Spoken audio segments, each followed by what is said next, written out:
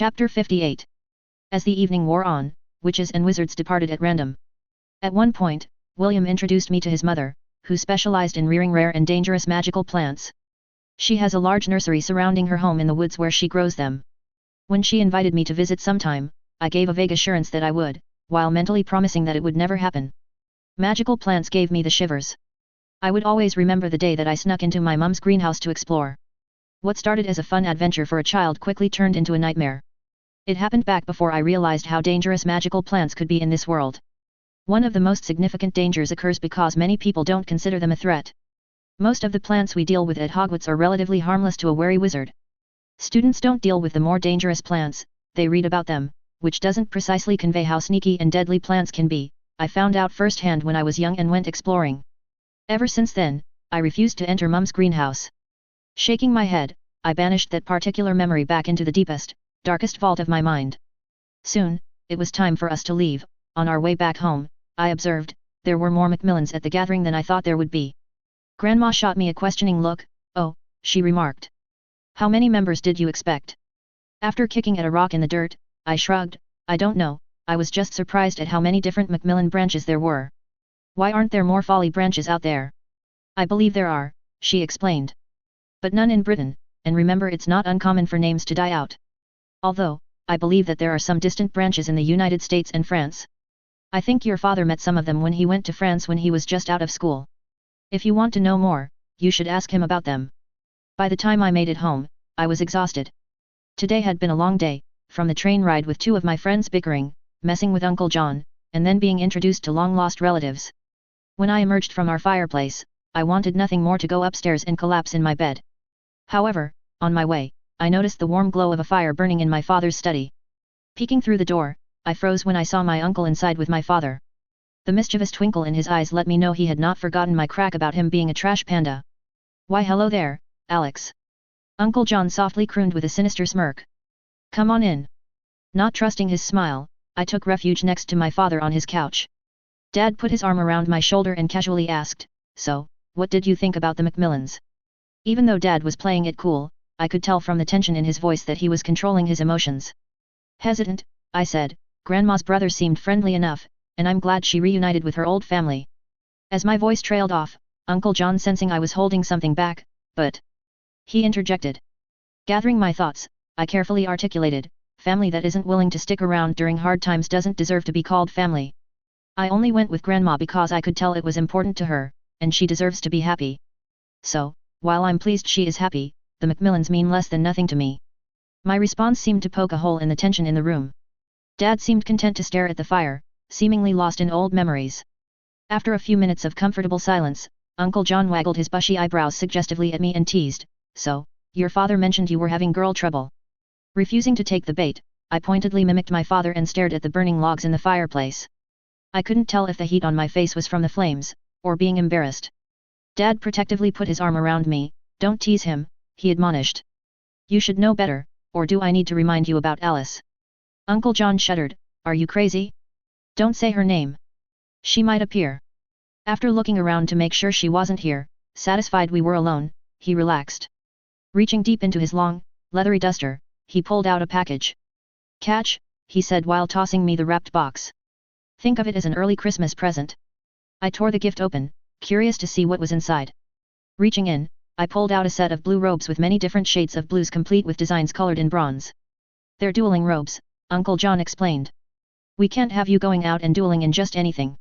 Tearing my gaze from the robe, I turned to Uncle John. "I love it. Are you going to be able to make it to the competition this weekend?"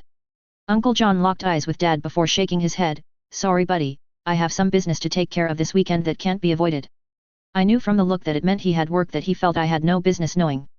I guess my disappointment showed on my face because he comforted, "How about this? If you make it the international tournament in the spring, I will be there." Grinning, I said, "Deal." Not long after, Uncle John had to leave, leaving just my dad and me in the office. At first, we sat in comfortable silence, watching the fire burn down. Breaking the silence, "Talk to me about Hogwarts," Dad said. After telling him all about the secret dueling clubs, Dad mused, "Dueling was never really my thing, that was more up your uncle's alley." "Really?" I asked, "You don't talk much about your time at school. What were you into back then?" Dad seemed to sink into his memories. Charm Club, he said with a fond smile on his face. I was the captain of the Charm Club. I smiled, no shock there.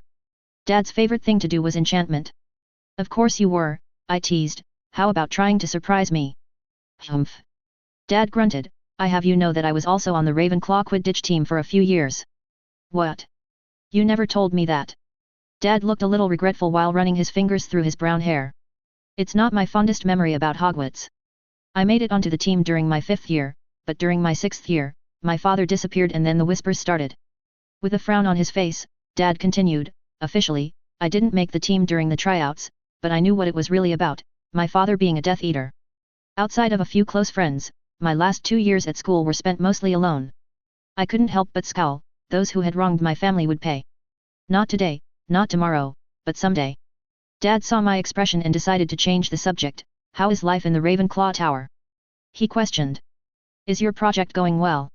It took me a second to understand that he was trying to speak around the binding concerning the Ravenclaw trial. I shot him a confident smirk, it's going about as good as it could get. I would say I'm around halfway there. I tried to say more, but I found I couldn't get the words out of my mouth. The binding has decided I said too much and kicked in, preventing me from saying another word on the subject.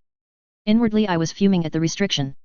I didn't like the fact that I would be forever restricted from speaking on the subject. I should look into seeing if there is anything I can do about it. While it would be difficult, it should be possible. Hell, if I could figure a way out the binding, I bet I could think of a way to slip the magical trace. While the trace didn't prevent me from using magic at home, it still restricted my use of magic outside the house. Already the bare bones of an idea presented itself to me. I would need to do more research to see if it was a viable idea. The only problem is I would need to revisit my mum's greenhouse. Interrupting my plotting, Dad patted my shoulder with a proud look on his face, that's my boy. Deciding to put the matter of slipping magical bindings on the back burner, I asked, speaking of projects. How is Project Firebolt coming along? Dad sighed, slow, at our current pace, it will be at least 2 years before it's ready. I cocked an eyebrow at hearing 2 years. If I remember correctly, Harry got the Firebolt in 1993. But, the books never clarified when the model was actually released, it could have happened a little earlier. I had always found it a little weird how the Nimbus 2001 was released 1 year after the Nimbus 2000. Typically, 5 to 7 years pass between model releases. I mentally shrugged, there wasn't much I could do about the whole thing. I wish I were a more experienced wizard, as of right now, the most I could for my dad was to cheer him on from the sidelines. While I know he appreciates it when I watch him work. I wish I could contribute more. With another heavy sigh, Dad grumbled, I've heard that Delvin is releasing his newest model next month, the Nimbus 2000. It's supposed to be the fastest broom ever created. I reached over and patted Dad's arm, trying to reassure him, don't worry, I comforted. You're the best enchanter in Britain. I know you will succeed in creating the fastest broom in the world. Dad nudged me with a grin, the best? That's a pretty high bar for me to live up to, but I suppose it's accurate. Well, don't be too full of yourself. You still have to complete the Firebolt. I warned. I'm looking forward to the day we get to crush Delvin Whitehorn and the Nimbus Racing Broom Company. A vengeful gleam appeared in Dad's eyes, me too, he murmured. Our conversation lapsed into silence for a few minutes, before Dad gently asked, so, do you want to talk about your friends fighting? I could tell it was bothering you earlier. Part of me hesitated, had it been Mum, or Uncle John, I don't think I would have answered. Mum would have interrogated me about everything, and I can picture Uncle John smirking about everything. But, looking at Dad's calm grey eyes, I could tell he just wanted to dispense some fatherly advice, whether I wanted to listen was entirely up to me. Had I said no, I imagine he would have dropped the subject entirely. Dad is the best. Giving in to the urge, I confessed, it was so annoying. The train ride home was filled with constant snide comments, and there seemed to be some type of competition going on between them. I've never seen Anna or Jessica act like that before. Dad took a minute to soak in my rant, do you remember when I made the twins a miniature unicorn doll that could move and run around on its own? I groaned. Yeah, they both loved that toy so much they each wanted it for themselves. The toy was the cause of the Great Spat of 1988, which will forever go down in infamy. Dad shivered, no doubt remembering all the screaming, hair-pulling, and wild underage magic. Normally the twins got along great, but that particular summer they fought like cats and dogs. Well, now you're the unicorn, Dad explained. Concerned about the analogy, I pointed out, didn't the twins end up tearing the unicorn in two? Dad sagely nodded, exactly, and if I were you, I would remember that before you put yourself in between those two. Died. I complained, that doesn't help me at all. How do I get them to stop fighting? Dad shrugged. Alex, sometimes you have to realize that some of your friends may not like each other. Just because they're friends with you doesn't mean they will get along. In fact, being friends with you is the problem. Seeing how I wasn't fully understanding, Dad rolled his eyes and ruffled my hair. Whatever happened to my genius son? You know, there is such a thing as too much study. I can't believe I'm saying this, but I think you need to put your books down more often. As I glared at him, Dad put his arms up in surrender. Alex, those two girls like you. As his words sunk in, my face started to turn red in embarrassment. You don't know that. I retorted. Dad snorted. Alex, I watched you and Anna grow up. Trust me, that girl has had her eye on you for a while. She may not have understood her feelings for you in the beginning, but considering her behavior with Jessica, I bet she has figured it out. Trying to buy time to think about this, I decided to poke holes in his argument. I said, well, what about Jessica? Dad gave a half shrug. I don't really know her that well, but didn't you say her parents were both top of their class in Ravenclaw? Is it such a stretch that she might think you two will be the same? I couldn't decide if I was more embarrassed about having this conversation with my dad in the first place or having to have it pointed out to me. In my defense, I have been busy for the last 2 years. Pretty much every free moment I have had has gone into studying magic. As my mind started going over my past interactions with Jessica and Anna, I realized I had been missing a lot of obvious signals. The burning in my face intensified the more I thought about everything, both from the humiliation of having the obvious pointed out to me and some feelings those memories made me feel. I shot Dad a pleading look. What am I supposed to do with this knowledge? I don't know. It depends on what you want to do. Just because they like you doesn't mean you like them. After a short pause, Dad hesitantly asked, you do like girls, right? I had thought I was at the limit of how red my face could get, but my dad proved me wrong because I was pretty sure I was red as a tomato at this point. I tried to channel the heat in my face into laser beams as I glared at Dad. Yes, I like girls, I growled at him. He held up his hands, just checking. Seeing how I wasn't satisfied, he offered an olive branch. Well, that narrows your options. You need to figure out how you feel about each of them. Remember, just because they're interested doesn't mean you have to do anything. You're young, figuring out things like this is part of growing up. A look of worry crossed my eyes. What if I make a mistake? Putting his arm around me, Dad tried to confront me. Alex, you're definitely going to make mistakes. Dad. You're supposed to say I won't make a mistake. Dad laughed as I tried to shove him off me. Sorry Alex, but making mistakes is part of life.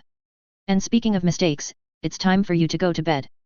Otherwise, your mother will be fuming in the morning. Before I left the study, I turned back and asked, so, who is Alice, and why did Uncle John look like he just saw a boggart when you mentioned her name? Dad smirked. Alice is a good example of what happens when you anger a witch. Hell hath no fury like a woman scorned. Remember that wisdom in the future before doing something stupid. Sensing that was all I would get out of him, I turned and left the room. As I laid in bed, I tried to sort out my feelings. Even with the advice I got, I didn't know how to proceed. Turning to Athena, who was curled up into a ball, what do you think? I asked. Athena opened an eye, before yawning and ignoring my plight. Fine, be that way, I grumbled. I didn't have any revelations that night, nor the following days. Soon the weekend was upon us, and it was time for the dueling competition. Chapter 59. On the day of the dueling competition, I found myself racked with nerves. I was planning on jumping years, and competing with the third-year students. I wasn't worried about my repertoire of spells. I was into my fourth-year spellbooks and had mastered useful defensive spells like the shielding spell, which would come in handy. What worried me was the experience the others had in dueling. Dueling was like a complicated chess match. It wasn't just about overwhelming your opponent with spells, although if you were able to accomplish that, nobody would complain. No, it was more about planning, and each spell you cast should build to the next, and by the time you got to the end, you had led your competitor into a trap. Now, what made this difficult is that your opponent was trying to do the same thing to you as well, so the whole match was an intricate dance of trying to outwit your opponent. Of course, some choose not to rely on such strategies. They relied on a single spell, such as the stunning spell, and cast it over and over, trying to spam their foe into submission. While technically a valid tactic, those who try rarely find fame in the world of dueling. No one wanted to watch a single spell be used over and over. It was boring. No, spectators wanted to see all sorts of different spells and strategies. It was why there was a point ranking system. Wizards and witches who used different spells and strategies would receive more points and rise in the rankings. The most talented duelers would try and invent a new spell known only to them, or at least a variation on an old spell. Not only was it more challenging for an opponent to defend against an unknown charm, using a unique spell was rewarded with more points. Of course, none of this matters if you don't win the duel. After getting out of bed, I slipped on my new dueling robes. Turning in a circle, I asked Athena, "What do you think? They make me look badass, right?"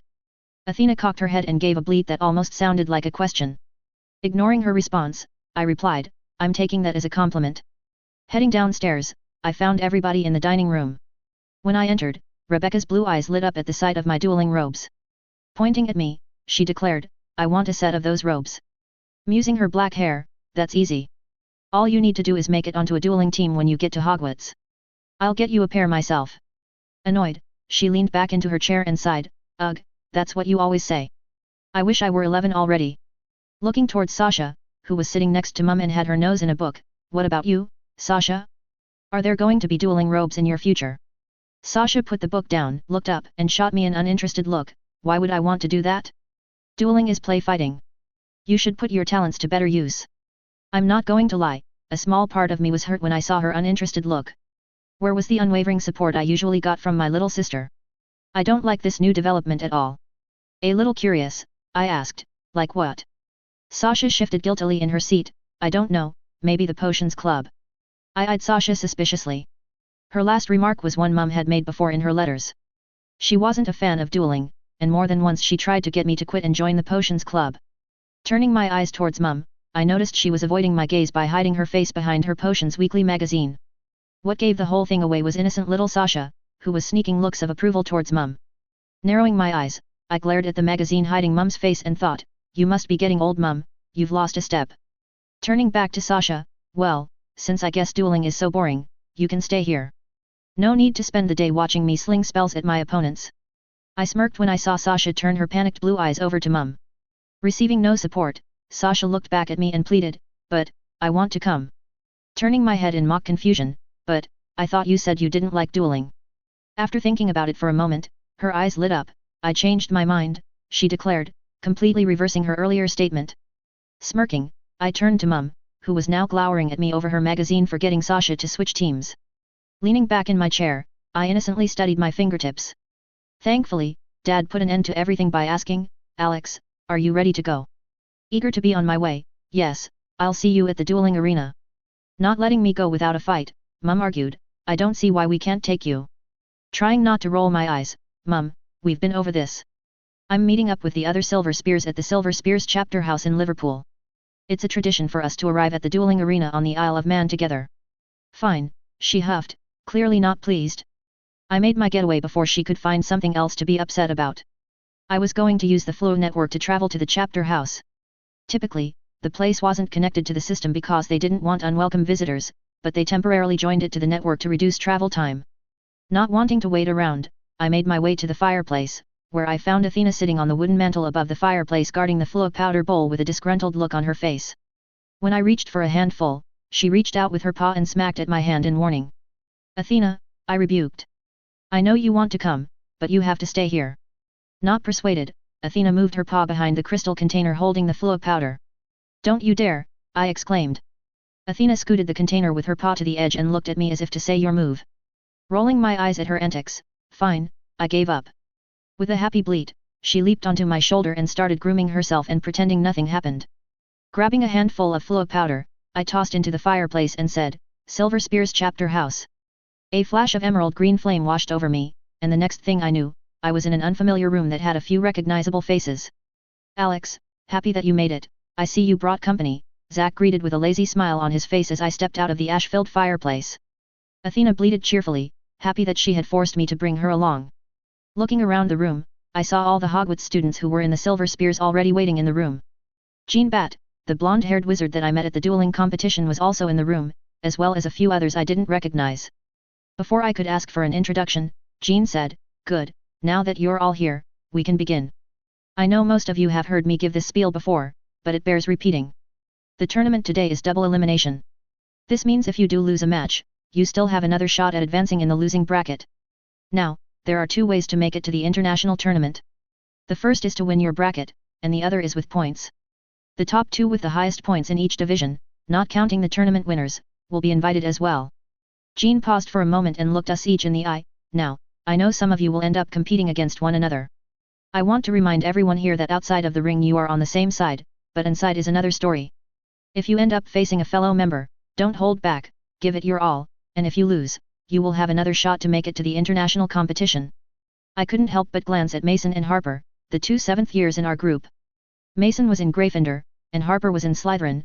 Both were wearing unique dueling robes with colors that indicated their house. Those two had been competing against one another for the last 5 years. From what I've heard and seen, they usually are evenly matched against one another. Both had serious expressions on their faces. This was their last year at Hogwarts, and they each wanted to do well. Each of them was hoping to find the best mentor possible, and this would be their last shot at impressing veteran Silver Spears, who would be their dueling coach if they stepped into the professional ring. On the far side of the room was Addison. She was in her 6th year and was proudly wearing dueling robes consisting of yellow and black robes and was twirling her brown hair impatiently. Next to her was Zack, the 5th year Slytherin prefect. Those two would probably meet in the competition as Zack had told me he was competing in the 6th year bracket. He had won his division for the last 3 years and wanted tougher competition. Turning my eyes to my fellow Ravenclaw, I saw Lella shifting her auburn hair into a tight bun so that none of her hair would get in the way. Finally, my eyes turned to my competition, Adam. He had on robes with Gryffindor colors, and his black hair was cropped short. I would be competing in his division with the other 3rd years. I hadn't sparred with him much this year because I didn't want him to be familiar with my style. Unfortunately, that left me just as unfamiliar with him as well.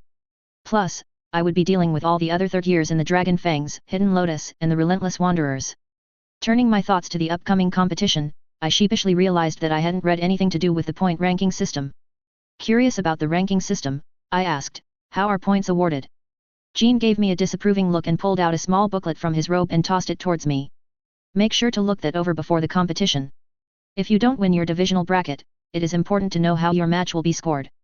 There are dozens of ways to rack up points in a match. But, be careful, there are also ways to get points deducted from your overall score as well. Knowing it was important, I opened the booklet and started committing the contents to memory. After finishing the book, I realized that I should have read this earlier. There were a lot of strategies that you could put into a match. There were dozens of ways to maximize the number of points you could get in a duel. A clever person might even make it to the top of the ranking without making it to the finals. I gave a mental shrug. The most important thing was winning, and I was planning on making it to the end. In the back of the book was a list of banned spells and curses as well as a warning that the use of any curses designed to inflict permanent harm would result in the offender having a lifetime ban in the sport. Soon, it was time for us to leave, and Jean gathered everyone around an old rubber tire. This is a porte-clés that will take us to the arena on the Isle of Man. Seeing everyone nod, he said, all right, grab on now. I reached out and grabbed hold of the tire with my right hand. I was a little nervous as I remembered from the books that this method of travel wasn't that pleasant. A few seconds later, I felt a hook jerk my navel, and my feet left the ground as we swirled through time and space in a whirlwind of colors. Just as I was getting used to the sensation, my feet slammed into the ground, and I promptly fell on my ass. Merlin's sweaty arsehole, I swore. No wonder most people only like to use the Flow Network, Apparition, and Portkeys suck. It seemed as though Athena agreed with me because she was glaring at the tire like it was her new mortal enemy. Not content to glare at it, she swiped it with her claws, shredding the side of the tire. After dishing out what she deemed enough punishment, Athena returned to my side content that she had shown the tire who was boss. Still on his feet, Zack laughed, first time using a porte-clés. After I nodded, he explained, if you don't brace yourself for the landing, you'll end up on the ground every time.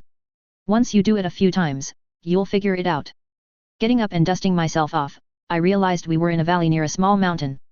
Not far away was an old stone structure that would look abandoned if not for people heading inside.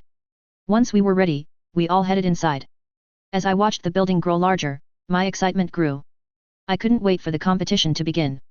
Chapter 60.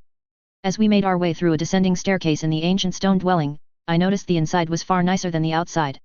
On the outside, the whole building looked like it was only a few steps from being declared a ruin. At the bottom of the stairs, the floor opened up to a massive chamber with a dueling ring raised on a platform in the center.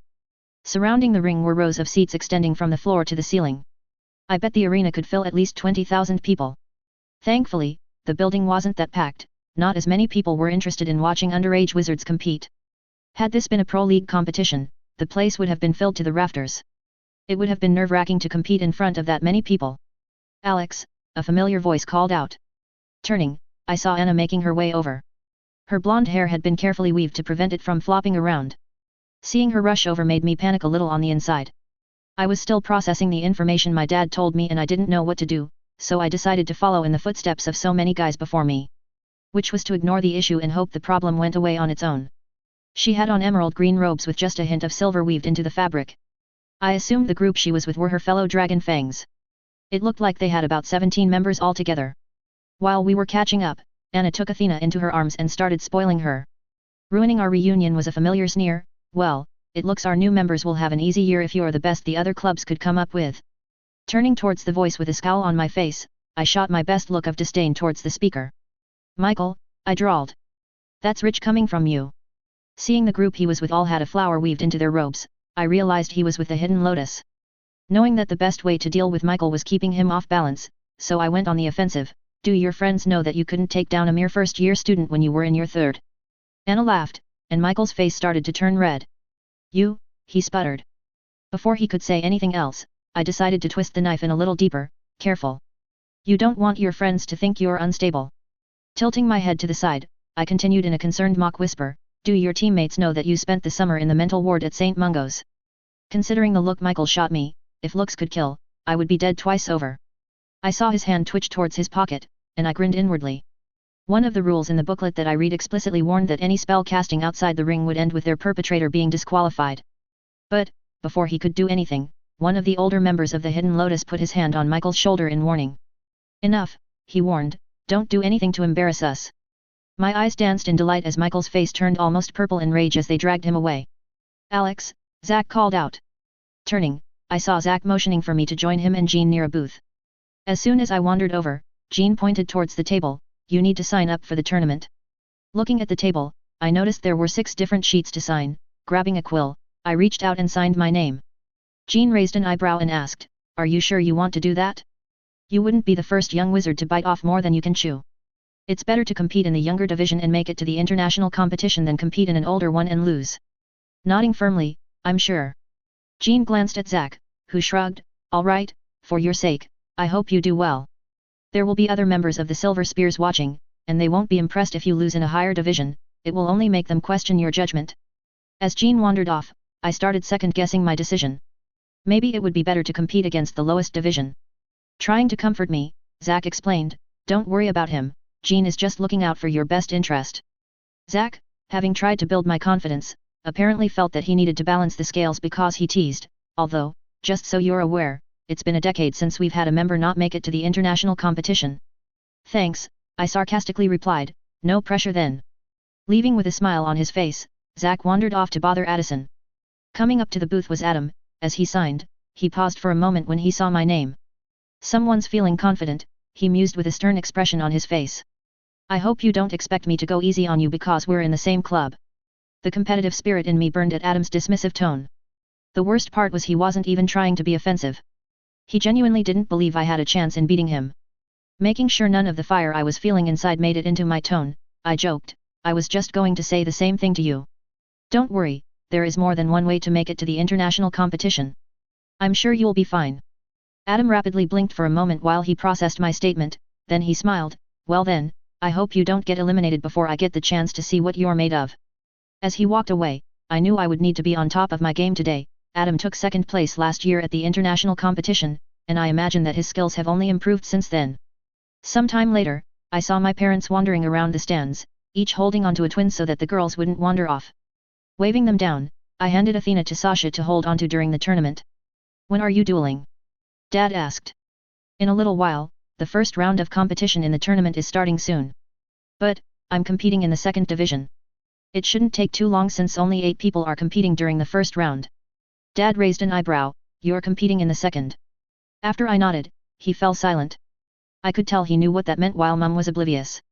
From the look in his eye, I knew not to say anything. Mum was already annoyed that I was dueling, no need to tell her I was dueling older students. Not long after, Anna's parents, Taylor and Barbara Lancaster, came over and sat down next to my parents. In a stern tone, Taylor remarked with cold brown eyes, so, Alex, I'm assuming you're to blame for dragging my precious little girl into dueling. For a moment, my mind blanked. Taylor's usual smile and kind eyes were nowhere to be found. Then, the tension broke as he laughed, Alex, I'm just messing with you. As if anyone could get Anna to do anything she didn't want to do in the first place. Realizing Anna's dad was just messing with me, a feeling of relief welled up within me. As they settled in, I wandered off to the set of chairs reserved for the Silver Spears. Soon, it was time for the competition to begin, and the first two duelers competing were from the Hidden Lotus and Relentless Wanders. As much as I wish to say that the duel was impressive, I understood why the seats weren't filled to the rafters. Seeing two second-year students duel each other wasn't the most exciting thing to watch. I hope there are some better duelers out there. If not, Anna was going to smoke them. I definitely made the right call to jump to the next year. It would have been annoying to compete on this level. The only exciting thing that happened in the match was seeing some of the spells miss and leave the ring. But, surrounding the ring were heavy-duty enchantments, which created a clear, strange, gelatin-like shield that trapped the spells until they faded away. In the end, the boy from the Relentless Wanderers pulled out a victory. This made me smile, with Michael being in the Hidden Lotus. I was planning on rooting against them in every match. While the judges recorded the points, the referee wanted to keep the matches moving because he called for the next two to come up to the ring. This time, it was Anna's turn. Her opponent was a dark-haired kid named David. He was also from the Hidden Lotus. I knew from the narrowing of her eyes that she was going to treat her opponent as a substitute for Michael. I was expecting this duel to be a little more entertaining than the first one. Anna had undoubtedly put in the hours of practice to start on her path of a great dueler.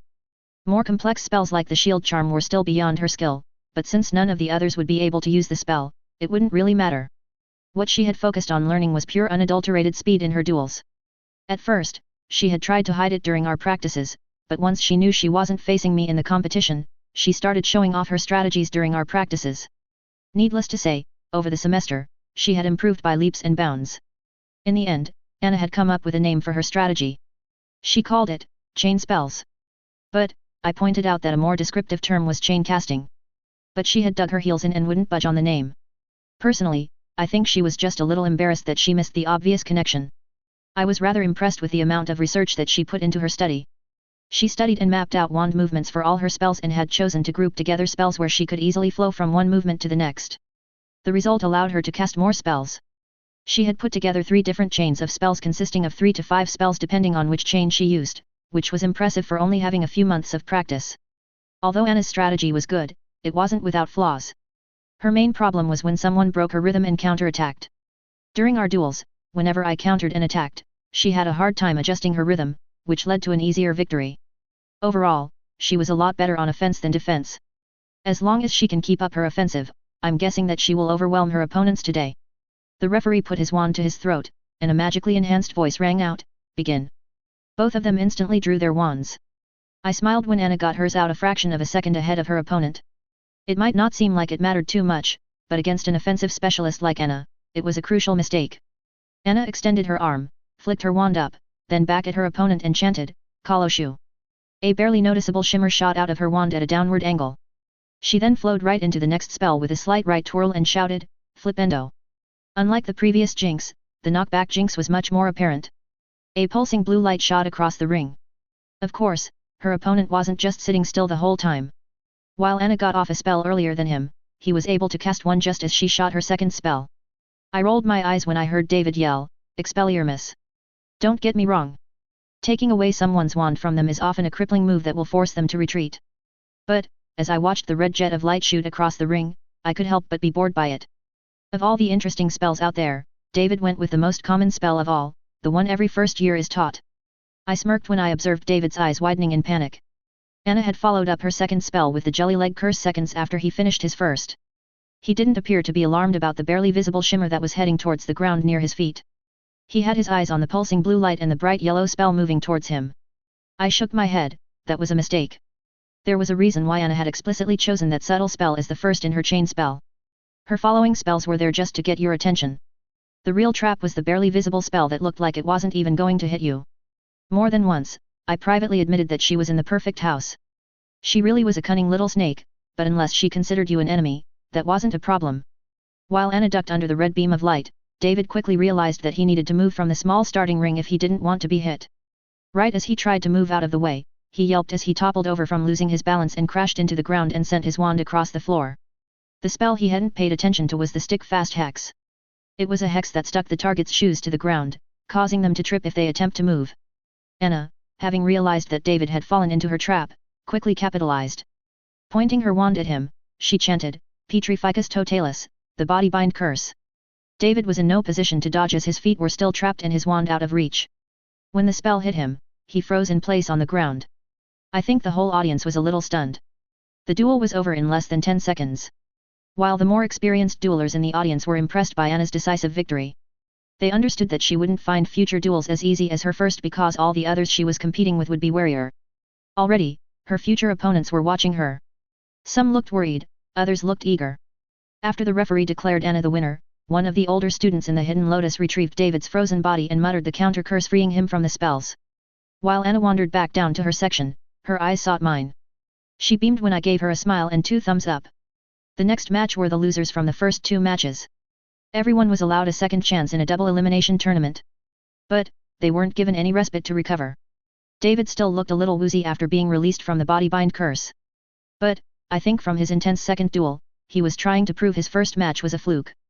He ended up winning his second chance and would have another shot at victory. Most of the remaining matches went by pretty fast.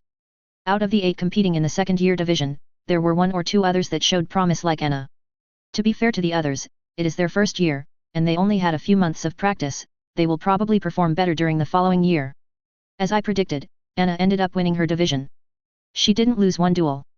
The only tough matches she had were against a girl with auburn hair named Hazel, who was in the Relentless Wanders, and a brown-haired kid named Oscar, who was also in the Dragon Fangs. Those 2 ended up also being chosen to advance to the international competition. Behind Anna, they had the highest point totals. I shot a teasing smirk towards Michael, who scowled when he saw that no one at the second-year level from his team would be at the international competition. Although I wanted to go over and congratulate Anna for winning, there was no time. The competition was already getting set up for the third-year students. I cracked my neck in anticipation. Now, it was my turn. Chapter 61. When it was time for the third-year division to start, the referee waved for everyone competing to approach him.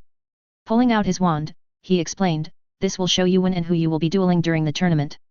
After the referee waved his wand, a glowing white tournament bracket formed in midair. All of our names had been randomly selected and matched against opponents. There were 10 names on the bracket, with 4 being in the Silver Spears and Relentless Wanderers. The remaining 6 were split between the Hidden Lotus and Dragon Fangs. My stomach sank when I saw that my name was in the first match up. Apparently, the universe was conspiring against the Silver Spears. Both Adam and I were in the first 2 matches, which meant we both had to duel an extra round. The only good news about this situation was that I wouldn't have to compete against Adam until the very last round, assuming both of us made it that far. Because there were 10 people in the bracket, the 4 people who were competing in the first 2 matches had to duel an extra round. This meant that if I didn't lose a single match, there were 5 duels between me and victory. I had been hoping I would be a part of those who only had to win 4 duels. It also would have let me see some of the other fights so that I could get a sense of the skills from the other third years. With this being my first time in the ring, I didn't know what to expect from the others. I'm guessing that at least 1 or 2 of them might have mastered the shield charm. Knowing the shield spell was something of a wall among duelers, there was a clear dividing line between those who knew the spell and those who didn't. One of the main reasons why duels were so short during the first round was because if you got overwhelmed, it would force you to dodge and may put you in a position of vulnerability. But, once you master the shielding spell, it changes the whole game by creating many different avenues in a duel. It was one of the reasons why I was confident in challenging older opponents even though this was my first time in the ring.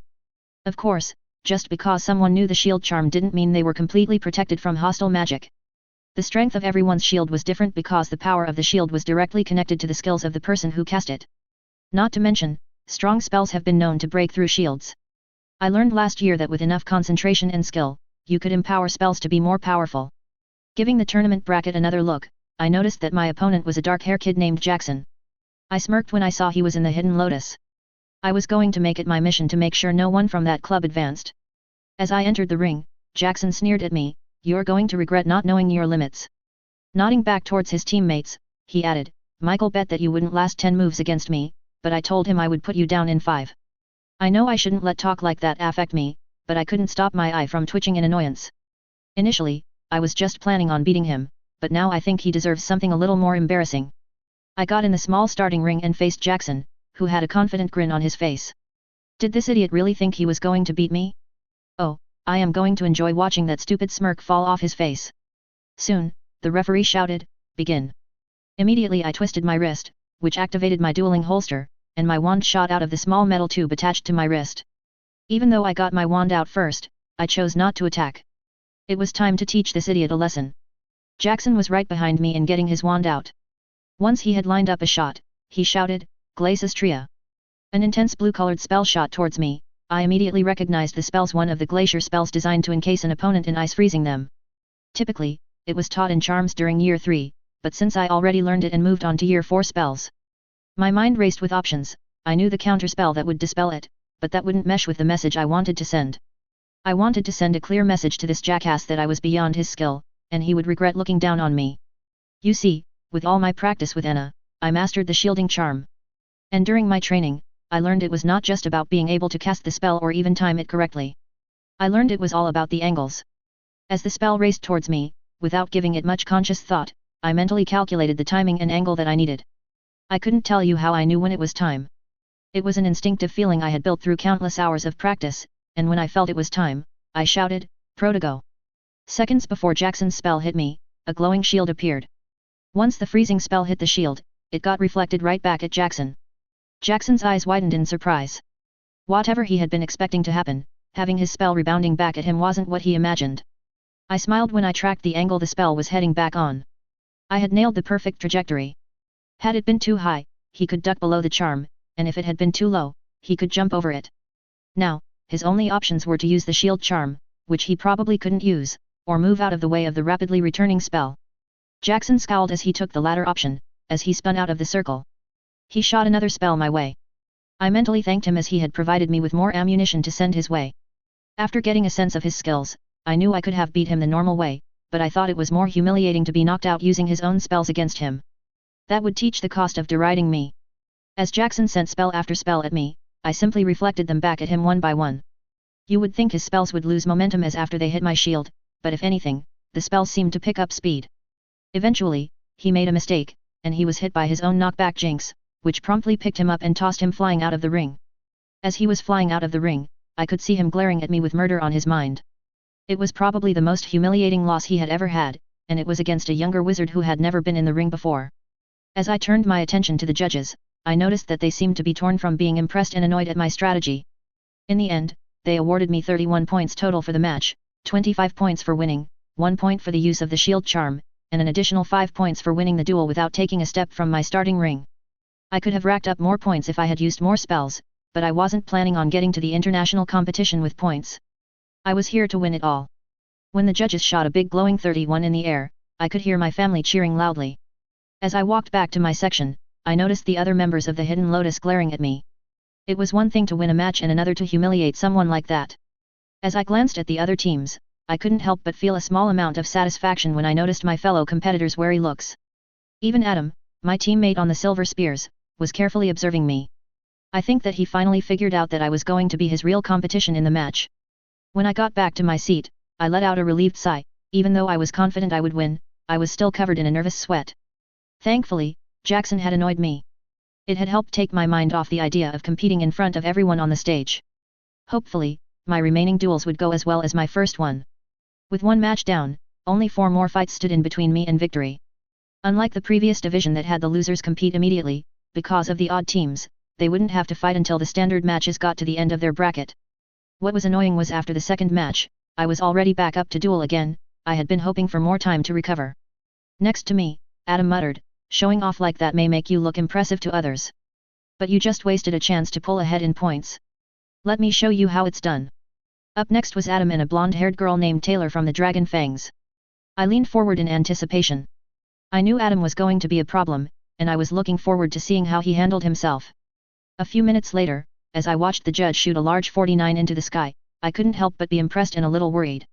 Adam had won a decisive victory without being forced from the starting ring. I was also pretty sure he missed half of his spells on purpose. Every different spell you use in a match is worth a point, and he cycled through a large amount of them to maximize his available points. Seeing how many points Adam got made me realize I screwed up. I should have done the same thing Adam did and maximized my overall points rather than send a message to that idiot. What concerned me was if everyone else did the same thing, they would have an advantage in points. If I didn't take the first place, I might not make it to the international competition at this rate. Adam shot me a smug look when he returned to our section. As I got up to compete in the next match, I mentally resolved to stretch out the next duel as long as I could to maximize my point total. Now that I thought about it, it was kinda lucky that I was chosen to have the extra duel. This time, my opponent was a girl named Robin from the Dragon Fangs. I recognized her from being in Ravenclaw, and she obviously took great pride in being in our house as her hair was magically dyed to a deep midnight blue that had glowing strands of bronze sprinkled throughout her tightly woven braid. As the match began, we both went for our wands. Like in my previous duel, I got mine out first, but unlike last time, I made the first move. Pointing my wand at Robin, I shouted, Impedimenta. I had chosen the impediment jinx due to its ability to slow an opponent down to a crawl. I figured it not only would it allow me to get off several more spells if she was moving like a snail, but it would also shield me from her retaliation. I learned that no plan survives first contact with the enemy because half a second after I had got my spell off, she smirked and spun outside of her circle while chanting, Lassus Famus. A cloud of thick white smoke poured out of her wand, enveloping her inside a cocoon of fog. For a moment, the mist seemed to slow. Then it resumed with a fury filling up her side of the ring. For a half second, my mind blanked, I was a little flustered. I had never even considered such a strategy, then a small voice in the back of my mind reminded me that I was in danger. While I couldn't currently see Robin's position, I was still in my starting circle, which let her know where to send spells. As soon as the thought occurred to me, I hurled myself out of the circle. Moments after I got out of the way, a red beam of light shot out of the smoke and passed where I had been standing. I swore, Merlin's dirty underpants. Being forced from the circle had already cost me 5 points. I moved towards the back of the ring, never stopping in one place. I figured if this was her strategy, she had probably had a spell to track me through the smoke. I bet she was counting on a second year, not knowing how to proceed. But, informally for her, I had learned a spell to track during the previous year. After ducking below a silver beam of light, I rested my wand on my palm and chanted, Recuro Fortitudo. My wand spun towards the right of the ring, not wanting to waste this chance, I shouted, Ricta Sempra. Even though it was a childish hex designed to tickle and induce laughter, I knew from experience that it was impossible to keep quiet if it hit you. I wanted Robin to laugh so that I could locate her position. Unfortunately, I missed her because I heard her chant, and seconds later, I ducked beneath a blue beam. We went back and forth a couple of times before I noticed a worrying trend. The smoke she had produced was starting to drift over. Soon it was filling up my side of the ring as well. As soon as I took a few breaths, I felt an intense struggle to keep my eyelids open. A few seconds later, I was almost ready to pass out. That sneaky little rat, this wasn't normal smoke. It was some type of sleeping gas. As my thoughts started to slow, my mind went over options. Thankfully, after last year's excursion had left me trapped underground, I had gone a little overboard in my planning for future emergencies. Along with filling my new magically enhanced bag with everything I could possibly need, I had endeavored to learn some spells that would improve my ability to survive in a life-threatening environment. Being trapped a mile beneath the earth taught me that it was better to be prepared for anything. Before I lost consciousness, I muttered, Sakas Saeli. A bubble of air surrounded my head. The good old bubble head charm, it was a spell that made you look like you stuck your head in a fishbowl, but all things considered, I'll take it. Okay, it was time to stop playing nice, I had almost just been eliminated. The problem with most spells I knew was they didn't affect large areas. But, last year, I fiddled around with the fire charm a lot. I learned it was a very versatile spell. Most people used it as it was intended, like a bolt of fire. But, I had learned that it was possible to keep a stream of fire pouring out of the wand. It took a lot of effort, but I had mastered it. Since Robin likes to fill up her opponent's side with sleeping gas, let's see how she likes it when I return the favor and fill her side of the ring with fire. After using my wand to locate her relative position, I mustered all my remaining mental strength and let loose. Incendio, I roared. A thick jet of fire streamed out of my wand like water being shot from a fire hose. Not letting up for a moment, I poured more and more of my energy into the spell. The heat on my face was intense, but I knew as long as I kept it up, Robin would have it a lot worse. I heard a scream, and a second later, the referee's magically enhanced voice shouted that Robin had left the ring, giving me victory. I'm not sure what spell the referee used because moments later, the smoke vanished, revealing my fishbowl face to the arena. On the other side of the arena, a singed and smoldering Robin was glaring at me through her version of the bubble head charm. I smirked, her smoke screen was what allowed my spell to take her by surprise. Had the whole arena been visible, she would have seen my fire spell coming. There are spells out there that can reduce fire to nothing more than a tickle, but because she didn't have time to react, she was forced to retreat from the ring quickly. The only thing that slightly soured my victory was I only scored 32 points. Being forced from the starting ring had cost me 5 points. And I only used 7 different spells throughout the duel, but considering how close to losing I came, it was better than nothing. Exhausted and sticky from the match, I made my way back to my seat, eager to rest as long as I could before it was my turn to duel again. Thankfully, I had 3 duels to rest and recover from the sleeping fog that nearly made me pass out. Zack leaned over and patted me on the back, that was quick thinking with the bubble head charm. We were all taking bets on whether you figured it out on time. As I shot Zack a glare, he held his hands up, don't look at me, I bet that you would figure it out and pull out a victory. Turning back to the arena, I mulled over my opponents. Ignoring Jackson, I realized that I needed to be on my A-game. My fellow competitors weren't more powerful than me, but as Robin just demonstrated, it was entirely possible to bring down a more powerful opponent through guile. Even though I tried to rein in my ego, I still struggled with treating my competitors as equals. I needed to remember that even though I was probably stronger than they were, they had experience on their side, and they could leverage that experience to bring me down. Chapter 62. As I stood in the ring for my third match, seeing the referee declare me the winner filled me with no pleasure. I had won the duel by default. My opponent had been hurt in his previous match and wasn't in any shape to duel. If he had an hour or two to recover, he would have been healed enough to compete, but with how fast the matches were moving, he wasn't able to make it in time and had to forfeit. Even though I was 2 duels away from winning the competition, this duel actually reduced my chances to make it to the international competition. I had been awarded a meager 25 points by default for the match. As I looked at the scoreboard, I realized that this duel was the final nail in the coffin of my hope to be at the top of the food chain in points. Looking at the scores stand right now, there was a chance I may not even be in the top 3. But in a way, it almost was freeing. Now, I had no other alternatives. My back was against the wall. Either I won the tournament, or I probably wasn't going to make it to the next level. And if I was honest with myself, that's how I liked it. I didn't come here to play second best. I came to win the whole damn thing. Even though the next match hadn't started, I knew Adam was going to win. He didn't make mistakes in his duels. Every move he made during his matches were a complex set of actions designed to maximize his winnings. Even if Adam lost a fight, he had scored close to 50 points in each of his matches. Not only would he have another shot at victory in the losers bracket, but it would also allow him to continue building points. My prediction turned out to be true. Adam dominated his last match with an additional 52 points. After watching him duel for 3 times, I was starting to understand his strategies. One of the things that helped him rack up points besides casting different spells was countering his opponent's spells with their counterspells. Doing so was riskier than dodging or using the shield charm to evade a hex. Spells move so fast that you have to react initially to counter them. If you misunderstand your opponent and cast the wrong counterspell, it's game over. I also resolved to try and keep my voice down while chanting, no need to give Adam any help with figuring out what I was casting. Sometimes it was hard to keep your voice down when casting.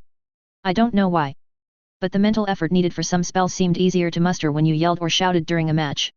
It was something I resolved to work on over the next couple of years, eventually working my way up to nonverbal casting, which was supposed to be incredibly difficult. I will never forget the professional duel Uncle John took me to in South America. It was awe-inspiring. The duelers down there were utterly silent, only using nonverbal spells in their duels. Countering a spell in the pro leagues was extremely risky. You had to figure out what was cast with simple wand movements that had been perfected to have as little movement as possible.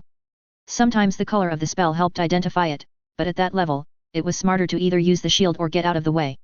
The main reason why Adam has been able to pull off so many points was that he outclassed his opponents. It also probably helped that he had seen them duel before. Should he go up against a tougher opponent, I bet he doesn't spend as much time trying to rack up points.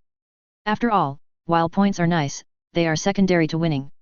The more I strategized about my upcoming match, the more I realized that I was fairly lucky. The way my previous duels went down didn't reveal that much of what I was capable of. Yes, I gave away the secret that I knew how to manipulate the shield charm to great effect, but most of my second match was fought in a cloud of smoke where he couldn't observe me. And since my third match was a victory by default, Adam hadn't got much insight into what I was capable of doing. Soon, it was time. As we walked to the ring, Adam remarked, "I'm impressed you made it this far. When I first saw you sign up, I assumed you would get knocked out during the first or second round." I could tell from his tone that he was implying that this was as far as I got. I smiled while baring my teeth at him. Yeah, just think, only 2 more matches to go before I win it all. Adam's eyes hardened. "You're going to have to do better if you want to get past me." "Don't worry, I was planning on it. Do try to keep up." With the smack talk out of the way, we both made our way to our opposing starting rings. Both of us were tense, each waiting for the go-ahead from the referee to begin. We both watched each other's movements like 2 cowboys getting ready to duke it out. All we needed was the signal. While the tension built, I gathered my mental energy. I had a strategy for this match, and it required me to make the opening move. The second the ref gave the signal, I was already moving. Half a breath later, my ivory-colored wand was in my hand, and with a quick twist of my wand, I chanted, "Aguamenti." Usually, the water charm was used to summon a clear stream of drinkable water. But, like the fire charm, I had discovered it was far more malleable. With enough concentration and energy, I learned that I could increase the water pressure. The results were fascinating. A thick beam of water as wide as my fist erupted from the tip of my wand with enough speed and pressure to strip skin from bone. Almost faster than the eye could track, the water reached Adam. But then he smirked as he brought up his wand, and countered, "Protego." A glowing shield shimmered into existence, protecting him from the water. As my spell crashed into his shield for a moment, it looked like the shield would buckle under, but it held fast, sending water crashing all around him, soaking his side of the ring. Having accomplished my goal, I let the spell fade away. He shot me a smug look. "What? Did you think that you were the only one who knew the shield charm?" I held in a smirk, not wanting to give away the game. Unbeknownst to Adam, I had been counting on him knowing the shield charm. Now I just needed to keep up the ruse. Putting on a frustrated expression, I tried to give the impression that things weren't going to plan. Adam, done quipping, fired off his own spell in kind. As I watched the silver jet of light approach, I did something that I hadn't willingly done all day. Rather than choose to block or counter the spell headed my way, I spun out of the circle. I was pretty sure Adam was surprised at my move. Not wanting him to catch on to my plan, I pretended to stumble as I muttered, "Gracias," under my breath. I hid a smirk when I saw the blue beam go wide completely, missing Adam and hit the ground. The trap was set, now all I needed was to distract Adam. Everything was going to plan except the universe decided to remind me that what can go wrong, will go wrong. My pretending to stumble turned into a real one as I crashed towards the floor. I think Adam sensed blood in the water because a shark-like grin appeared on his face. I'm not going to lie, I almost panicked. This was turning out to be more riskier than I had initially planned. As I turned my fall into a roll, I caught a glimpse of Michael staring gleefully at me. He probably thought that this was the end for me. I couldn't wait to see his expression when I pulled this off. It was a good thing I rolled as soon as I hit the ground because a jet of red light smacked into the area I just left. Had I fallen, it would have hit me. When I got back to my feet, I realized I only had moments before I was hit with another spell. "Protego!" I loudly shouted, afraid that the shield wouldn't appear in time. Thankfully, the shield made it in time, and the red beam of light bounced off my shield and went flying towards the sky. Having made it past the difficult part, I knew all I needed to win was one more thing. Somehow, I needed to find a way to force Adam to move from the starting ring. With that in mind, I took a page out of Anna's playbook. One of the benefits of spending so much time with her practicing was that I picked up on her chain spells. Knowing that her chain spell with 3 moves wouldn't cut it against Adam, I went with her longest one. Originally, it consisted of 5 spells, but after some research, I had discovered another spell that fit in seamlessly at the end. What made that final spell such a game changer was that it also was a bridge where I could flow right into Anna's second longest chain spell. It brought the total to a 10-layered spell chain that was very difficult to pull off. I had been planning on surprising Anna with the series when we got back to school. But, this was a good time to show it off. I'll bet she's going to be jealous. If I know her, she will probably spend every waking moment practicing the series until she could make it through to the end. But, it'll probably take her some time to master it. One wrong wand movement, and the whole thing is useless. Not wanting to waste another second, I started the spell series. As the first spell was sent towards Adam, I saw him track and dismiss the threat, but when I got to the second spell before the first had reached him, he narrowed his eyes. Unsurprisingly, he deflected the first and made ready to deal with the second. His narrowed eyes rose in surprise because while he was making ready to deal with the second spell I had already finished my fourth. He gritted his teeth in determination as he cast shield after shield, determined not to move. But, as the pace picked up, I saw a hint of worry appear in his eyes by the time I reached my 7th spell. Surrounding Adam were shields blinking into existence only to block one of my spells and then disappear. My spells arrived faster and faster, not allowing Adam any time to counter and interrupt me. If he hesitates for a single second, he will be buried beneath an avalanche of spells. The hints of worry I saw in his eyes had morphed into full-blown panic by the time I got to my 9th spell. He was being overwhelmed, and he knew he had to do something to turn the tables, or he wouldn't make it. Following my example, Adam left the circle to block my 10th and final spell. It was the first time today that he had been forced out of the starting ring. Sweat was pouring down my face. That spell series took a lot out of me. As I took in the sight of Adam leaving the circle, I knew he was planning on going on the offensive. I sighed in relief. The trap was sprung. I will always treasure the look of absolute shock on Adam's face as he left the ring and went down in an ungraceful tumble to the floor. You see, I had set my trap back at the beginning of the match. Adam had assumed that I used a high-powered water charm intending to force him out of the ring. But what he didn't know was that I was counting on him using the shield. What I really wanted was flooding his side with water. My stumble out of the ring may not have been as graceful as I intended, but it did its job of distracting him with thoughts of victory. He was so engrossed with winning at that point that he completely missed the fact my second spell that went wide was supposed to miss him. It was a freezing charm, and I had been aiming at the water. The water surrounding Adam had turned into a transparent, slick sheet of ice. When he left his circle intending to counterattack, he wasn't paying that much attention to his footwork and crashed onto the ground. And it wasn't a nice fall either. His legs went sliding forward and left the ground, leaving Adam falling back towards the ground. He ended up landing on his back. For a moment, I felt bad, that looked like it hurt. As Adam laid on the ground gasping for air, I knew that I needed to capitalize on this moment. Following in Harry Potter's footsteps, I chanted, Expelliarmus. Adam's ivory-colored wand shot out of his hand with no resistance, landing on my side of the ring. As I picked up his wand, Adam started pushing himself off the ground while staring at me in disbelief as I waved his wand at him. No wonder Harry likes to disarm people and take their wands. It was an immensely satisfying feeling to see the look of understanding in my opponent's eyes that he was finished, and there wasn't anything he could do. The referee called the match in my favor, and the judges released a large 39 into the air. But, at this point, I was hardly paying attention to my points. I had reached the end of the regular bracket, only one match stood before me in total victory. After the ref dispelled the ice, I walked over and put out my hand, intent on helping Adam up. After I pulled him to his feet, I handed his wand back to him. Adam shook his head. You're a sneaky little git, he accused. I shot him a sly smile, followed by an innocent look. Who, me? I questioned. I don't know what you mean. It was completely accidental. For the first time today, Adam was looking at me with grudging respect. I'll be ready for you next time, he warned. I smiled. I'll be waiting for you at the end of the line, just make sure you don't lose in the next bracket. It's nice to face someone who forces me to push past limits. When we got to our sections, I could tell the other members of the Silver Spears were still a little bit shocked. I was a second year who was casually throwing out third and fourth year level spells. Then I outwitted Adam, who they assumed would win the competition. I think that out of everyone, the most surprised was Jean. In the beginning, he had assumed I didn't understand the level of competition I would be facing and would lose. But now, he was carefully evaluating me with new eyes. I knew sprinkled throughout the crowd there had to be some older members of the Silver Spears watching me with interest. No doubt wondering if I can pull this off in my second year, how impressive will I be during my seventh?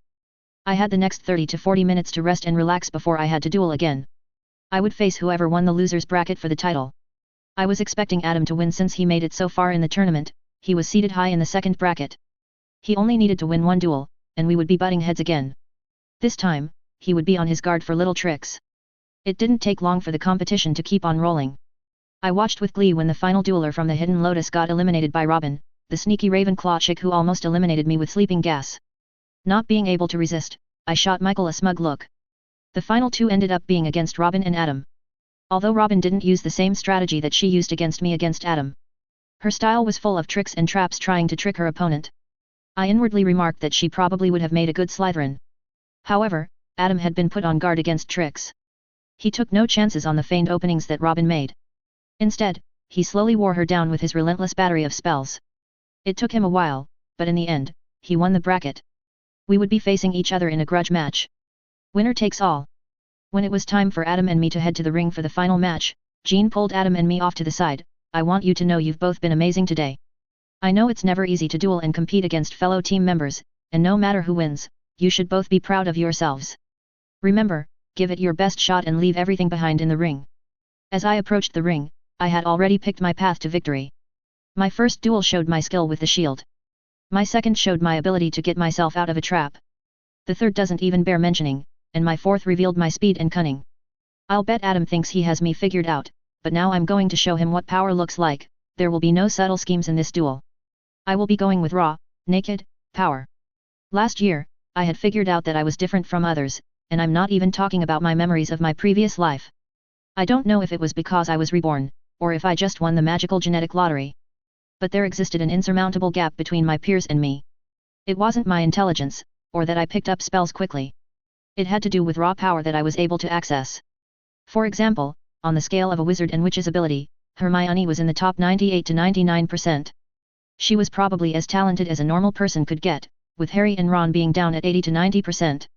But, some were outliers. They threw off the scale of power so much they really couldn't be quantified in the same group.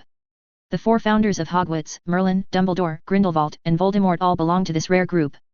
More than once, Harry mentioned the feeling of absolute power Dumbledore projected. Similarly, Professor Snape often remarked with a wary reverence that Voldemort's power was unfathomable. I was becoming increasingly confident that I belonged to this group.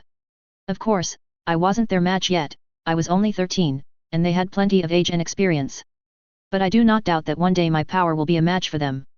It was this raw power I was planning on tapping into.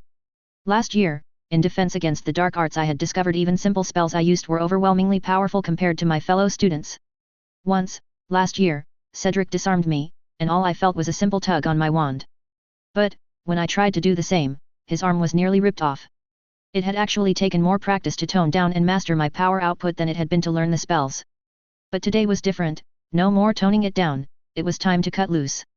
I will not let anyone stand in my way. Today marks my first steps on a long journey. One day, the whole world will know my name. The one thing that is standing before the start of the legend of Alexander was Adam, and teammate or not, nothing was going to stop me today. As Adam and I got in our circles, we both eyed each warily. By this point in the tournament, we were both exhausted. It wasn't just the spell work that drained our energy. There was a mental component to fighting. The amount of concentration required in a fight was mentally draining over time, and I wanted nothing more than to crawl into bed and take a nap. I had already decided to end this match as quickly as possible. So, when the referee gave the signal, I pulled out my wand, pointed it at Adam, and cut loose. Flipendo! I chanted. Even as quick as I wasn't that much faster than Adam. He had also gotten his wand out and sent a spell my way. We were both prepared to raise a shield, but our spells collided with a bang and went ricocheting in different directions. For a moment, our eyes locked in surprise. While it wasn't too rare for spells to hit like that, it still didn't happen very often. Knowing that I needed to overwhelm Adam, I reached deep within the well of power within me as I cast my spells. Every spell I cast was at the absolute maximum power that the spell could contain. When they would crash into Adam's shield, they did so with a loud bang before jetting off in another direction. Of course, Adam wasn't content to go without a fight. As many spells I sent at him, he returned the favor. For several minutes the ring was dominated by beams of red, blue, and silver spells flying back and forth all over the place. I bet that the audience was getting a kick out of the show. For a while, it seemed as though we were deadlocked, but I could tell the power of my spells were slowly taking their toll on Adam. He had to put more and more energy and concentration into his shield, which reduced his offensive ability. After blocking Adam's latest spell, I knew I had to do something about that shield. I couldn't use the more powerful spells that I used against the Grendel. There was too great of a chance of injury. So, my thoughts turned to the stunning spell. It was a fantastic spell to put someone down. One hit and you were done, there was no fighting it, or shaking it off, just instant unconscious. The reason why I thought it might be useful was the power that could be packed into the spell. There was a reason why the stunning spell was the bread and butter of warriors. Gathering all my energy, I shouted, "Stupefy!" A red spell shot out of my wand pulsing with power. When it crashed into Adam's shield his eyes widened with alarm as cracks formed in the shield before sending the spell bolting away. A wolfish smile crept out. I almost had him. Redoubling my efforts, I roared, "Stupefy!" The red beam of light seemed to crackle with energy as it shot across the stage. This time, when Adam called forth his shield, my stunning spell punched right through and rammed him in the middle of his chest. Instantly unconscious, Adam collapsed like a rock. The referee rushed out onto the stage. Pointing his wand at Adam, he chanted, "Renervate."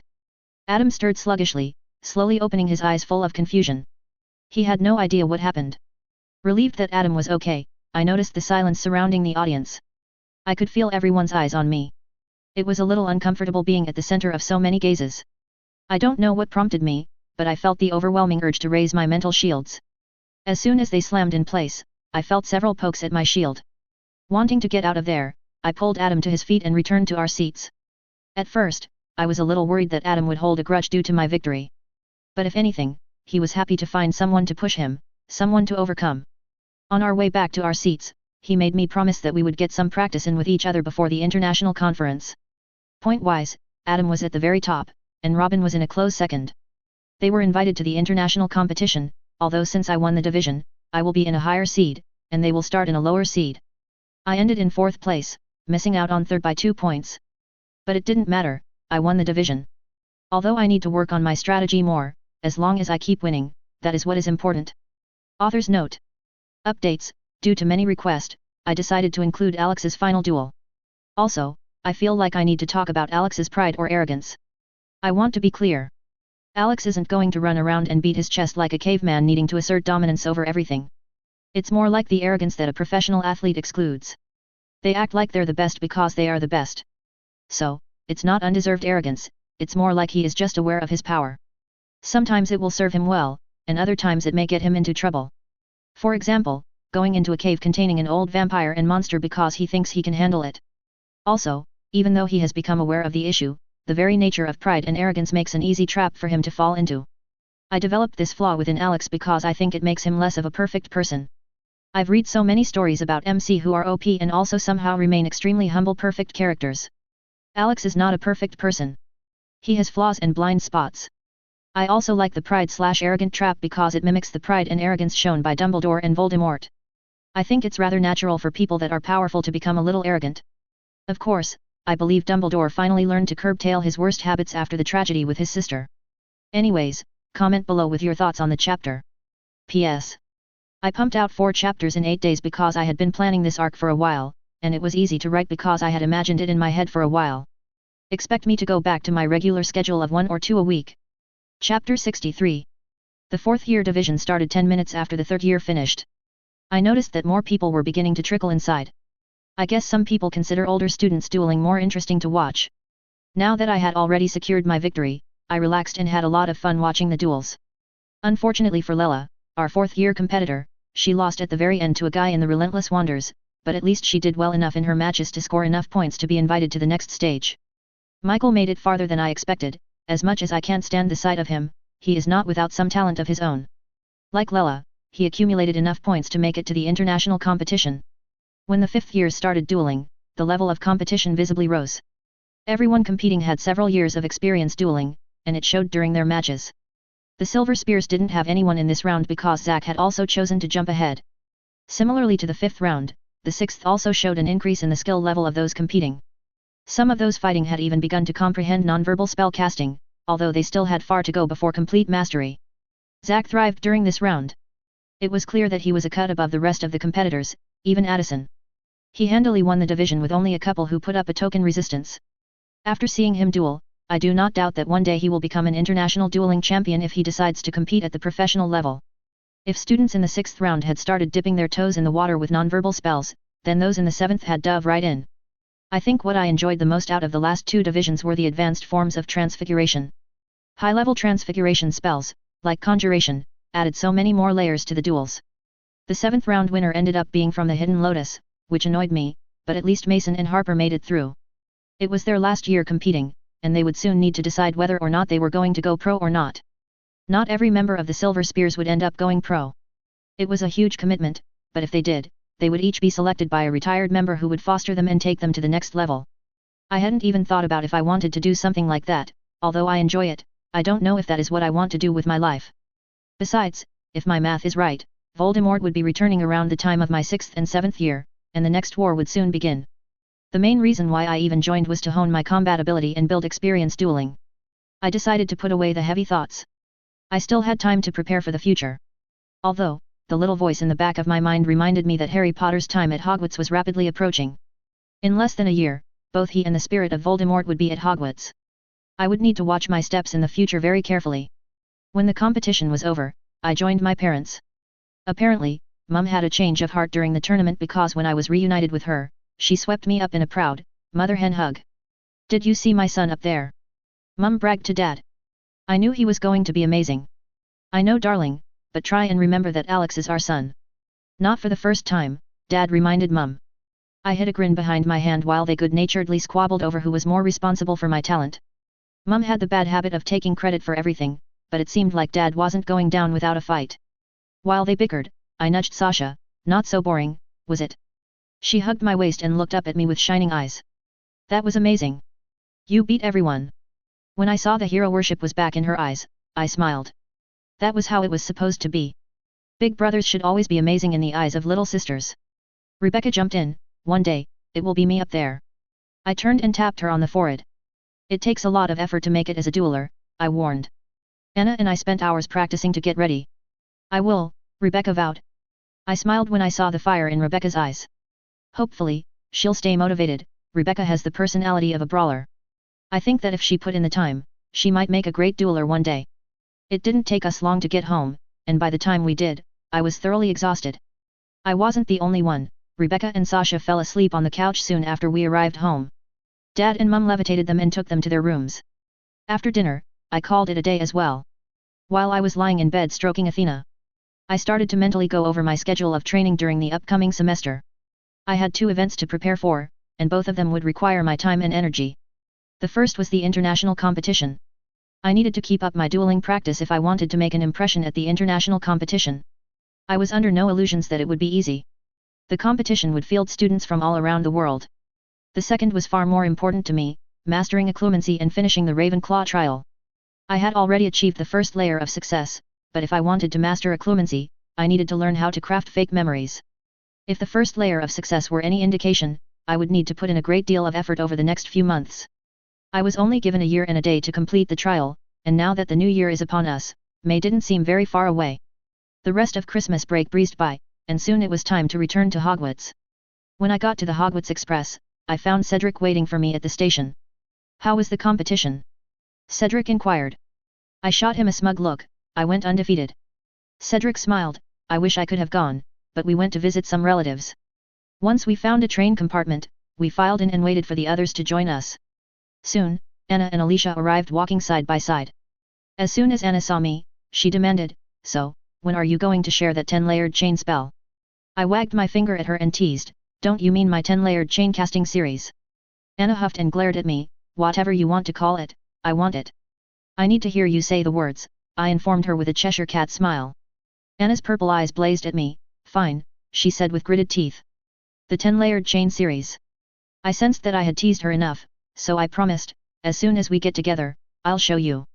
It may take some time to master, but if you can master the series before the international competition, I'll bet that not many will be able to stand in your way." Anna's face tightened with determination. "I will," she vowed. When Jessica arrived, I feared that we were in for another long trip filled with venomous barbs. But surprisingly, unlike last time, she didn't respond to any of Anna's thinly veiled insults designed to get a rise out of her. I could tell that it threw Anna for a loop, but after a few attempts, she gave up and eyed Jessica suspiciously. I was just happy that at least one of my friends was attempting to be pleasant. Hopefully, Anna can take some cues from Jessica and follow her example. They don't have to be friends, but not being at each other's throats would be nice. Over the past 2 weeks, I often racked my brains on what to do with the information that my dad told me about them. As of right now, I was determined to do nothing to change the status quo. Both of them are my friends, and a relationship with one of them didn't seem worth it if it hurt the other. Not to mention, I am up to my eyeballs in studying. I only had a few months before the end of the Ravenclaw trial, and if I didn't make it, I would never get the chance again. I wasn't sure what the rewards would be, but I knew that I wanted them. There was so much I needed to learn before the coming storm. I don't have time for distractions. Of course, some of my hopes were dashed when I briefly saw inside Jessica's bag during the trip. Inside was a thin red book, and on the spine, the title read, "A Witch's Guide to Romancing/Trapping Foolish Wizards." I couldn't help but gulp. That title seemed ominous. I raised my eyes to the ceiling and inwardly cursed the heavens. Of course, that's why Jessica seemed so pleasantly different. She's cheating. She must have bought a book on the subject, and if I know her at all, it wasn't the only one. How was I supposed to ignore her if she gets advice from experts? It not fair. Cedric seemed to sense my distress and grinned mockingly at me. I don't know what he thinks is so funny. According to the books, he is going to be beating off girls with a stick. Normally, I would laugh it off, but when there are things like love potions hiding inside of candy out there, one can never be too careful. When we arrived back at the castle, there was a small feast waiting for us. Having reached enemy territory, I threw up my mental shields. Professor Snape was sure to be skulking about, and I doubt that the holidays hadn't softened him at all. The only bonus to having such a vindictive, helpful teacher, was I was now able to maintain my shield for nearly the entire school day. I wanted to get to the point where I could keep my shields up even in my sleep, but I had yet to find success. More importantly, I needed to learn how to craft fake memories. From the books I've read, I had some idea of how to get started. The only discovering part were the warnings that most people who found some success in occlumency never reached the next step. When I got back to the tower, I felt a sense of urgency well up within me. Inside my room, I brought out the rare books on occlumency that Dad had secretly given me. Rereading the book didn't help much. They stated that the next step was to construct a mind palace. The book was vague in detailing how to create a mind palace. Over the centuries, the construct had been given many different names, such as a sea of memories, mind vault, never-ending hallway. But, no matter the difference in names, the purpose was to create a stronghold for your memories. No two witches or wizards would end up with the same mind palace. Of course, some constructs would be similar, but since every mind is unique, it leads to differences. As I sat on my bed in the lotus position, I cleared my thoughts. It wasn't challenging to shift into the proper mindset. As I listened to Athena's constant purring, I seemed to sink deep within my mind. I found myself floating in a vast realm of darkness. In the distance were tiny slivers of light. In the darkness, I could feel my magic surrounding me, like a warm blanket wanting to protect me from the world. The more I studied my surroundings, the more I wanted to explore this strange world within my mind. Trying to walk towards one of the slivers of light proved futile. There was no ground, no gravity, just nothing. It was like being inside a pool of water, except that there was no water nor the sensation of being wet. I remembered that the books I read warned that the rules of the real world would hold no sway in the mental world. Here only the mind and imagination held any power. So I decided to change tactics. Rather than try to overtake the twinkling light, I willed the light to approach me. To my surprise, the light moved closer. I had expected a little more resistance. As I got a better look at the light, I noticed that it was more like a gleaming prism. When it arrived before me, I reached out and grabbed it. As soon as my fingers wrapped around the glowing crystal, everything changed. Gone was the vast empty darkness, replaced with a familiar room. My bedroom to be precise. Not only that, but I could also see a younger version of myself lying on my bed and impatiently staring at a black egg. I remember this memory. It was the night that Athena hatched. As the memory progressed, it sort of weirded me out. The whole thing was like a trippy out-of-body experience. Except, instead of my current body, I was watching the 5-year-old version of me. I couldn't help but smile. I watched the younger version of myself hardly unable to contain his excitement when cracks began to form in the egg. I didn't know it then, but getting Athena was the best present I ever got. Athena tumbled out of her egg with her soft, glistening black fur with golden tiger stripes. Her wings were made of dark midnight blue feathers with streaks of silver running through them. I had forgotten how adorable her tiny little horn nubs were back then. I winced when I saw Athena bite my younger self, but being able to watch from a different angle revealed something interesting. A golden flash seemed to connect Athena and my younger self. It happened so fast if you blinked you would have missed it. I'm guessing that was our bond. We joined back then when she chose me. Had I not been suitable, Athena would have refused to hatch. Soon, the memory faded, and I returned to the darkness. I let the glowing prism drift away. Looking around, I realized there were countless bright crystals in this dark world. Each was probably a memory. I couldn't help but wonder if my memories of my previous life are somewhere here as well. Seeing all the memories out there, I realized I had to build something to contain them. The first thing I needed to do was come up with a plan of what was right for me. What kind of mind palace would suit me? After some time, I opened my eyes in the real world. I was covered in sweat and had a slight headache. It felt like I had been gone for hours, but looking at the clock showed that only 5 minutes had passed. Laying back, I called it a night. After all, this was a marathon, not a sprint. Author's note. So, I feel like I need to explain what I am doing with Occlumency. As most of you are aware, I am trying to keep this fanfic strictly in line with the HP universe described in the books. The problem I run into with Occlumency is that even though Rowling had Snape teach Harry, she also had Dumbledore acknowledge that Snape never really tried to teach him. So all we are left with is the idea that mediation/keeping your thoughts blank is someone related to a magical discipline. I've always found that a difficult pill to swallow because Occlumency is a branch of magic, and keeping your thoughts blank isn't really magic. So I have sort of come up with my own version of what Occlumency is and how it really works. I know other people will have other ideas about Occlumency and Legilimency, and that's okay. This is fan fiction, it's a place where we can explore these wondrous worlds together. But, for the purpose of this fanfic, what I've laid out is how Occlumency works. Chapter 64. During the following week, I mulled over what kind of mind palace I should construct. The book warned that if the mind palace wasn't compatible with your spirit, the whole thing would crumble. I had several ideas on what to build. The annoying thing was it took time and energy to make the palace. It was very mentally draining. But, if I wanted to pass the trial, this was the first step in being able to craft false memories. Knowing that I had around 4 months before the trial ended, I decided to go ahead and make my first attempt.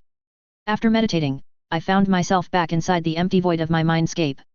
Bringing my imagination and willpower to life, paved stone rocks began slowly forming a floor beneath my feet. Once I had gotten it about 6 feet wide, I started expanding the floor one stone at a time. After expanding the floor a decent amount, I noticed that it was becoming harder and harder to form more of the floor. Exhausted, I opened my eyes in the real world, content with the amount I had progressed. I felt drained. It was like my brain had just lifted weights to the point of complete muscle fatigue. The rest of the week continued in the same manner. Each night before sleep, I spent some time working on my mind palace. After the floor, I started on the walls and the arched ceiling. When I was building the hallway, it looked like it stretched into infinity. Now that the hard part was over, all I needed to do was bring my memories inside. One by one, doors began forming next to one another. Each door contained a memory within. From what I could tell, they were in seemingly random order. One entryway held memories from the previous day, and the next was from when I was a toddler. But, after giving it some thought, the randomness seemed right. How often do our minds flit from one idea to another? Who hasn't caught themselves thinking about one thing, only to move to a completely different train of thought? Sometimes memories are like that. They are connected in strange ways that we can't always fathom. Unfortunately, after admiring my handwork for a few minutes, the infinite hallway began to shake. Cracks started to form in the stone floor and then large chunks started disintegrating into nothingness before my eyes. My eye twitched in annoyance. Merlin's chafing nipples. I cursed. I was furious about how quickly the whole thing came apart at the seams. It hardly seems fair, with the amount of time and effort I put into this place for it to fall apart in minutes. The following day I couldn't help but be a little grumpy. My brain was exhausted, 1 week into building my mind palace, and I was already fed up with the process. It was like studying for a test so much that even the idea of reading one more page made you cringe with fatigue. Then when it was time to take the test, you find out that you had been studying the wrong subject, and you have to start all over. What sucked about the whole process of building a mind palace, was that sleep didn't fully rejuvenate my mind. I now understood why the books recommended the slow and steady approach and why most never advanced past this point. Building a mind palace was mentally exhausting, and then to see all your hard work go up in smoke was discouraging. Plus, most people were satisfied with being able to keep out the few who had learned legilimency out of their minds with occlumency shields. Thankfully, there were classes I could sneak short naps into, like History of Magic. I don't even know if Professor Binns realizes that half the class doesn't pay attention to his monotone, droning lectures. When I first started his class, I found the subject exciting and I scoffed at the inattentiveness that Harry had shown in the subject. But ever since I read ahead in the textbook, I mostly use the time to study other branches of magic. But today, I buried my face into my arm and dozed off listening to Professor Binns rambling on in his monotone voice. Of course, there were other consequences to being so out of it during the day. I found myself making slip-ups in other classes, and some of those teachers were far less forgiving than Professor Binns. Mr. Folly! A sharp voice rang out. I jerked as my eyes snapped open. I'm awake. I defended. Looking around the dungeon, I found Professor Snape looming over me. His dark eyes glanced over at what remained of the smoldering potion I had been brewing. Clearly, he sneered. 20 points from Ravenclaw and tonight see me for detention after supper. Tell me, Mr. Folly, is my class so dull that it puts you to sleep? I struggled not to roll my eyes at the question. Why do people ask questions like that? I wonder what he would do if I said yes? Judging from the throbbing vein in his forehead, I'm guessing nothing pleasant. Not wanting to end up further on Snape's shit list, I stayed silent. He didn't want me to answer. He just wanted me to say the wrong thing and dig the hole deeper. When I didn't rise to the bait, he lectured the class on how only incompetent wizards take their eyes off potions that they are brewing. From his pointed glare, he let everyone in the class know he was speaking about me. I took my licks in silence. I had messed up. I was so tired that I shut my eyes for a second, and the next thing I knew, I fell asleep. Plus, I kind of felt bad. From the suspicious look in Snape's eye, I think he might believe that I did it on purpose. It was hands down, the worst I've ever done in a potions class, not to mention that the Davis incident was only a couple of months ago. After scrubbing the stained and burned potion cauldrons under the watchful eye of Professor Snape, I again went to work on my mind palace. No matter how many times it took, I was going to succeed. Exhausted or not, I needed to step up my game if I wanted to pass the trial. I was beginning to realize why so few had ever passed the test. A year isn't much time to master a difficult subject like this. I can say with confidence that the following month was probably one of the worst months of my life. Every morning was a struggle to get started with the day. I wanted nothing more than to crawl back into bed and stay there. After the first week, I realized that I had too much on my plate. So I started prioritizing. The time I usually spent practicing my fourth-year spells was replaced with quick naps. I even reduced my dueling to the annoyance of Anna. While I want to do well at the international dueling competition, there is always next year. The Ravenclaw trial is a once-in-a-lifetime event, and there are no do-overs. I was curious about what the prize was for winning. I had looked up all of the previous heirs of Ravenclaw. Each of them had been pioneers in magic, but if they were good enough to complete the challenge, then they probably would have been successful whether they succeeded or not. That was how I spent the following month. Every night I worked on my palace. Outside of a few slip UPS in classes, my grades didn't suffer too much because I was so far ahead in my subjects. One of the most frustrating things about the whole thing was I couldn't talk about what was going on with me. More than once, my friends tried to find out what was going on, but the trials geese thwarted any attempt to let them know. By the end of the month, I was beyond fed up. Never before in my life had I felt such fatigue and failure. I had studied other difficult magics previously, and even when it took me some time, there was always some sense of progress. It was like I had come across a wall that not only I couldn't pass, but actively mocked my attempts. Every mind palace I created fell apart shortly after its creation. No wonder most people who found success in occlumency never moved on to the next step. I tried a vast lake, where the waters contained my memories in the shapes of fish. I even created a small wooden boat where I could sit and fish out a memory with my bare hands. When that didn't work, I built an elaborate labyrinth system inside of a cave where my thoughts and memories could be viewed in shallow pools that dotted the floors. Similar to my previous attempts, it fell apart. After a few more failed attempts, I started trying to think outside the box and dredged up my faded memories of my previous life. I built a house of mirrors, a futuristic spaceship, a castle, an underground bunker. It didn't matter what I did. One by one, they all fell apart in the end. When those didn't work, I held off for a few days so I could rest and cover while thinking about what kind of mind palace would fit me. While I meditated on the issue, I concluded that I needed something more relatable to me. Had it not been for the Ravenclaw trial, I would have given up.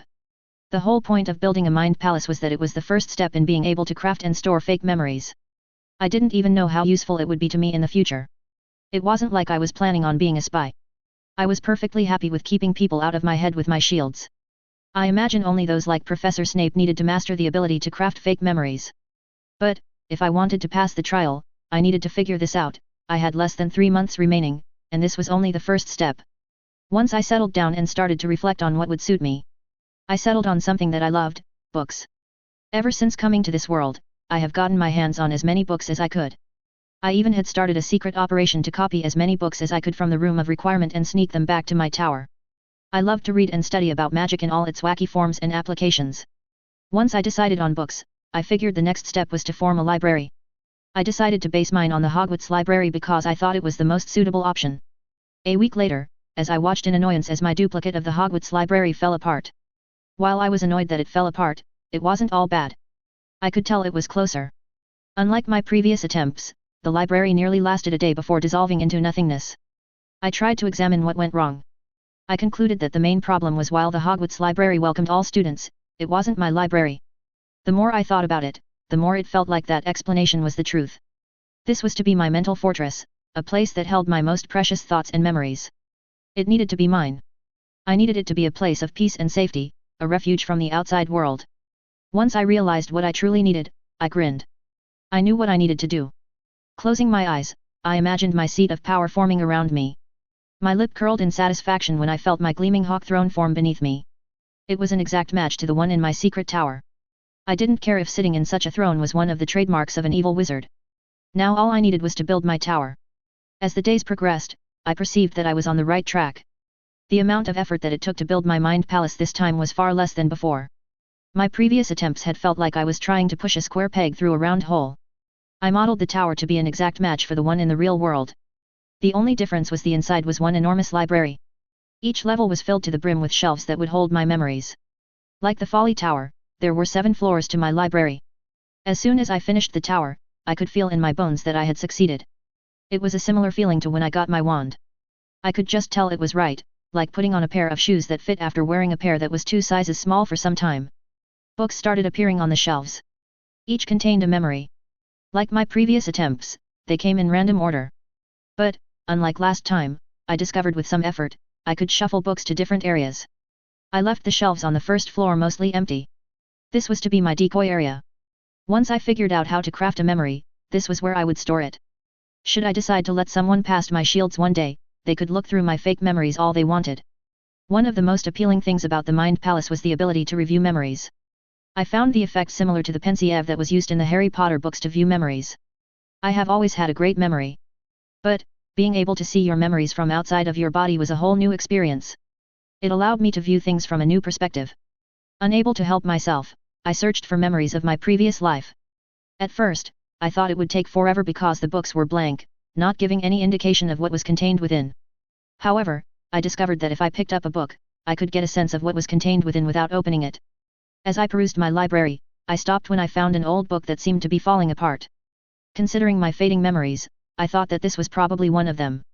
I picked the book up gently, almost afraid of damaging it, but once I grabbed it, I felt it was much more solid than it looked. The book did end up containing a memory of my previous life. I decided to move it to the top floor, which was the farthest it could be from any outside detection.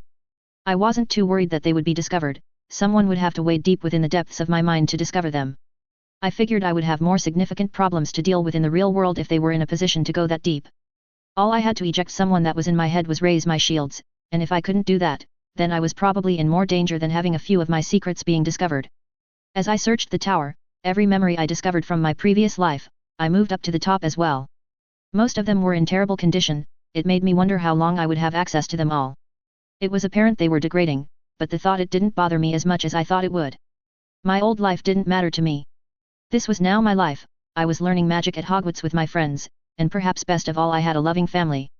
After seeing how damaged my memories of my previous life were becoming, I made a point to review my memories reading the first 5 books of Harry Potter. I ended up sitting beside my previous self and followed along. Since all this happened at the speed of thought, it didn't take me too long. Now, I have fresh vivid memories of reading the Harry Potter books. Even if these memories degrade to the point where I can't view or remember them, at least I have a backup set.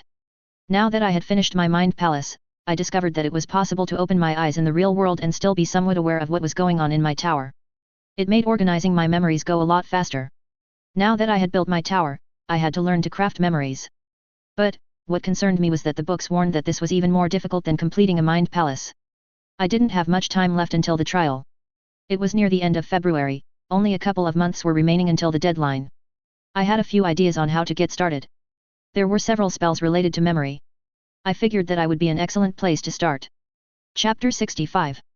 Once I started thinking about memory charms, I couldn't help but think of the infamous Professor Gilderoy Lockhart from the second book. He was famous around the world, from his many adventures. But, Harry and his friends discovered that he was a fraud. While Lockhart was pretty much a failure of a wizard, he did excel in one area, memories charms. In that, he was almost an artist. Lockhart would find unsuspecting wizards who had accomplished great things and modify or erase their memories to where he was the one who had performed the deeds. The sheer number of times he got away with it highlighted his skill. The books on memory I got from the Room of Requirement explained that there are several different types of memory spells. Some can seal memories away, and others can be used to craft them into something else entirely. The book also warned that memory charms didn't require power, but rather finesse. I wasn't as interested in learning how to seal memories away as much as learning to craft new ones. I frowned when I read how most memory charms are illegal for any non-sanctioned ministry wizard. How in Merlin's shit-spackled beard was I supposed to practice memory spells when they are illicit spells? There are exceptions, one can get from the ministry, but they involve hours of paperwork and getting around a lot of red tape. But I doubt underage wizards can apply for one. Somehow I was supposed to learn how to create a fake memory, which is an extremely delicate process. Not only that, but I also couldn't practice memory charms on other people, and I was expected to somehow learn with myself as a test subject. The more I thought about it, the less I liked my chances. It was almost March, and I only have until the 2nd of May to finish the trial. The only good news it seems is speaking about memory charms appears to be a loophole in the binding contract I signed. It appears that occlumency and memory charms are different enough to where I can seek help. The problem is there isn't a good way to ask for help. No professor in their right mind is going to teach a second year any of the memory charms. While I'm confident I can theoretically cast the spells on my own, without practice, I was wary of trying it out on myself. Then I had an idea. If I couldn't get someone respectable to help, then I just need to go in the opposite direction. After all, I knew the identity of one of the most talented memory artists in the world. I just needed to be careful about how I approached him. No way I could risk approaching him as a student, too many things could go wrong. Pulling out a quill and a piece of parchment, I scribbled out a letter. Mr. Lockhart. Should you not wish for your deep darkest secret to be revealed to the world, I suggest you meet me at the Hog's Head in Hogsmeade this Saturday at 6 in the evening. Send a reply with the owl. I understand that you may not believe meeting me worth your time, and I imagine that you require some evidence that I know your secret. So, I shall end with a simple incantation. Obliviate. Sealing the letter, I headed toward the Oloy in the West Tower. Once I got to the tower, I selected one of the school's owls at random. After securing the letter, the barn owl took off into the sky. I wasn't worried about Lockhart tracing where the owl was from. Outside of his talent of the mind, he was pretty incompetent. Now all I could do was wait and see if he showed. I had a few preparations to make. Since I obviously couldn't meet him with my natural appearance, I had a few things I needed to gather. First was the hider bracer my uncle gave me. It produced a generic illusion. As long as I wasn't touched, no one would find out. Next, I needed to find and brew a simple potion that would change my voice. Once again, I got everything I needed from the Room of Requirement. This place was such a cheat.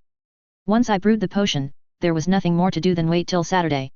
I got a reply the next day. After opening the letter and reading the response, I wasn't sure if Professor Lockhart was sane or not. I knew from the books that he could be oblivious, but this was a whole new level of crazy. To my mysterious fan. It is always a delight to meet with those who earnestly follow my career. I am always happy to meet with fans and discuss my many adventures. I recommend that you buy my latest book and bring it with you. I would be glad to sign it, letting you take a piece of me with you.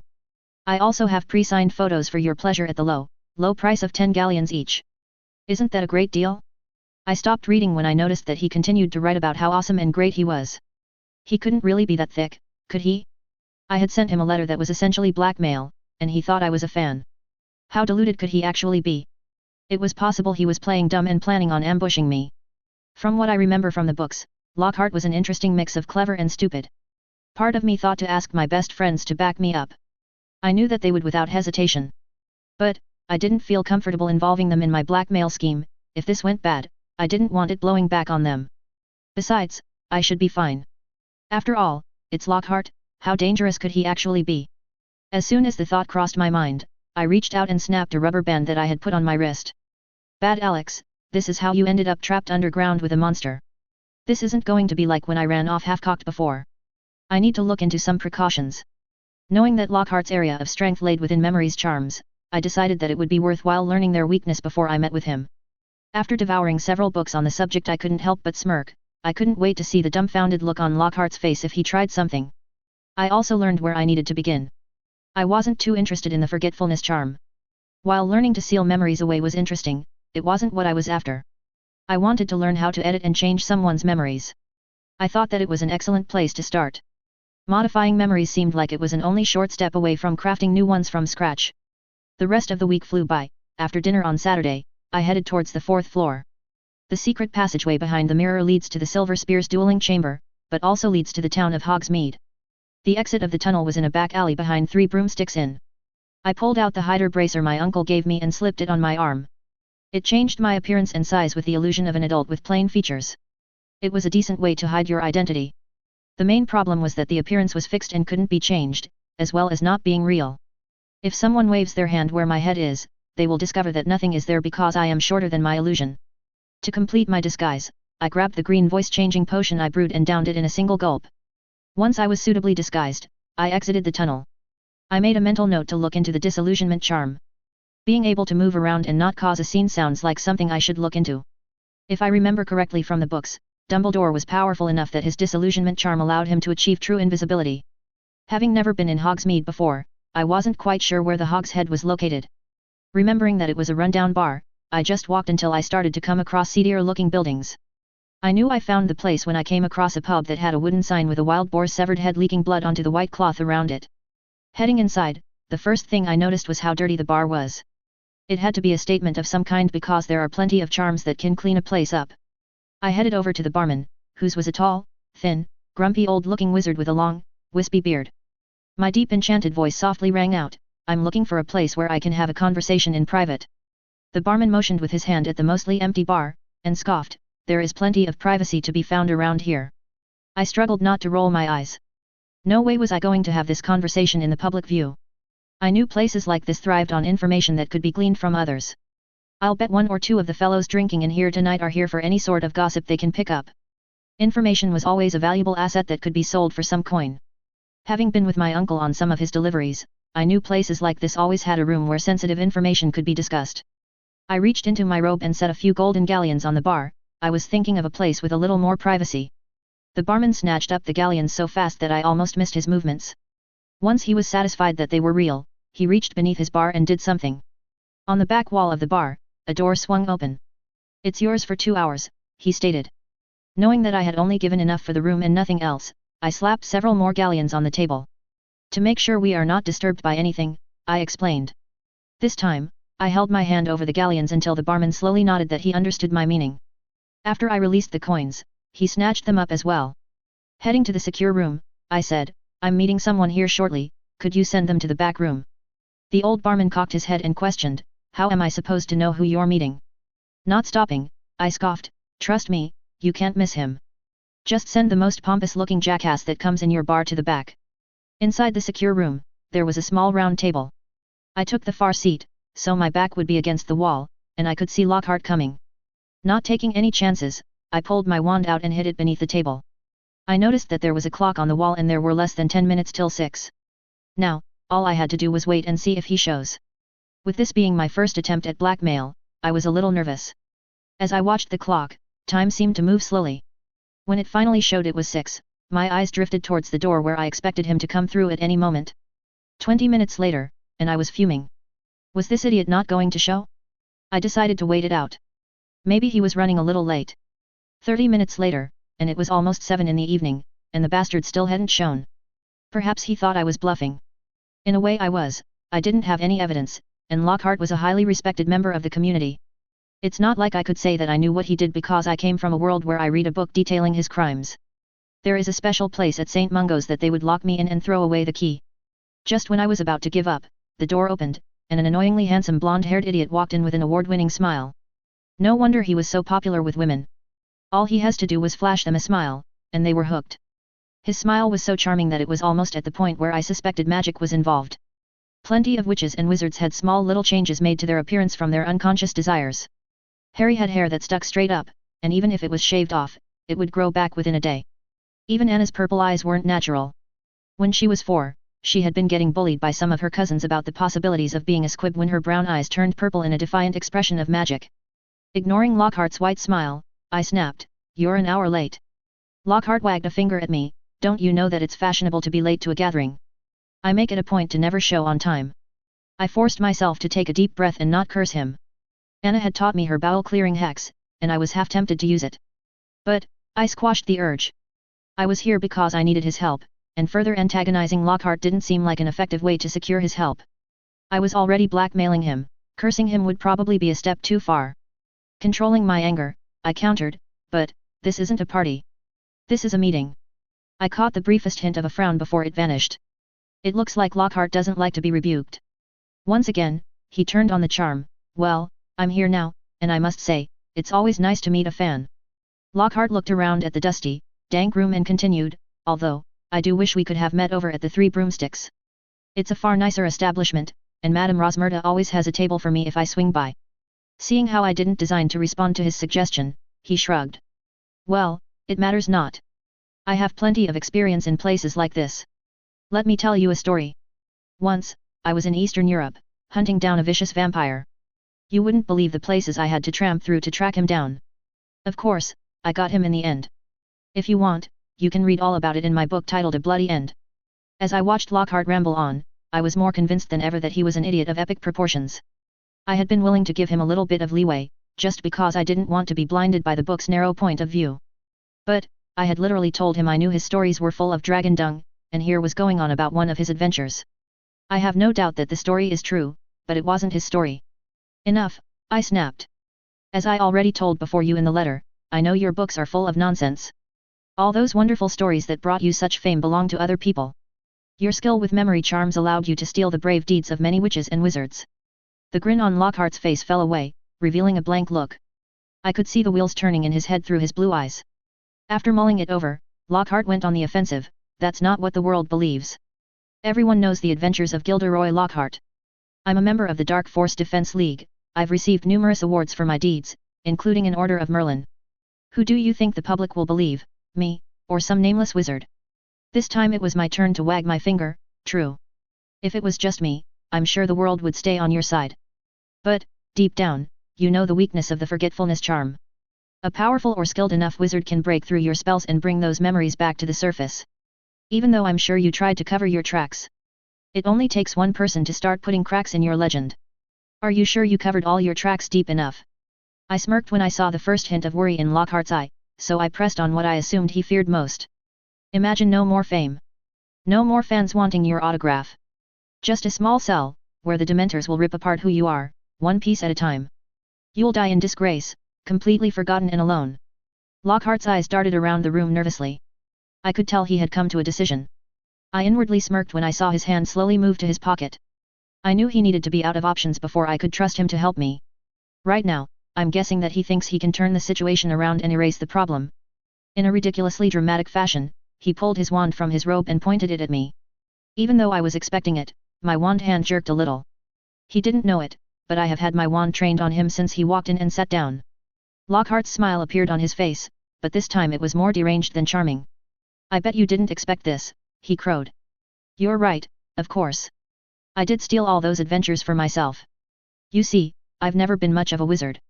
But when I was young, I found I had a talent with memories. From sealing them to rewriting them into something else entirely.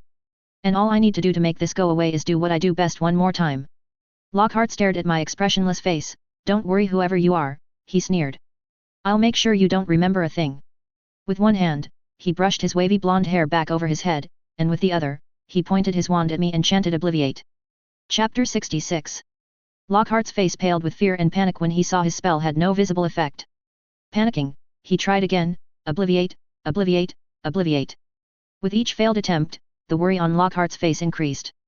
I sat there calmly, not reacting to any of his spells. When I went looking for the weaknesses of memory charms, I discovered that they couldn't get past occlumency shields. After his 3 failed attempts, Lockhart let out a nervous chuckle. Well done, sir. I was testing you, and you passed with flying colors. Seeing how I wasn't buying it, Lockhart did the second thing that he was good at, running away. Just as he turned to run, I murmured, Lie Brahmin. From under the table, I had my wand pointed at Lockhart's legs. When the tripping jinx hit his ankles, Lockhart went down hard, flailing his arms about trying to break his fall. Getting up from my seat, I slowly strutted over towards Lockhart. As I stood over him in silence, I titled my head and held my wand out as if I were trying to figure out the best way to deal with him. Please don't hurt me, he begged. I'll do anything you want. Do you need money, contacts, fame? Whatever you want, I can give it to you. I could tell by the look in his eye, that he was finally where I wanted him. I showed him that his spells wouldn't work, and he couldn't get away from me. Now that I had deliberately taken away his primary tools, Lockhart fell back to cowardice. Making him feel helpless was the only way I could think of to secure his help. People like him will always look for a way out if they have alternatives. Looming over him, I pointed back towards one of the chairs and said in my most menacing voice. Sit down. Now. My voice trailed off, giving a silent warning and letting his imagination come up with the consequences if he refused.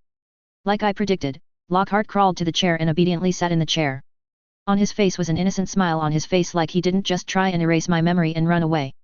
I almost rolled my eyes at his shamelessness display of sincerity. I'm guessing his charm is what let him get away with erasing so many people's memories. He befriends them, and when they're least expecting it, he strikes. Resuming my seat, I pulled out the last bit of preparation that I made for tonight. I pulled out a magical contract and tossed it towards Lockhart. I wasn't good enough yet to create one that would be as restricting as the one I signed. So, I took my inspiration from Hermione and hexed the contract with a spell that I know Lockhart would fear about all else. It was a spell that targets one of his greatest weaknesses, vanity. I'm not sure if I used the same spell as Hermione, but if not, it was close. It was a curse that would cover your entire face with pus-dripping boils that wouldn't go away. I'm sure the curse could be broken eventually, but spells attached to contracts that you voluntarily sign, root deep within you, and are a pain in the butt to remove. It accorded to me, that what I was doing to Lockhart was probably similar to what happened to my grandfather. I'll bet that Delvin Whithorn used his father's goons to get the drop on him, or maybe he threatened his family. Whatever was used, it was effective, and I bet they erased his memories afterward. When Grandpa George disappeared, Delvin swooped in and took what he wanted. A small part of me felt terrible doing something similar, but at least it was against Lockhart. He was a garbage human being, whose days were numbered. I felt no urge to stop him from making the foolish mistake of using Ron's broken wand to try and permanently erase the minds of Harry and Ron. Once Lockhart finished reading the contract, he looked over at me in surprise. He probably thought that I was after money. But, the agreement was pretty simple, in exchange for not telling the world of his crime. Lockhart would explain how to work with memory charms. From the stupid smirk that slowly started appearing Lockhart's face, I could tell he was beginning to think that he had an advantage over me due to having something I wanted. To head off that train of thought, I showed Lockhart my left hand where I held a quill, and then to prove a point, I showed him my wand with my right hand. Sign it, I demanded. Of course, I would be happy to, Mr. Lockhart's voice trailed off in an attempt to learn my name. You can call me Mr. Box, or Jeremiah if you prefer. It makes no difference to me, I replied. After putting his signature on the paper, Lockhart slid it over to me. I signed it with my real name and pocketed the document within my robe so that he didn't get a chance to look at it. I glanced over at Lockhart and commanded, now talk to me about memory charms.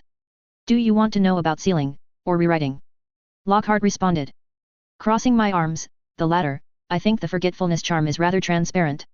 Lockhart shook his head, that's a common misconception, you have to be very careful when it comes to erasing memories. Memories are connected and flow into one another, if you're not careful when sealing a memory away, it can have a cascading effect leading other memories you didn't intend to be sealed to be erased as well. If you're not careful, you can end up deleting a good chunk of someone's mind. For example, say you decided to erase the memory of a person buying their wand. If you aren't careful, you could erase every memory associated with their wand, which would be devastating. I suppose you found this out firsthand, I replied, disgusted by his actions of erasing the minds of brave witches and wizards. It only happened a few times, he defended. Besides, if you think about it, I did them a favor. Their deeds will live on through my books. Except that they won't get the credit they deserve. I scoffed.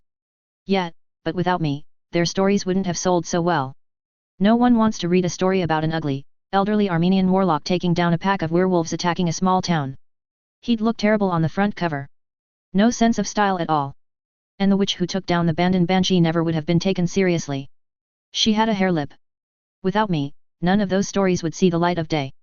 The more I heard Lockhart defending his actions, the more I wanted to curse him. I shoved the feeling aside. He would pay for his crimes one day when his entire memory was permanently erased. The only silver lining I could find was that at least I could profit from his experience. How difficult is it to undo the spell? I asked. Lockhart shrugged. From my experience, it takes almost no effort to undo if you are the one who cast the spell. But, cracking another wizard's memory charm is a completely different story. It can be done, but if you are not careful, you could end up shattering their mind. So, how do I prevent that from happening? I questioned.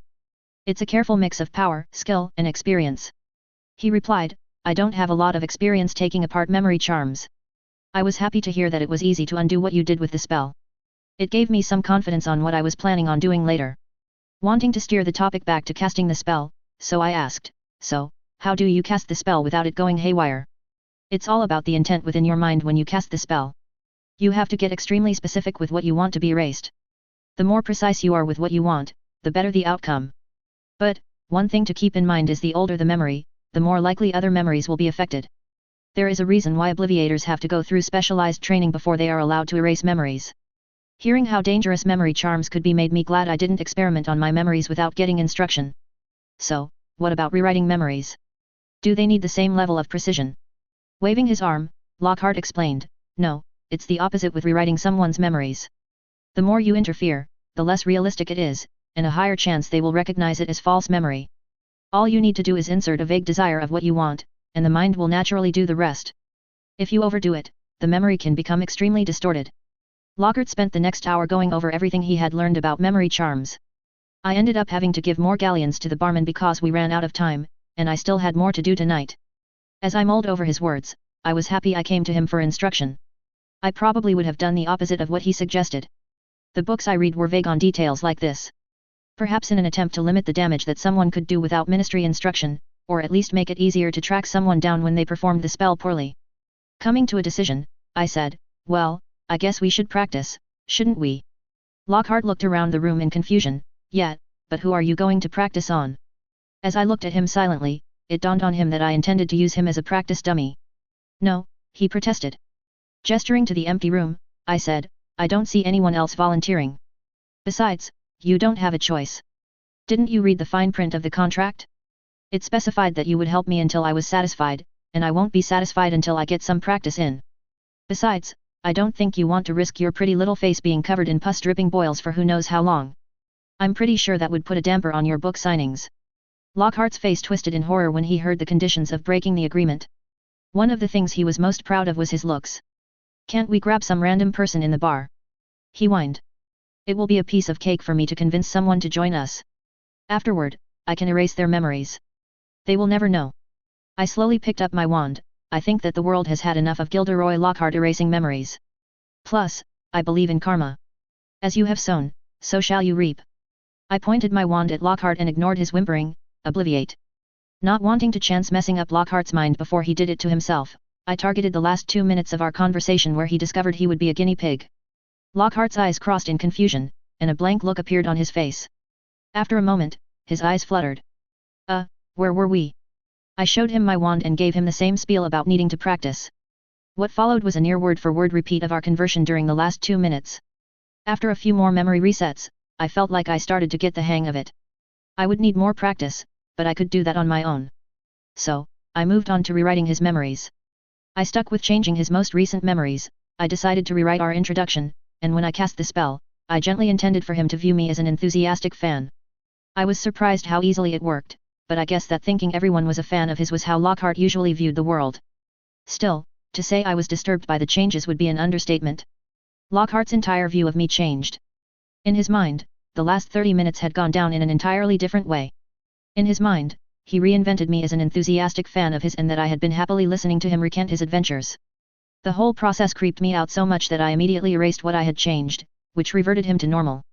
No wonder the ministry made this spell illegal and restricted information about the spell. I don't always see eye to eye with the Ministry of Magic. But, in this case, I agree with them completely. I thank the heavens that Lockhart was such an idiot. Had he been more intelligent and driven, the amount of damage he could have done with it could have been astronomical. Already, I could think of dozens of ways it could be horribly abused in the wizarding world and the muggle world. Although now that I think about it, maybe using the charm in the way he did, is what allowed Lockhart to get away with it for so long. Maybe Lockhart wasn't an idiot. Turning, I looked at his foolish expression before shaking my head. No, he was definitely an idiot, he just showed bouts of cunning every now and again. I still needed a lot of practice, but I sensed that I had gotten everything out of Lockhart that I needed. I pointed my wand at Lockhart one final time. I targeted Lockhart's memory of receiving my letter, and all of our time together and erased them. Obliviate. Lockhart's blue eyes shifted out of focus, and I left him drooling in the room. I needed to get out before he regained his focus. By the time I made it back to Hogwarts, it was past lights out, and by sheer luck, I made it back to the tower without being discovered. Harry Potter had it easy sneaking around with his invisibility cloak and map. I need to look into a spell that will let me move around without being detected. The following day, I spent some time rummaging around in my mind palace. Every memory I had was in here, and I was looking for some I wouldn't miss. Part of me considered using one of my memories from this life as practice, but they were far too precious to me. Luckily, I have some worthless memories from my previous life that I hold no attachment to and wouldn't care if they were erased. Looking around at the shelves that were packed onto each level in my mind palace, I felt like I understood Dumbledore's comment to Harry about having so many memories that it felt like your mind was too full. I've always had a great memory. Now that I had established my mind palace, every moment of my life was stored inside my tower. I was a little nervous about moving forward. It was one thing performing the spell on Lockhart, but doing it to myself raised the stakes to a new level. Taking a deep breath, I made the way to the top of my tower, where I stored all memories from my previous life. In the real world, I clutched my wand as I selected one of my memories from my last life. Concentrating on only affecting this memory, I murmured, "Obliviate." Inside my tower, the book started folding back in on itself, getting smaller and smaller until all that was left was a tiny black marble.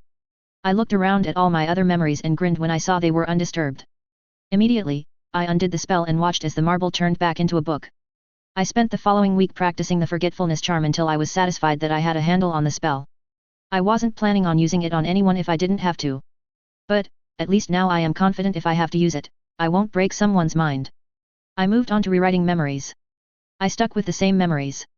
That way, I wouldn't suffer a loss if there was permanent damage. My first attempt went wrong. I put too much input into my rewrite. When viewing the memory, it became hazy and foggy to where I couldn't see anything that was happening. What was strange is that I could hear what was going on, but it didn't sound natural. It was like someone was narrating the memories for me. Thankfully, I was able to undo the damage and return it to its previous state. I spent the next few weeks perfecting my skill. I understood what Lockhart meant when he said to keep it believable. As a fun experiment, I tried to rewrite one of my memories, where I met some aliens. But, when I viewed the memory, the aliens looked like the first attempts at CGI. They seemed so fake that it was humorous to view. By the end of March, I felt like I finally had a good grasp on how to rewrite my memories effectively. Now, I had a little over a month to figure out how to build a brand new memory out of scratch. I was a bit worried about the amount of time I had left. My backup plan was to see if I could get away with just rewriting memories, but I was wary because I had already learned the hard way that it was easy to lose track of what you revised. Done the right way, a rewritten memory feels so real that it becomes difficult to distinguish it from any other memory. And it feels like the revised account is what happened. To prevent this from happening, I started to keep a written account of what I was changing. If I got confused, I could use what I wrote to discern what was real and fake. With only a month and a few days left, the clock was ticking. The spring break was rapidly approaching. When the break was over, I would only have around 10 days to complete the trial. I had to get started right away if I wanted to complete the trial. Chapter 67. As April rolled in, I discovered the difference in difficulty between modifying an existing memory and building a new one from scratch was enormous. My first attempts were complete failures. I was essentially fumbling around in the dark, trying to figure this out. When I finally cobbled a memory together for the first time, it was a mitigated disaster. If I thought that my attempts at modifying a memory were terrible, it was nothing compared to the first fake I created. At least in my modified memory, I could see hints of the original memory, even if it was a little fogged up, and the words were out of order. The fake memory I put together didn't have anything to see. When I opened the book, I was suddenly in what looked like an infinite white void that held no borders, and then my voice narrated what was supposed to be happening. Needless to say, I was embarrassed and glad no one would ever see that particular memory because I erased it from existence. I started experimenting with what worked and what didn't. At first, I assumed I needed to act like I was modifying a memory, so I was vague with what I wanted the memory to be and tried to let my mind form the memory without much input. A week later and hundreds of attempts with no visible progress, I decided I was at a dead end and needed to switch things up. This time, I went in the opposite direction and tried to obsessively craft details into the memory. The results were a bit mixed. I did have some results in creating a fake memory. There were two main problems I had came across when crafting a memory. The first was the time it took to create one. The amount of detail I had to overlook increased the amount of time I used when creating a memory. I could spend endless hours rendering features in the memory. I needed to get to the point where I could throw one together in seconds, not hours. The other problem was, no matter how much time I worked on the details, it was never enough to be convincing. Some parts of the memory would be normal, but other parts were full of gaps, which gave away that it was fake. I suppose if someone spent enough time on the details, it's possible to end up with a coherent memory. But, the amount of time it would take makes it an unfeasible idea. There has to be a way to speed things up. After a ton of experimenting, I finally figured out the trick to crafting a fake memory the night before we headed home for the spring break. The key was to strike a careful balance of concentrating on details of the memory, but also letting the mind fill in the gaps on its own. The reason why I failed when trying to create the memory by acting like I was modifying was that when you edit a memory, the framework is already there. But when creating a memory from scratch, you have to work a lot more on the details. Likewise, if you concentrate solely on the details and try to control every aspect of the memory will be fuzzy and have gaping holes in it, which makes the memory feel artificial. Whereas by using a careful mix of both strategies, crafting a memory that will fool somebody becomes possible. Now that I had reached the point where I could make fake memories, I could say I had mastered occlumency. Part of me wanted to immediately charge down to the common room and call forth the door that leads to the trial. But, in the end, I stopped myself. I felt like I could still improve on my memory crafting. It still took me far too long to create a memory. I needed to get to the point where I could throw one together in seconds. Opening my eyes, I examined the bearded mushroom, which lately had chosen to close its eyes whenever I was around. Now that it couldn't affect my thoughts, I think it was trying to pretend to be a regular mushroom. Athena had been toying with it for the last few months, trying to get it to react. One of her favorite methods was to push it to the edge of the table like she was going to knock it down to the floor. The next day on the Hogwarts Express, Anna leaned forward in our cabin and excitedly asked, "Are you ready for the tournament?" I shrugged. I had practiced some dueling over the past few months. But, I had spent most of my time working on occlumency. I don't know. The international competition is going to be very different from what we experienced in December. There will be participants from all over the world competing. And not just from the 11 major schools of magic. There are going to be people from smaller and less known academies attending as well. With all the people in attendance, I bet it will be far more difficult to advance to the finals. Anna shot me an accusing look. I bet we wouldn't have as much trouble if you had practiced with me more.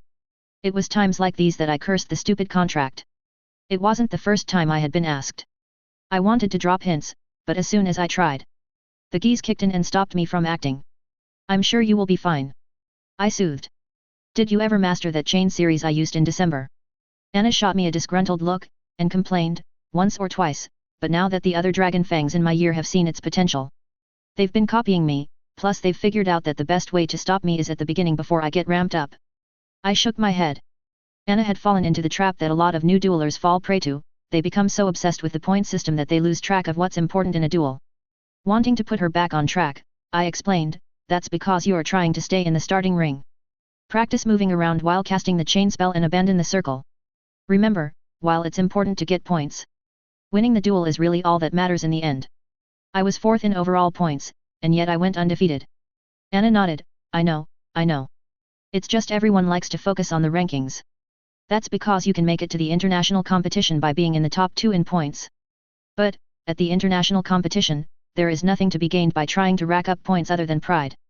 Joining the conversation, Cedric asked, "Have you heard anything about how the tournament is going to be set up?" Turning to Cedric, I replied, "From what I've been told, due to the sheer number of participants, the tournament will be single elimination, so if you lose once you're out. And unlike the last tournament that was over in a day, this time, the tournament is 6 days with each year being given an entire day. Why do you want to know?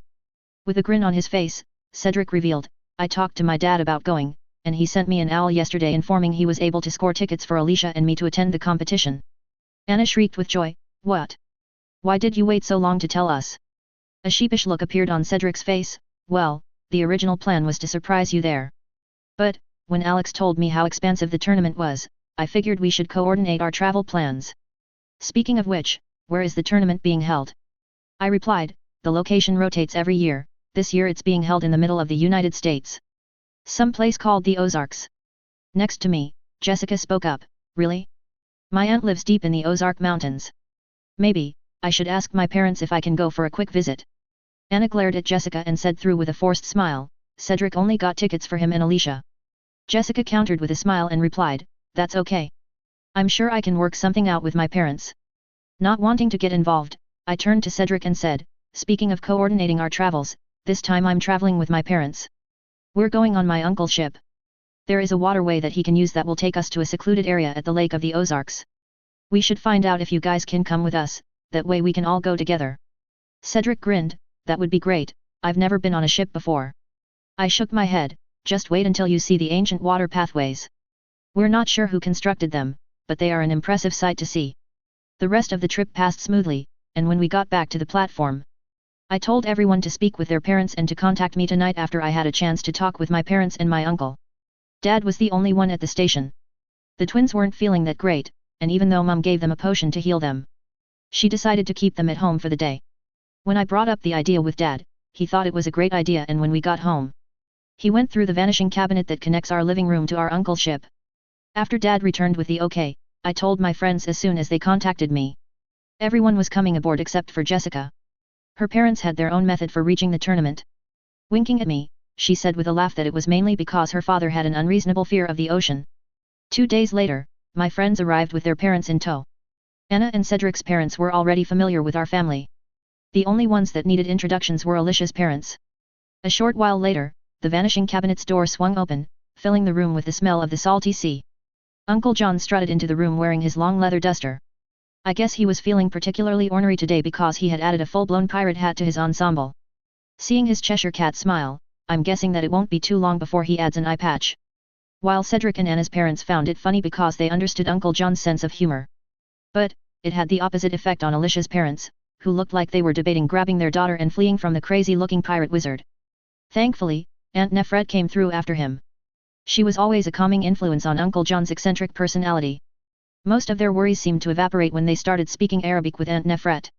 Eavesdropping on their conversation, it looks as though Alice's parents had grown up in Cairo and been to the shop that Aunt Nefret's father ran. Excited to show my friends the ship, I motioned for them to follow me as the adults planned out our schedule. On the other side of the vanishing cabinet, we arrived at the small wooden room that was deep within the bowels of the ship. Waving for my friends to follow, I said, come on, the view is better from the deck. As we made our way through the magically enlarged ship, I couldn't help but notice that there were more of Uncle John's crew aboard than I thought. They usually were scattered throughout the world, expanding the extensive smuggling operation that Uncle John ran. Each member of his crew had a grudge with the Whithorns, and they were slowly expanding their influence in the underworld. When we got to the deck, Cedric whistled while admiring the 3 towering masts that rose into the sky. I didn't think they used ships like this anymore. Weighing in, Alicia remarked, this ship looks like one of those pirate ships in the old tales we hear about. I rolled my eyes, don't tell Uncle John that, it would only please him to no end. I once tried to convince him to use a modern ship, and from the look he gave me, you would have thought I cursed him. It didn't take long for everyone else to arrive. When it was time to set sail, I whispered to my friends, you're going to love this part. Uncle John took his place at the helm and started waving his wand like he was a conductor for an orchestra. Immediately, there was movement around the ship as it began to prepare for a descent. Then the ship shuddered as it began sinking below the surface. A shimmering shield appeared, preventing water from flooding the ship. Once the vessel was fully submerged underwater, we headed towards a bright stream of light, and John shouted, everyone hold on. As soon as the ship entered the stream of light, the ship's speed rapidly increased.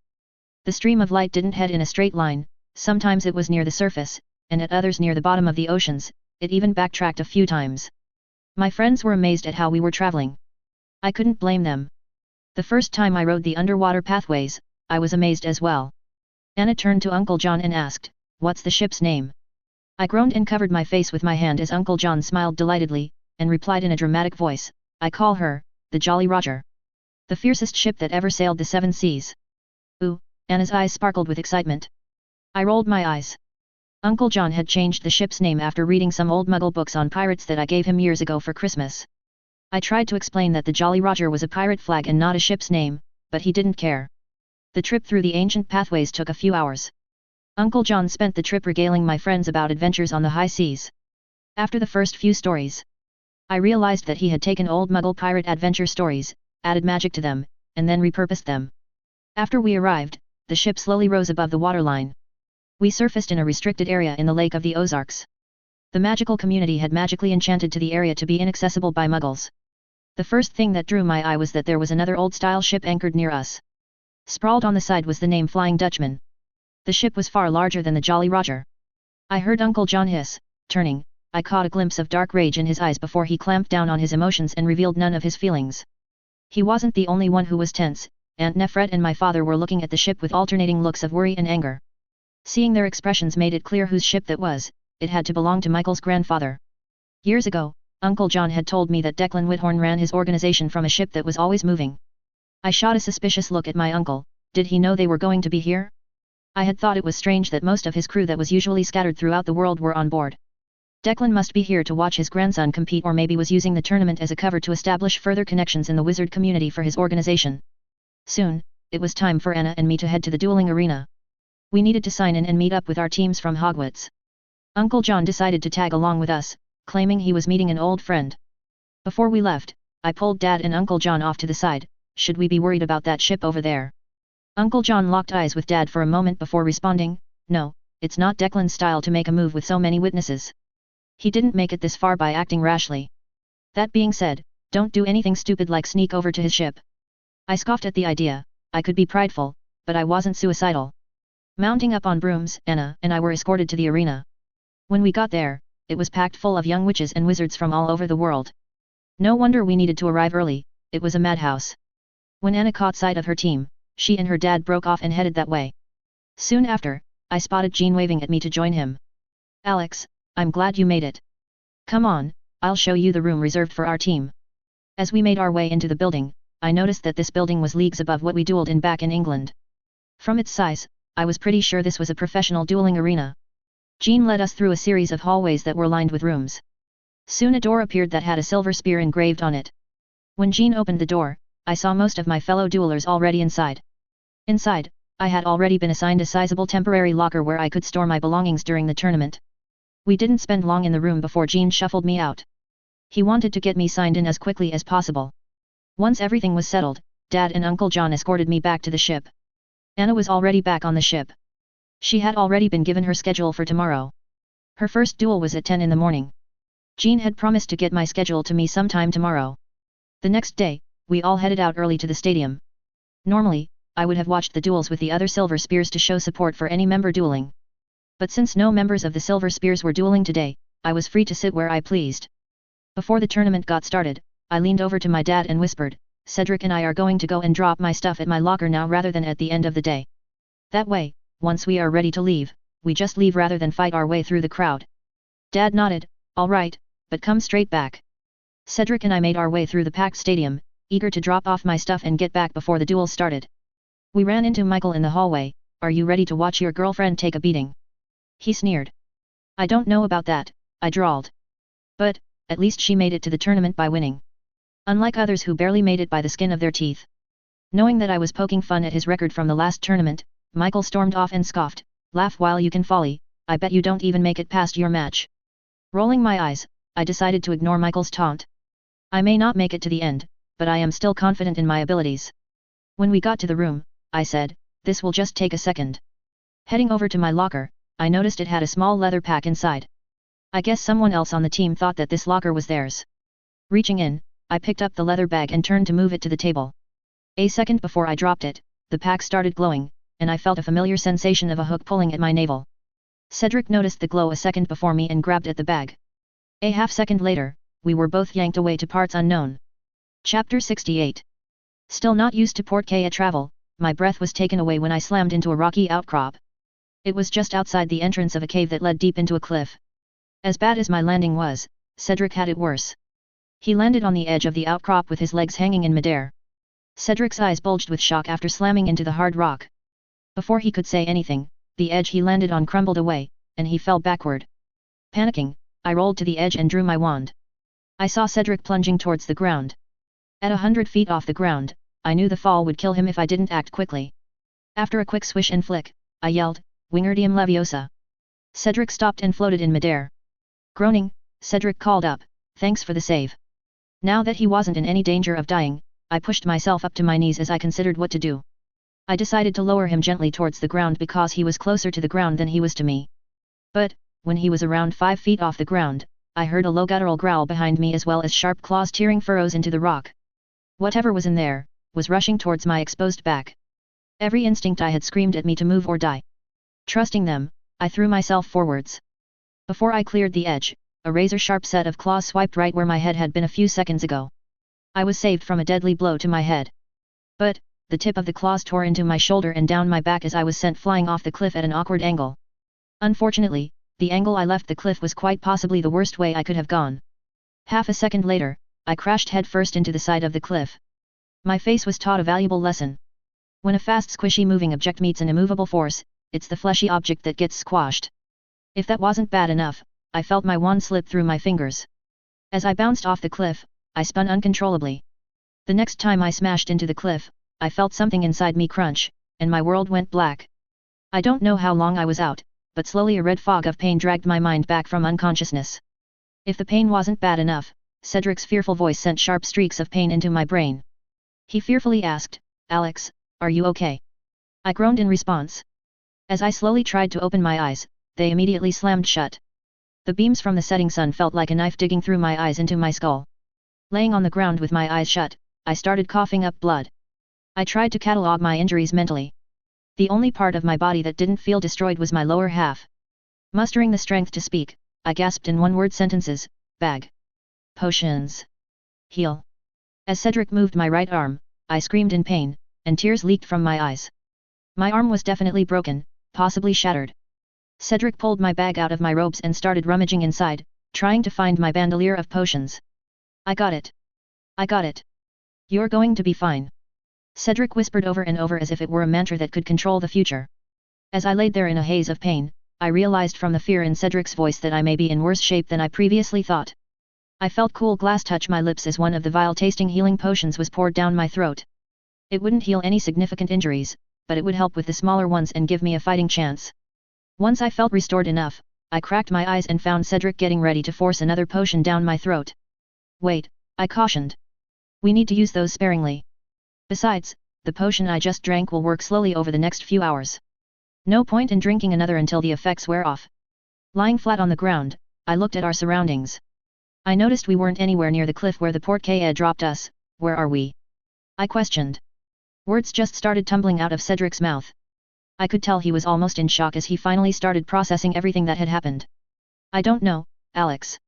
You saved me from hitting the ground, and the next thing I knew, I saw you get crashing into the side of the cliff.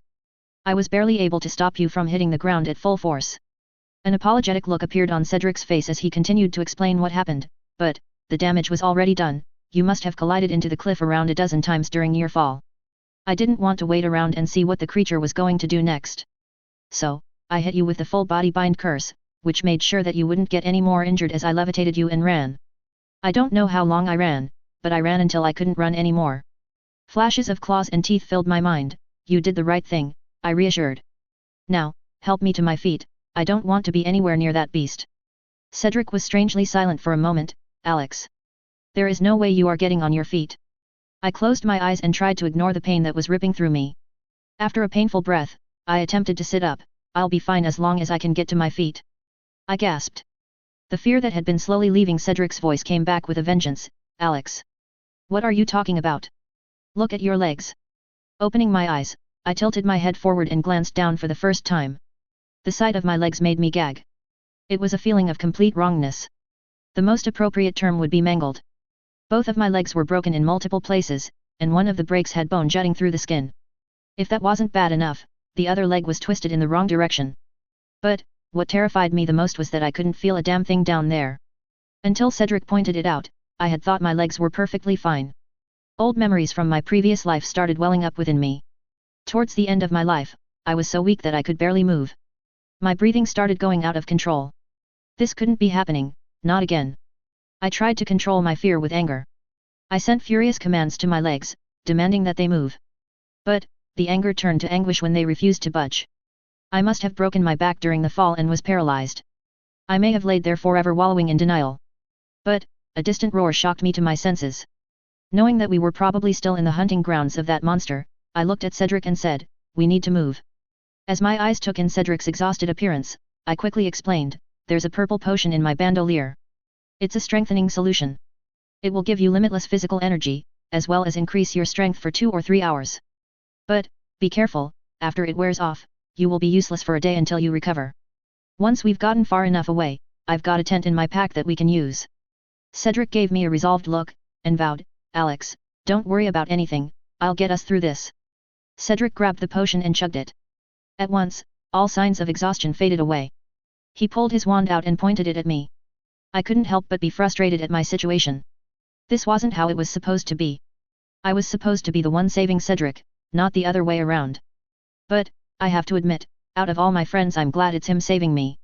He's by far the most dependable and excluding me, the most capable.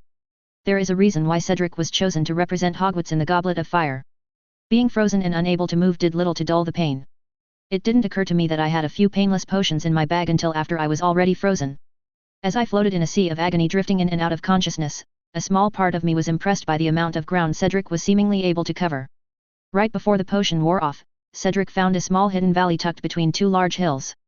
After he released the full body bind curse, I noticed the fatigue was starting to catch up with Cedric. No sooner than he got the tent set up, sat down to catch his breath, and abruptly passed out. A painful laugh escaped me. "Cedric, we're going to have to work on your rescuing skills. It's bad form to leave your broken friend lying on the dirt and passing out when there is a nice warm tent just a few feet away." Cedric's snores were all I got in reply. Knowing he was exhausted and needed to sleep it off, I murmured, "Don't worry, now that you did the hard part, I can finish up." Sharp spikes of pain racked my upper half. I used my least broken arm to pat my robes, searching for my most prized possession. My heart sank when I didn't find it. Even though I knew it was fruitless to hope for a reply, I called out, "Cedric, I don't suppose you grabbed my wand before fleeing the monster with my unconscious body?" After a brief moment of silence, "Yeah, that's what I thought. Just so you know, I'm officially bumping your score from outstanding to exceeds expectations." Knowing that I needed my wand, I tried to shut out the pain and concentrate solely on my desperate desire for my wand. I had done small exercising like this before, but never at this distance. What I was trying to do wasn't merely a wandless version of the summoning charm. Wandless magic didn't follow the rules of known spells. If you could get it to work, the results were often unpredictable. It's one of the reasons why wands have become the dominant way of using magic throughout the world. Trying to use magic without a wand was like trying to forge a path through a jungle. With enough effort and dedication, it could be done, but those who used wands followed a clear path and would leave those who tried to use wandless magic in the dust. As I concentrated on my need for my wand, I felt a surge run through me, and my wand appeared in a puff of smoke. I swear I felt the wand shudder with joy upon being reunited with me. Knowing if I wanted to be of any use, the first thing I needed to do was eliminate the pain. Pointing my wand towards my bag, I chanted, "Oxio potion." A vial of clear liquid potion shot out of my bag and landed on my chest. Uncorking the cap, I took a swig of the potion. As soon as the liquid poured down my throat, the pain started fading. I knew I needed to use this potion sparingly. I only had a couple of painless potions, and who knows how long we would be stuck out here. Thank Merlin, that I got super paranoid after last year's underground adventure. I had packed a ton of survival gear in my pack. There was enough food for us for weeks. More if we used the engorgement charm, which would expand the food to greater proportions. But, as I coughed up more blood, I realized that food would be the least of our problems. Once my thoughts were free of pain, I was able to evaluate my situation a bit more clearly. My injuries were catastrophic. But, as long as I could get to a healer, I should be able to survive. Healers weren't like Muggle doctors. As long as magic wasn't involved, they could heal people of almost anything. The real problem would be living long enough to receive treatment. I could tell that as bad as the surface injuries were, the real danger lay within me. While I was scheming on how to survive this disaster, a thought occurred to me. Maybe there was an easy way out of this mess. If it worked for Harry Potter, perhaps it would work for me. Holding up my wand, I chanted, "Oxio bag." Even though it was a long shot, I figured getting a hold of the port2 may allow us to get back to our families. My heart sank when I saw what remains of the bag arrive. Whatever the creature was, it appeared that the bag offended it because it was torn to shreds. With my injuries being as bad as they were, even the use of a few spells sapped my strength. Knowing I didn't have much time before I lost all my energy, I used my wand to move Cedric into the tent. Then I summoned a mat from inside, and I slowly crawled onto the mat, trying not to make my injuries worse. Once I was situated, I used the levitation charm and directed the mat inside the tent. The tent was incredibly spacious. It had an undetectable extension charm woven into every fiber. There were a half-dozen rooms inside, not including the central area. After getting Cedric into one of the beds, I got in one myself and passed out. I don't know how long I slept for, but eventually, the pain dragged me back to consciousness. I tried to tough it out and wait for Cedric to wake up, but the strain proved to be too much. Rather than waste more of the precious painless potion, I drank another healing potion and a sleeping potion that would knock me out regardless of my injuries. I woke to the sounds of Cedric moving around in the tent. Shifting in my bed, I groaned as even taking a deep breath hurt. I felt even weaker than I did the day before. Something was wrong, I could feel it. The healing potions I had on me were only able to keep it from getting worse. I grabbed one of my few remaining healing potions and drained it completely. Hearing that I was awake, Cedric shuffled over with a few biscuits on a plate. "Here you go, Alex. You need to eat to get your strength up." In between bouts of agony, I ate the biscuits one piece at a time. I struggled not to laugh as Cedric hovered like a worried mother hen. Once I had finished eating, I said, "Cedric, we need to talk." Cedric nodded. We hadn't really had a chance to talk about our situation. "It was a port2 that brought us here, wasn't it?" he asked. Seeing me nod, Cedric asked, "Any chance of us using it to return?" Wordlessly I pointed towards the shredded remains of the bag that brought us here. "Ugh, that's unfortunate." Cedric groaned, "Do you have any idea where we are?" "From the bamboo trees, I'm guessing we're somewhere in Asia. As for what country, I have no clue." Cedric rapidly blinked as he processed that we had been transported to the other side of the world. "Was this an attempt to take you out of the competition?" he angrily demanded. I half shrugged. "It's possible, some people take this tournament extremely seriously. That being said, considering where the port2 was set to drop me off to, it feels more like a more personal grudge. Not to mention, remember who we ran into in the hallway?" Cedric narrowed his eyes and spat, "Michael." I nodded in agreement. "I'll say this, the bastard sure upped the ante with this stunt. He crossed a line. He'll be tossed inside Azkaban for this." Cedric replied. "I doubt it," I gloomily replied. "There's no way to prove it was him, and even if we did have proof, his grandfather has his fingers in everything. I bet by the time we are found, the investigation will have already concluded with it being an accidental misplacement of a port2. Cedric latched onto my statement like it was a lifeline. "How are we going to make it home? It could take ages for them to find us, and you're in no condition to be moved." I didn't want to destroy his hopes, so I pointed out, "You forget one important thing. Athena and I have a bond that she can use to track me down. I bet you anything that she is going crazy right now." Cedric's face lit up. "That's right. How long do you think it will take for them to find us?" he eagerly asked. I shrugged. "I would guess at minimum a week, maybe 2. They're on another continent, so it will take some time for them to track us down." Cedric sneaked a glance at my injuries, and worriedly asked, "Can you make it that long with your injuries?" Even though I knew I only had enough for a few days, I gave a weak smile. "I'll be fine." I think Cedric might have sensed I wasn't telling the whole truth, because he pleaded, "There has to be another way." "Well, there is another option," I slowly said. "It's actually a better option than waiting around to be rescued. But, I don't think you will like it." "What is it?" Cedric questioned. "Look through the bottom of my pack. You'll find a sword somewhere near the bottom."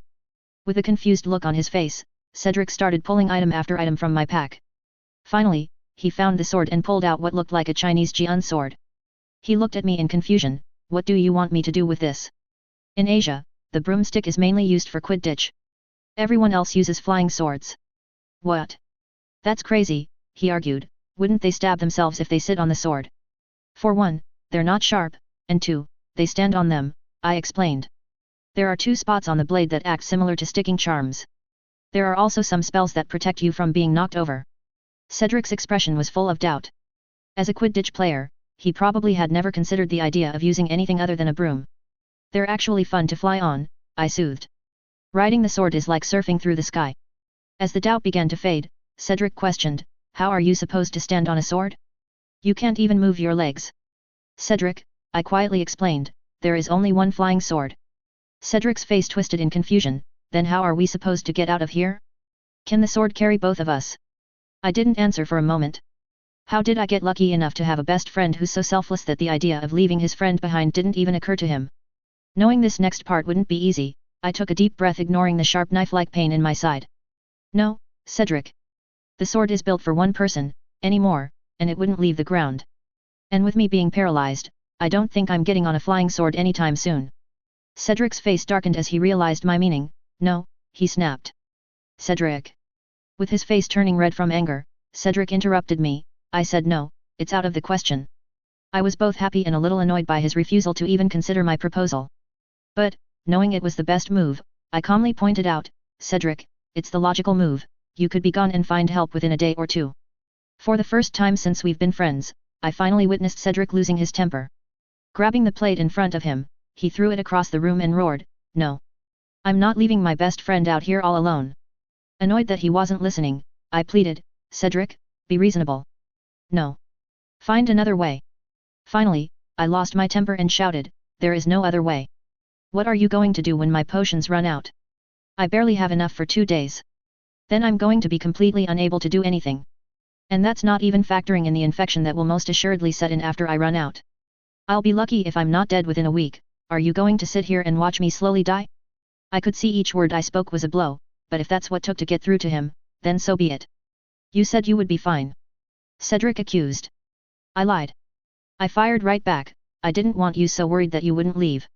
Well, you did a piss-poor job of that. He yelled as he stormed off. As I watched him march off, I realized we were just yelling at each other because we were scared. The realization drained my anger away, and with it gone, it sapped what little strength I had. Calling out weakly to Cedric, Cedric. I'm dying, there is something wrong inside of me, I can feel it. The potions are keeping the worst of it at bay, but they aren't designed to deal with my level of injuries. If I don't get help from a healer soon, I don't think I'm going to make it. Cedric stopped in his tracks. He clenched and unclenched his fists a few times before turning back with tears in his eyes. Looking me in the eyes, he swore, if you die while I'm gone, I'm going to kill you. Even though it was totally inappropriate, I couldn't help but laugh at Cedric's vow. His face reddened, you know what I mean. After picking up the flying sword, Cedric asked, where do I go to find help? I paused for a moment. I had been so distracted by trying to come up with a way to get Cedric to leave that I hadn't thought that far ahead. Shrugging, I suggested, I don't know. Find a decent-sized town and do some magic. I guarantee that the local Ministry of Magic or whatever they call their government monitors magic in Muggle areas. How else would they enforce the International Statute of Secrecy? Don't worry about getting in trouble. The statute clearly states that people are allowed to use magic in a life and death situation, and I say this qualifies. Thinking it over for a second, Cedric's eyes lit up, wait a minute, won't the trace work? We've done magic, shouldn't the British Ministry of Magic be able to track us? I shook my head, I already considered that, distance matters in magic. I bet they can't monitor anything outside their country. Cedric's face fell in disappointment. Knowing that my time was ticking away, he gave me one final look and promised, I'll be back as soon as I can. Chapter 69. As soon as Cedric went outside, the tent felt colder. Like it had turned into a mausoleum and was prepared to house my corpse for all time. I tried to banish the morbid thought, but it persisted.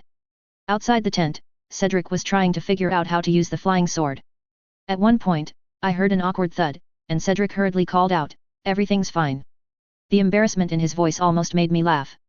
It helped banish the dark thoughts that had been plaguing me. I knew from experience what he must have done. After I got the flying sword from Yu Yan's shop last summer, I must have fallen on my ass a half a dozen times before I figured out the trick. Straining my voice, I called out, you need to bend your knees. Like this, dot. He asked. Before I could say anything, Cedric screamed, ah. His screams faded as the sword shot into the sky. As his scream faded, I smiled and said to an empty tent, yes, just like that. For a second, I felt guilty about laughing at Cedric discovering firsthand that flying on swords feels very different than a broom. He'll be fine, I said out loud to reassure myself. With Cedric gone to get help, I was alone with my thoughts. Hopefully, he would make it back before I ran out of potions. I wasn't looking forward to dealing with the pain once I ran out. Being a crippled as I was, there wasn't much to do but think about how this had happened. Someone had slipped a portkaya into my locker without anyone discovering them in the act. Had we been transported someplace normal, my first thought would have been someone in the competition was trying to take me out. Working to remove your competitors before you have to face them isn't unheard of in the wizarding world. I had wrongly assumed that the Silver Spears would have taken precautions and that the locker room would be a safe place. How in Merlin's beard was I supposed to know that the pack that I assumed belonged to a teammate, was a portkayat? If I were going around assuming every object in the world could be cursed, I would end up as crazy as Mad Eye Moody. Of course, I sympathize with some of his paranoia now. I can already picture him glaring at me with his magical glass eye and barking constant vigilance. If I make it out of this mess, I will have to be warier in the future. Last year, when I had been learning how to break through wards, I had discovered that it was possible to sense magic when I concentrated. I hadn't used it much because I've been busy with occlumency, and detecting magic takes effort. But, after this debacle, I swear I'm going to get to the point where I can keep on my magic detection sense all day. It will take time to get to that point, but if I can get to where I have my occlumency shields up all day, surely I can learn to manage one more thing in the background. I put my plans for the future on hold, as my thoughts turned back to the portkaya that landed me in this mess. Portkeys are supposed to be regulated by the ministry. But, growing up with my uncle, I have learned there are cracks in every system. The Ministry of Magic can't possibly track the creation of every portkayat. Hell, even Barty Crouch Jr. was able to turn the Triwizard Cup into a portkayat and not be discovered. Even their whole stance on unforgivable curses, where the use of one will give you a one-way ticket to Azkaban, only happens if they catch you. I would guess that they try to monitor the magic a portkaya will give off when used. But, there is no way they can monitor the whole world. They probably focus their efforts into areas where muggles live, which means that the chances of the local magical government detecting our unauthorized use of a portkayat are slim to none. My thoughts turned darker when I thought about the person I assumed was responsible for my fate. I may be a little biased in my thinking, but I can't help but assume that this had something to do with Michael. That little shitstain had promised payback for the embarrassment of appearing loony at one of his father's public engagements and getting thrown in St. Mungo's mental ward. I just hadn't been expecting such an out-of-proportional response.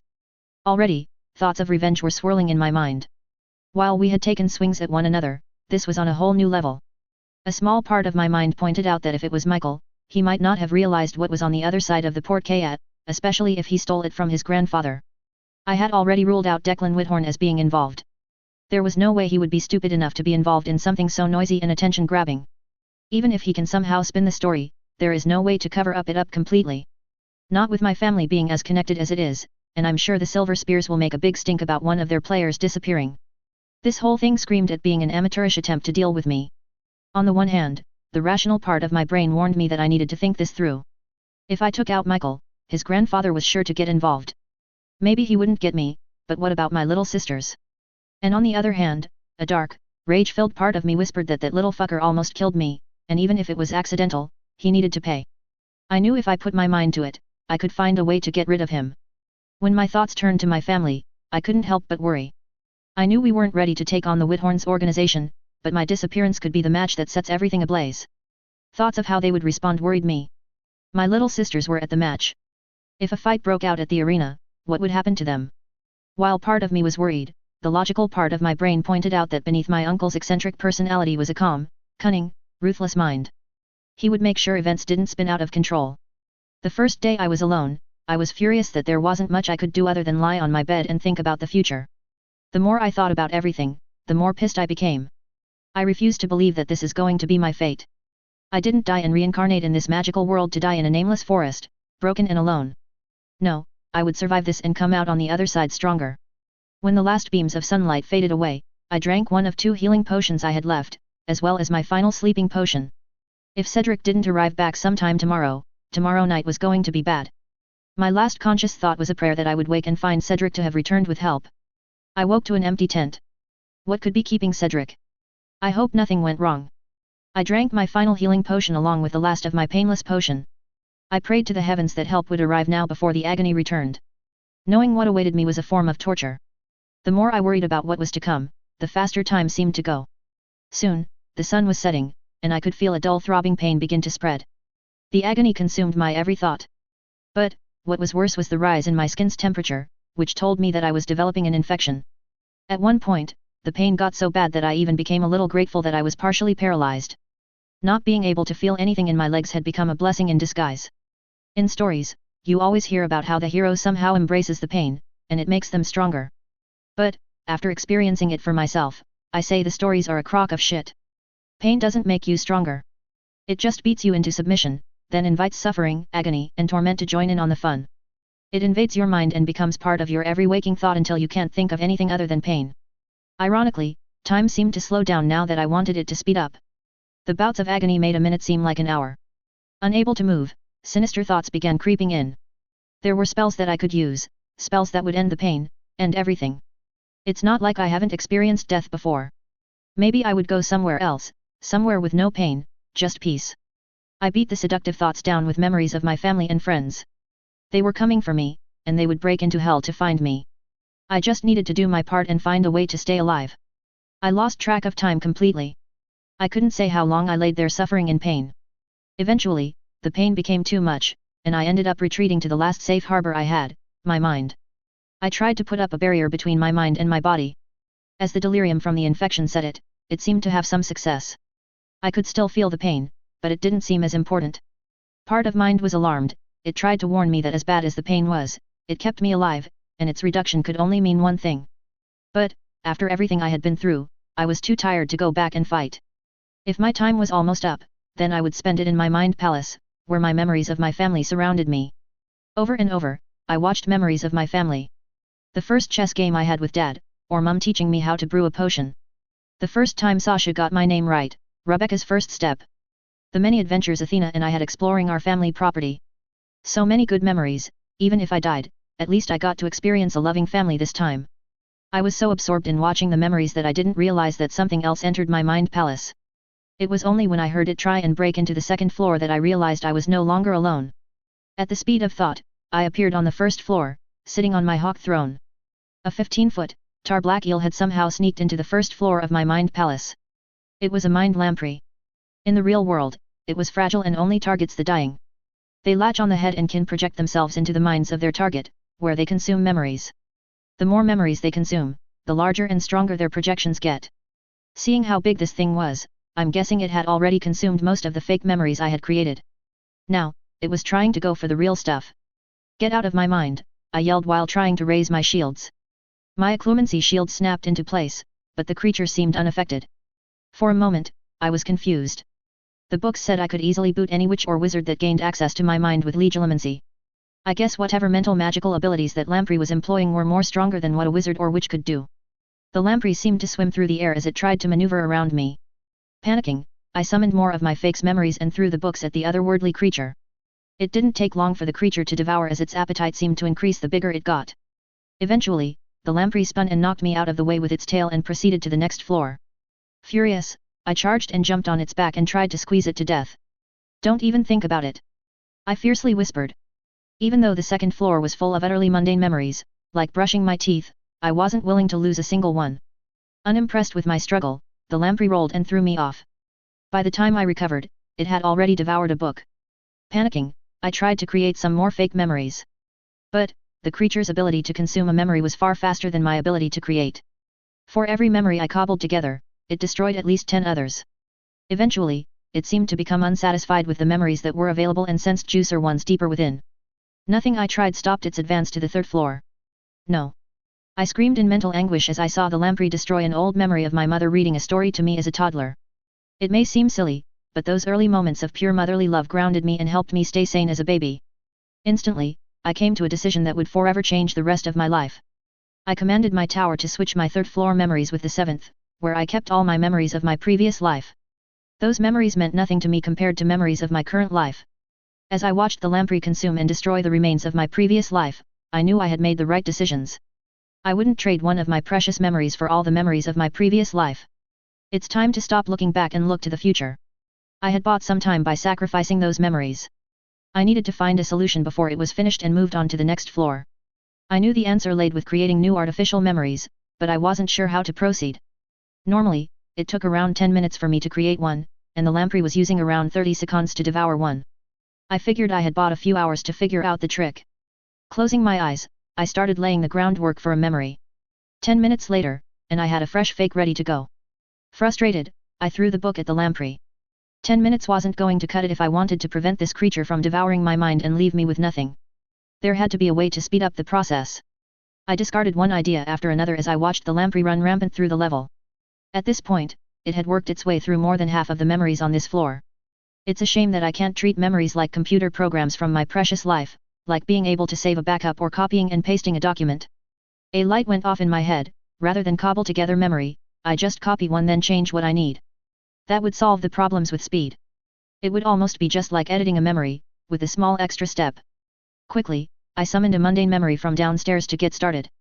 It took me a few minutes to figure it out, but I saw immediate improvement. I went from 10 minutes to about 5. Encouraged, I kept at it, making copies, then changing the framework that already existed. Soon, I got the process to be below a minute, but that wasn't enough.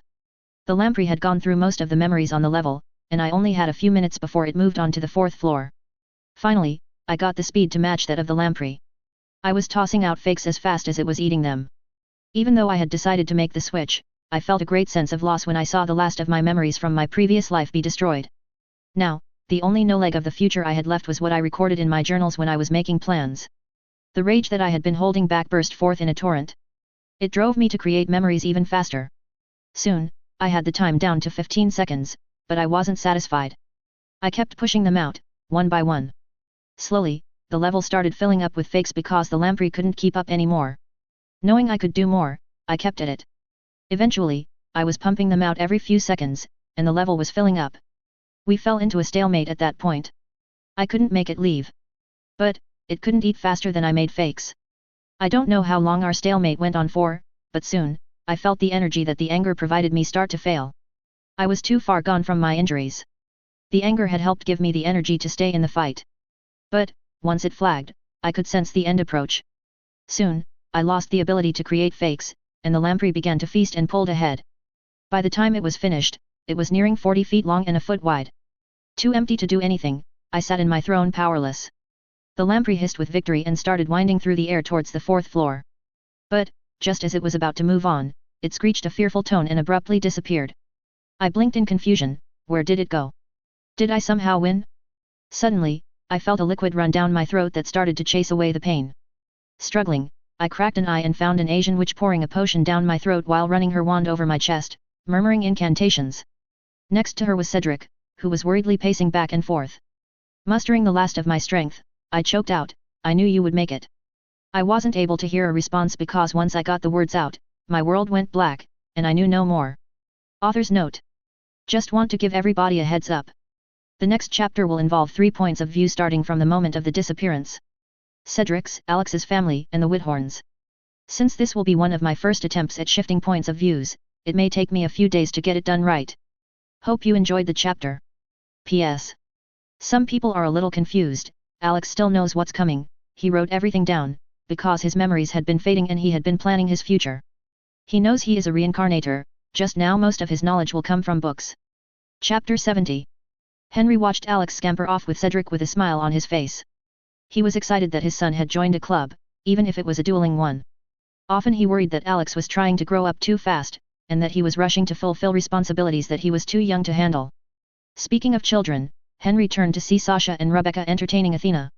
With her collar on, Athena appeared to be a large house cat, except no one could be fooled into thinking that she was mundane with her black fur and golden strips. Athena was lazily perched on her back on Sasha's lap, swiping her paws curiously at the shiny rock tied to a piece of string that Rebecca was teasing her with. "Where is Alex?" Camille asked. Henry turned to his blonde-haired wife and smiled. He had to run something to his locker. "He'll be back soon." Camille snorted. "He'd better. Anna will kill him if he misses her match." Henry laughed at the thought. Sometimes it seemed like Anna wanted to strangle Alex when she sent out signals, only for them to be ignored because Alex had his head in a book. Being able to enlighten Alex about the two girls who were competing for his affections made Henry's day. Too often, Alex seemed not to need any fatherly advice.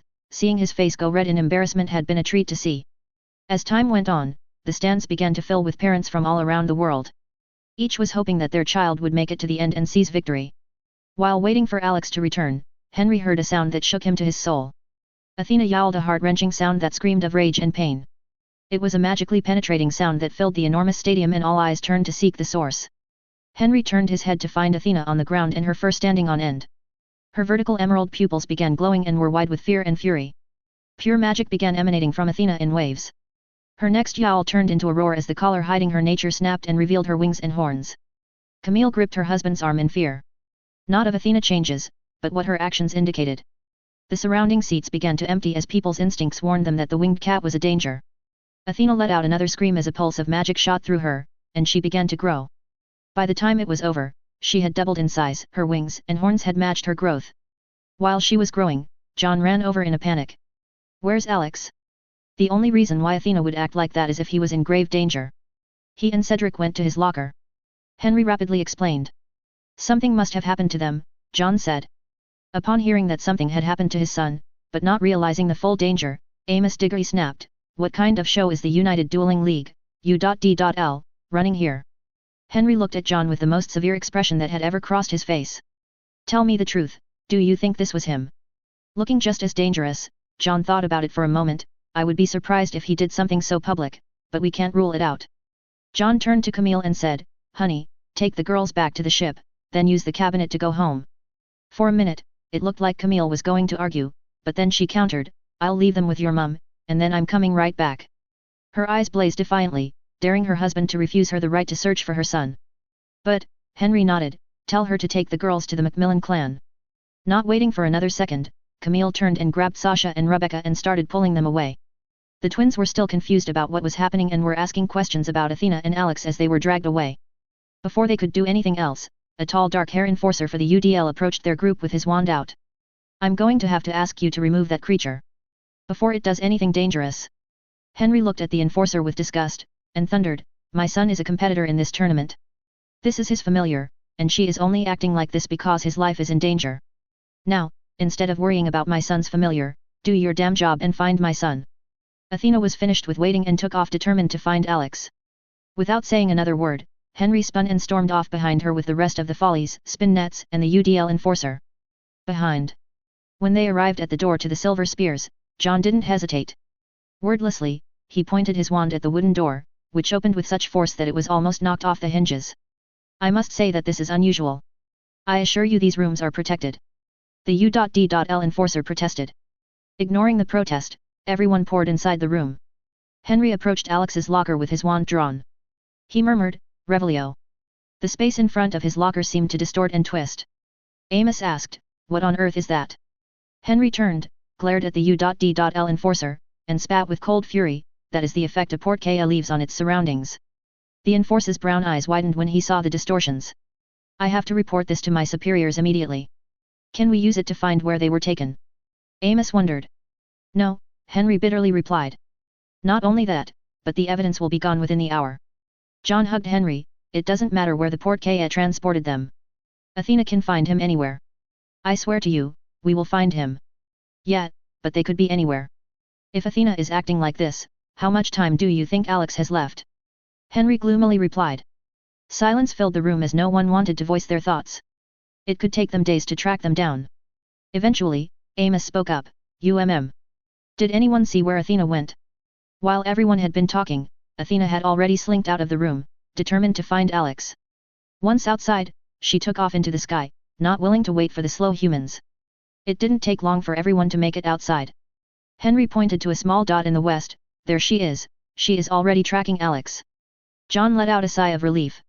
A small part of him had been worried that Alex was on the Flying Dutchman, but Athena was flying in the opposite direction. He turned to his wife and said, "I need you to stay on the boat and wait for my signal. Henry and I will follow the trail on brooms. If Athena can tell where he is, why don't we apparate with her? Surely that would be faster than flying." Amos questioned. John shook his head, "Bad idea, there is too much magic pouring off Athena. If you were to try and apparate with her, there is an excellent chance that you will splinch yourself and end up missing a piece of your body." Before they could leave, Alicia pleaded with her parents, "Let me go with them, Alex and Cedric are my friends." Alicia's father, a Basai, shot her down. "Absolutely not, whatever happened to them, it's too dangerous for you to get involved." Alicia's eyes narrowed as a rebellious look on her face appeared on her face. Playing the role of the peacemaker, her mother, Zalaki, intervened in the argument. "How about I accompany them? If Alex is hurt, having a healer on site will be useful." "Fine," Alicia grumbled. Hearing that a healer was coming along, Henry interjected, "Thank you." Zalaki waved away his thanks, "That is what healers are here for." John, Henry, Amos, and Zalaki took off on brooms following the trail of Athena. Half a day later, there was no sign of Athena slowing down. Amos yelled over the wind, "Where could they possibly be?"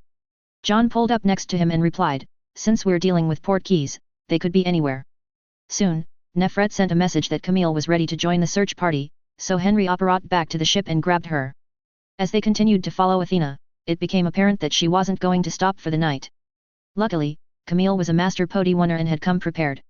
Soon, everyone's energy was restored as Camille gave them potions to keep them awake and their energy up.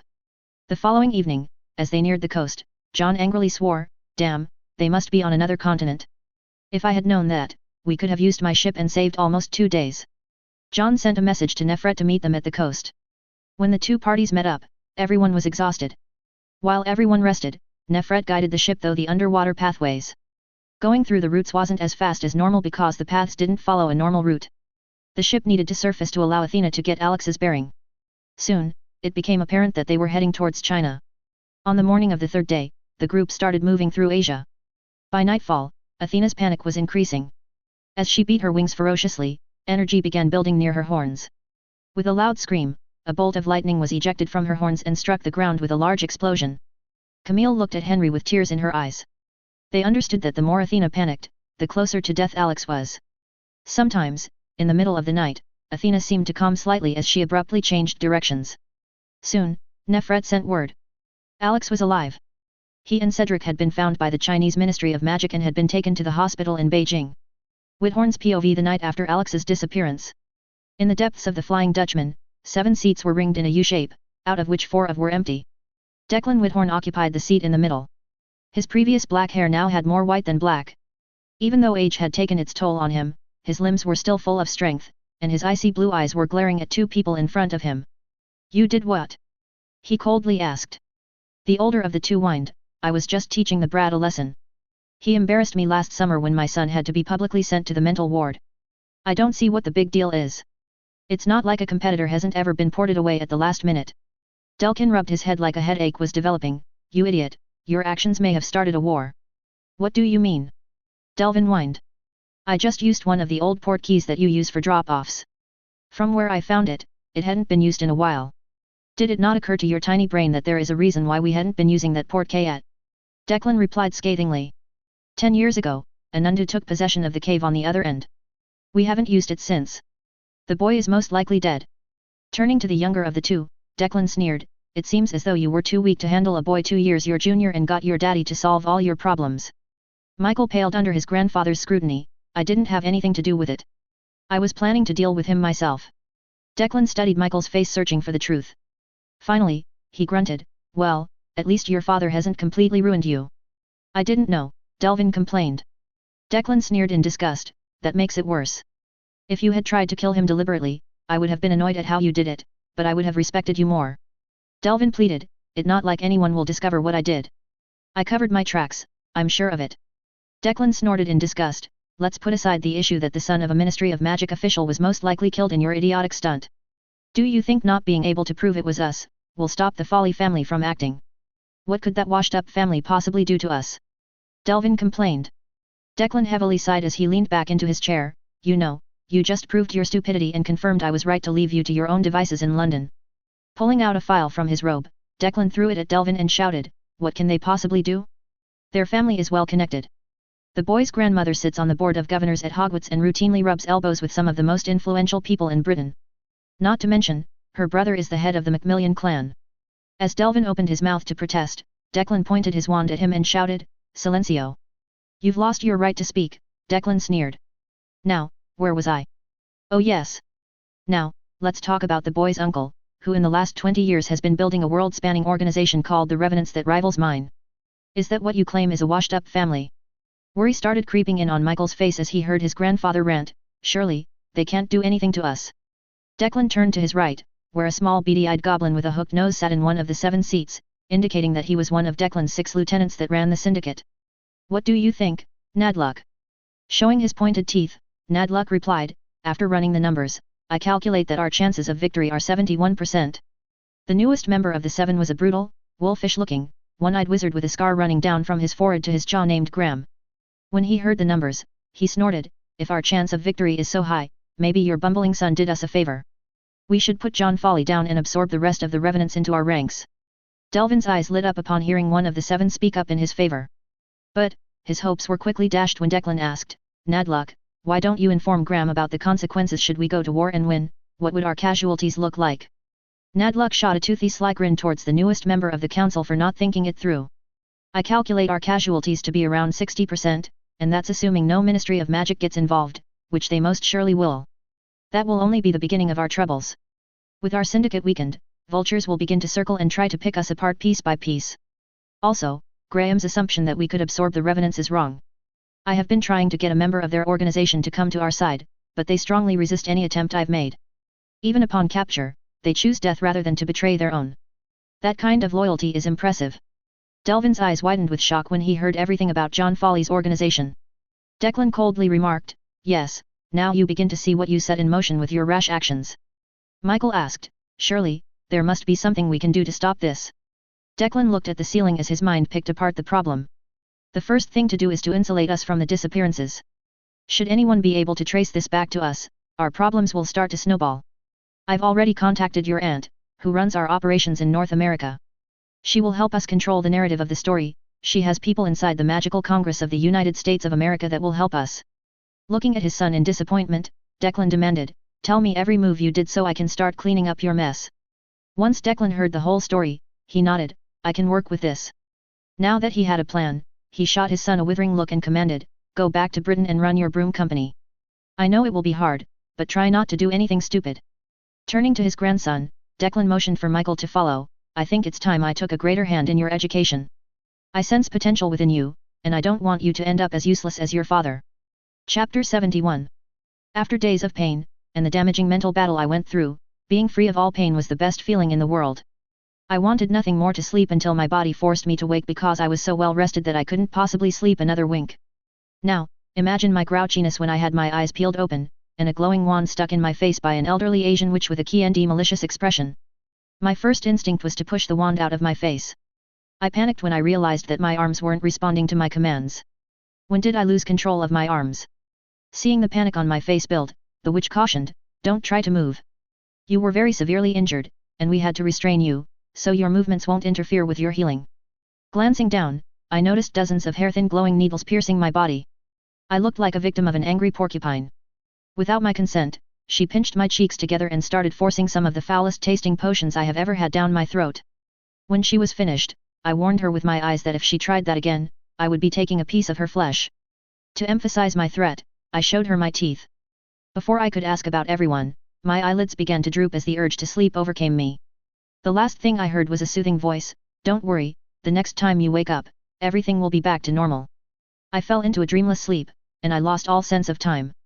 Several times, I started waking and heard the voices of my friends and family. But, each time I was close to consciousness, I was given more potions that dragged me back to sweet oblivion. Eventually, I slowly regained consciousness, and I became aware of a weighted pressure on my chest. Struggling, I slowly opened my eyes and yelped. "Ah!" Athena was 2 inches from my face. Her vertical green pupils were watching me like a hawk. Like she was afraid I would disappear if she took her eyes off me for a second. Reaching up, I stroked the back of her head. "What happened to you?" I questioned. "You feel like you gained 20 pounds. Her eyes narrowed in displeasure, and brought up a paw and smacked me several times in the face. All right, I'm sorry. I won't mention your weight again." Satisfied that she had asserted her dominance, she playfully chuffed and nuzzled my face with her own, happy that we were reunited.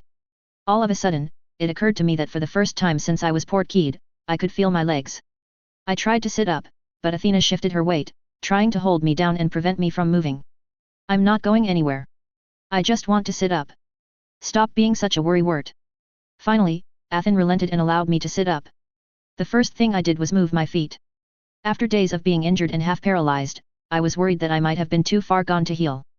Thinking about my physical injuries led me to ponder my mental ones. I was cut off from my past life. Before the attack, most of the memories of my previous life had already faded away, but now, nothing remained. I didn't regret what I did. Between memories of this life and my last, I would choose this life without hesitation every time. It was a strange feeling. I still remember thinking about my old life and even what happened to me there. But the actual memories were gone. It was like hearing and thinking about a story that happened to someone else when in reality it happened to you. The knowledge was there, but the feelings it created were gone.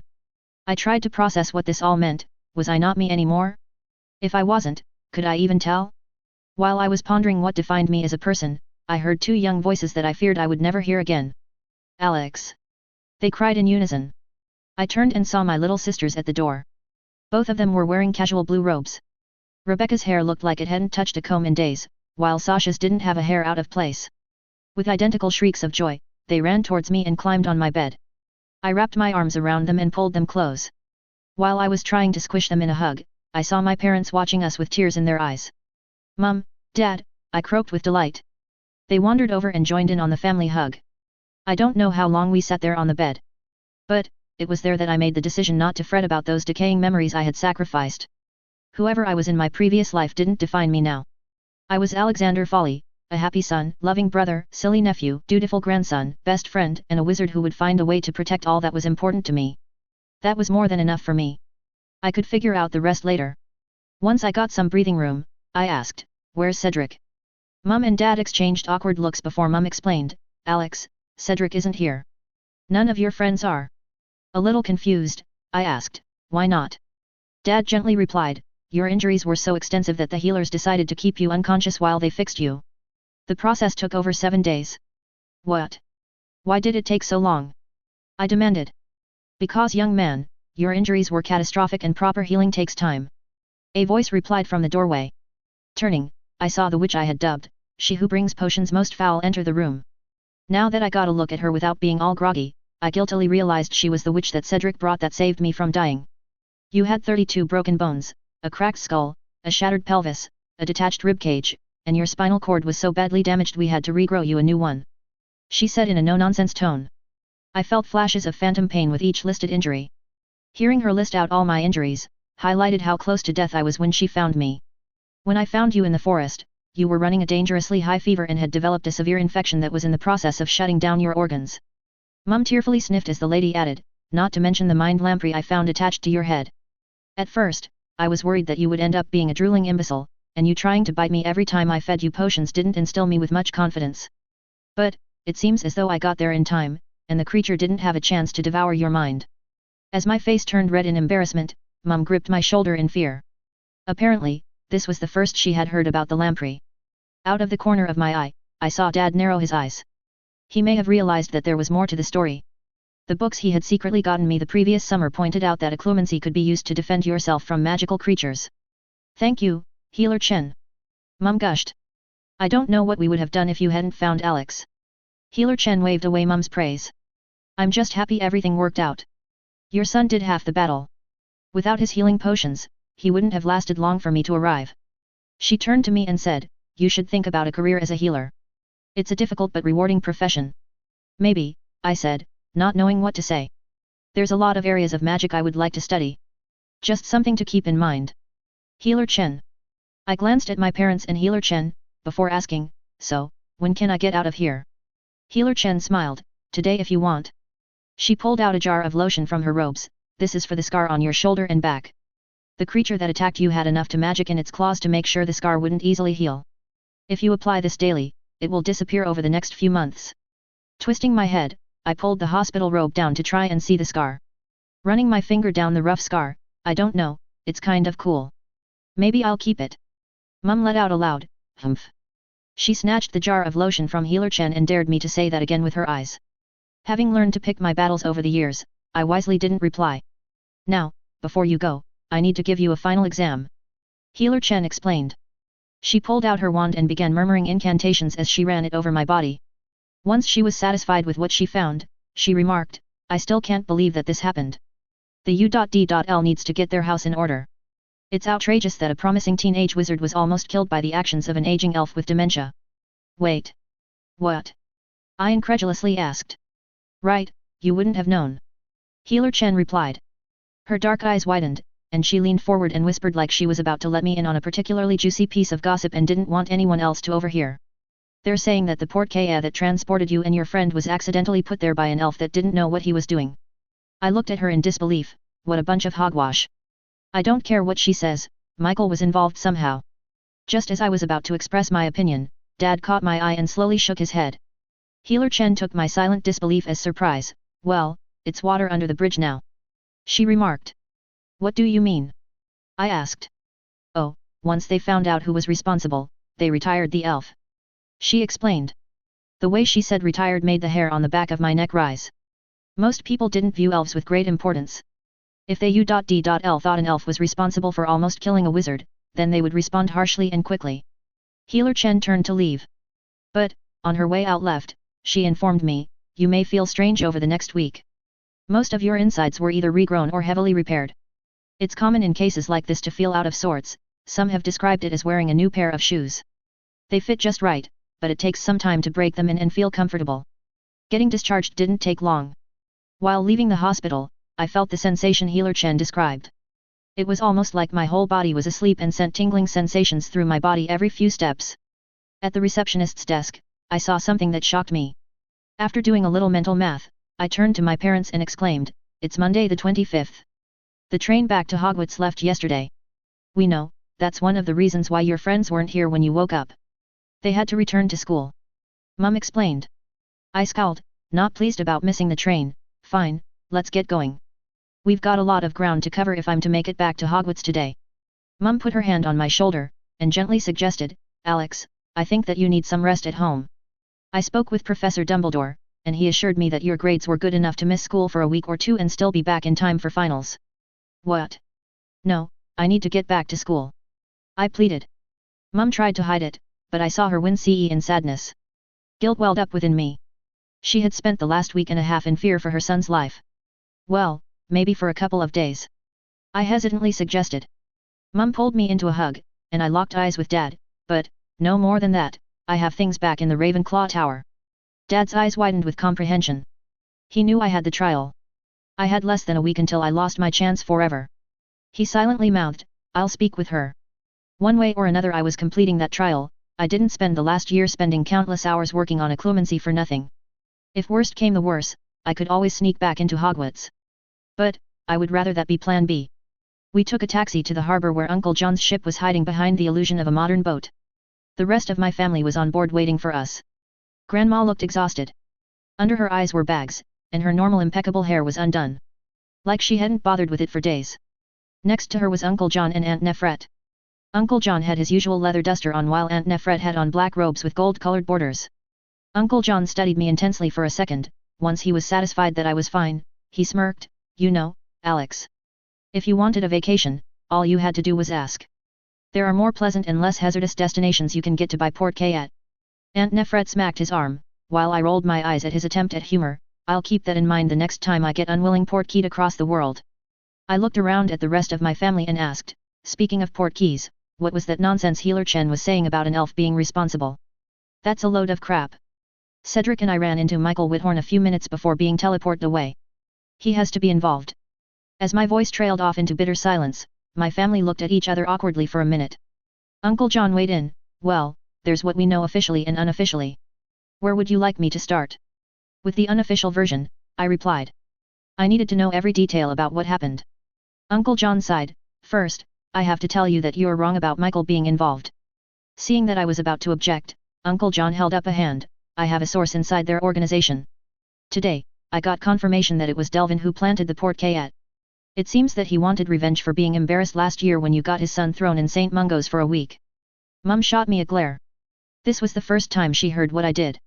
I pointedly avoided her gaze and focused on Uncle John's explanation. It seems as though he only meant prevent Alex from competing. He had no idea that there was an undo on the other side. I leaned back in disbelief.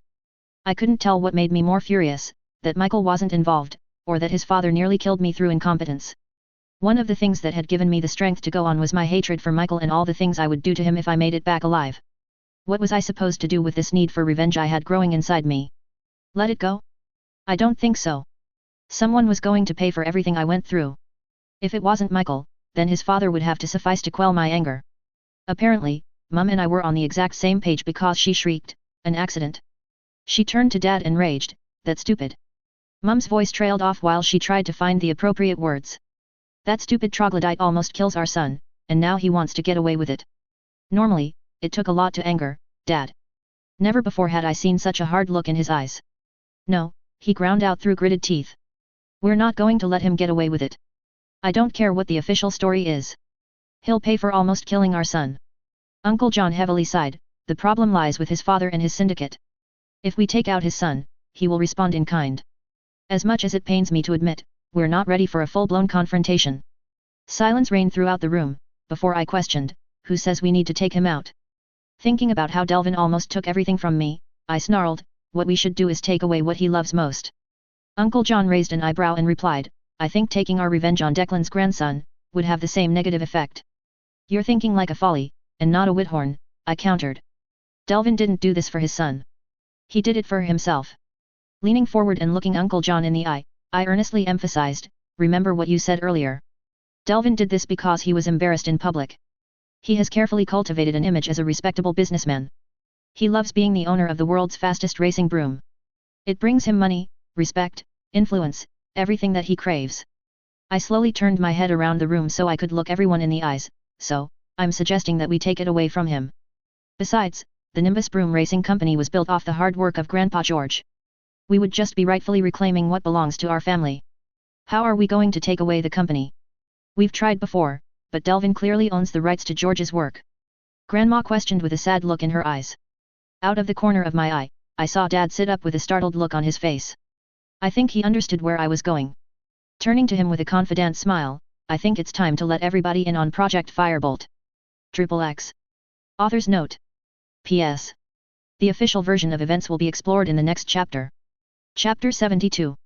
That's ridiculous, I shouted as I threw the current releases of the Circadian Inquisitor and the Daily Prophet across the room. Around the wooden cabin, papers from both newspapers were strewn across the floor. The Circadian Inquisitor was the American version of the Daily Prophet. Today, they had one thing in common, they were both full of dragon piss and pixie shit. As I scanned through the papers for the last week and a half, I could see the fingerprints of Declan Whithorn's puppet mastery. I have to admit, Declan was a master manipulator. While my family had been desperately searching for me, he had gone on the offensive. After the initial shock of a competitor disappearing under the nose of the United Dueling League, Declan flooded the papers with so many fake stories and rumors that no one knew what to believe. 3 days later, when it was announced that I had been found alive, but near death, the public was incensed, and a call for an official investigation was underway. It was then Declan made his ultimate move. Investigators called in from the Magical Congress of the United States announced that they had discovered the culprit. They claimed that an aging house named Zabke was responsible for displacing a portkey. With all the portkeys that were being utilized for the competition, it wasn't a stretch for the public to imagine one being mishandled. The UDL received a very public black eye when it was discovered that the elf in question served the UDL. The Silver Spears were outraged and claimed that the elf must have been acting on orders by targeting one of their members. Wanting to put this behind them, the U.D.L quietly turned Zabke over to investigators.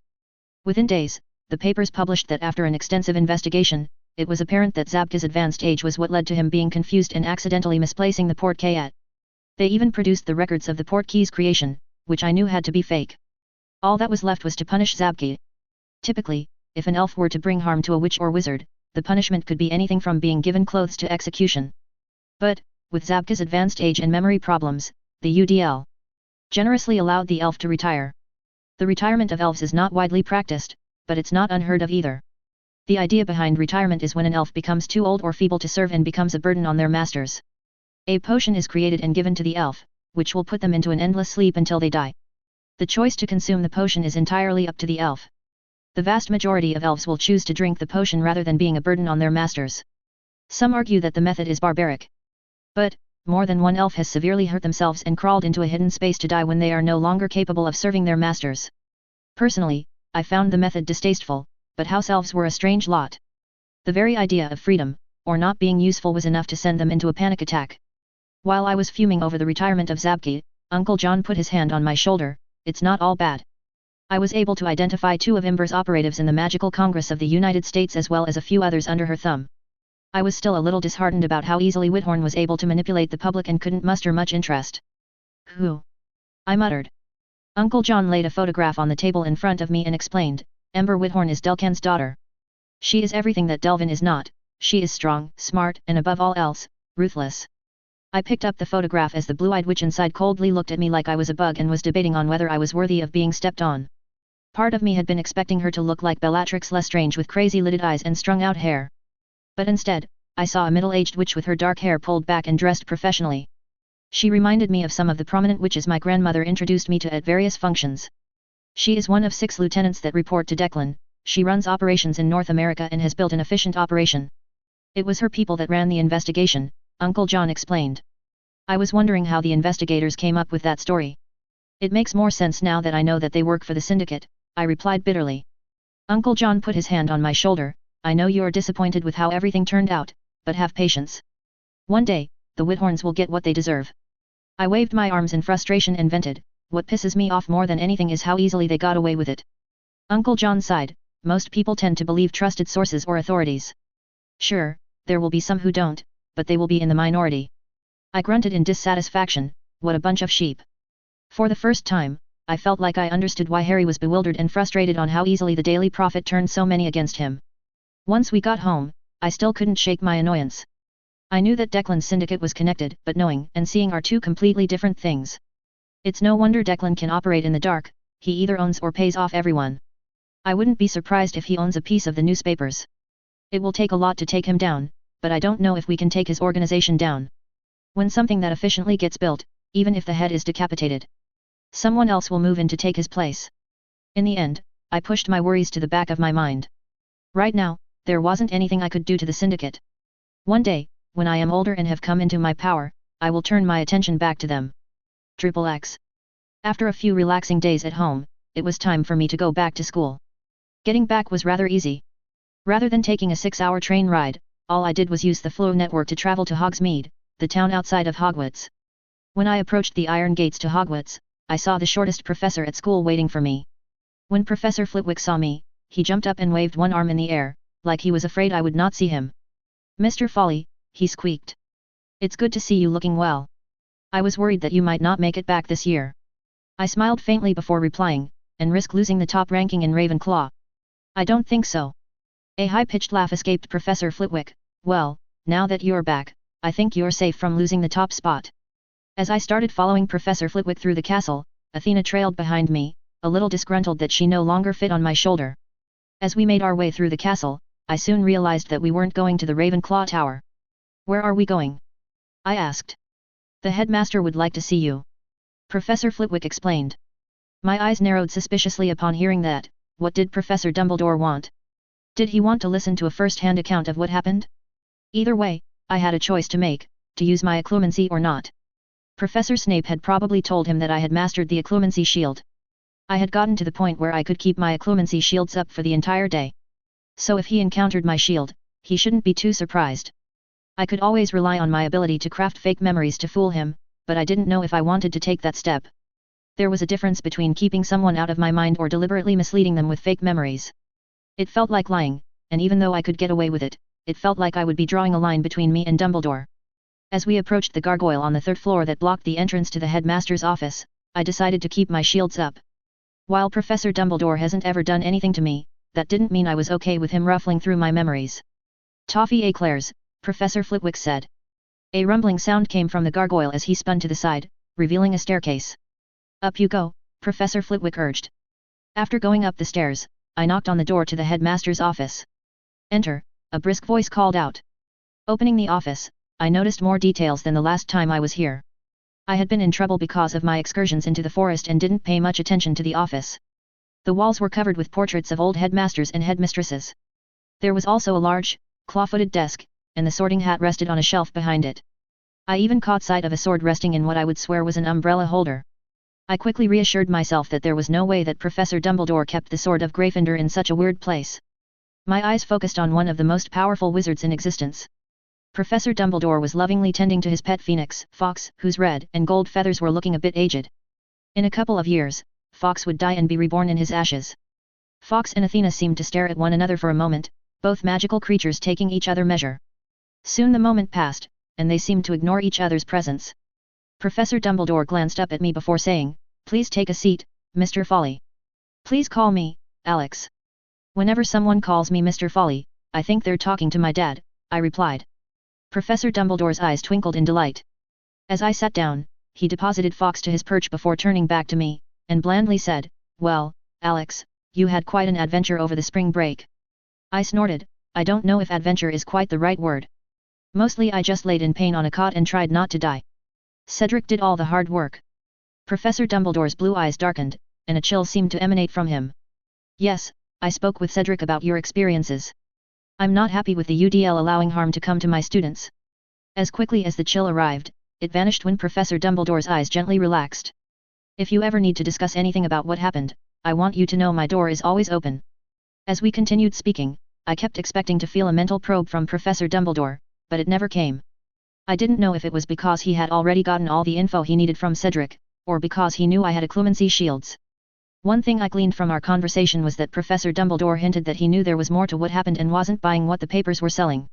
I couldn't tell if he knew who was responsible, but on my way out of the office, he absently commented, "I'm glad that at least one student that missed the train returned."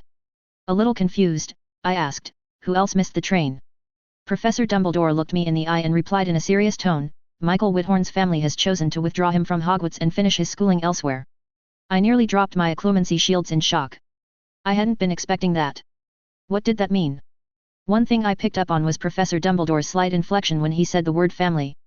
Was he implying that it wasn't Delvin but Declan who made the call? Did he even know who Declan was? So annoyingly vague. I was so lost in thought that when I made it back to the Ravenclaw Tower, I realized I didn't remember walking through the school. Once inside the tower, I was nearly tackled to the ground by raven-haired Blur. "Alex!" Jessica cried out while wrapping me in a bear hug. "It's good to see you too, Jessica," I replied with a wry grin. A few of the other Ravenclaw students snickered, and Jessica pulled away red-faced. "I read about what happened. It's absolutely horrible what that elf did," she furiously remarked. "I'm glad that they retired him." I gave a wan smile and chose not to correct her. Jessica didn't know anything about the Whithorn Syndicate, and I wasn't sure if I should tell her or not. "Are you still injured?" Jessica worriedly asked. "The papers said you were nearly killed. So when you didn't return on the train, I feared the worst." I shook my head and explained, "I woke up a few days ago completely healed. Mum and Dad wanted me to rest for a few days at home before returning to school." As we continued to catch up, Athena purred in delight as she rested on Jessica's lap. At this point, it was apparent that she wasn't a typical cat since she was double the size of one. I was curious as to how big she was going to get, maybe Hagrid could tell me. Before I knew it, Jessica was yawning, and I noticed that the common room was deserted. Calling it a night, Jessica wandered back into the girls' dormitory. Once I was finally alone, my eyes turned to the secret door that had been teasing me with its presence all night. As I approached the door, butterflies welled up within me. I took a deep breath to settle myself.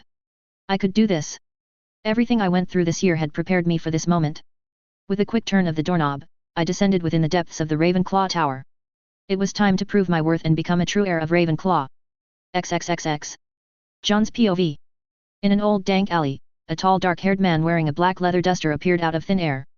John glanced around making sure there were no witnesses before quickly walking away heading towards a small park that rarely received visitors. He paused and carefully looked around when he caught sight of the man he was meeting. It wasn't the first time they had met alone, but when dealing with this person one could never be too careful. As John approached the agreed-upon meeting place, he sized up Declan Whithorn. He was sitting on a park bench as if he didn't have a care in the world.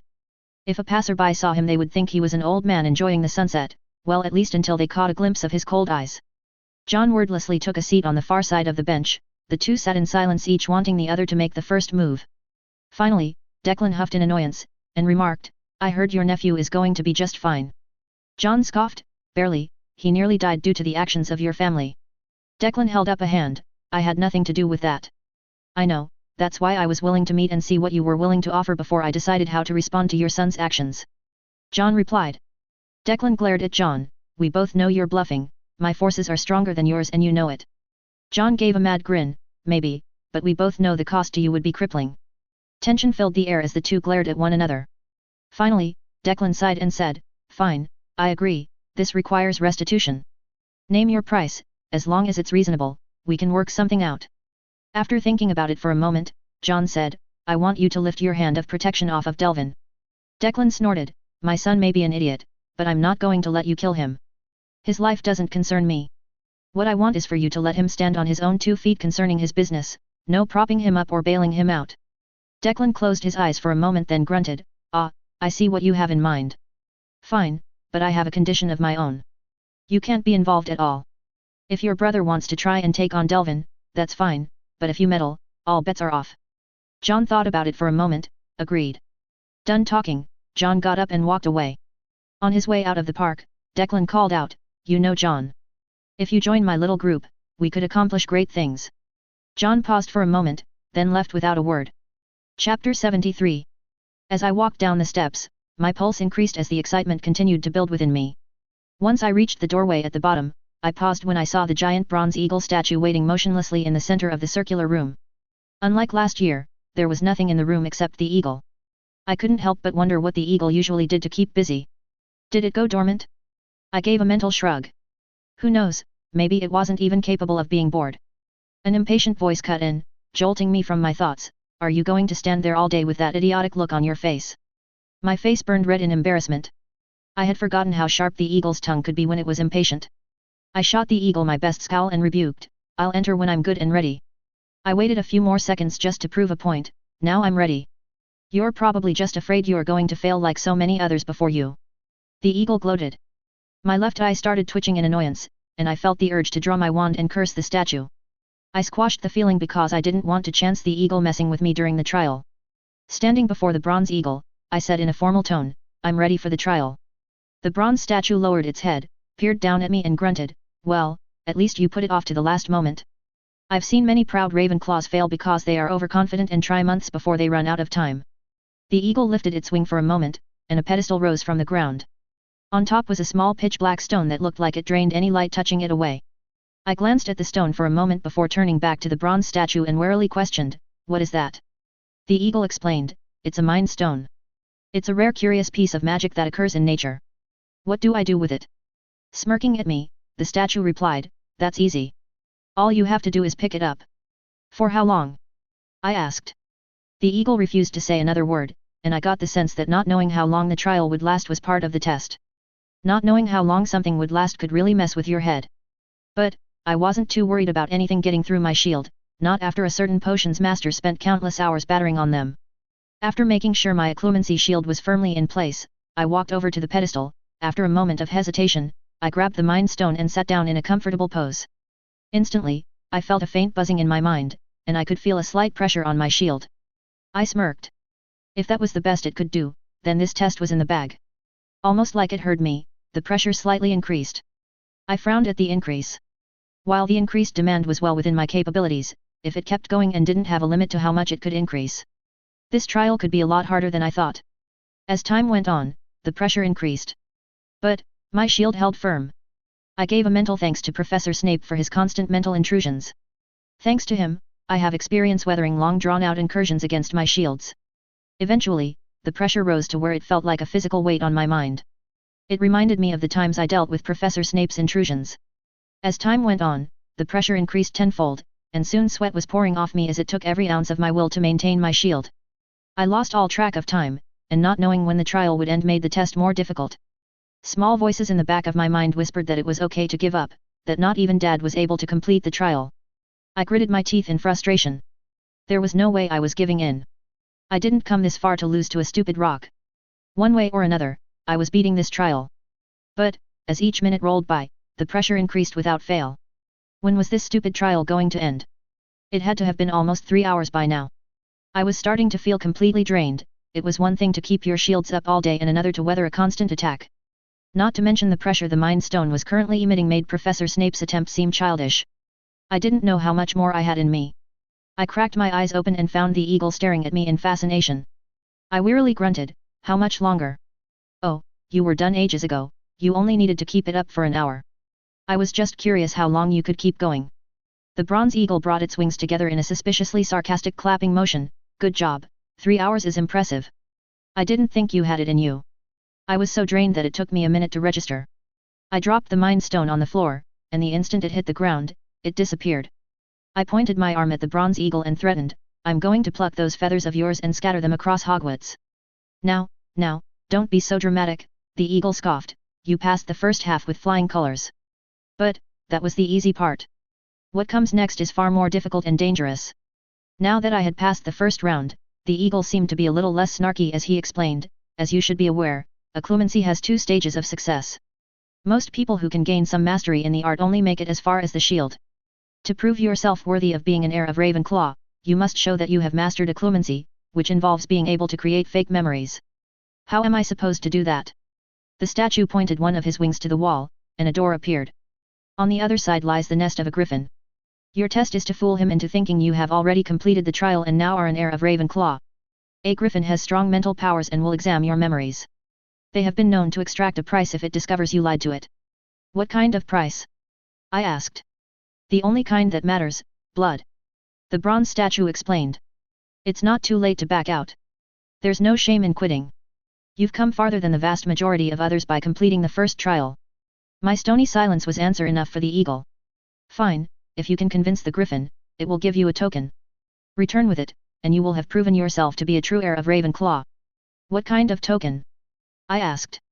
The bronze eagle replied, if you can fool the griffin, it will give you a feather. They contain interesting magical properties. Opening the door, I quickly went through. On the other side, the door led out of a cliff high above the ground. I was so high. I could see Hogwarts off in the distance, which meant that this was somewhere in the Forbidden Forest. To me, this confirmed that the trial room had the same magic at the room of requirement. I knew I shouldn't be too surprised. Rowena Ravenclaw was the one who laid the more complex enchantments in Hogwarts. As I moved forward, I made sure to prop the door open. I didn't want to get stuck out here and have to make the trip back on foot. Not quite sure where to go, I decided that since this was a griffin the first was looking for, up was probably the best bet, so I followed a path up the cliff. On my way up the cliff, in my mind palace, I was throwing together half a dozen memories of me becoming the heir of Ravenclaw. I wasn't exactly sure what the griffin would be looking for. I knew from reading my book on magical creatures that only the truth may be spoken in a griffin's presence. But, with my recent experience with the mind lamprey, I should be okay. As I approached the summit, I could feel eyes following my every move. I was tempted to draw my wand, but I knew the griffin might view that as a provocation. I froze when I heard a rustling coming out in front of me. A small creature about the size of a dog with the head and front legs of an eagle and the body and back legs of a lion peered out at me from behind a rock. Not wanting to scare it, I knelt and used a gentle tone that one would use on a scared dog. Oh, you're a lot smaller than I was expecting. The small griffin cocked its head to the side as if it didn't know what to make of me. Then I heard a loud whoosh through the air. I looked towards the sky, and I saw a version of the griffin that was 10 times bigger than the small one. With each mighty beat of its wings, a gust of wind blew past me. It let out a loud screech as it landed protectively in front of its young. Sharp eagle eyes glared at me, daring me to approach. Logically I knew as long as I didn't attack, neither would the griffin. But, knowing and doing are two very different things. Mustering my courage, I slowly approached the griffin. I knew I had to be very careful because any utter falsehood would incite the griffin to attack. Hey, big guy, I'm here to get a feather for a certain annoying bronze eagle statue. I cautiously said. The griffin's eyes narrowed when it heard my words. Wanting to get this over with, I said, if it helps, I'm an heir of Ravenclaw. I felt a monstrous presence enter my mind. It was challenging to fight the urge to keep the griffin out of my mind. But, I knew that it needed to see and be fooled if I wanted this to work. As it callously rummaged through the memories I had crafted, I was a little unnerved by its presence. While it was obviously intelligent, I was struck by how foreign its way thinking was compared to humans. When it didn't appear satisfied with the few memories I crafted, I immediately started making more. Eventually, the griffin appeared to be satisfied that I was telling the truth and left my mind. The second it left, I raised my shields. It was an uncomfortable feeling having something rummage through your mind. The griffin reached out and plucked one of its feathers with its beak and tossed it towards me. As I picked up the feather, I noticed it hummed with magic. Without taking my eyes off the griffin, I slowly backed away. Once I had gotten far enough away, I turned and rushed down the path. When I went back through the door, I noticed the bronze eagle staring at me in surprise. Apparently, it didn't think I had fully mastered occlumency and was doomed to failure. Smugly, I handed the feather towards it and asked, "What else you got?" Without saying a word, the eagle reached out a wing. As soon as the magical feather touched the statue's wing, it disappeared. "You did it," the eagle muttered in surprise. "It's been so long since we had an heir of Ravenclaw." A little unnerved by the intensity of the statue's gaze, I asked, "Does that mean I passed the trial?" "Yes, you are the 7th wizard in nearly 1,000 years to pass the trial," the bronze eagle replied earnestly. I smiled when I heard that I was the 7th. 7 was a powerful number in magic. Part of me realized that it was ironic that I owed some of my success to Delvin. Had I never been exposed to the mind lamprey, I wouldn't have been able to create those fake memories so quickly. Curious about what the rewards were, I said, "So, what do I get now that I'm an heir?" The trial room changed in an instant. The circular room was now filled with ancient tomes, scrolls, and even clay tablets. Most of these predate Hogwarts and go back thousands of years. Rowena was a collector and spent years gathering ancient knowledge. My eyes sparkled in joy. Ancient wizards rarely shared their knowledge. It wasn't uncommon for something to be discovered only to be lost. Before the era of schools, so much was lost. Ancient wizards had access to wondrous magic, but they jealously guarded their secrets. But, even after seeing all of this, I couldn't help but be a little disappointed. It could take half a lifetime to translate all of these works. I had been hoping for something a little more substantial. As if sensing my thoughts, the eagle smirked and said, that was just her collection of ancient works. Now we can get to the good stuff. The room changed again, and several dozens of tomes and grimoires appeared. These are Rowena's grimoires that contain spells she created over her lifetime. Even though the number of books was far less than the previous amount, I knew that even this much was impressive. Most witches and wizards could go a lifetime without creating a new spell. I prayed that the lost enchantments that created the room of requirement were in here somewhere. One day, I would love to enchant my tower with the same spells. How did she create so many spells? I asked. Rowena was one of the smartest and gifted witches of her time. Her intelligence outstripped the other founders by a great deal. But, when she put on the diadem, her wisdom was boosted to an unimaginable level. She was on a whole other level as she created some of the most complicated spells ever made. The eagle made another motion, and other books joined the collection. These are the other heirs' knowledge. They each went on to pioneer magic in new and exciting ways. You should recognize some of the names, like Ignatia Wildsmith, who created the Flow network. Some you won't recognize because their work was so on the edge that it was banned, like Rowan Ibex, who pioneered chronomagic. There were so many choices to choose from that I didn't know where to begin. Sensing my indecision, the statue smirked, let me help you out, I know where you need to begin. The eagle carefully slid a massive tome across the floor, here, out of all the books here, this may be Rowena's most valuable book that she wrote. Picking up the heavy tome, I asked, what is it? It's a book she wrote while wearing her diadem, about magic itself, and creating spells. This book will help you reach a deep understanding of magic itself and will allow you to push the boundaries of magic and create spells of your own making. That way, one day, you too can leave behind a legacy for the next heir of Ravenclaw. I held the tome carefully, this was more like it. Being able to understand magic on a deeper level was my dream, and being able to create spells was a close second. All the effort this year I made was worth it. I could see that this library was going to help propel my magical skill to a new level. It might take a while to master everything, but I'm confident that one day I too will have an impressive legacy to show the world. Chapter 74. As the night wore on, exhaustion reared its ugly head. I didn't want to leave this collection of books. When I suggested that I should take some of the books with me, the bronze eagle gave me a look that indicated that I had spoken blasphemy. Hovering over the ancient grimoires like a mother hen protecting her helpless chicks, the statue exclaimed, no, absolutely not. These books are not allowed to leave the sanctum. Why not? I'll bring them back. I promised. The bronze eagle somehow puffed up its feathers and slammed its claw down firmly, and replied, no, if these books left the sanctum, there is too great of a chance that others may get a hold of her work. Master Rowena's knowledge is for her heirs only. I suppose that means a copy is out of the question. I asked half-heartedly. The eagle shot me a grumpy look and compromised, you can make copies of the other heirs' work. Sensing that I had pushed as much as I could for the time, I decided to stop bothering the large bronze eagle statue that could crush me with one claw. I ended up calling it a night. I would have plenty of time over the next 5 years to study. I wasn't even planning on letting the summer break stop me. What is the point of having a secret passage into the castle if I don't utilize its full potential? Over the summer, I would have to dodge house elves, ghosts, and any of the staff who sticks around during the break. I should probably look into the disillusionment charm if I'm going to be sneaking around Hogwarts. We can't all be like Harry Potter and have an invisibility cloak, which makes sneaking around a breeze. The next day, I tracked down the rest of my friends in the Great Hall during breakfast. It was good to see their faces. Even though it had only been less than 2 weeks, it felt like we hadn't seen each other in ages. I noticed that Cedric shooting questioning glances where my worst injuries used to be. Answering his unspoken question, I said, everything is back to normal. There is no lasting damage. Alicia numbed Cedric's elbow, I told you, as long as dark magic isn't involved, healers can take care of almost everything. Cedric grumbled, I know, but you didn't see how bad it was. Not wanting to dwell on my injuries, I asked Cedric, so, what happened when you left? Did you have any trouble getting help? Cedric snorted, you could say that. Eager to know what happened after he left for help, I gave Cedric my full attention. A wronged look appeared on Cedric's face, and he pointed his finger accusingly at me, next time, put a damn broomstick in your bag. Learning to use a flying sword on the go slowed me down. If it weren't for the sticking charms on the sword, I would have fallen off a dozen times. A sheepish look appeared on my face, I held up a hand in surrender, I know. I've already rectified the problem. Getting back to his story, Cedric went on, well, after a few uncontrollable loops, I finally got the hang of the flying sword and started looking for civilization. Cedric looked at me and asked, do you remember the creature from the cave? I rubbed the tender scar on my shoulder, of course, it's kind of hard to forget.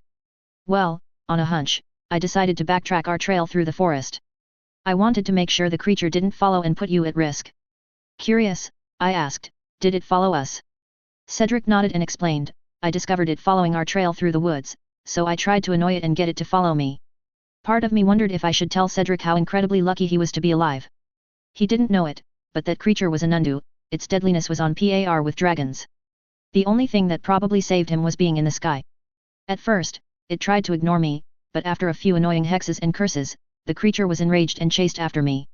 Anna and Alicia were both nodding along as if they had heard this story before. How did you lose the creature? I asked.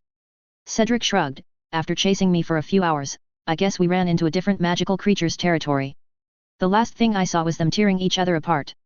Once I was certain that neither creature posed a threat to you, I left the area looking for civilization. I smiled in amusement. It seemed as though Cedric saved me twice. I would have been in no condition to fight off an undead. Had it found our campground, I would have been killed. It took me the rest of the day to find a decent-sized town. By the time I got there, it was nearly midnight. Not wanting to be seen by the muggles, I landed on the roof of the tallest building, Cedric explained. I did the mental math in my head. I had been by myself for the better part of 3 days. If Cedric found a town in one day, what took home so long to return with help? From the amount of time it took you to show up with help, I'm assuming something went wrong, I said. Cedric's face darkened with annoyance. I knew that the town was big enough that it would be monitored. I figured that if I started casting magic, it would draw the attention of the meritocracy of sorcery. It took a few dozen spells in about 20 minutes before a guardian of the meritocracy showed up. Needless to say, he wasn't happy to find a foreign teenage wizard breaking the statute of secrecy. Before I could get 2 words out, he hit me with a spell, and the next thing I knew, it was the afternoon of the following day. I winced in sympathy, and I said, it probably didn't help that you couldn't speak the same language. Cedric scowled, you could say that. The same guardian tried to interrogate me when I woke up. It finally dawned on him that I didn't speak Chinese and he would need a translator. Even after the translator got there, the guardian assumed I was making up the story about my injured friend so I wouldn't get in trouble for underage magic and breaking the statute. No matter what I said, the guardian didn't believe me. So, how did you finally convince him? I asked. Cedric shook his head and explained, I wasn't ever able to convince the guardian. I guess he thought if I stewed in my cell for the night, I would crack and tell him the truth in the morning. Thankfully, the next morning I guess the interpreter mentioned what I had said the previous day to someone who wasn't as thick-headed. It didn't take long for me to repeat my story, and for them to summon a healer. Cedric shot me an embarrassed look. It took me the entire day to track down our campground. When I left you, I didn't fly in an exact line, plus when I got the creature to follow me, I guess I flew all over the place. It made finding you difficult. I waved away his concern and made a mental note that I need to teach all my friends my seeking spell.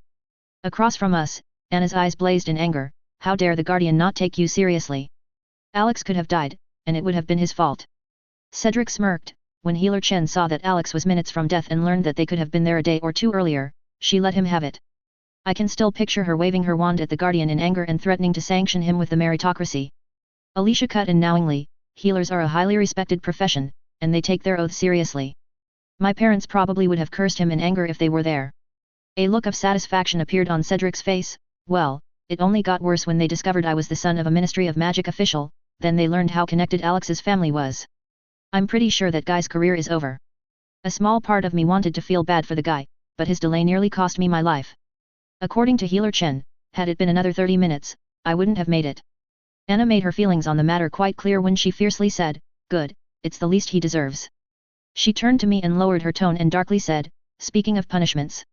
Cedric told us that you guys think Michael probably was responsible. Is that why he didn't show up after the break? Seeing how there were too many nosy students nearby, I nodded for them to follow me to find a quieter place. I found an empty classroom on the 2nd floor, and after ushering everyone inside, I closed the heavy oak door behind me. I turned to Cedric. Since he was nearly killed as well, I figured he deserved the truth. It wasn't Michael, I whispered. He froze and intensely studied my face. Are you sure? We ran into him a few minutes before we were forcibly teleported. When you didn't show up, we were planning on teaching Michael a lesson he would never forget. But, he didn't show, and we didn't know what to think. I wasn't sure how much I should tell them about my uncle. They knew from my hints that he dabbled in smuggling. But, they weren't really aware of the full extent of his organization in the underworld. Every piece of information I told them would bind them tighter to my family's struggle. I sighed in defeat, as much as I wanted to protect my friends from being exposed to the darkness of the Whithorn family. Since I was involved, they were determined to be included as well. What did I ever do to make such amazing friends? Not wanting to keep them in the dark, I started explaining my uncle's organization. When I finished, I could tell my friends had different feelings on the matter. I think Cedric was the most surprised. He had spent a lot of time around Uncle John and never seen anything more than a goofy uncle with some eccentric traits. I understood where he was coming from. The first time I saw Uncle John get serious, it was like seeing a whole new person for the first time. Anna had a different reaction. She just looked impressed upon hearing about the deep undercurrents Uncle John hid from the world. I think she was tempted to ask him for pointers on sneakiness, given that they're both Slytherins. No surprise there. He really is a pirate, Alicia murmured in awe. My parents insisted that he was, but I didn't believe them. I tried not to roll my eyes. Nothing would please Uncle John more than being referred to as a pirate. Over the years, he had been adding more and more pirate knickknacks to his outfits. I have a bet with Dad that within 3 years, he is going to show up one day with a parrot on his shoulder. Wanting to get back on track, I said, anyways, he was able to confirm that it wasn't Michael. Apparently, it was his father, Delvin. I could tell they were all a little confused about why Delvin would target me. I explained, do you guys remember the cursed mask I slipped on Michael last year? Well, apparently, when Michael freaked out at one of Delvin's dinner parties, he was embarrassed and wanted revenge. So, in response, he tried to kill you via a portkey to a magical beast. Alicia asked incredulously. I shook my head in denial. No, from what my uncle could ascertain, Delvin had no clue what was on the other side. Scowling, Anna vengefully countered, that doesn't excuse what he did. He needs to pay for almost killing you too. Even if it was by accident. I shrugged helplessly, I'm not saying it does. But, we can't count on the government. They've bought the elf story, hook, line, and sinker. So, he just gets away with nearly killing us. Cedric bitterly remarked. I shook my head and firmly vowed, no, he doesn't get to walk away from this like it never happened. My friends all looked at me. Channeling my inner Slytherin that the Sorting Hat claimed I had, I coldly remarked, due to his father's protection, we can't touch Delvin personally. But, who says that we can't hurt him without touching him? We're going after the thing he loves most in the world. Seeing all the confusion, I clarified, his business, the Nimbus Broom Racing Company. It's time for my family to reclaim what is ours. Cedric considered my plan for a moment before reluctantly nodding. I understood what he was thinking. I wanted nothing more to tear Delvin apart for what he did. But, we had to be smart about this. Otherwise, this could get bloody fast, and I wasn't willing to risk sacrificing a member of my family for revenge. Anna surprised me when she helpfully chimed in, your family should talk with my mum. She went to some muggle school called Oxford. I guess she is a doctor of business management or something like that. I raised my eyebrows in surprise. Usually, Anna avoids talking about her mum at all costs. It was heartening to see that slowly changing. Interrupting my musing, Alicia innocently asked, I thought that doctors were muggle healers that cut people open. Why does a business need a doctor? A worried look appeared on her face, can a business get sick? Hearing the serious tone that Alicia used with that question made me nearly collapse with laughter. Anna's face burned red in embarrassment, I don't know. All I know is it takes a lot to run one of the largest and most successful apothecaries in the world. She has a lot of experience competing with other businesses. Soon, we had to leave for class. The professors were giving excessive amounts of homework on top of reviewing what we had learned over the year. I wasn't worried about the end-of-year exams. I was nearly finished with my 4th-year studies.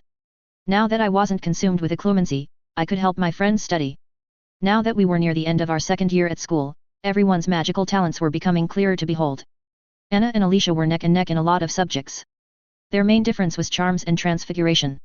Anna did well with charms but struggled with transfiguration. Whereas Alicia was the opposite, she was doing good in transfiguration but had to work harder in charms. Neither of them was a big fan of potions and were in the middle of the pack. Both were near the top in defense against the dark arts. Although, this year, I think Anna had the advantage over Alicia there, due to all her dueling practice.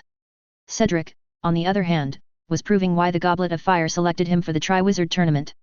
He had quietly become one of the best students in the year. While I couldn't say that he was the best student in any subject, he was near the very top in all his classes. Most witches and wizards had a subject or two that they struggled in.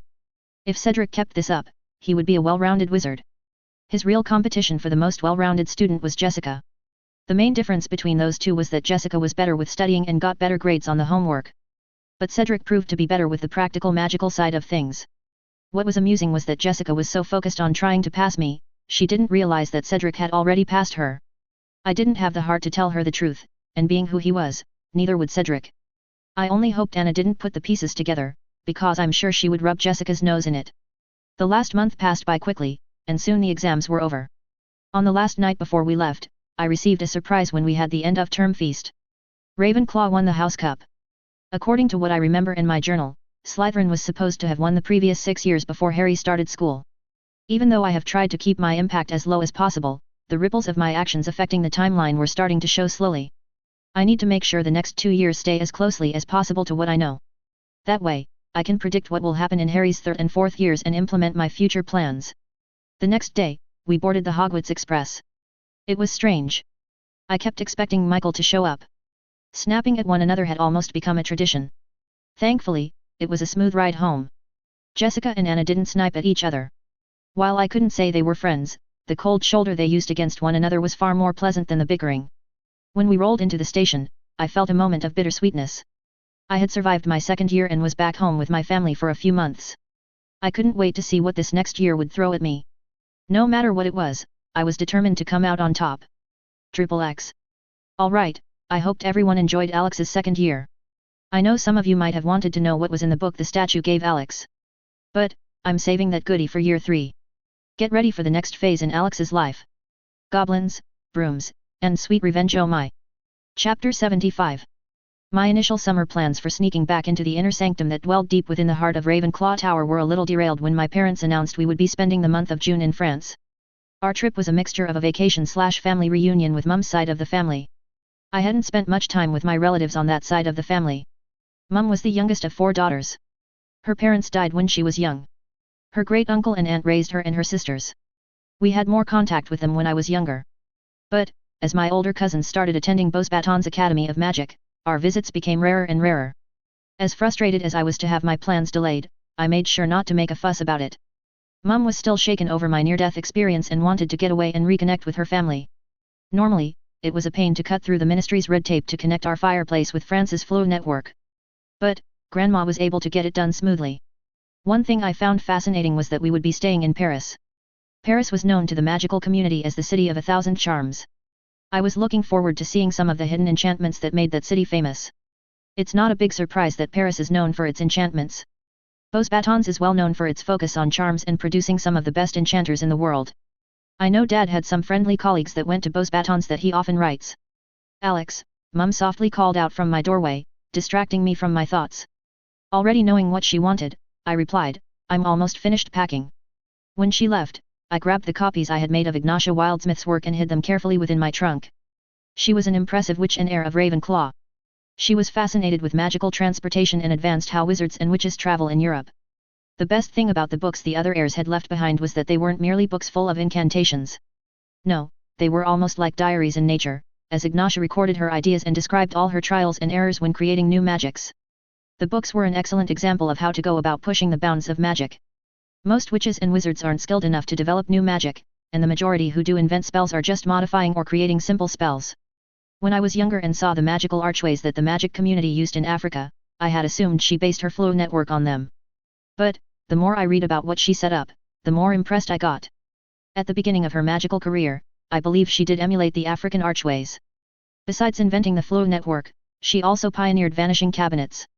According to her books, vanishing cabinets have to be carved from a tree with 2 trunks. Their innate connection is what helps the spell to take hold and creates a connection between them. The vanishing cabinets bear a striking resemblance to how 2 archways are connected. While that was impressive, it pales in comparison to her true masterpiece, the flow network. What she did with the flow network was meld her complex enchantment with the very concept of a fireplace. Now, it took me a few minutes to properly grasp the enormity of what she did. By melding her enchantment with the idea of a fireplace, she ensured that neither the material nor construction of a fireplace mattered. Normally, when dealing with transportation magic, you need to have direct access to the material so you can weave charms into the object. But, with the flow network, all of that is bypassed. Every fireplace, from the moment it is built, is already melded within the enchantment. All that is required is for whoever is running the network to grant access. It's why the Weasley family could get a Muggle fireplace temporarily connected and pick up Harry. As far as I could tell, it didn't matter where on Earth it was built. The flow network could theoretically connect to every fireplace on Earth. Of course, countries that utilize the flow network have their own closed system. Should someone wish to travel to another country by flow, they would need approval from both magical governments. The one thing that slightly irks me about Ignatia's magical tomes is her smug tone. It's like she knows exactly how high she set the bar and is challenging future heirs to compete with her. If I hadn't already made up my mind about one day adding my work to the collection, her smug tone would have convinced me. I haven't gotten to the other heirs' work, but it wouldn't surprise me if they had similar tones. I couldn't help but smirk. Ravenclaws were very competitive when it comes to academics. Separated by time and death, the heirs of Ravenclaw are still competing with one another about who can come up with the best work. I'm not sure when, but one day, I will add works of my own. I'm not sure what it will be about, but I'm sure mine will be the best. XXX. When we got to Paris, I received a small surprise. I had been expecting that we would be staying in a house. But, it turns out Aunt Caroline owns an apartment building and is letting us stay in an empty one for the month. The apartment we arrived in was larger than I had been expecting, and the detour was pleasant to the eye. Finished wood floors met light painted walls that rose to high vaulted ceilings. There would be plenty of space for our family as there were 2 separate floors and 4 bedrooms. Even more interesting were the lights. The building was wired with Muggle electricity. Seeing the lights made a strange feeling well up within me. I had memories thinking and comparing Muggle technology with magic. But, my memories detailing my previous life were gone. The best way to describe the feeling was knowing about something because you were told about something, rather than experiencing it yourself. Athena sauntered off with her wings tucked in, wanting to explore the apartment. Rebecca and Sasha chased after her giggling with glee and made a game of exploring our temporary residence. I was a little concerned that we would be in such proximity to Muggles. Being from the countryside, we didn't have a lot of experience in acting like Muggles. But, it turns out that the building is full of magical families. Some are Muggleborns and are new to the magical world. Others are older magical families that had lived in the building since it had been built. There are even some Muggles who live here, having married into a magical family. Magical families that live in massive Muggle cities tended to gather together for a sense of community. It allowed them to use magic in their homes without fear of discovery and let their children interact with other children in the isolated community without fear of breaking the statute of secrecy. The outside of the building suggested that the apartments would be small 1 or 2 bedroom apartments. But, magic ensured that each apartment was more than enough for a large family. One thing that threw me for a loop was the windows. There should be far more according to the inside of the building. I eventually chalked it up to a clever enchantment. Later that evening, we were having dinner with Aunt Caroline's family. Except for her short height, Aunt Caroline looked similar to Mum, with blonde hair, calm blue eyes, and a gentle smile. Gabriel, her husband, had long dark hair and a pale complexion with dark shadows under his brown eyes. My 2 cousins, Liana and Madeline, had blonde hair like their mum, but they had their father's pale skin and dark brown eyes. Both of them were older than me, with Liana being 15 and Madeline 16. So, Alex, are you happy about the summer break? Aunt Caroline asked me from across the lengthy dining table. I was tempted to tell her it was annoying being separated from my new hoard of hidden knowledge.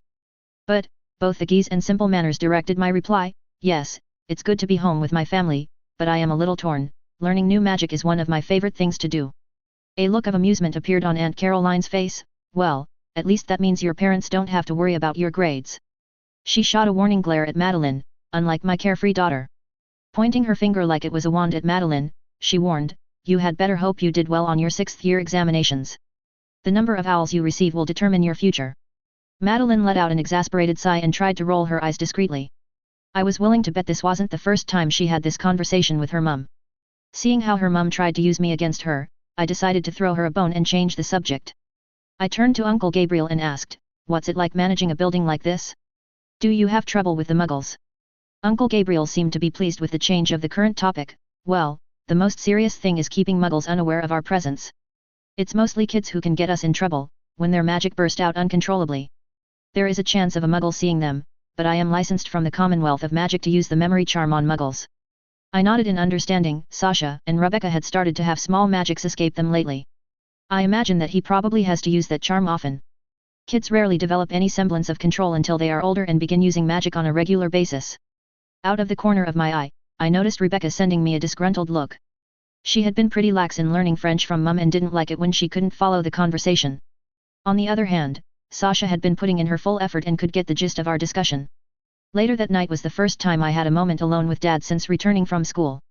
There was a lot of stuff I wanted to discuss with him. First off, was the trial. I already had figured out that I couldn't come out and tell him. At first, I had assumed that I would be able to if I passed. But, if that were the case, the information about the trial would inevitably spread. I had spent some time considering how to let him know without saying anything and not having the geese activate. I reached into my robe and pulled out a book I had received from him a year ago. Here, I don't think I would be needing this anymore. I handed him one of the leather-bound books on occlumency he had gotten me last year. As he took the book from my hand, he shifted his gaze from the book to my face. Knowing I couldn't even think about saying something without the binding activating, I shot him a smug grin. Dad's grey eyes widened in disbelief. I had done it. I had become the 7th wizard to succeed in 1,000 years. He bent down and wrapped me up in a tight hug and whispered into my ear, "I'm so proud of you." Letting go, he absent-mindedly patted my back and added wistfully, "I wish I could know what you know." I nodded my understanding. I was already looking for solutions, but it was nigh impossible to slip out of a magical agreement that you had willingly entered. After reading some of Rowena Ravenclaw and Ignata's work, one thing has become clear. Just because something isn't possible right now doesn't mean magic can't do it, it just means the solution hasn't been found. One day, I will find a way to break this binding and find a way to tell Dad everything. I imagine that he has been wondering about the contents of the reward since he failed the trial. Plus, if I could find a way to slip the binding, I could definitely find a way to break the magical trace. While it didn't have a huge impact on me, I still wanted it gone. I wanted the freedom of using magic off my family's property without fear. Turning my thoughts to the other worry, I asked, "So, how is Project Firebolt?" Before, when we used to talk about the project, Dad's eyes always danced with happiness. He loved tinkering with magic. But this time, I saw his eyes darken. "I'm getting close, I've even suspended all my other projects to focus on this one." He put his hand on my shoulder and looked me in the eye and swore, "Delvin will pay for what he did to you. Hopefully, we can be ready to go within the next year." Voicing a concern that had been bugging me, I asked, "Even if we can somehow cripple his business, won't his father bail him out? How are we supposed to take him down, if his father continues to bankroll his business?" A smirk appeared on Dad's face. "Well, according to your uncle, he has made an agreement with Declan so that he won't interfere with his son's business. Of course, it also means your uncle can't help us at all." "What does Uncle John have to do with your business?" I asked. Dad reddened and turned to make sure Mum wasn't around. "I get some harder to find resources from him." I grinned mischievously. Mum would blow her top if she found out Dad was using Uncle John's connections. "Aw Dad, more blackmail material, it's like you don't know me at all." As if sensing the mischief, Mum came into the room and asked, "What are you guys talking about?" Dad jumped and defended, "Nothing, nothing at all." Mum eyed Dad suspiciously as he quickly left the room. Once he was gone, Mum asked, "Do you remember when you were young, and you found out we were distantly related to the Flamels? You went on for weeks about wanting to meet him." I blushed in embarrassment. "I was 5, I defended. Learning that I was related to such an impressive wizard had filled my thoughts. I had assumed I would somehow meet him and impress him and that he would take me under his wing and share the secrets of magic with me." My face continued to burn in embarrassment as I remembered my childhood fantasy. As time went on, the desire slowly faded away.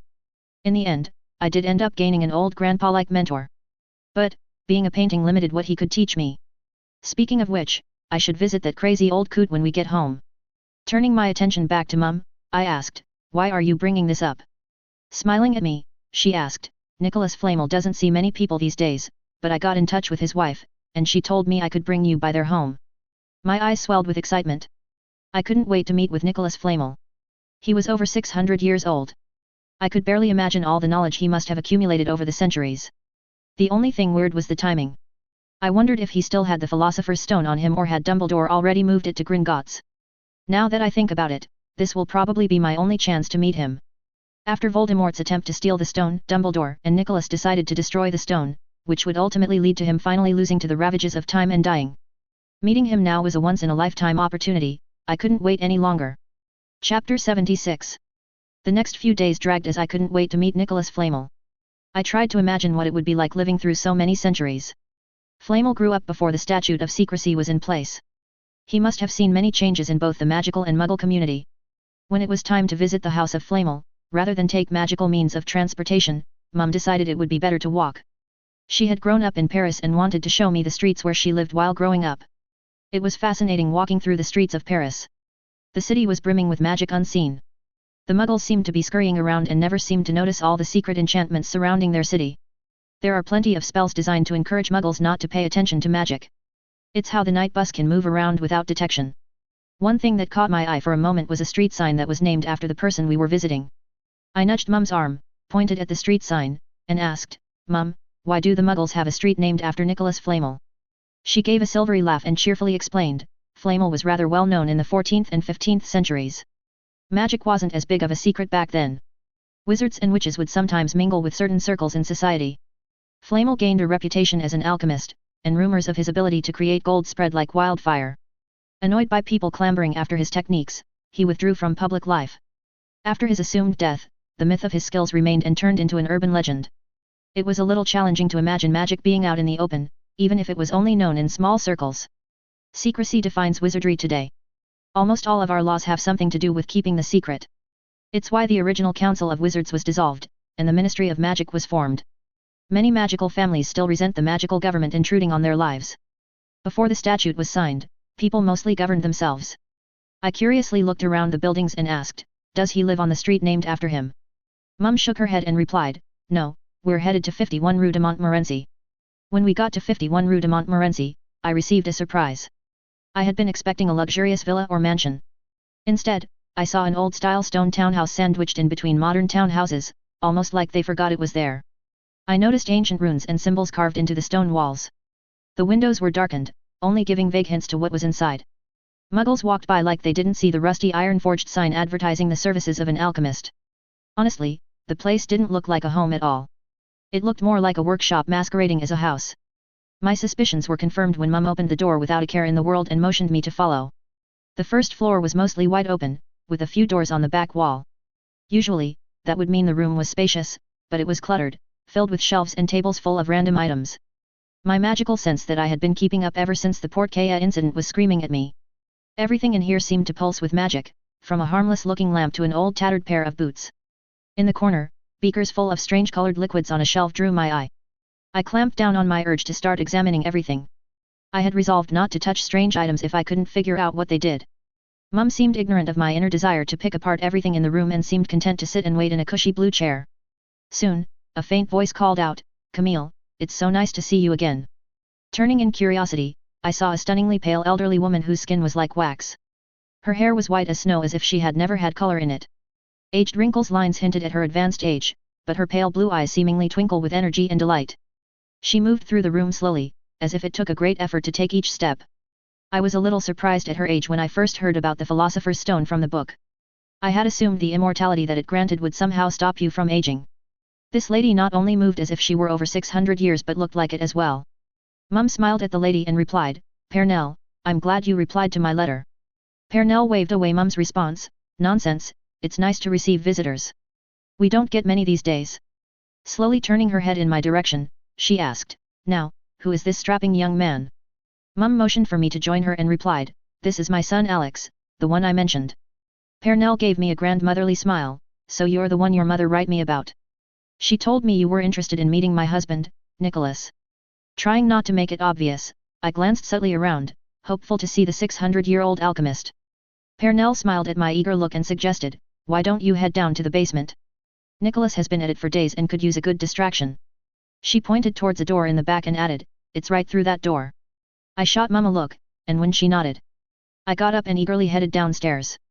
It sounded like he was working on an alchemy project. I hadn't really studied alchemy much, other than to learn that you needed a good foundation in the main branches of magic. I tried to be as quiet as I could going down the stairs.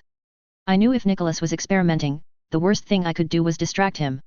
The stairs led deep underground, far enough, so if there were an accident, it wouldn't affect the house too much. The bottom opened up to a surprisingly clean and well-lit workroom. From all the clutter upstairs, I had been expecting a little more chaos. It reminded me of Mum's potion room. In the center of the stone room was a white-haired wizard of average height, sitting on a stool and leaning forward and muttering something under his breath. He appeared to be intensely examining a rock of some sort under a ridiculously big magnifying glass. Deciding not to interrupt him, I took a seat in a small wooden chair along the wall. Waiting patiently for him to finish, I examined the room in curiosity. There was a little bit of everything in the room. On the fall wall were some plants I didn't recognize hanging from the ceiling. Although hanging may not be the best term, it looked like they were being restrained with ropes and didn't appear to be pleased about it. I hated magical plants. For some reason, I don't mind magical creatures, but plants that can move and attack you, no thank you. I couldn't wait until I was able to drop herbology. Personally, I blame Mum for my intense dislike of plants, who takes their eyes off of a kid in a magical greenhouse. I turned my attention away from the angry plants. On the adjoining wall, there were shelves filled with potion ingredients and other knickknacks. On the opposite side of the room were empty cages that were thankfully empty. There were tables full of empty beakers and burners. In the center of one table was a potion cauldron surrounded by round glass containers filled with some cloud-like ether. Okay, now that I got a good look at the place, I was getting vibes of a mad wizard. Many wizards are a little wacky in the first place, and 600 years is plenty of time for a wizard to go crazy. I shook my head. I shouldn't be throwing stones. I mean, I have a hawk throne in a secret tower with a crazy old man in a painting. I bet if someone found that out, they would assume I'm mad as well. As I sat in silence, Nicholas retrieved his wand and tapped the stone he was examining. The rock started buzzing, and I leaned forward, curious about what was about to happen. My eyes widened in concern as the buzzing intensified, but Nicholas seemed to be fascinated by what was happening. Before I could say anything, the buzzing vanished, and the rock seemed to silently explode in slow motion, filling the room with purple powder. Unable to prevent it, I inhaled some of the powder and started coughing uncontrollably. Seconds later, the powder vanished as Nicholas waved his wand and eyed me in surprise. "Who are you?" he asked. Unable to do more than cough, Nicholas pointed his wand at me, and the sensation vanished. Finally, able to breathe correctly, I replied, "I'm Alex Folly." "Folly," he muttered several times to himself. "I knew a Folly a few hundred years ago. Went by the name of Anton, he was a crazy old coot. You wouldn't happen to be related, would you?" Nicholas's ancient waxy face furrowed in concentration as he stared at me with his faint blue eyes. A snort nearly escaped me. "If Anton is crazy, then what are you?" Choosing not to voice my thoughts, I replied, "Yes, we are related." "Wonderful," he murmured and then turned back to his work, content to ignore my existence. I was a little surprised about his lack of reaction. He didn't even question why I was in his lab. Before he could get too absorbed in his work, I fired off a few questions. "What was that rock? What did you do to it? Why did it explode?" Nicholas turned with a happy smile on his face. "I have no idea," he cheerfully admitted. "Isn't it wonderful?" His answer illuminated that he was a pure scholar. I had been curious about the type of personality it would take to continue to experiment throughout the centuries. Nicholas seemed to be all about the pure pursuit of knowledge. He didn't seem to care to put the knowledge to use in the real world. He wanted to know how things worked, and although his version of immortality appeared to have some severe flaws, it has allowed him to continue his research. Wanting to know more about what he did, I asked, "Was it an alchemy experiment?" "I thought alchemy involved more potions than anything." Nicholas turned to me and explained, "Alchemy is so much more than that." I gave him my full attention as he seemed to morph into a teacher than a mad wizard. Alchemy is often confused with potion making. The truth is far more complicated than that. Alchemy is the study of what happens when you start combing 3 disciplines. Nicholas explained. Showing me 3 fingers, Nicholas lowered one for each discipline he named: potions, transfiguration, and chemistry.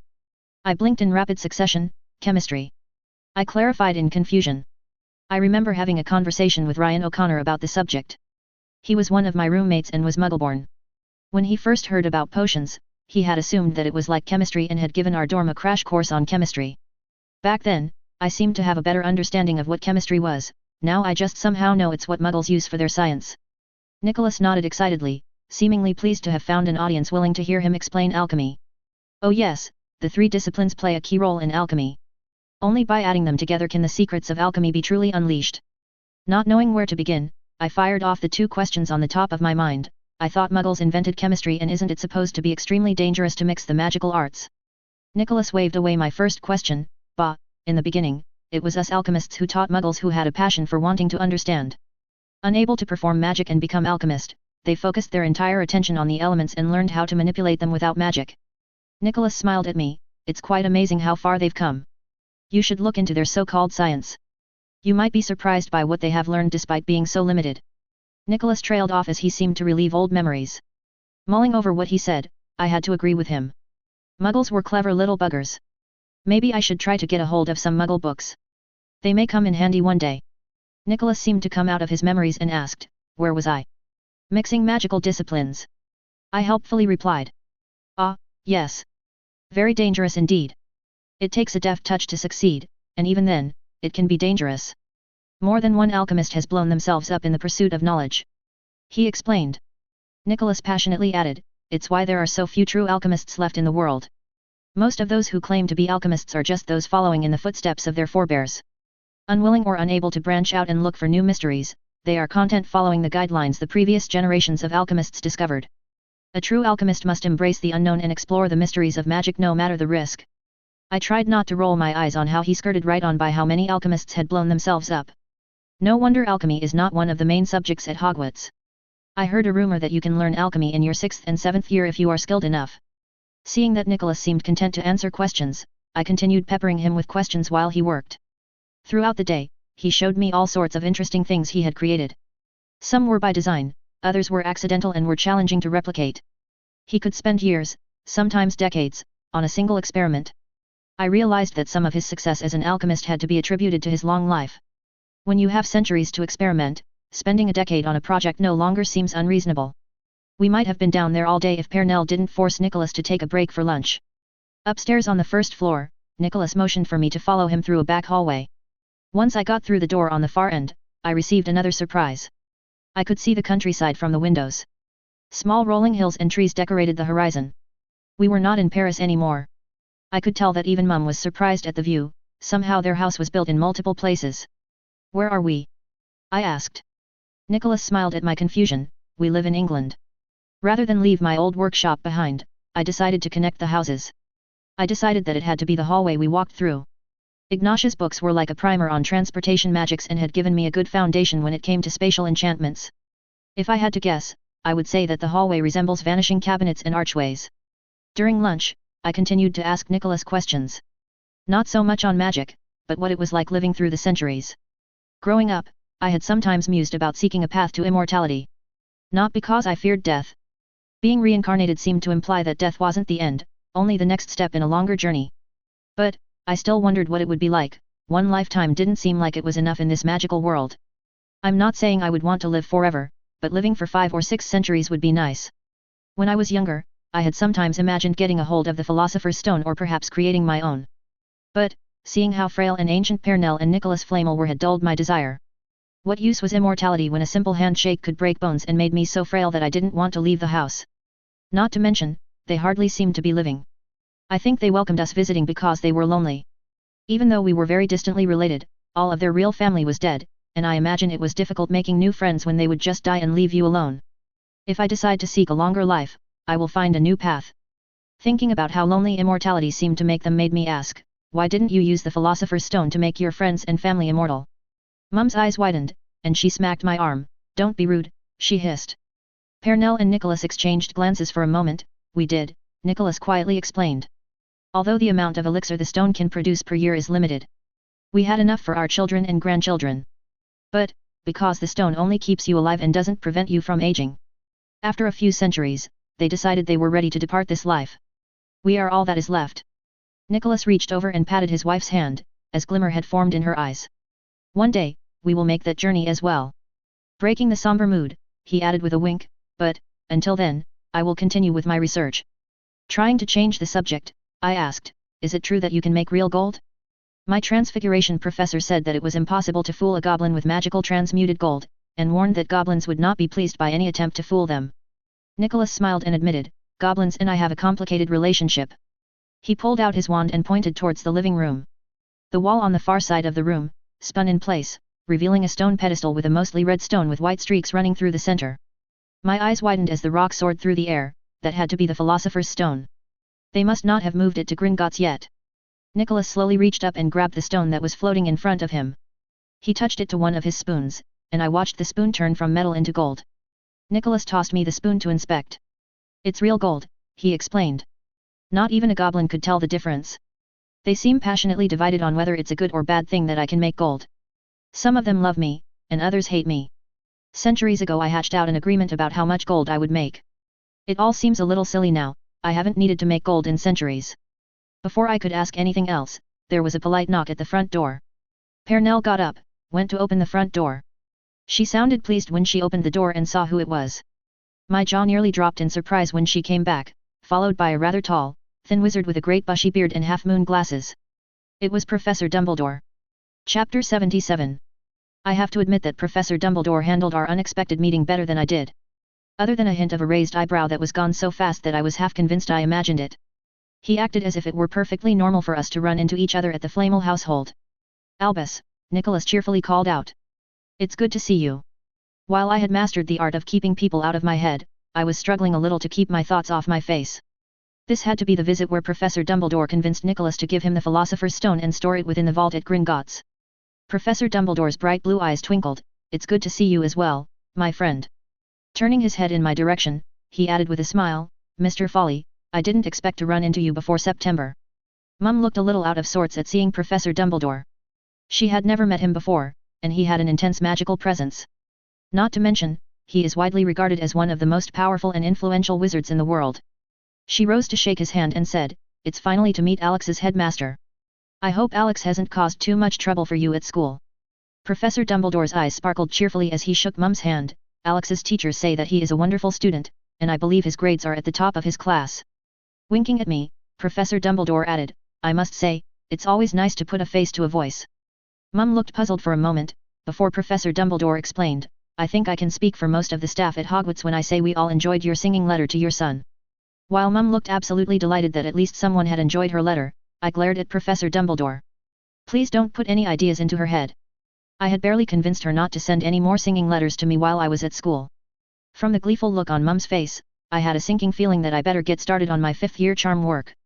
I know that one of them is the silencing charm, and I'll be damned if I'll get serenaded by my mum in front of the whole school again. As Professor Dumbledore took a seat at the table, I noticed his eyes drifting momentarily to the Philosopher's Stone that was resting in front of Nicholas Flamel. I hope my unscheduled arrival didn't interrupt anything important. Professor Dumbledore casually mentioned. Nicholas waved away his concern, Nonsense, I've just been explaining the basics of alchemy to young Alexander here. He has an inquisitive mind. He sorta reminds me a little of you all those years ago. Professor Dumbledore studied me for a moment before replying, Curiosity can be a good thing in a young wizard. What were you talking about before I arrived? Perhaps I can weigh in on the matter. I held up the gold spoon Nicholas had transmuted. I was just asking about how this was real gold. Professor McGonagall told us that it was impossible to create gold from transfiguration. Professor Dumbledore leaned forward and explained, I see. First, you should be aware that there is a clear difference between transfiguration and transmuting. As I'm sure Professor McGonagall has informed you, when you transfigure something, you are magically forcing something into a different form. As if to demonstrate, Professor Dumbledore picked up a glass cup, pulled out his wand, and tapped it. The cup turned into a plate. He touched it again, but this time it became a plate made of gold. Continuing his lecture, Dumbledore added, but, no matter the skill level involved, it will always be a transfigured object. Rather than use a nonverbal spell, Professor Dumbledore pointed his wand at the plate made of gold and chanted, Rebirth. The plate instantly reverted to its original form of a glass cup. Then he picked up the golden spoon Nicholas transmuted and said, No transfiguration counterspell will change this gold spoon back into metal. Its original form will forever be a gold spoon. Demonstrating, he changed the gold spoon into a glass cup, then muttered, Rebirth. The glass cup turned back into a gold spoon. When you transmute something, you change its base form permanently. Magic has many rules it follows, but in alchemy, you learn that you can bend and break them. However, by its very nature, it is extremely dangerous. It's why there are so few alchemists left. I couldn't help but be interested. Alchemy sounded fascinating. Professor Dumbledore, alchemy is taught at Hogwarts, right? Professor Dumbledore considered me for a moment before replying, technically yes. It's offered as a newt-level course. But, only if there is a demand for the class, and there hasn't been a demand for alchemy class for over a decade. If you are interested in it, you will need to pay close attention to your elective course this year and make sure you choose arithmancy. Also, on your ALS, you need O marks in potions, transfiguration, and arithmancy to be accepted into alchemy. I raised my eyebrows at the high demands. No wonder there hadn't been a class in over a decade.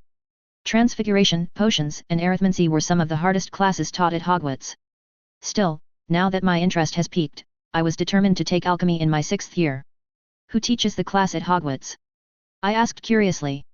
Professor Dumbledore winked, well, it has been a while, but I have that privilege. So, if you do decide to take alchemy, you and I will be spending more time together, but this time in a classroom. After lunch, Professor Dumbledore turned to Nicholas and said in a serious tone, as much as I have enjoyed our conversation, I need to speak to you in private. I watched in frustration as they headed to the back of the house, where Nicholas had an office. I knew this had to be when Professor Dumbledore asked for the stone, and I wanted to hear what he had to say. While Mum and Pernell were distracted, I casually made my way out of the room.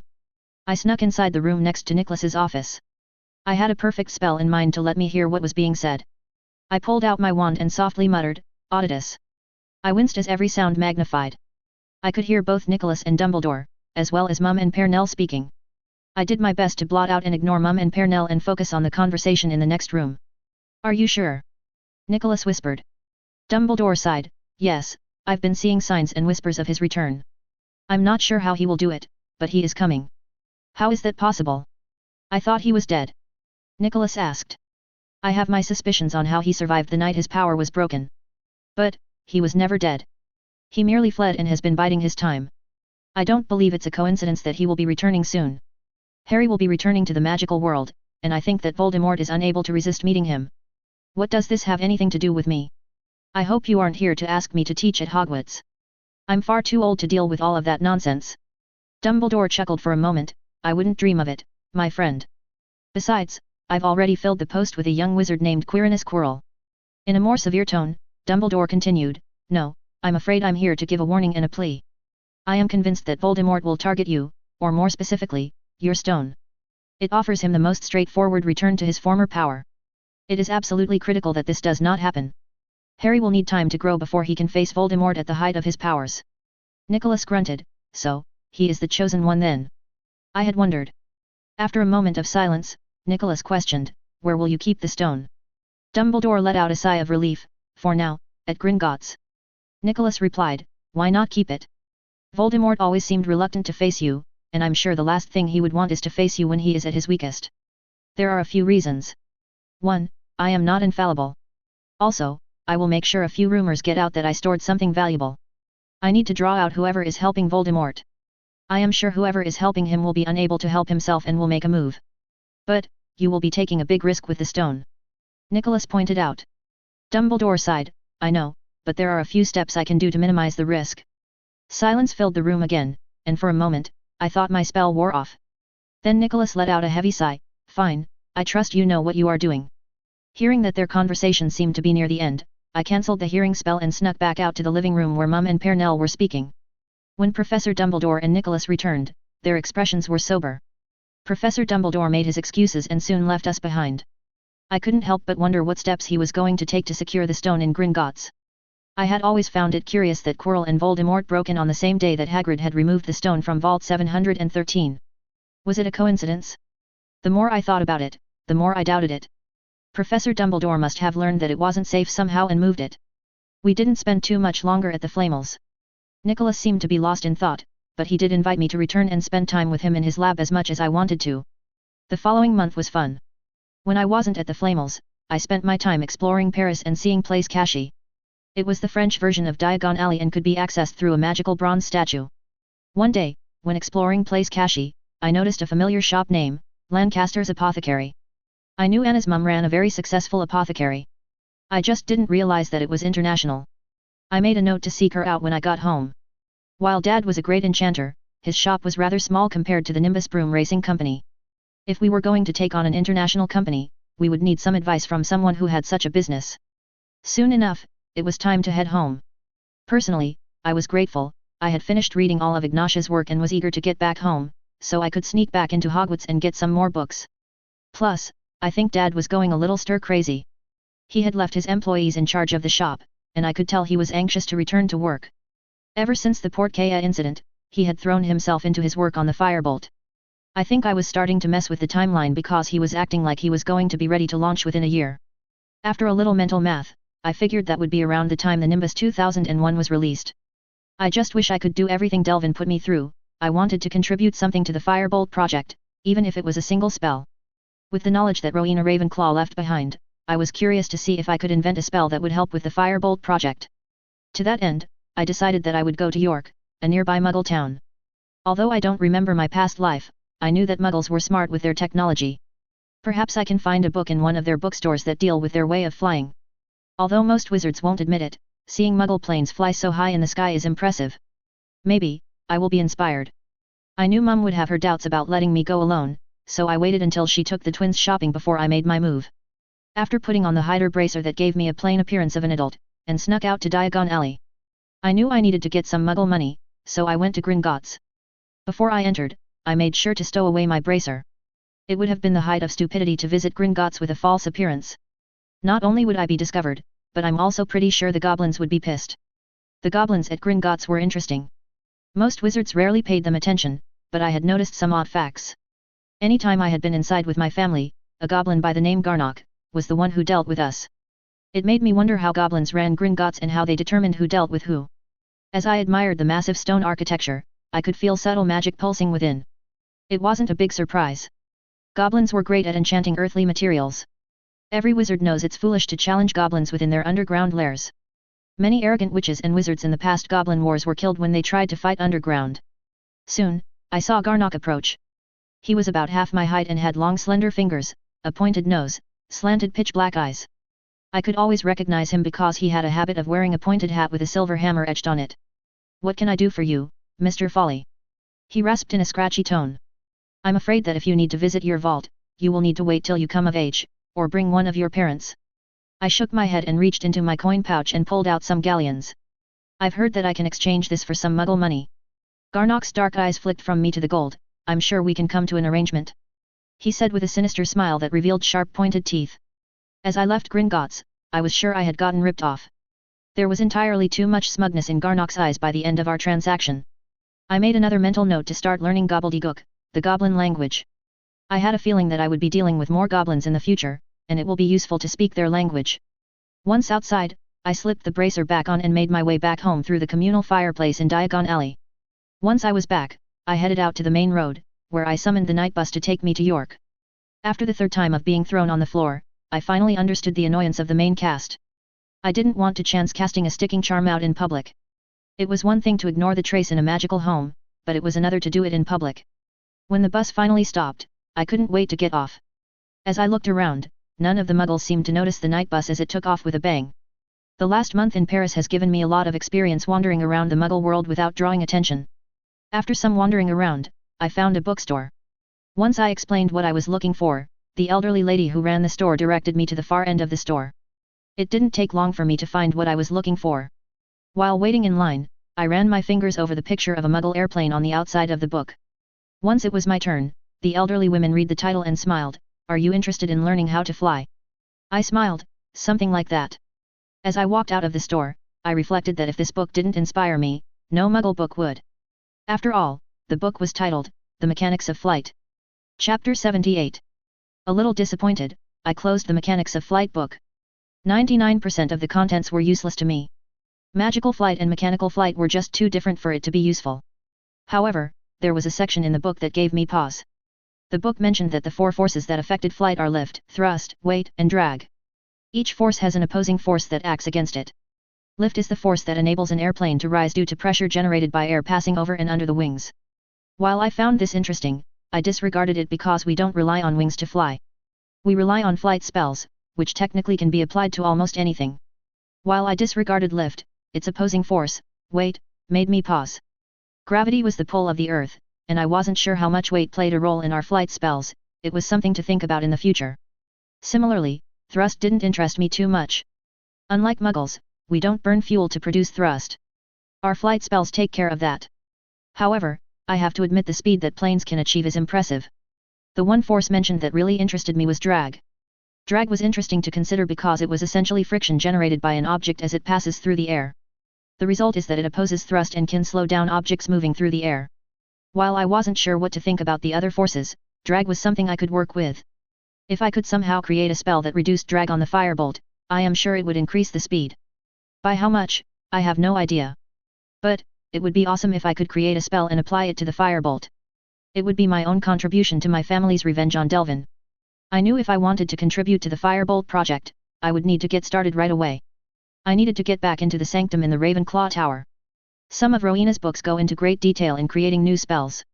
While there are other books out there that discuss spell creation, I have a feeling that Rowena does a much better job explaining it. To that end, I have been practicing the disillusionment charm.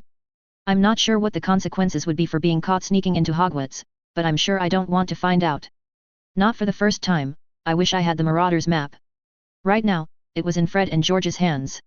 While I have an inkling of how it was created, it would be too time-consuming to recreate a map of my own from scratch.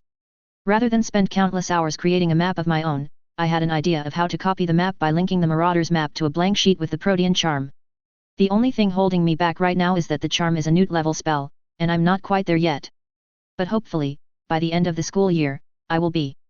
Until then, the only thing I can rely on is my disillusionment charm. Supposedly, it was possible to reach a point of mastery that a disillusionment charm could turn one invisible. But, I wasn't anywhere close to that yet. Right now, the best I could do is produce the basic chameleon effect. While it wasn't real invisibility, if you stayed real still, it was close. To practice my ability sneaking around and not being caught, I had been honing my skill against my little sisters. I have to admit, it is fun seeing them scream in fright when I sneak up on them. Pulling out my aspen wand, I pointed it towards myself and muttered, "Inspectus."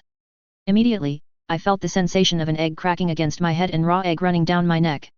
My arm took on the exact color and texture of my wooden desk. The rest of my body followed suit and blended into whatever was closest. On my bed, Athena cocked her head in curiosity.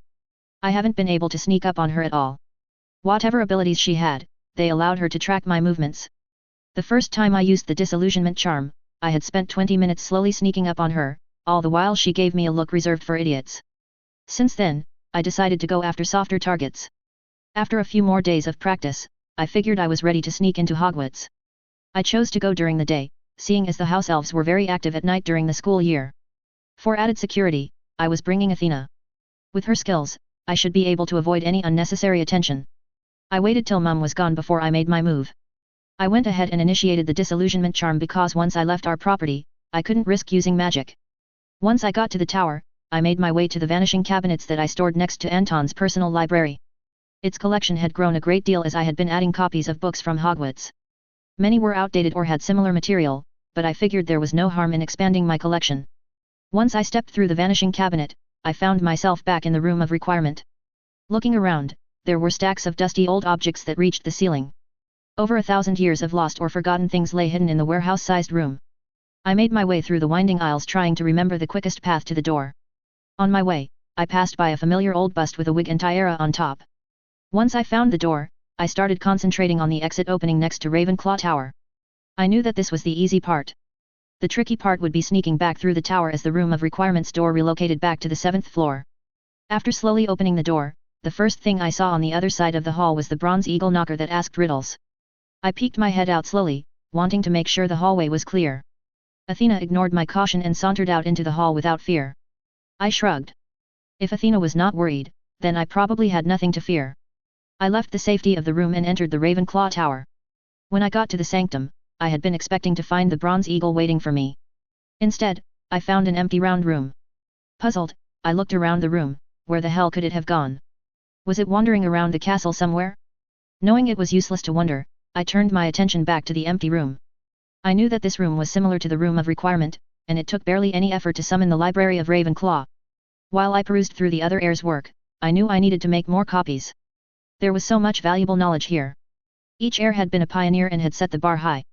Ignatia Wildsmith was obsessed with magical transport and created the Flow network and several other magical transportation devices like vanishing cabinets and port keys. Hesper Starkey was a genius potion maker who was obsessed with the effects that the moon had on potion ingredients.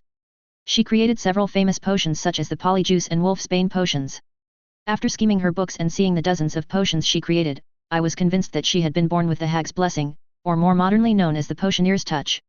Equally impressive was Mungo Bonham. He was the founder of St. Mungo's Hospital for Magical Maladies and Injures. He is widely considered to be the father of modern magical healing in Europe.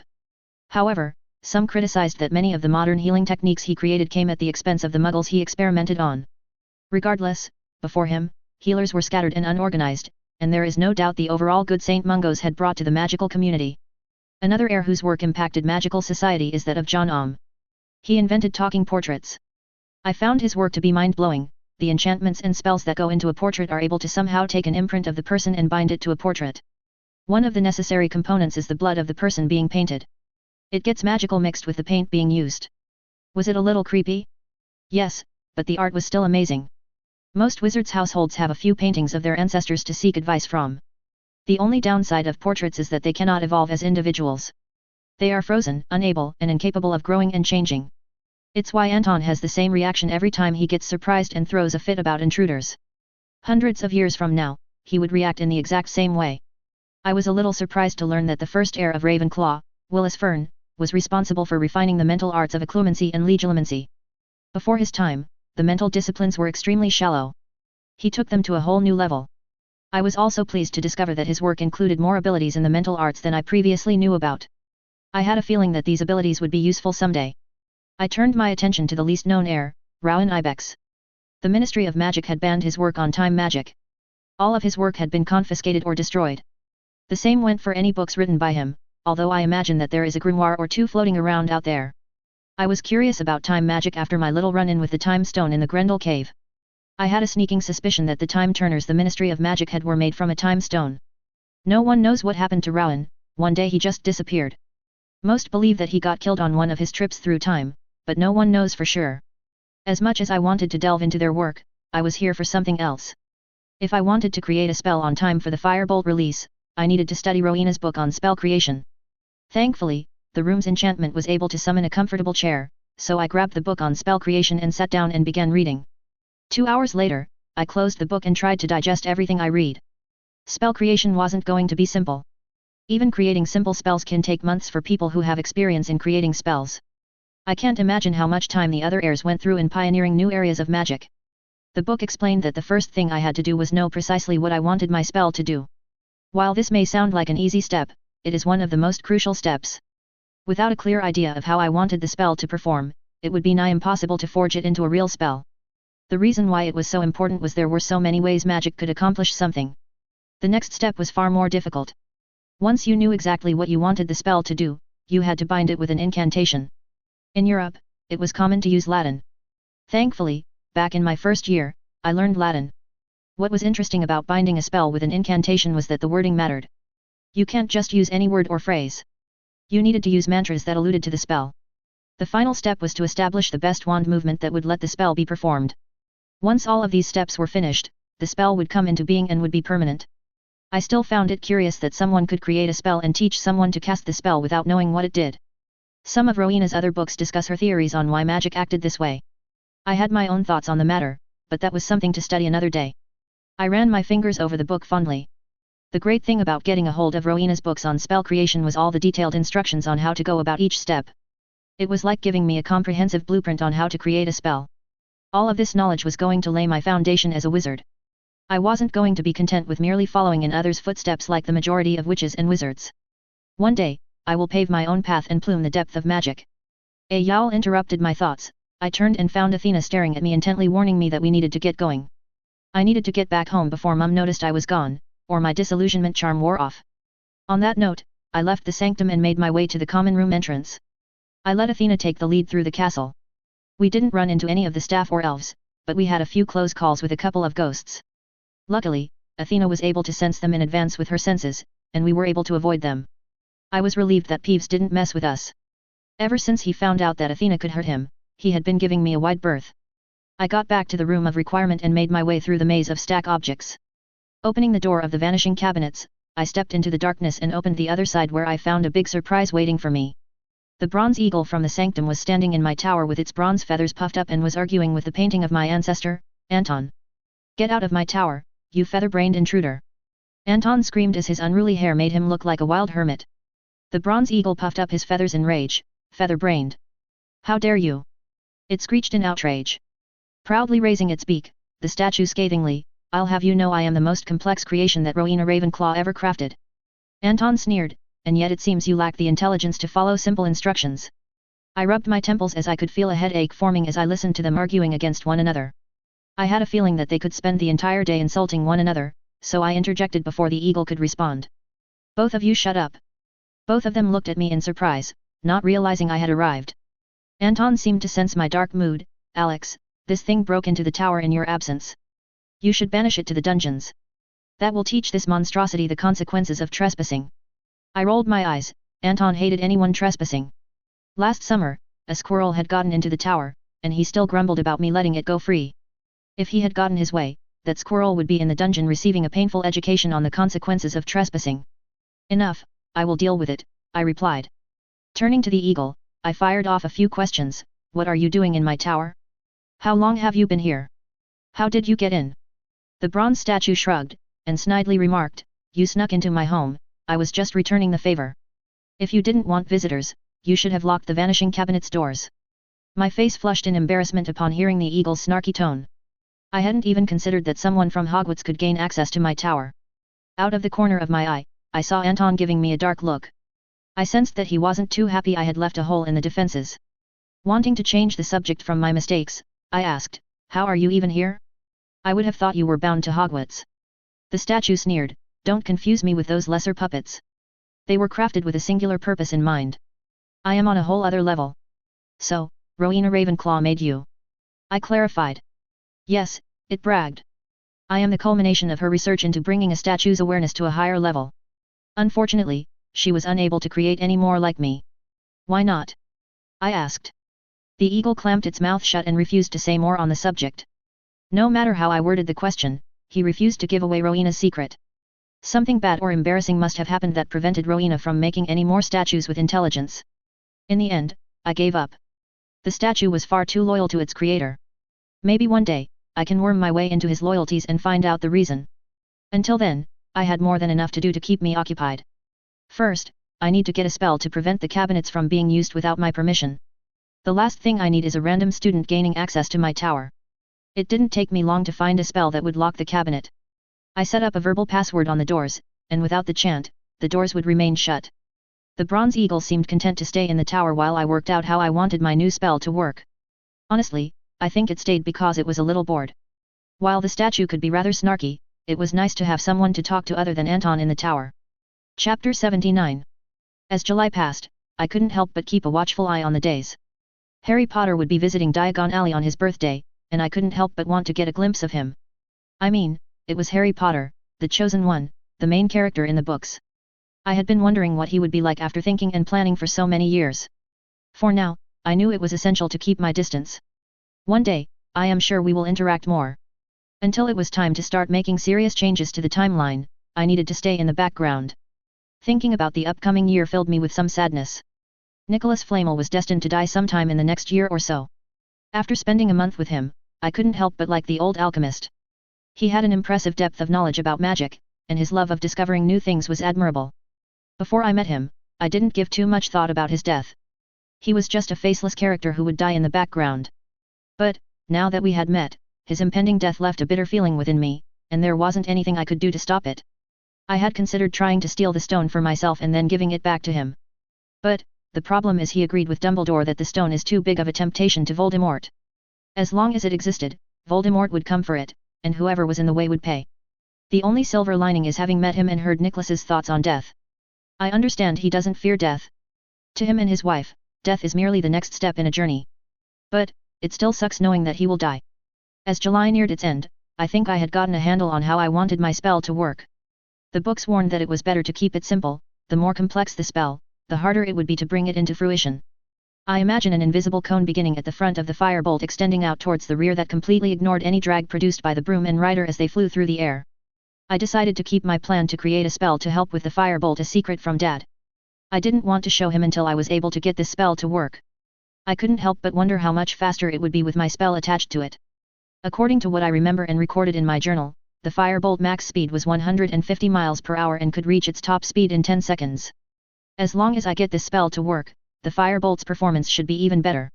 I couldn't wait to see that stupid smug grin wiped from Delvin's face when he realized that he no longer produces the best racing broom. Once we get our production rolling, I can't imagine any professional team using the Nimbus anymore. If the teams wanted to stay competitive, they would need to buy firebolts. The next day, I decided to go to work with Dad. Not only was it the 31st, but I wanted to see his progress on the firebolt. I also was going to suggest taking a meeting with Anna's mum, Barbara Lancaster. She had experience running an international business, and I had a feeling that she could give us some valuable advice on how to move forward. I couldn't help but be a little curious the next day. I had a feeling that Hagrid would bring Harry to our family shop. Folly's Wondrous Enchantments supplied a few items on the Hogwarts' supply list. By the time I was ready to leave, Dad was pacing impatiently by the fireplace. Normally he operated to his shop, but since I was tagging along, we took the Flow network. After a quick flash of emerald flame, I arrived at the communal fireplace built at the beginning of Diagon Alley. Diagon Alley was starting to fill up with families that needed to get their kids' supplies for the upcoming year. Summer was definitely the busiest time for shops in Diagon Alley. As I made my way to Dad's shop, I grimaced when I saw a few kids eyeing the Nimbus 2000 in a window of a store. Ever since its release earlier in the year, the model had been selling like hotcakes. I forced myself to move on. It was no use dwelling on the matter. After opening the store, Dad and I wandered off to the basement where his workshop was located, leaving Elaine Rosewood in charge of the store.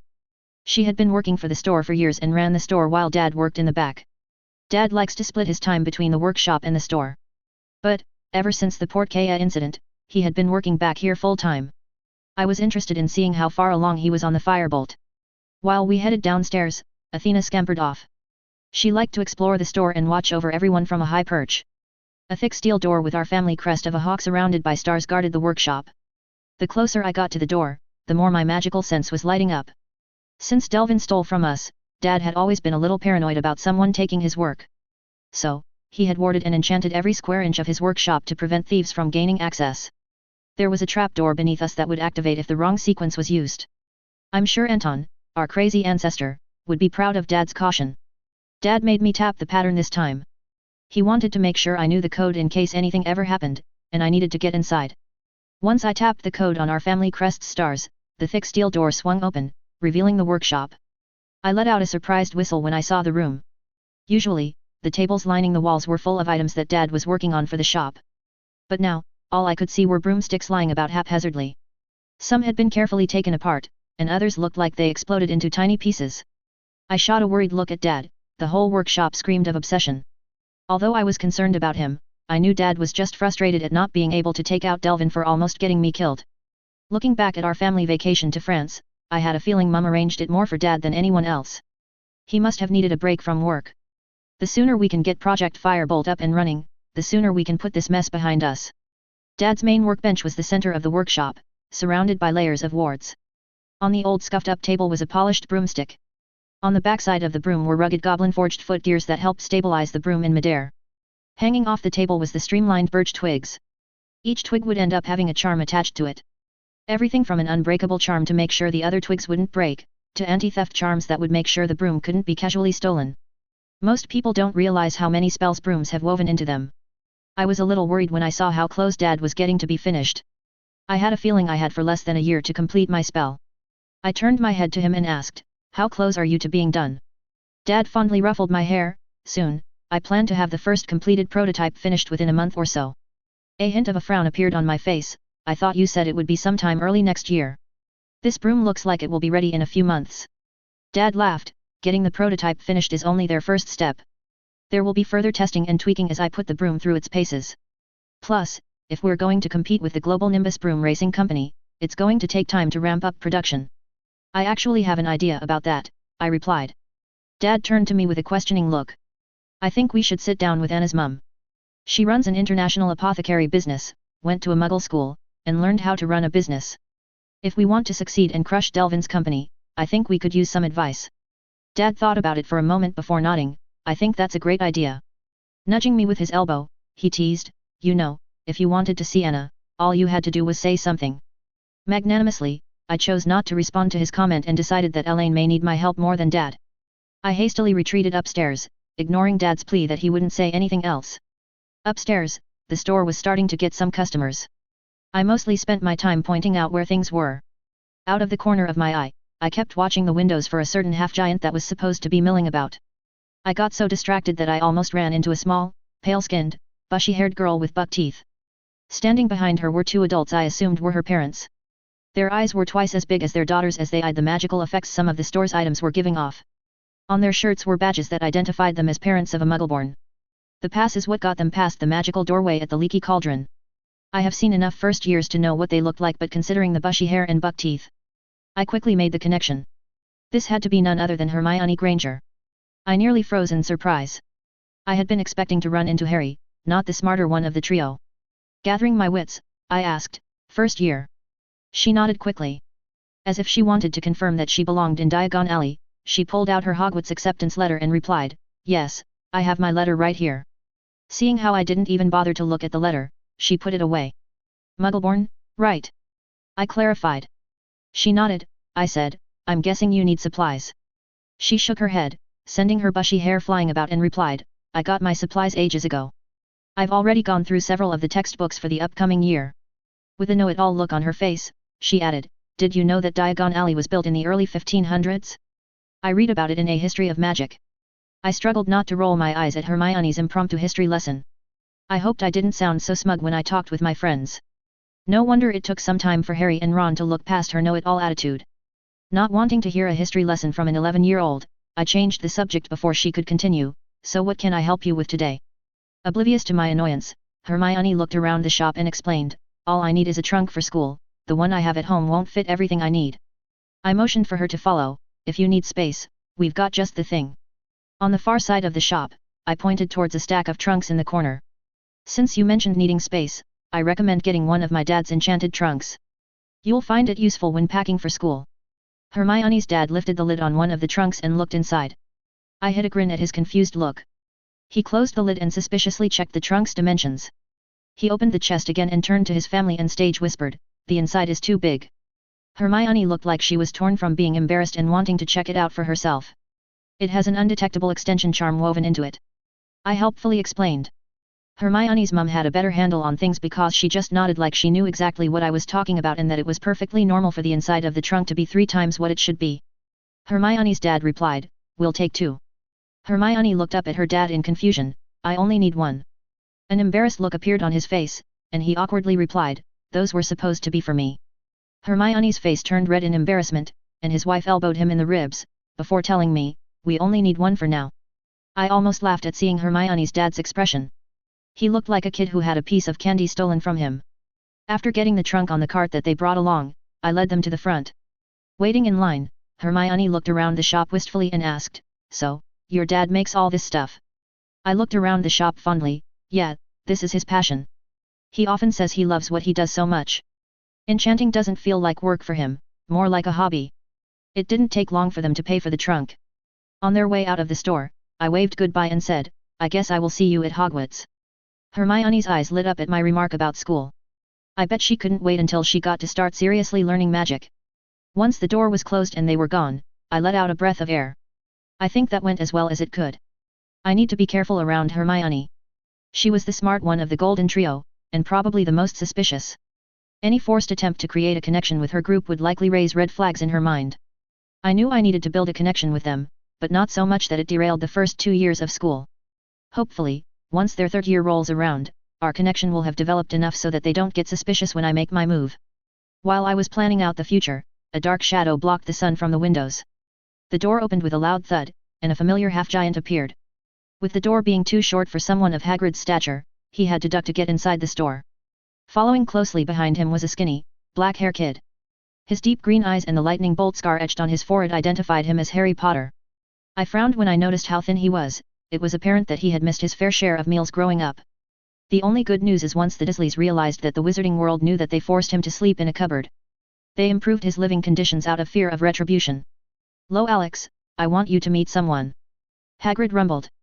He patted Harry on the back, nearly making him stumble forward. "This here is Harry Potter." An uncomfortable look appeared on Harry's face as the other customers paused what they were doing and glanced our way. Remembering that Harry never liked it when people treated him differently, I stuck out my hand and said, "Alexander Folly, but you can call me Alex." Harry reached out and shook my hand. Before he could say anything, Athena glided down from the rafters and landed on the table next to Harry. Harry stiffened in surprise, unsure what to make of a winged cat with horns dropping from the ceiling. Something about Harry seemed to fascinate Athena, and she approached him demanding tribute in the form of pets and strokes. "That's Athena," I clarified. "I think she's feeling ornery today." Harry reached out and started stroking Athena's striped fur. "What is she?" he asked. Answering for me, Hagrid eagerly explained, "Athena is a Lamassu. A magical creature of great power. What's interesting about Lamassus is that no two are alike. They come in various forms." "Are they all so friendly?" Harry asked while scratching the base of Athena's horns as she closed her eyes in pleasure. I smiled. "I can't speak for other Lamassus, but Athena is a teddy bear unless she considers you an enemy." Hagrid replied, "I would say most Lamassus that attack people are simply misunderstood. In my experience, magical creatures are overwhelmingly friendly." Harry looked at me for confirmation and grinned when I shook my head, completely denying Hagrid's claim. Once Athena had enough attention, she launched herself off the table, heading off to who knows where. It didn't take long for Harry and Hagrid to gather what Harry needed for school. Hagrid mumbled his apologies for not being able to stay any longer and explained they had a lot of things to take care of and needed to move on. After they left, I mused that it was a good first meeting. I left a good impression, but not one of desperately trying to force a connection. I'm glad I came to the shop today. Meeting 2 of the 3 was interesting. As if the universe wasn't satisfied with me seeing all 3 of the Golden Trio. Later in the day, I saw Fred and George on the other side of the street, with a middle-aged woman I assumed was their mum. As I took in sight, I noticed another redhead with freckles on his face. That had to be Ron. I found it a little strange that Harry, Hermione, and Ron were at Diagon Alley on the same day. It was like fate was trying to ensure that they would meet. Although I was curious about what would happen if they all met each other early, I ducked back into the store. It was none of my business to interfere with their eventual meeting on the train. Trying to force something could derail everything I had planned. Chapter 80. A few days later, Dad and I made our way to Barbara Lancaster's office in London. Originally, I thought she ran her business out of Diagon Alley, but I guess that location was too small for her to run her business. Are you sure this is the right address?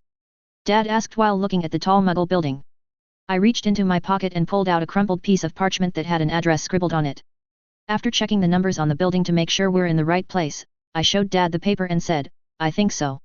I understood his confusion. We were in the heart of London. I would have assumed Barbara's headquarters to be a little less conspicuous. But, maybe she was hiding everything in plain sight. It wasn't like it was unheard of in the magical world, both St. Mungo's and the Ministry were in London. Inside the lobby, our footsteps echoed off the marble floor as we approached the help desk. Can I help you?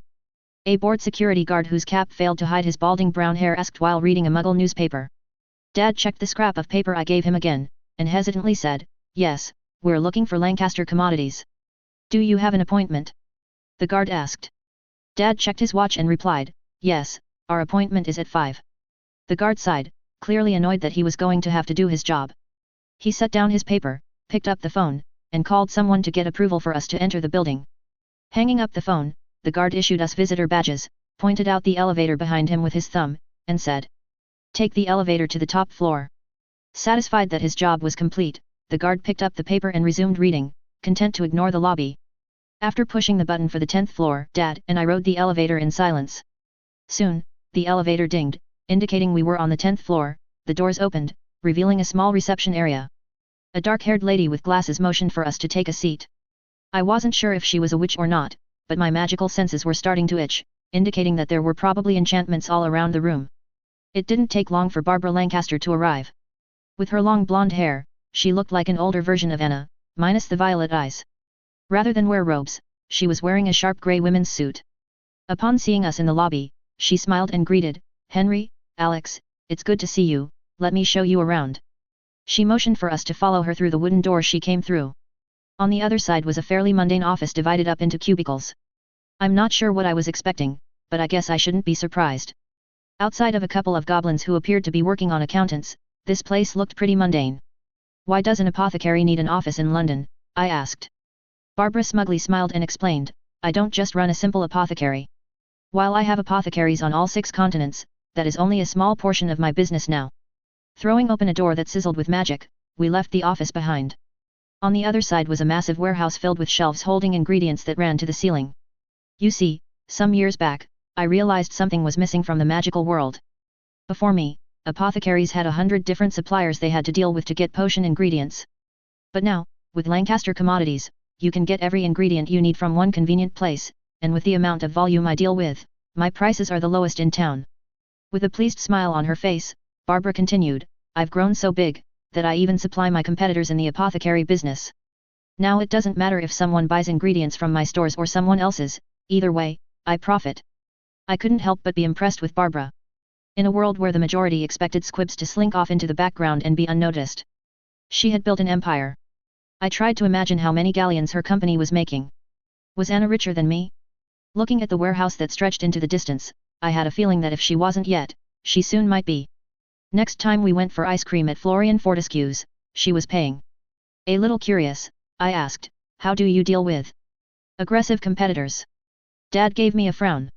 I think he thought I was being rude in pointing out that she might not be able to defend herself. But I was just impressed. Being able to hold onto a business like this in the magical world was impressive. She would have all sorts of people trying to sink their claws into her business. Barbara gave me a toothy smile and explained, I hire only the best to protect our company. It's expensive but well worth it. We followed Barbara back through the door into the main office. She led us to the far side of the building to a door with her name on it.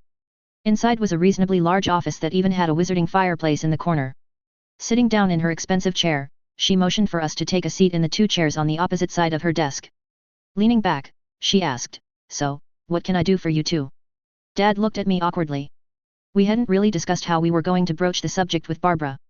Dad gave me an expectant look, clearly communicating that I could explain everything since this was my idea. I decided that I might get it over with, so I blurted out, we're going to take down the Nimbus Broom Company, and we need your help. Barbara's eyebrows rose in surprise, whatever she had been expecting me to say. Taking down the world's leading broom racing company probably wasn't what she was expecting. She held up a hand to stop me for a second. I think I need a drink, she said. Getting up, she walked to a cabinet in the corner. Pulling out a bottle and 2 crystal wine glasses, she poured out a rich purple wine and offered Dad a drink, Sealy elderberry wine. She boasted with a smug grin. Dad's eyebrow rose as he took the expensive glass of Sealy wine while Barbara poured another and settled back into her chair. I find a glass of wine is best when plotting the demise of enemies. Turning her gaze from me to my dad, Barbara asked, so, how about you start from the beginning? This time, I let Dad do all the talking. By the time he had fully caught Barbara up on everything, she had drained her glass of wine. I don't know how much help I can be, she admitted. Delvin Whithorn and I don't run in the same circles. It's not your help, so much as the advice that we need, I assured her.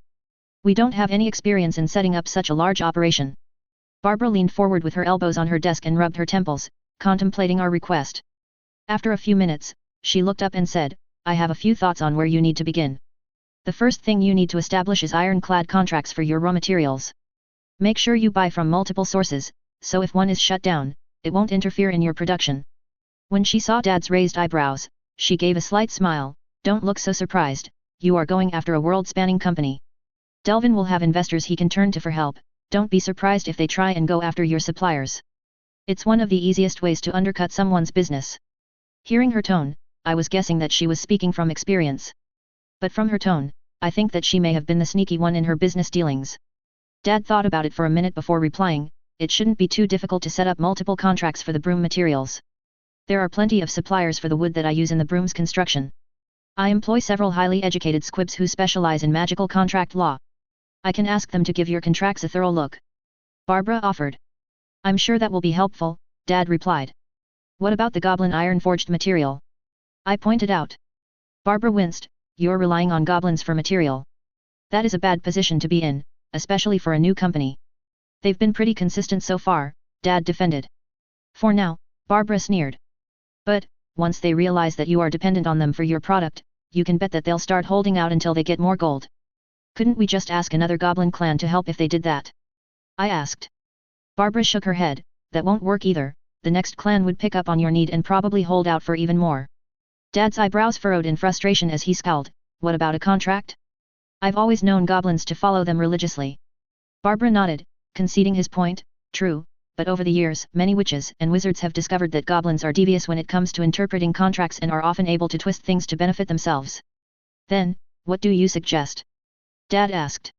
Barbara bit her lip worriedly as she clicked her nails one at a time on the wooden desk in front of her. After thinking it over, she advised, give them a stake in the company. Not only will it provide you with additional capital to help set up everything, but you will also ensure that they are motivated to keep supplies running smoothly. While Dad and I both scowled at the implication that our family wouldn't fully own the company, Barbara rolled her eyes. It doesn't have to be a large stake, she explained. You could give them 5% and get your iron-forged material for free.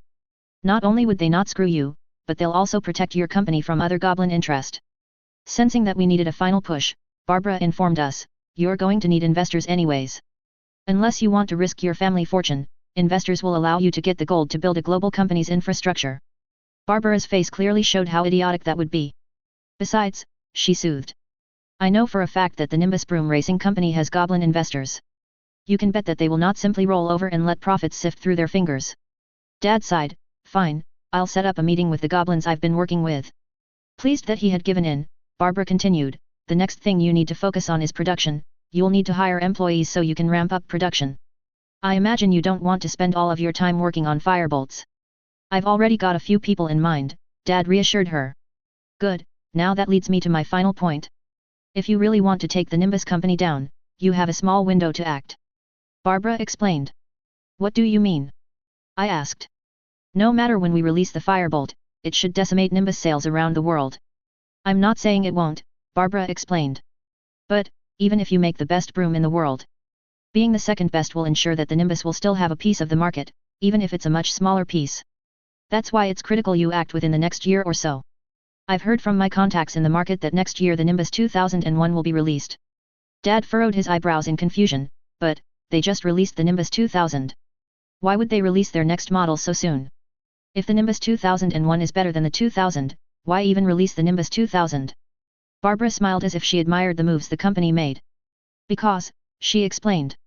Instead of having the faster broom on the market. Now, they'll have the 2 fastest brooms on the market. I'll bet they plan to milk these 2 models for all they're worth for the next decade.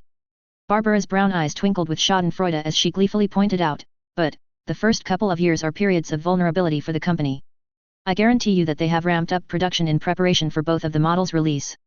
They probably have huge stockpiles of the brooms ready to go. So, what would happen if all of a sudden, there was a huge decrease in demand for both the Nimbus 2000 and 2001? Seeing where she was going, I smiled. The Nimbus would have to slash prices to stay competitive. Not to mention, if they ramped up production that much, I bet they borrowed money to do it, banking on the 2 brooms being so successful that it wouldn't be a problem to clear their debts. Now, that I think about it, I can see another way to sink the knife in deeper. What if instead of keeping the spell I am working on for ourselves, I sell the spell to the Comet and Clean Sweep companies? While both of their best models are slower than the Nimbus 2000, they are also cheaper to make. If the spell I am working on allows their brooms to overtake the Nimbus 2000 and 2001, the Nimbus Broom Company would be forced to sell their models even cheaper than the Comet and Clean Sweep models. I think that would be the final nail in the coffin at the Nimbus Broom Racing Company. Since Delvin won't be able to turn to his father for a gold infusion that would let them survive, I'm sure the investors would start bailing out, which could allow us to buy their shares and seize control of the company and reclaim what was stolen from us. While I was going over future plans on the best way to screw Delvin out of his company, another bright idea occurred to me. Turning to Dad, I said, we should time our release of the Firebolt to coincide with the release of the Nimbus 2001. An evil grin appeared on my face. If you can, we should try and challenge him to a race. We can turn it into a big event and get the public to follow the story. He'll probably think it will be good publicity for him when in reality, it will allow us to use his brooms as a stepping stone. Barbara smiled. That's a great idea, she said. Remember, the Whithorns have a lot of influence at the Daily Prophet. They may downplay or bury the story if they lose, Dad warned. I frowned. Dad had a point. If the Port Kea incident taught me anything, it was that the Whithorns had good connections in the news industry. But as an idea occurred to me, I smiled. I couldn't help but think about a specific obnoxious reporter who was also an unregistered animagus. I think it is about time for Rita Skeeter and me to meet. While dealing with her will be a pain, I'm tired of the amount of sway the Whithorns always seem to have with the press. It's time for my family to have some influence on the Daily Prophet. Chapter 81. The meeting with Barbara Lancaster illuminated that we had a lot to do before we were ready to release the Firebolt. We had less than a year to get everything ready if we wanted to release the Firebolt at the same time as the Nimbus 2001. As August wore on, Dad threw himself back into work. I split my time between learning new spells and working on my personal spell. One evening Dad informed me he had set up a meeting with the Goblins clan he had contracted to build the gear he needed for the Firebolt. They were a relatively small goblin clan by the name of Sharp Claw, and he had done business with them in the past. I decided since our family was going to be getting into bed with goblins, it would be a wise idea to get more in-depth information about them. Outside of the occasional goblin rebellion, not much about them is taught at Hogwarts. Although their society isn't covered in any of the primary textbooks, I figured that with the size of the Hogwarts library, there had to be some decent books about goblins. My faith in the library was rewarded, even if I didn't step one foot inside the library. The room of requirement was quicker and far more thorough than spending hours hunting through stacks of books. Part of me mused that Hermione would probably be offended with how I bypass students who traditionally have to hunt for knowledge in the stacks. I get the feeling that she will like rummaging through the library. But, to me, the room is way better. Why spend hours in the library hunting through thousands of books, when all I have to do is offer up a simple request for what I am looking for, and the room provides all. So help me, I will find a way to replicate this spell. I've gotten used to having things delivered with no effort on my part. I refuse to go back to doing things the normal way. The first couple of books I schemed through made me sigh in disappointment. They reminded me of all the garbage I had read when I was studying up on vampires. They were full of derogatory thoughts and assumptions about goblins. Wizards can sometimes be very condescending when it comes to other magical races. Eventually, I found an interesting book written by a wizard by the name of Gabriel Stars. He was able to develop a sort of kinship with a clan of goblins. Reading his book illuminated the origins of some of the problems that have developed between wizards and goblin.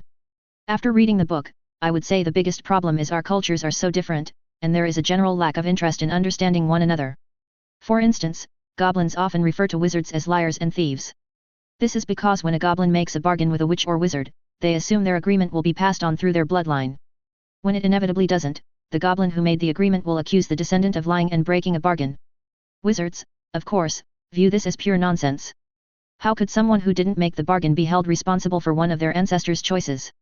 It doesn't help when goblins wait centuries before approaching the family whose ancestors supposedly made the agreement and demand things agreed upon hundreds of years prior.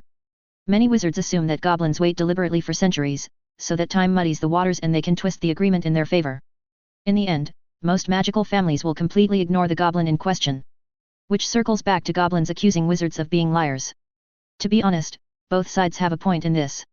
But, they are too stubborn and are happy to go about hating one another rather than working things out rationally. Adding the tension between cultures is when goblins accuse wizards of being thieves because of issues over ownership of goblin-forged objects. In goblin society, only the smith who forged the item is the true owner. So, when a wizard buys something from a goblin, they argue that they are renting the object, and upon death, ownership should revert to goblins, or the family can pay to rent the object for another lifetime. Witches and wizards naturally object to the idea that their family should have to pay for an object multiple times.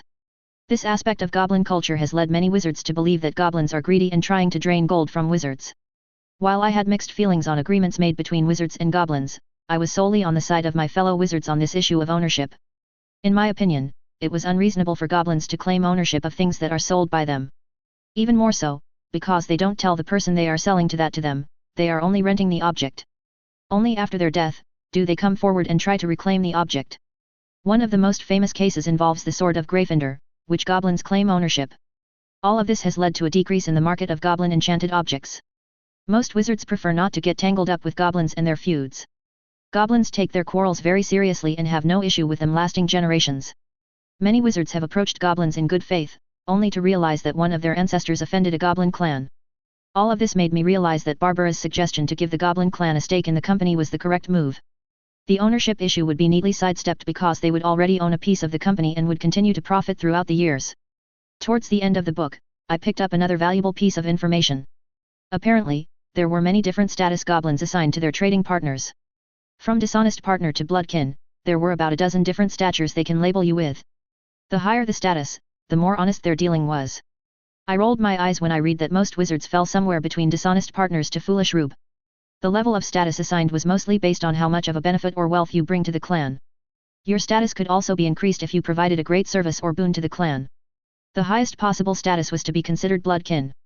At that point, the goblin clan would consider you kin, and your enemies would become theirs and vice versa.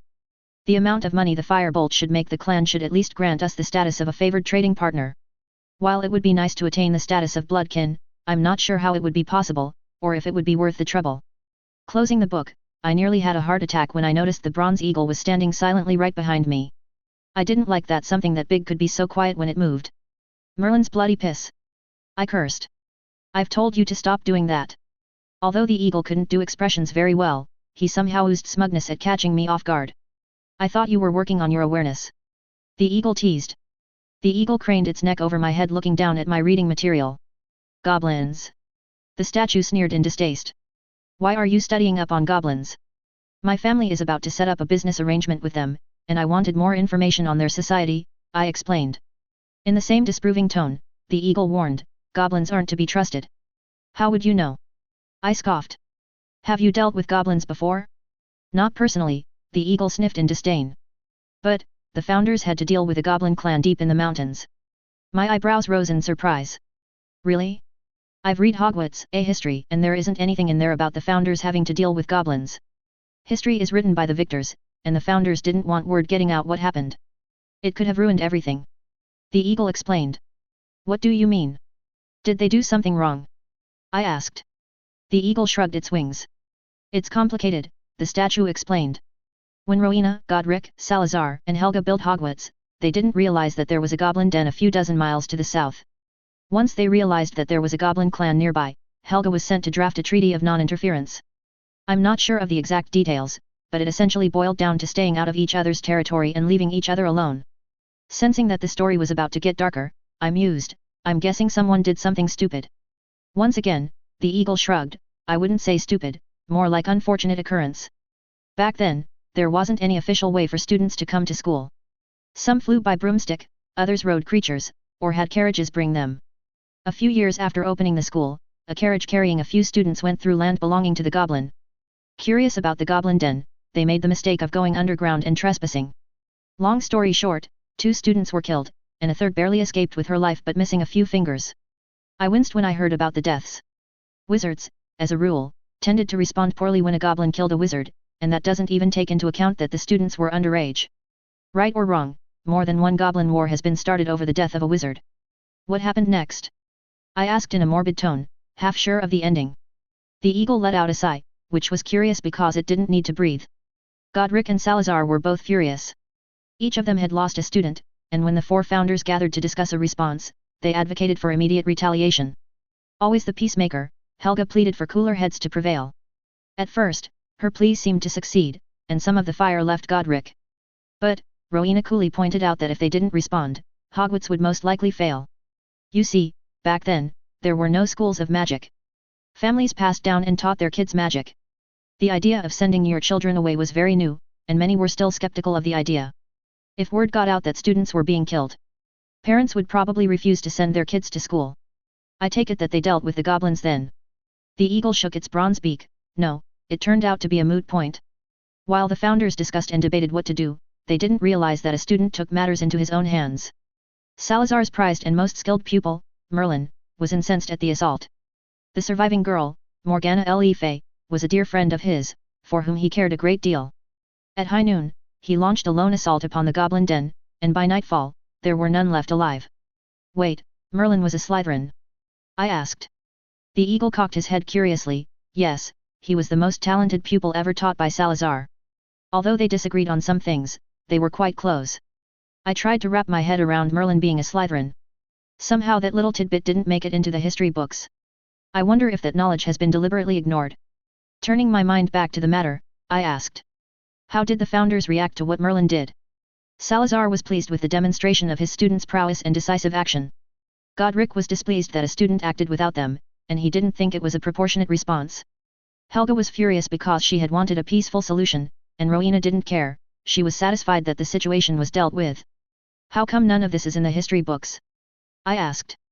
The eagle shook its head and pointed out, having it known that students were killed would have been bad for Hogwarts.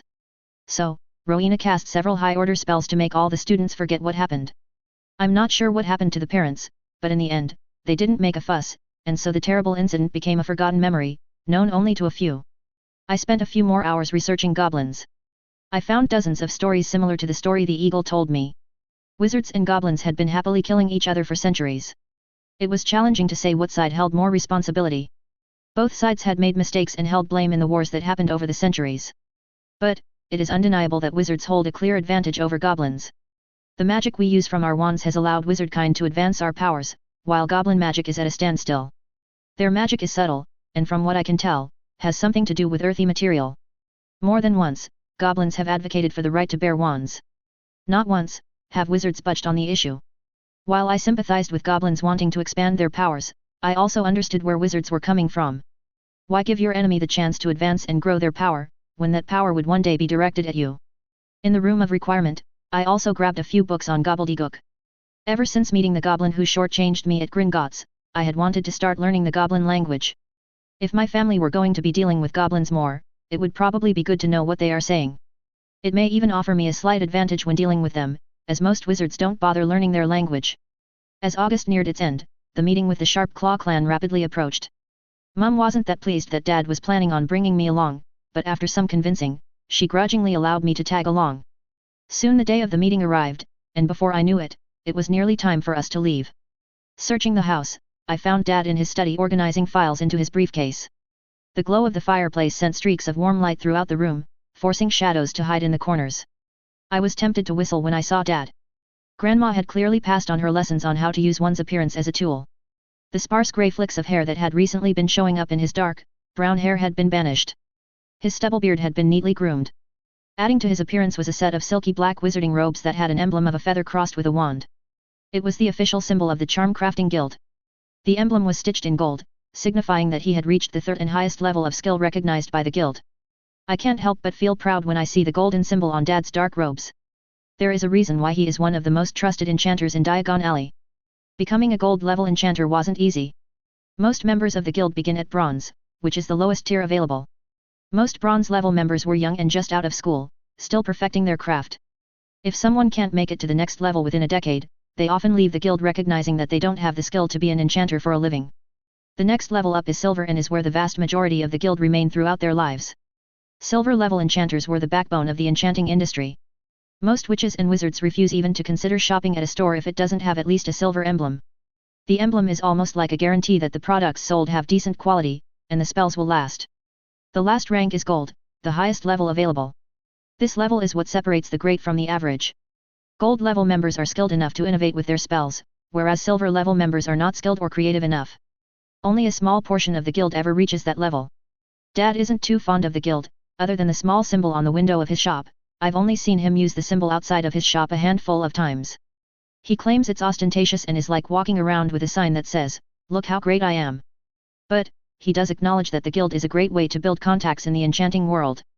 Unable to contain the nervous energy, I pleaded, "Come on, we're going to be late." Spouting off some of my newfound knowledge about goblins, I explained, "We need to go if we're going to make it on time." Nothing angers a goblin more than someone being late to a meeting. They consider it to be the height of rudeness.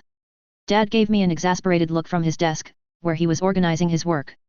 I paused when I saw the dark bags under his eyes that indicated he was exhausted.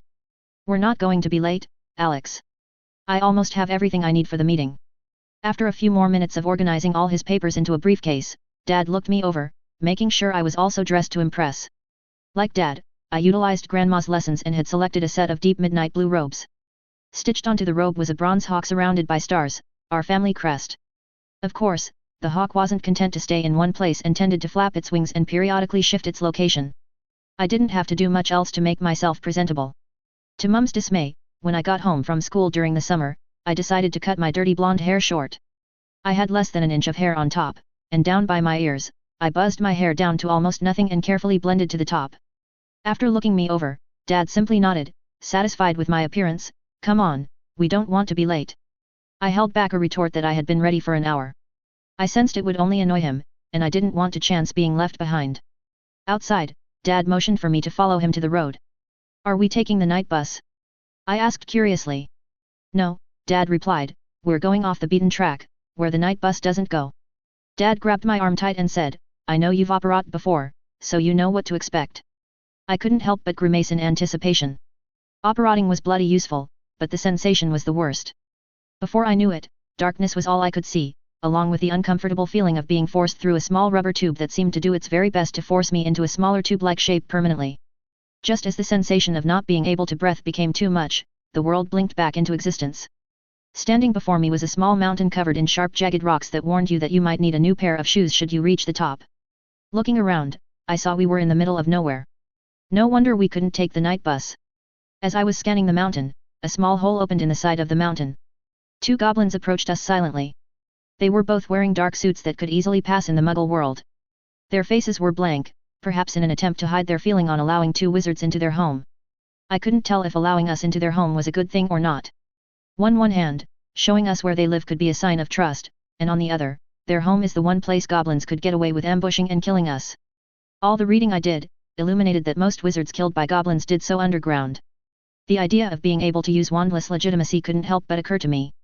No wonder Dumbledore and Voldemort couldn't help but use it all the time. Being able to get a peek at the goblins' plans would be bloody useful right now. I let out a small sigh of regret. It was something else I needed to add to my list of ever-growing things to learn. The goblin on the right glanced at me with his dark slanted eyes when I let out my small sigh. Without pause, the goblin on the left hissed in annoyance. When we set this meeting, it was with the understanding that there would be only one wizard in attendance, Mr. Folly. Dad shrugged off the complaint. "Gragnast, this is my son, Alex. Since he is underage, I'm sure he doesn't fit the requirement of a full wizard." I carefully made sure my expression was blank. Dad played that very nicely. The goblins probably weren't even annoyed when I was here. They know that we were here to negotiate a deal. They were just trying to seize a slight advantage before negotiations had even started, by acting like Dad was up to something suspicious. When he countered that I was underage and shouldn't count, he put the ball back in their court. Either they could take a slight advantage in the negotiations by admitting they were intimidated by a 13, almost 14-old wizard, or they could ignore the fact that I was a wizard on account of me being underage. I could see in Gragnast's dark eyes both annoyance and pleasure. He seemed to be annoyed that Dad escaped the trap but also pleased at his wit. Goblins enjoy a good verbal jesting. The exchange also allowed the Gragnast to get a sense of Dad's personality. Whatever his response had been, it would have given them a small glimpse at the type of wizard they were dealing with. There were a lot of layers to the opening greeting. I gave a mental sigh. We would have to be on our toes tonight.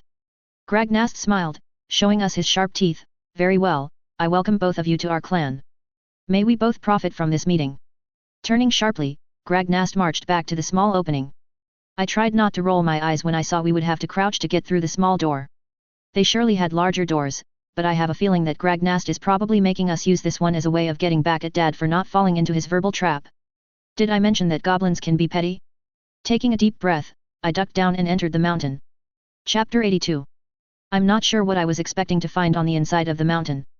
Maybe a dimly lit cavern full of goblins holding sharp implements. But, what greeted me on the other side was a bright, torch-lit room with no apparent exit. As soon as we entered, the doorway behind us closed and seemed to meld into the walls. The stone walls and floor were eerily smooth.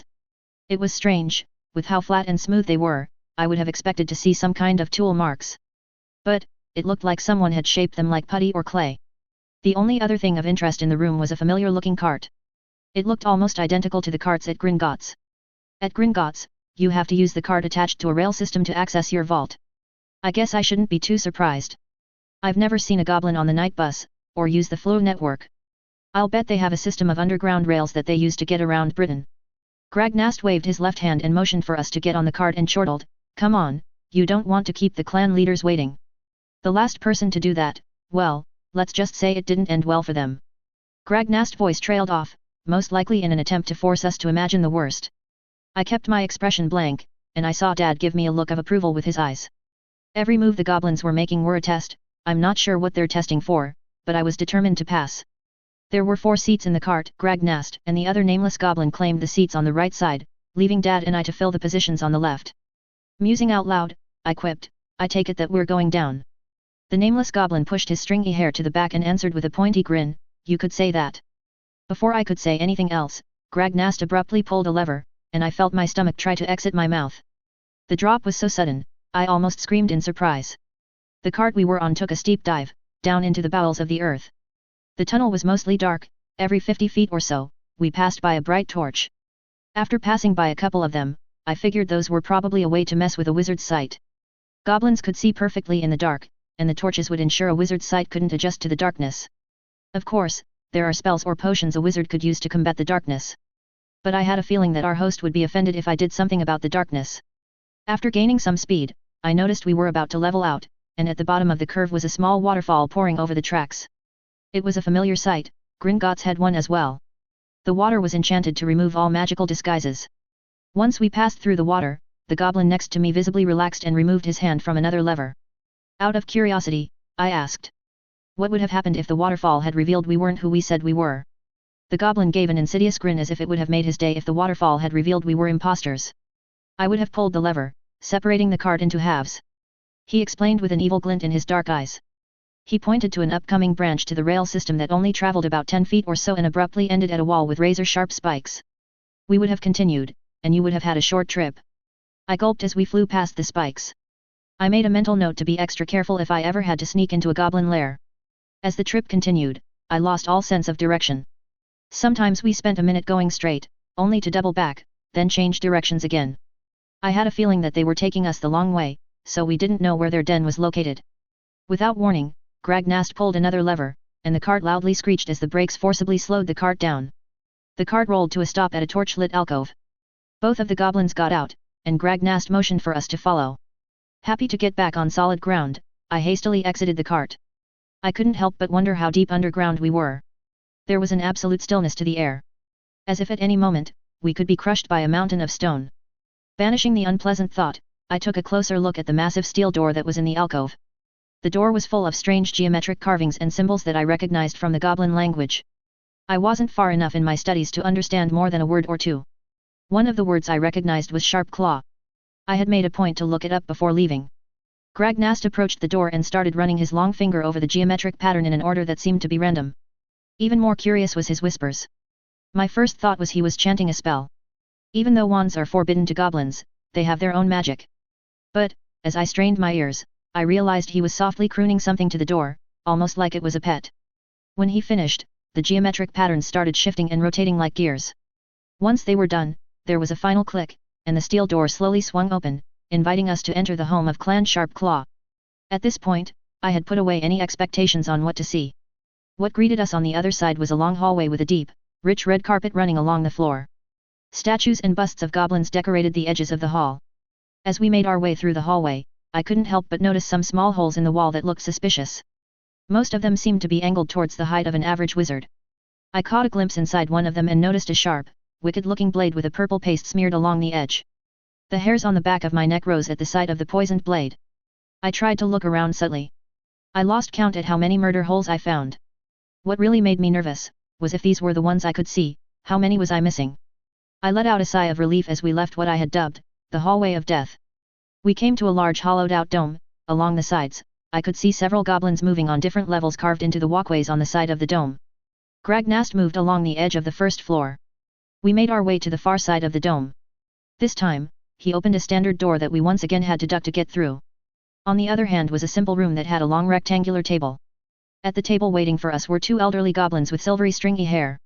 Although it was difficult to tell, I was pretty sure one was female.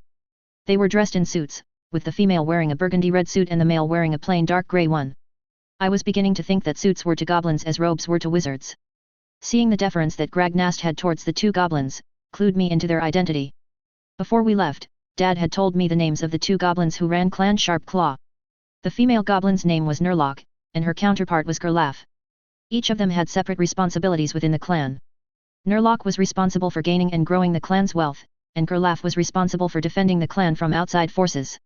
I understood why Nurlock was here, but I hadn't been expecting Gerlaf to be here. But, after giving it some thought, I realized why he needed to be here. What we were proposing would inevitably bring them into conflict with the goblin clans that are invested in the Nimbus Company. As we were getting situated, I could feel Nurlock and Gerlaf evaluating us with their dark eyes. They seemed content to sit in absolute silence until we were ready. Just as Dad was getting ready to speak, Nurlock spoke up in a high-pitched voice, "So, Mr. Folly. Why are you here? I trust the custom work we provided you is to your satisfaction." Dad smiled and flattered Nurlock, "As always, the work your clan provided was top quality." For half a second, I saw a glitter of appreciation in Nurlock and Gerlaf's eyes. Similar to wizards, goblins like to be flattered on their work. Dad continued, "We're here tonight to offer your clan an opportunity." Nurlock narrowed her eyes in suspicion. "How much do you know about the broom racing industry?" Dad asked. Nurlock exchanges a quick look with Gerlaf before replying, "There are around half a dozen companies worldwide that are relatively stable. At the top of the list is the Nimbus Broom Racing Company." Dad nodded in agreement. "That's right," he said. "Now, what would you say if I said that within a year, the Nimbus Broom Racing Company would no longer be number one?" Nurlock scoffed in disbelief, "That's unlikely, it's difficult to break into an existing market.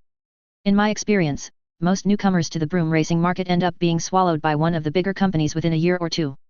Dad smiled and held up a finger as if to dispel that notion. "You may be right, but those companies didn't have me." Pulling open his briefcase, Dad started removing drawings of the firebolt and slid them across the table. Nurlock and Gerlaf both looked at the drawings with interest. Nurlock pointed to the metal gear on the back of the broom and said, "I see you plan on using our work to complement your design." Not as impressed, Gerlaf remarked, "The pictures are pretty, but I believe in what I can see." Dad nodded as if he expected that response. Reaching deep into the briefcase, he pulled out a prototype of the firebolt and set it in front of the goblins. Gerlaf's eye lit up in appreciation when he saw his clan-made gear on the rear of the firebolt. He quickly clamped down on his emotions and casually asked the most critical question, "So, how fast does it go?" Dad gave them a sly grin and proudly said, "As of my last test a week ago, the firebolt can go from 0 to 240 km per hour in 10 seconds. There was silence as the two goblins did the math in their head. The fastest broom on the market right now was the Nimbus 2000, and its top speed was around 160 km per hour. Both of their eyes started shining as they realized they were sitting on a gold mine, so to speak. Nurlock reached out and ran a long slender finger down the goblin-forged gear. Already imagining the gold, she greedily purred, "I take it you would like to set a contract to get more of these gears." I hid a smirk at seeing the greed in her eyes. I knew she was thinking about all the ways she could screw with us. If we were dependent on them for materials, there were a million ways they could wrangle more gold from us.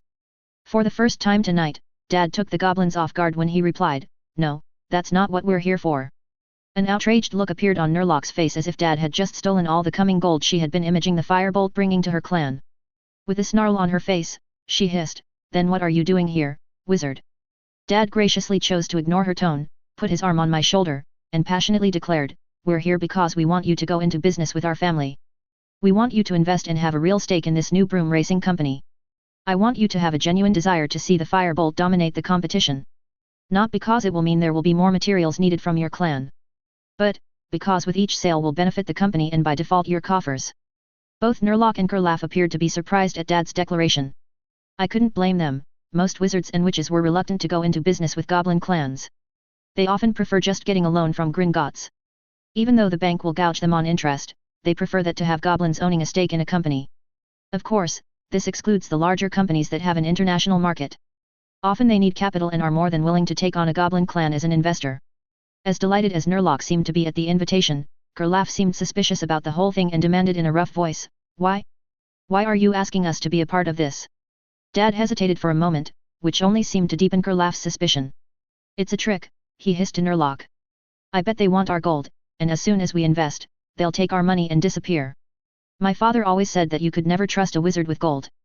I was a little surprised at how quickly the atmosphere changed. Even Nurlock was starting to narrow her dark eyes and look at us in suspicion. I figured Dad was going to probably say something along the lines of building a company and making profits, but I sensed that they needed a better reason. They wouldn't believe that a wizarding family would offer this to them for just any reason. I needed to put things in a perspective that they would understand and possibly sympathize with. Before Dad could say anything, I thought about the few words and phrases I knew in gobbledygook. Making sure to pronounce it correctly, I carefully said, "Ruoldal. That's why we're coming to you." Both of the goblins froze for a moment. "We do not have a blood feud between us," Kurlaf carefully said while shooting a puzzled glance at Nurlock. I smiled, "True, but we have one with Delvin Whithorn, the owner of the Nimbus Broom Racing Company." As my voice trailed off, Kurlaf tilted his head slightly in curiosity. Knowing I had captured his attention, I had to force myself not to smile. In a tone that had less suspicion, Kurlaf said, "Tell us of this blood feud that compelled you to seek us out." I looked at Dad, but he indicated that since I had started this, I needed to finish it. Gathering my thoughts, I decided to frame everything in a way that would resonate with the goblin clan. After taking a deep breath, I went back to the beginning. It all started with the death of our patriarch, George Folly. As I told our story, I could feel Dad's incredulous eyes on me as I added colorful viewpoints on what happened. I didn't lie. I just told our story from a unique perspective. As I finished the tale, by explaining the recent assassination attempt by Delvin Whithorn, the suspicion in Kurlaf's eyes had faded away. Gravely nodding, he acknowledged, "You do have a blood feud with this Whithorn clan." He looked straight into my eyes looking for the truth and asked, "What does any of that have to do with starting a new company?" This time, I looked at Dad for confirmation to reveal our intentions. Once he nodded that it was okay, I turned back to Kurlaf and fervently said, "This isn't about the gold." Out of the corner of my eye, I saw Nurlock take offense at that. Knowing that gold was significant to them, I retracted, "Well, not just about the gold. You see, we don't just want the firebolt to become the best broom on the market. Our real motive is to seize control of the Nimbus Broom Racing Company." I could see that Nurlock seemed to be convinced, but Kurlaf seemed still on the fence. He pulled her to the side and started to hiss in gobbledygook. Although I had yet to learn gobbledygook, I could tell from their tone that Kurlaf seemed to be lecturing Nurlock on something. Once they had finished their quiet argument, Kurlaf turned back to us and pointed out, "You seem to have left out that joining with you in your attempt would put us at odds with the clan that backs the Nimbus Company. Something like that could bring trouble to our clan." I almost rolled my eyes. Kurlaf wasn't scared of conflict with another clan. Goblin clans came into conflict with one another all the time. Mostly it was about gold. What he was doing right now was really a negotiating tactic. Acting as trouble could come to their clan, was really him saying they should be better compensated for their trouble. At this point, I let Dad take over the negotiations. He had taken several meetings with Barbara Lancaster's squib lawyers. While they couldn't cast magic with wands, they proved their worth with creating complicated and detailed contracts. I almost laughed when I saw the two goblins' eyes widen to the size of saucers when Dad passed them a preliminary contract. They were used to dealing with wizards who didn't have the faintest clue how to write up ironclad agreements. Nothing would be signed right away, but it was a good place for us to start. One of the main demands from the goblins was that if we successfully took over the Nimbus Company, that it had to be folded into the company. That way, they could get access to any profits from the Nimbus models that we sold. Since we were counting on the Sharp Claw clan to help counter the Goblin clan invested in Nimbus, Dad agreed to their request. But, Dad also clarified that this would be a new company, separate from Folly's wondrous enchantments. Nurlock's eyes flashed in disappointment. I think she had been hoping to get her claws into Dad's shop. As the evening wore on, Nurlock brought up several good points that would help our company would have to address before we could go public and release the firebolt. As the meeting came to a close, Dad set up a meeting for the following week. It was the first of many. He would probably be meeting with them weekly.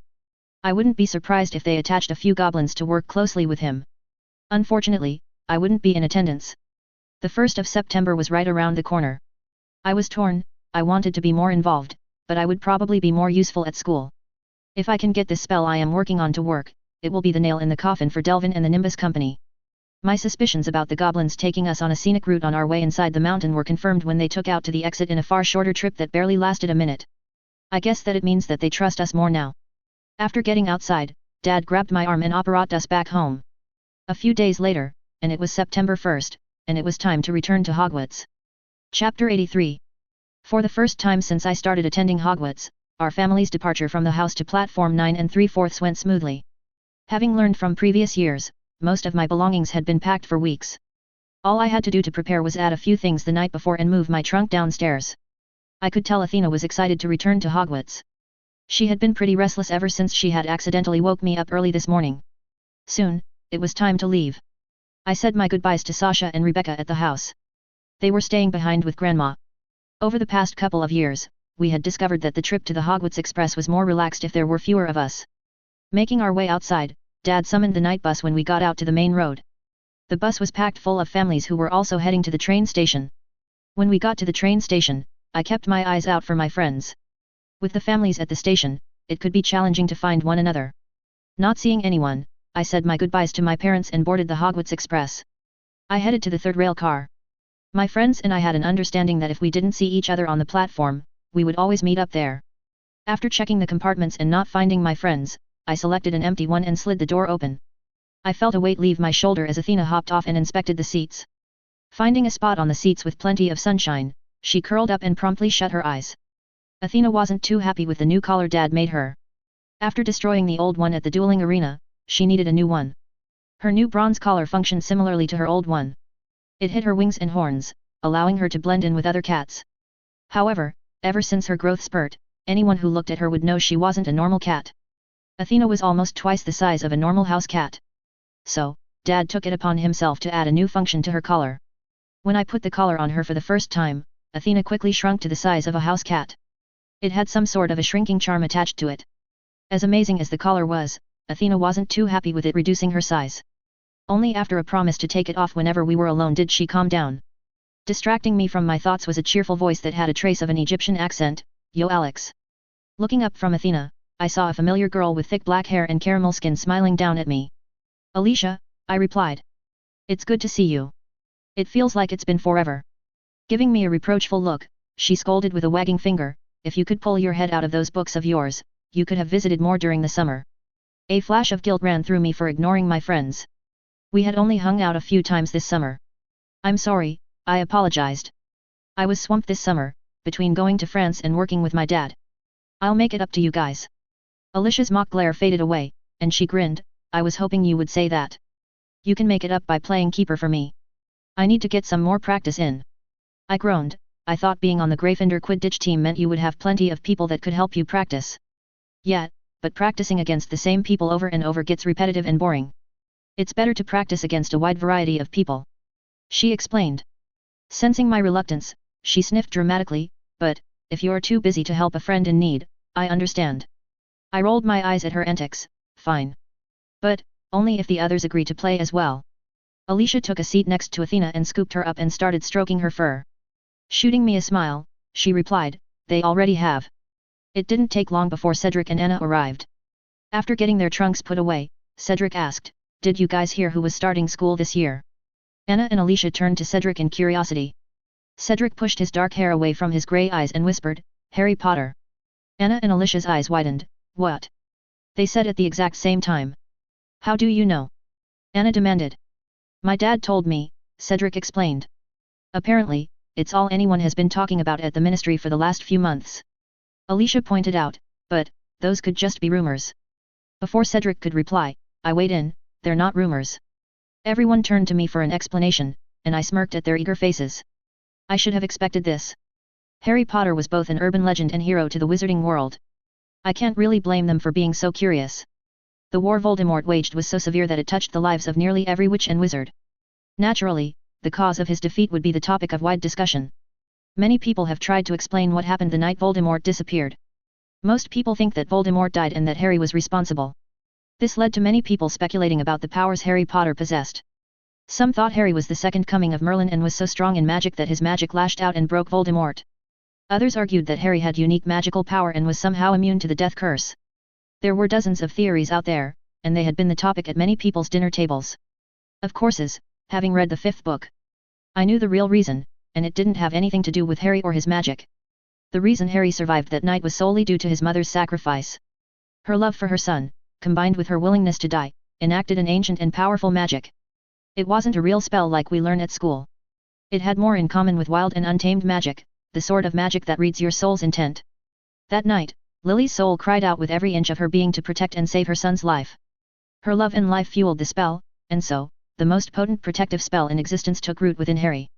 Curiously, it was the strongest protection spell imaginable, but also the weakest.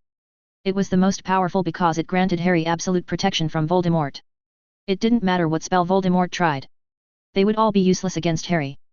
Voldemort would soon learn this firsthand later this year. Even the mere touch of Harry could cause him unimaginable pain, and lead to the disintegration of his vessel, Professor Quirrell. But, the protective magic also had one gaping hole in its protection. It would do nothing to stop any of Voldemort's followers from acting against him. If Voldemort wasn't so determined to deal with Harry himself, he could have had one of his followers simply kill Harry and be done with it, but I guess it's a good thing for Harry that he doesn't. For now, the spell lives on.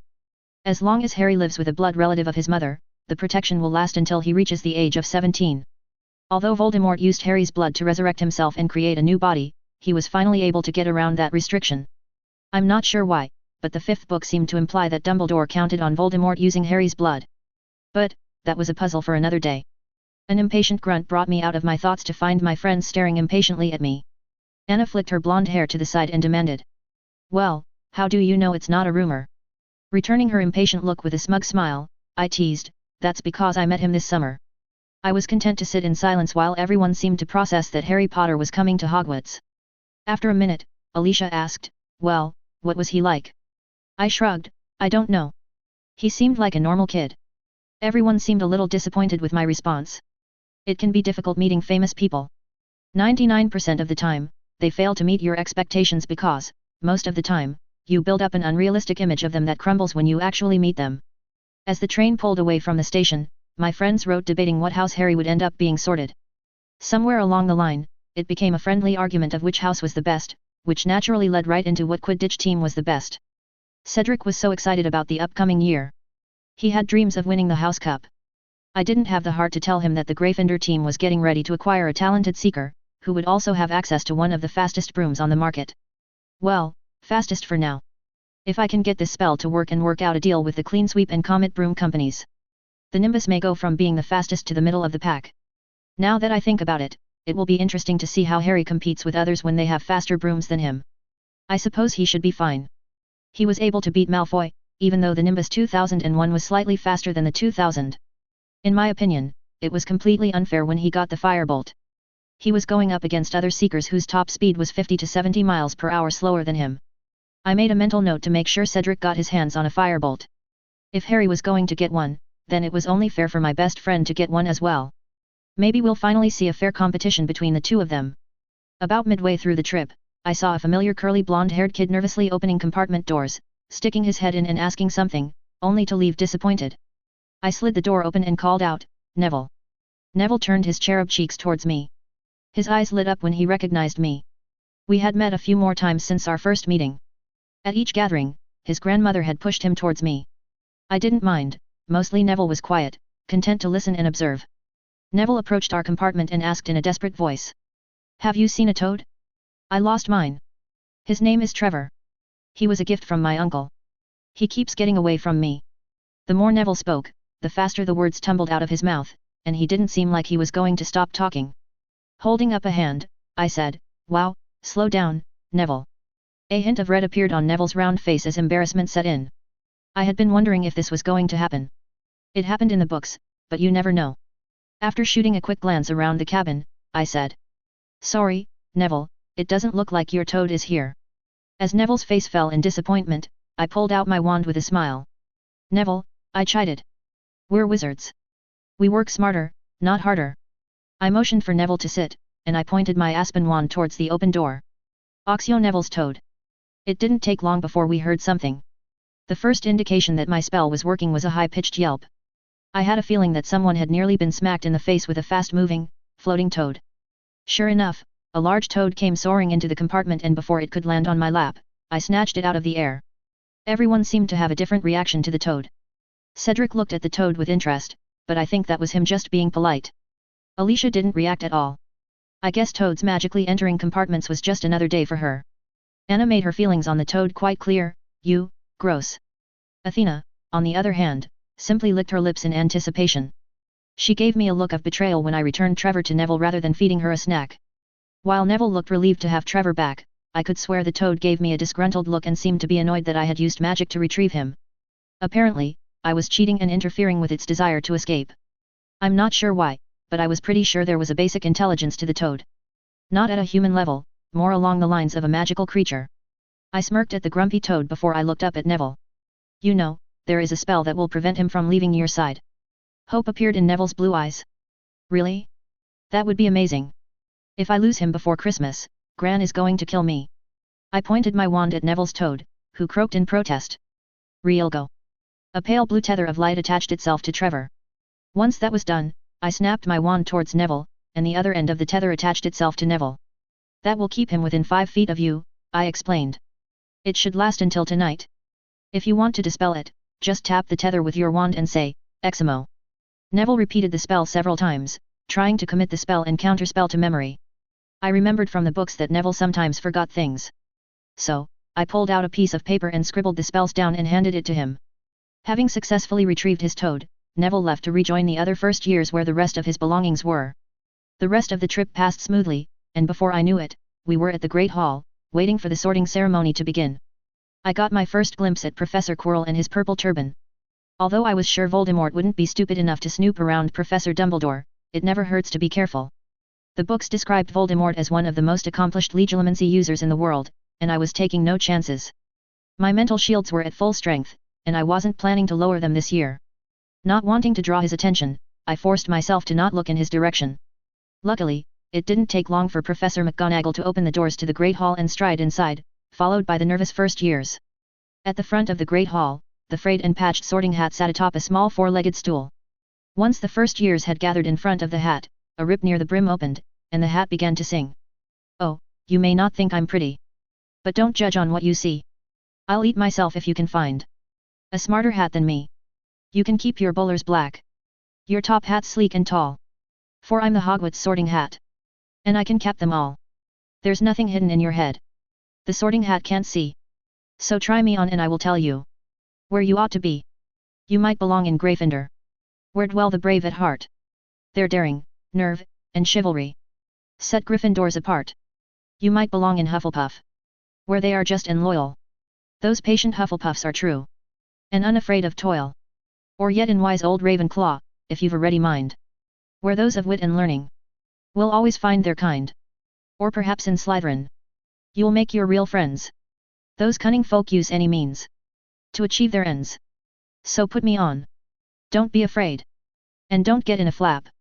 You're in safe hands, though I have none. For I'm a thinking cap.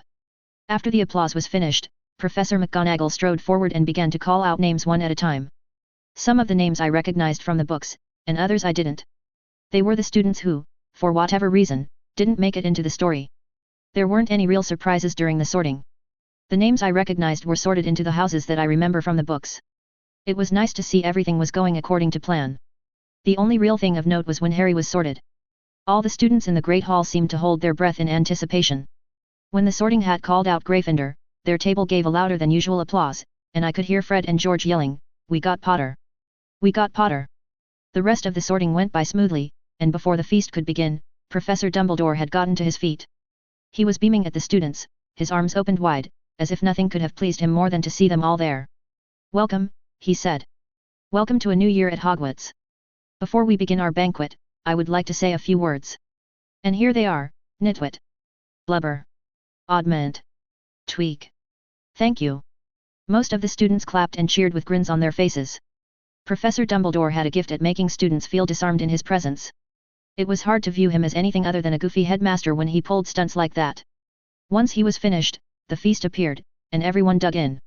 There was nothing quite like the feast at the beginning and end of the term.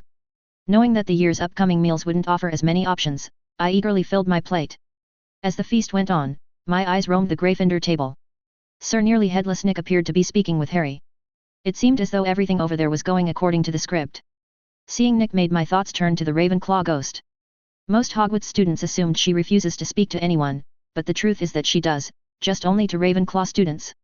She can be particularly helpful if you've lost something or need help finding your way. I haven't had much interaction with her. I think it was something to do with Athena. Ever since she attacked Peeves back in my first year, most ghosts avoid her like the plague. At last, the desserts too disappeared, and Professor Dumbledore got to his feet again. The hall fell silent. Ahem, just a few more words now that we are all fed and watered. I have a few start-of-term notices to give you. First years should note that the forest on the grounds is forbidden to all pupils. And a few of our older students would do well to remember that as well. Dumbledore's twinkling eyes flashed in the direction of the Weasley twins. I have also been asked by Mr. Filch, the caretaker, to remind you all that no magic should be used between classes in the corridors. Quidditch trials will be held in the second week of the term. Anyone interested in playing for their house teams should contact Madam Hooch. And finally, I must tell you that this year, the third floor corridor on the right-hand side is out of bounds to everyone who does not wish to die a very painful death. Is he serious? Roger Davis asked in a whisper.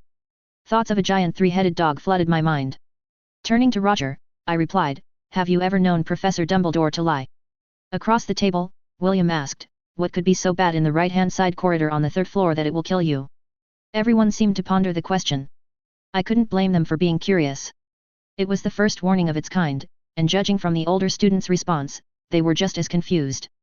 I kept my mouth shut and put the third floor far from my mind. It was none of my business.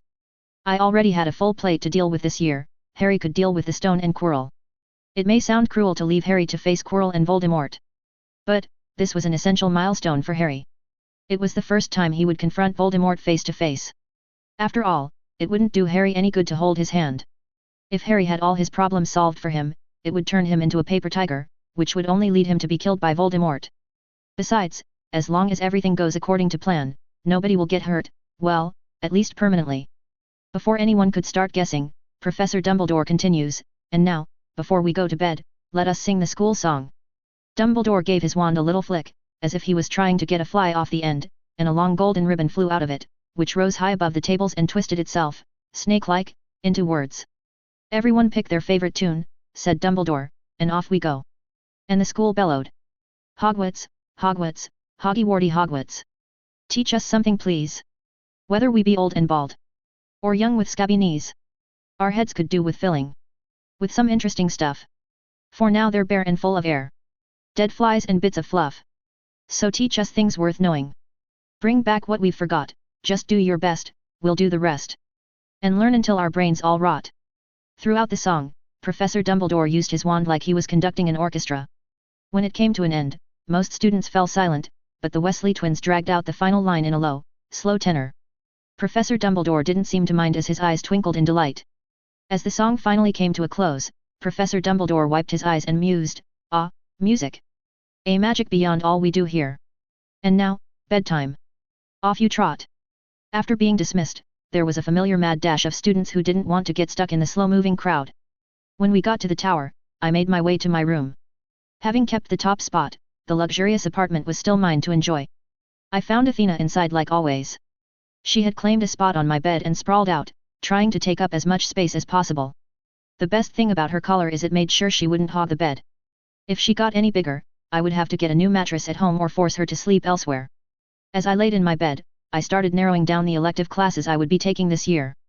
There were 5 options to choose from: arithmancy, divination, Muggle studies, care of magical creatures, and the study of ancient runes. We were required to select a minimum of 2 electives this year. I needed to come to a decision quickly as I needed to turn in my choices to Professor Flitwick after breakfast in the morning. I knew off the bat that there was no way on earth I was taking divination. A lot of students choose this class because it had become infamous as a blow-off class. But after reading about it in the books, there was no way I was going to waste my time in divination. I had too much to learn to waste my time in a class that would be useless to me. After some more thought, I also discarded Muggle studies. It may be an interesting course, but ultimately it would do nothing to advance my power. Seeing Harry at Hogwarts was like being constantly reminded that Voldemort was coming. Between the Dark Lord, and the Whithorns, I was feeling the pressure. As for the remaining 3, they all had good points. I knew from my conversations with Nicholas that I would be taking arithmancy no matter what. As for the remaining 2, they both had their pros and cons. Learning how to deal with magical creatures would be useful. My recent brush with magical creatures in China showed me that. But, as much as I hate to say it, Hagrid would soon be taking over, and if he teaches like he did in the books, the class could prove to be unpleasant. The study of ancient runes could also be useful. Half of Rowena's collection was ancient.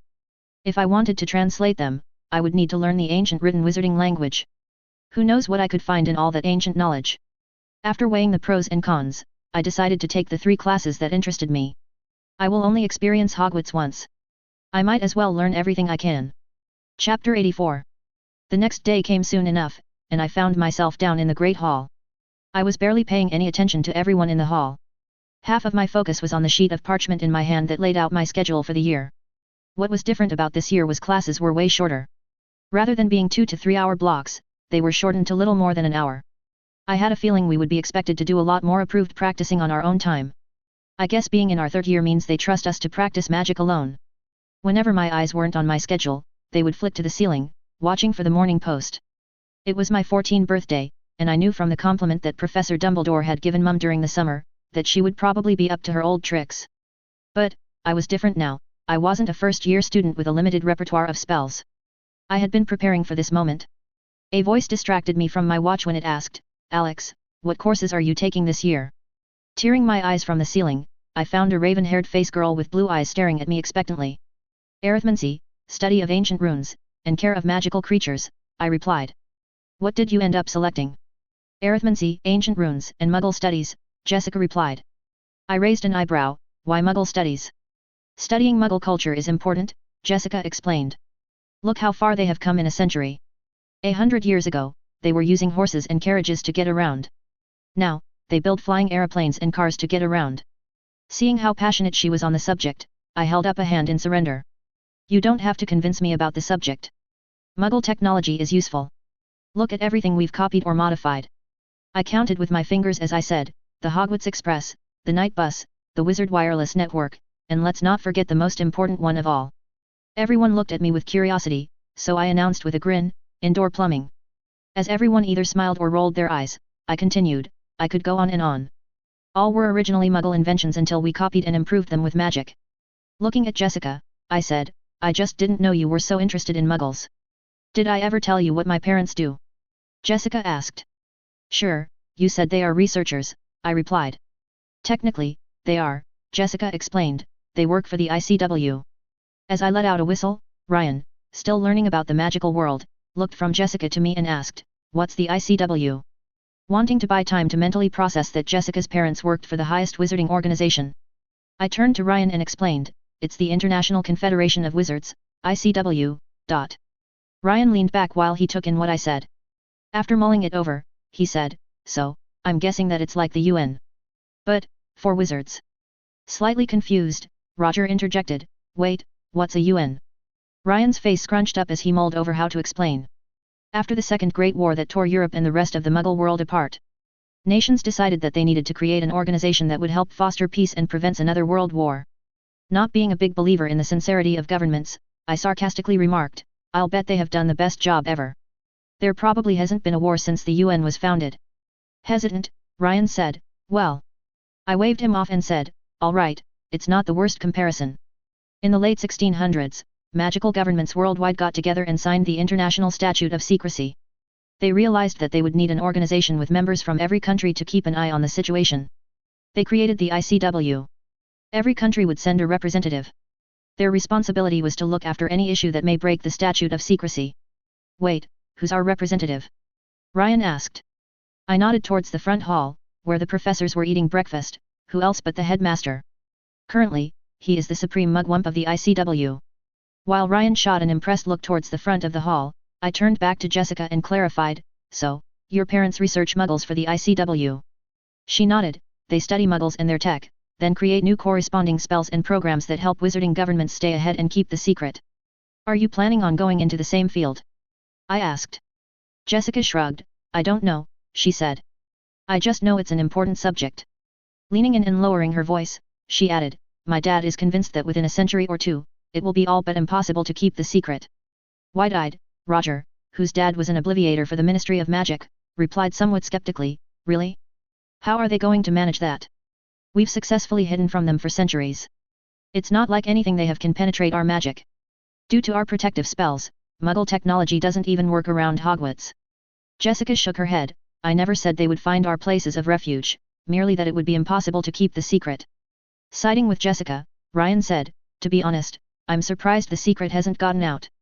Everyone around the table paused as they tried to imagine a world where magic was back in the open. Speaking up with his Scottish accent, William asked curiously, do you think Muggles would be able to handle it?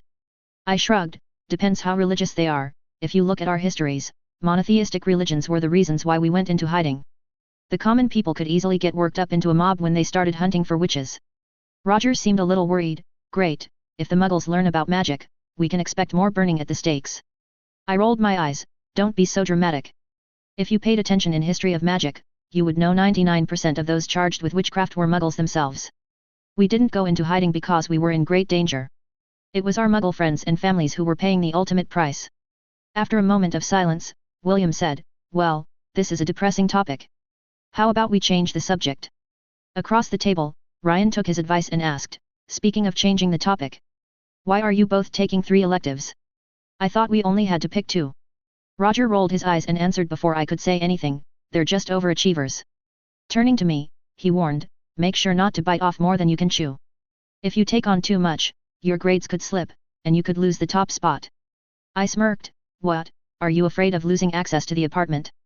A sheepish look appeared on Roger's face. It's all your fault, he accused.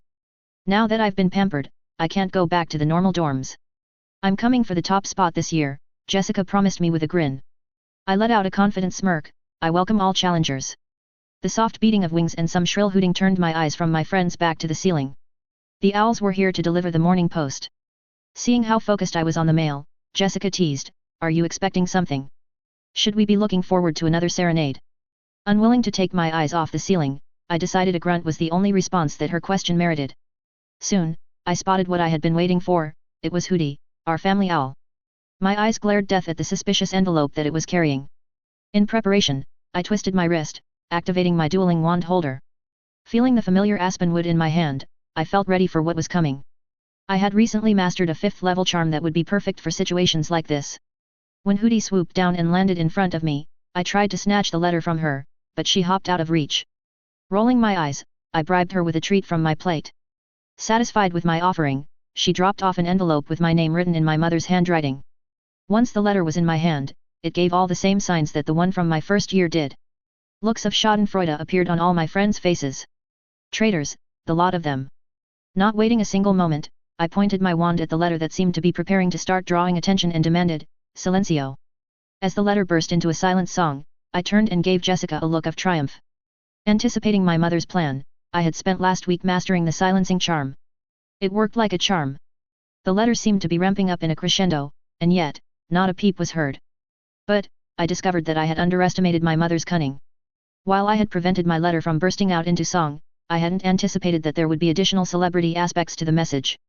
Once the letter had gone silent, it seemed to unravel into pieces, sending ribbons into the air that formed the words Happy Birthday Alex. I glared at the eye-catching streamers celebrating my birthday, and comforted myself that at least it wasn't as bad as my first year. It didn't take long for the magic powering the streamers to fade away and sink down and wrap themselves around my shoulders. I inwardly resolved to learn the vanishing charm sometime this year. I didn't care about the fact that it was an advanced transfiguration spell. I was tired of holding back in transfiguration. It was time to move ahead. With my mum's embarrassing birthday mail taken care of, I turned my full attention back to my fellow Ravenclaws, who all had on suspiciously blank faces. Not a word, I warned. Or I'll make sure each of you has a similar birthday greeting. I think my friends took my warning seriously because Ryan successfully changed the subject again by asking, who else is looking forward to the Hogsmeade trips? Did everybody get their parents' permission slip signed? Ryan's question set off a new round of conversation. Everyone was eager for the monthly weekend visit to the only entirely magical town left in Britain. Out of all my friends in Ravenclaw, Ryan was excited the most.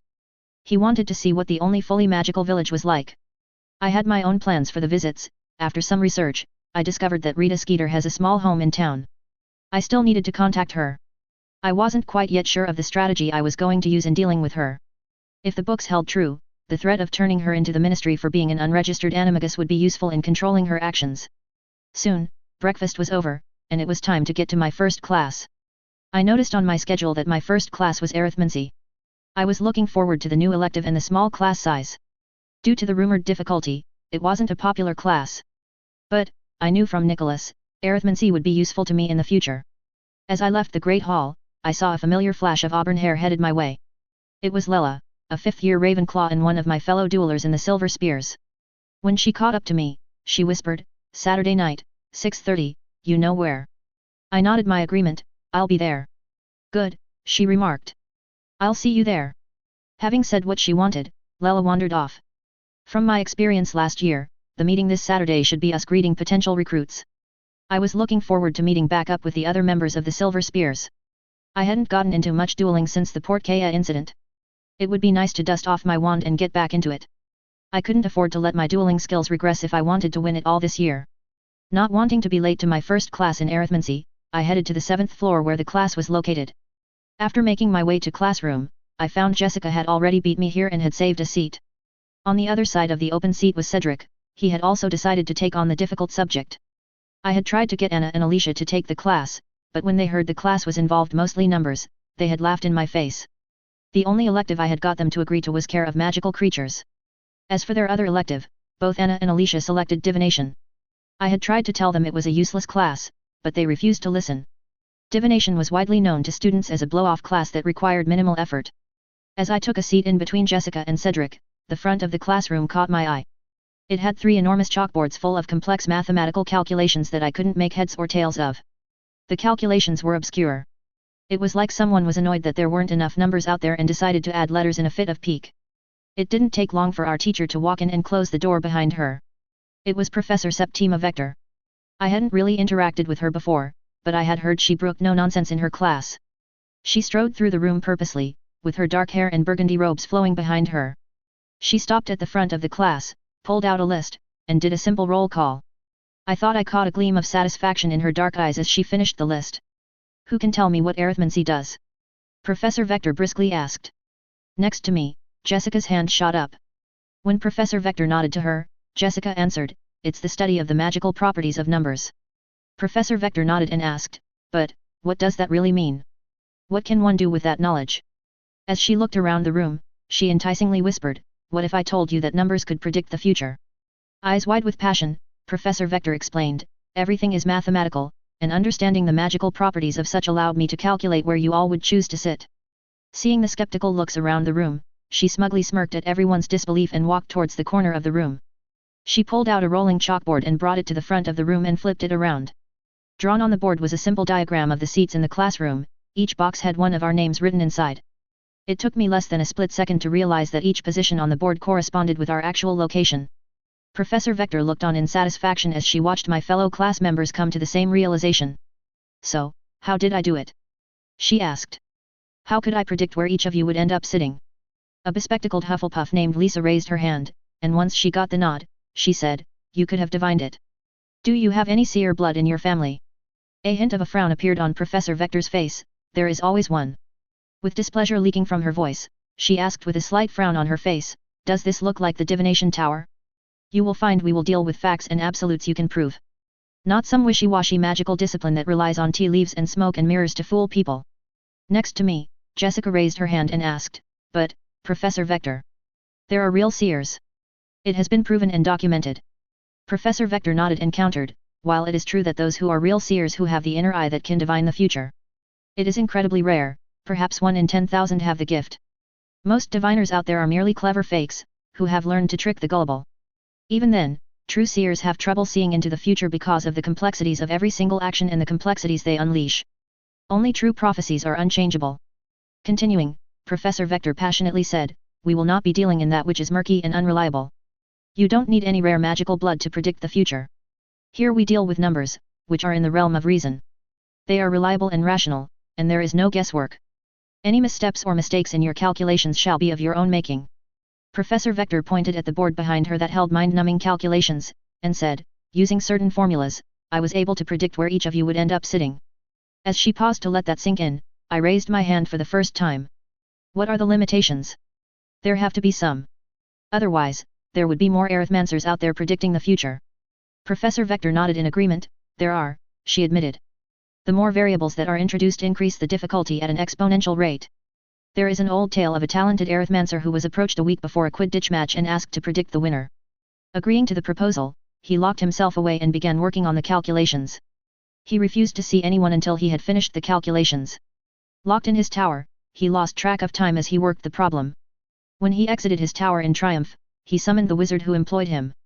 The arithmancer was embarrassed to learn although he correctly predicted the winner, it had taken him weeks to finish the calculations, and the match was long over. The class snickered with amusement as Professor Vector shook her head, lamenting the arithmancer's mistake.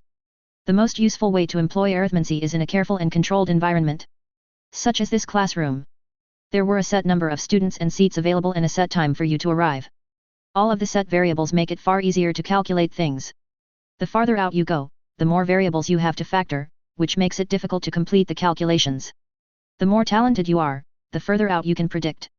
But, a word of warning, you will need to be careful. Pulling back the curtain of the universe and staring into its inner workings has been known to make more than one arithmancer a little eccentric. And that's putting it mildly. Sensing worry, Professor Vector steered the class in a new direction. Now, this is just one application of arithmancy. There are many more ways arithmancy and numerology can be used, such as predicting how long a spell will last. As Professor Vector further explained the different ways arithmancy could be used, I understood why Nicholas Flamel said this was a critical class for someone who wants to push the bounds of magic. It would be life-saving to predict if an experiment is about to blow up in your face. It also made sense why curse breakers were also required to take this class. If you were breaking into a forgotten tomb filled with curses, it would be helpful to predict harmful actions. I had a feeling I was going to like this class. I always did have a way with numbers. Author's note. So, I realized when writing this chapter, that students would have had to choose their classes before school started. After some research, I learned that they actually choose at the end of the second year. So, I will be updating the previous chapter from Alex choosing his courses, to him musing over the choices offered, and if he made the best choice. Chapter 85. After arithmancy, I made my way to Transfiguration with Professor McGonagall. During the first class, we didn't cover anything new. It was more about what would be expected of us throughout the year. With classes barely over an hour, Professor McGonagall informed us that we would be allowed to practice on our own time. But, we still weren't allowed to work ahead of the curriculum without Professor McGonagall's permission. At the end of the class, as I prepared to leave, Professor McGonagall said, "Mr. Folly, please remain behind. I have something I would like to discuss with you." As I nodded in acceptance, Cedric shot me a curious look. Normally, anytime someone is asked to stay behind, it's because Professor McGonagall is displeased with you. Confused, I racked my mind for any reason for Professor McGonagall to be displeased with me.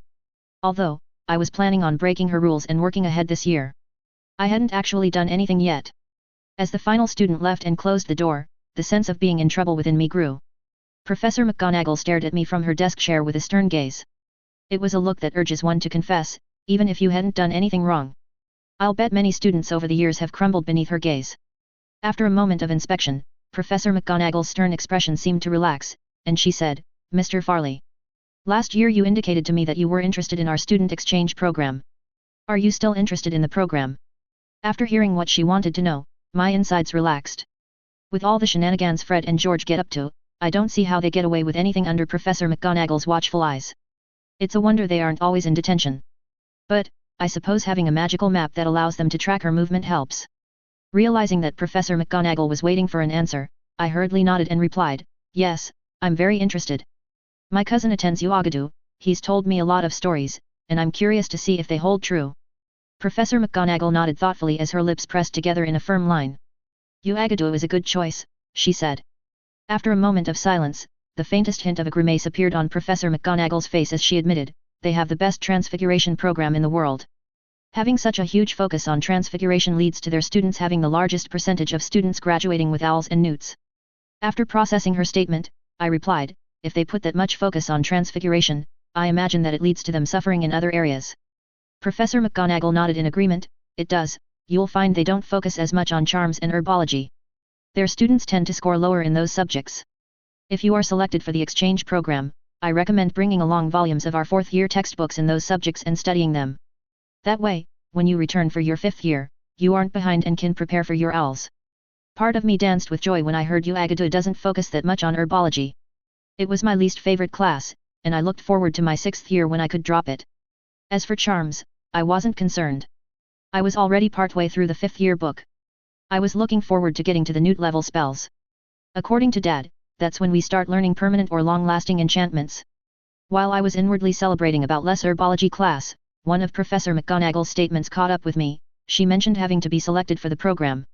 A little unsure, I asked, could you tell me more about the exchange program? How does it work? Who gets to decide who gets selected? Well, it's a bit of a process. She answered, there are several layers to getting approved. The first is the head of your house, which for you is Professor Flitwick.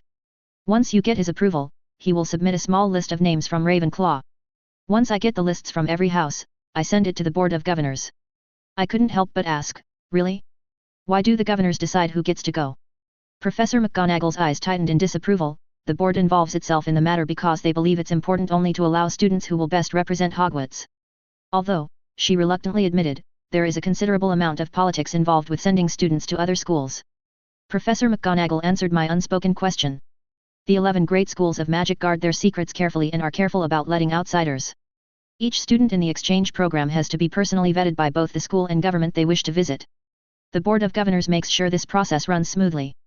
The thought of not being selected for the program briefly crossed my mind. But luckily, I know someone who can help me out. For the first time, I was grateful that Grandma was on the board. Some people may complain of nepotism, but who cares what they think? What's the use of having and building connections with influential people if I don't use them? On that note, I should get Augusta Longbottom and the other governors I've made a good impression on to make sure my name is selected. Still a little curious, I asked, how many students will be selected? Each house is allowed to send one student. Professor McGonagall explained. Are they allowed to choose whatever school they want? I questioned. A knowing look appeared on Professor McGonagall's face. Each person selected is allowed to choose what school they wish to attend. Although it is rare, multiple students have chosen to attend the same school. With my curiosity about the program satisfied, I fell silent. For a few moments, there was only silence between us. Breaking the stillness, I asked, Professor McGonagall, is that all? She shook her head and said, there's something else I wanted to discuss with you. Back in your first year, you indicated that you wished to explore becoming an animagus. I nodded in agreement. You said I would have to wait till my 6th year before you would teach me. Professor McGonagall's eyes narrowed at my reply. I had tried to keep the accusing tone out of my voice. Judging by her eyes, I doubt I succeeded. Well, Uagadu happens to have the most successful animagus success rates in the world. I believe their success rate is around 90%.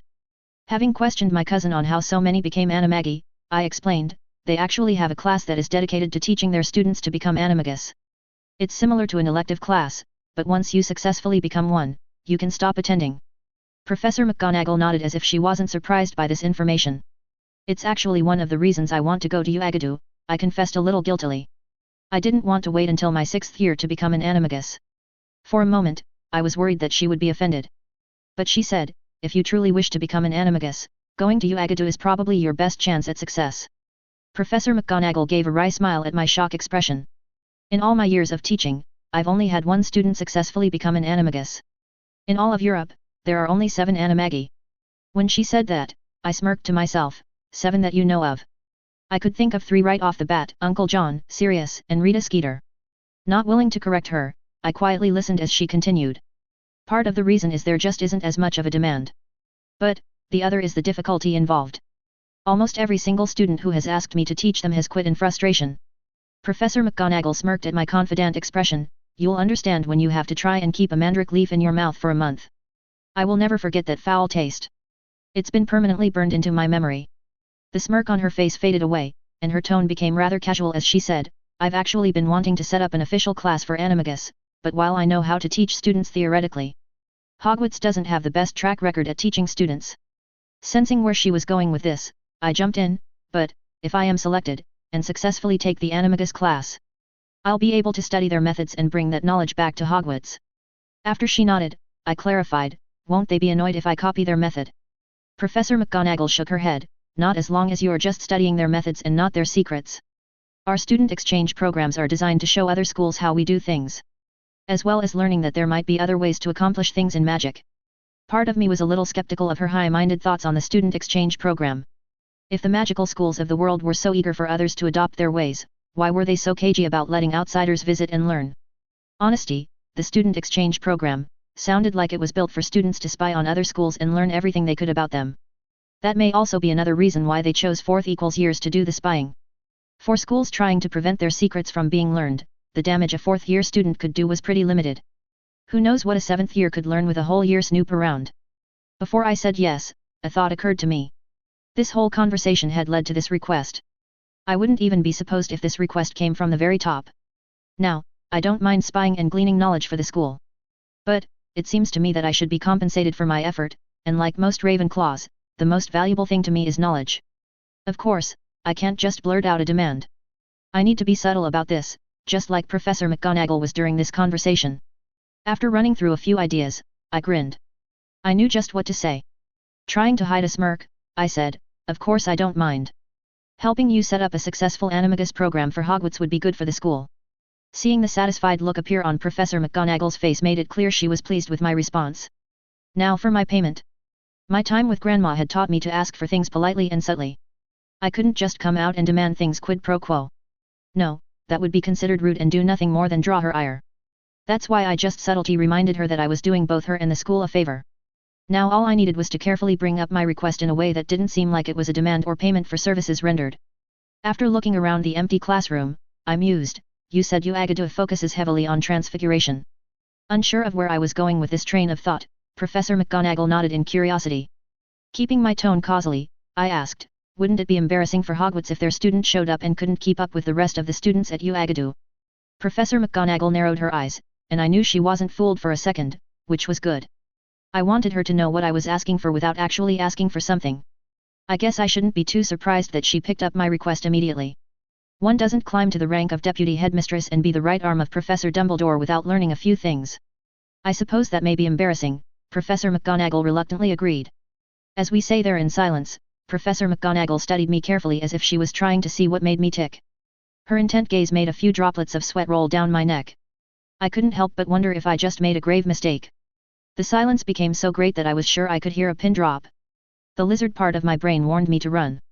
I was young and could surely outrun her. After what seemed like forever, Professor McGonagall leaned forward and said, "In the interest of making sure Hogwarts isn't embarrassed next year. This year, some private lessons in transfiguration may be in order Saturday, my office, 9 o'clock sharp."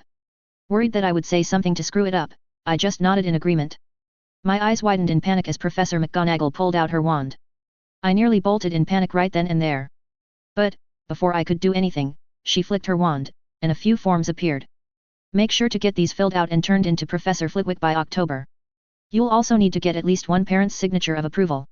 Once I grabbed the forms, she flicked her head towards the door, "You better get going if you don't want to be late to your next class." Eager to get away from her stern gaze, I gathered my things and headed to the door. By the time I made it to History of Magic, I had got my heart rate under control. I barely listened to Professor Binns as he started lecturing in his slow, monotone voice. Most of my mind was pleased that I had maneuvered Professor McGonagall into private lessons. Not moving ahead had been frustrating for the last 2 years. So, when I saw a shot that would let me move forward at full speed, I couldn't help but take it. But, a small part of my mind warned me that I might have made a mistake back there. It was never a smart idea to piss off the deputy headmistress of Hogwarts. While I wasn't sure if she was genuinely annoyed, I resolved to stay off her radar as much as possible this year. Of course, I realized it was ironic that with the extra lesson, staying under the radar would be rather tricky. The rest of the class flew by, and soon it was time for lunch. I wanted to broach the subject with the rest of my friends. I knew some of them might be resistant to the idea, but I had 2 months to wear them down. Luckily, meals were relaxed during the year, and you could sit where you pleased. It didn't take long before my friends were seated and eating lunch. As I sat there playing with my food, I tried to come up with the best way to broach the topic. Being my best friend, Cedric knew when I had something I wanted to say but was trying to figure out the right way to say it. Eventually, he had enough of my hesitation and said, "Alex, whatever it is, just spit it out." "Fine," I huffed. I had wanted to come up with the perfect arguments of why everyone should go to Uagadu with me. Seeing as I had everyone's attention, I decided to rip off the bandage. "I'm applying for the student exchange program next year." 3 sets of eyes rapidly blinked at me in confusion. Wanting to explain, I said, "My cousin Omar attends Uagadu. He's the one who told me about the program." Cedric, being the steady one in our group, calmly asked, How long is the exchange? The full year, I replied. What? Anna demanded, you're going to be gone all year. I nodded and held up a hand to stall any other questions. And, I want you three to come with me. Ever since Professor McGonagall explained that there was an open spot for each house, I couldn't shake the idea of my friends coming along. Next year, a giant snake that can kill you just by looking at you will be slithering the pipes in halls. I know in the books no one was killed, but I couldn't help worry about my friends. It would ease my mind a great deal if they came along. I wish I could bring all my friends, but I will settle for my 3 closest friends. Not surprisingly, Anna had gone from annoyed to being pleased in 2 seconds. Sounds fun, I'm in. I turned to Cedric, hoping for the same reply. A worried look appeared on his face. I don't know, Alex. I'm on the Hufflepuff Quidditch team. If I leave for a year, I will probably lose my spot. Jumping into the conversation, Alicia added, I'm in the same boat. Competition to be on the team is fierce. If I leave, I may not make it back.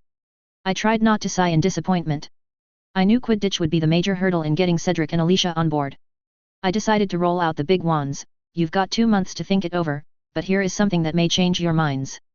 As my friends leaned in with curiosity, I continued, UAgado has a class dedicated for their students to become animagus. Wouldn't it be awesome to go down there and learn? We would be the only students at Hogwarts who could freely transform ourselves without a wand. I could see the idea of becoming an animagus tempted my friends. Professor McGonagall's demonstration in our first year left a profound impression on all of us. A little hesitant, Cedric asked, I thought becoming an animagus was extremely difficult. It is, I confirmed. But, over the centuries, they've perfected their teaching methods. Almost everyone who attends the class is successful. My cousin was able to do it within a couple of months. Alicia spoke up, it's true, both of my parents attended UAgado, and they both have animagus forms. I'm sure they would be thrilled if we went. I could see Cedric was still torn, so I decided to stop pushing him so hard. You don't have to answer right now, just think about it. You have until October to decide. Chapter 86. The following day after breakfast, I made my way to the one class I was a little wary of, Defense Against the Dark Arts. Upon entering the dimly lit classroom, my senses were assaulted by the pungent smell of garlic. The aroma was so intense I could taste the spice on my tongue. Looking around, I noticed cloves of garlic hanging all over the walls. If that wasn't bad enough, in the far corner, heavy incense smokers were burning. The incense that was burning conflicted severely with the garlic and produced an awful smell that made my eyes water. As I made my way to my seat, I noticed Professor Quirrell and his purple turban sitting at his desk in the front of the room. I wasn't quite sure what to expect from him. The books always described him as a stuttering coward, but I knew that was just a clever mask hiding his true self. But, as he sat there nervously eyeing each student like they might be a monster in disguise that was out to get him, I had to admit, he was committed to his role. After giving the matter some thought, I realized I shouldn't dismiss the danger that Professor Quirrell represented. Being skilled enough to break into Gringotts shows that he was not to be underestimated. Not to mention one of the most powerful wizards of our age is currently residing in the back of his head. Regardless, all I had to do was stay out of his way, and Harry would end up taking care of him. I wasn't going to get involved in that mess. Besides, if Harry was going to take down Voldemort in the future, it was vital for him to get his feet wet when he was younger. And now that everyone's here, we can begin. Professor Quirrell stammered. Next to me, Roger raised his hand and asked without being called on, Professor Quirrell, what's with all the garlic? Professor Quirrell looked around nervously like he was afraid of being overheard. VV vampires. He muttered. Not satisfied with Professor Quirrell's response, Jessica interjected, but, everyone knows that vampires fearing garlic is a myth. Professor Quirrell shook his head as if it would ward off Jessica's statement. That's not true, he defended. Once I used garlic to great effect as I tracked a vampire in the most eastern part of Europe. With a quiver, he added, fearsome creature. His voice lowered to a near whisper, even with the protection Hogwarts offers, I suspect the creature's brethren are hunting me. I struggled not to roll my eyes at Professor Quirrell's performance. His pale and frightened complexion might as well shout that there was no way on earth that he was brave enough to face a vampire. My classmates' faces were torn between disbelief and concern that our new teacher was half mad with fear. A heavy sigh escaped me. This was going to be a long year. With no one in the class willing to call out Professor Quirrell on his unbelievable fears, he launched a lecture on what the course would be covering throughout the year. Most of what he said, I promptly ignored. I was having a little trouble focusing. I was distracted by the fact that the world's foremost expert in legilimency was currently residing in Quirrell's head and was only 10 feet away from me. While I was at the point where I could maintain my mental shields without concentrating on them, I dedicated most of my mental energy to making sure my shields were completely impenetrable, and I made a mental note to study up on legilimency. I let out a sigh of relief when class was over. At first, I was sure I hadn't felt anything brush up against my shields. But, as I left the classroom, I thought I heard a faint voice whisper within my mind, interesting.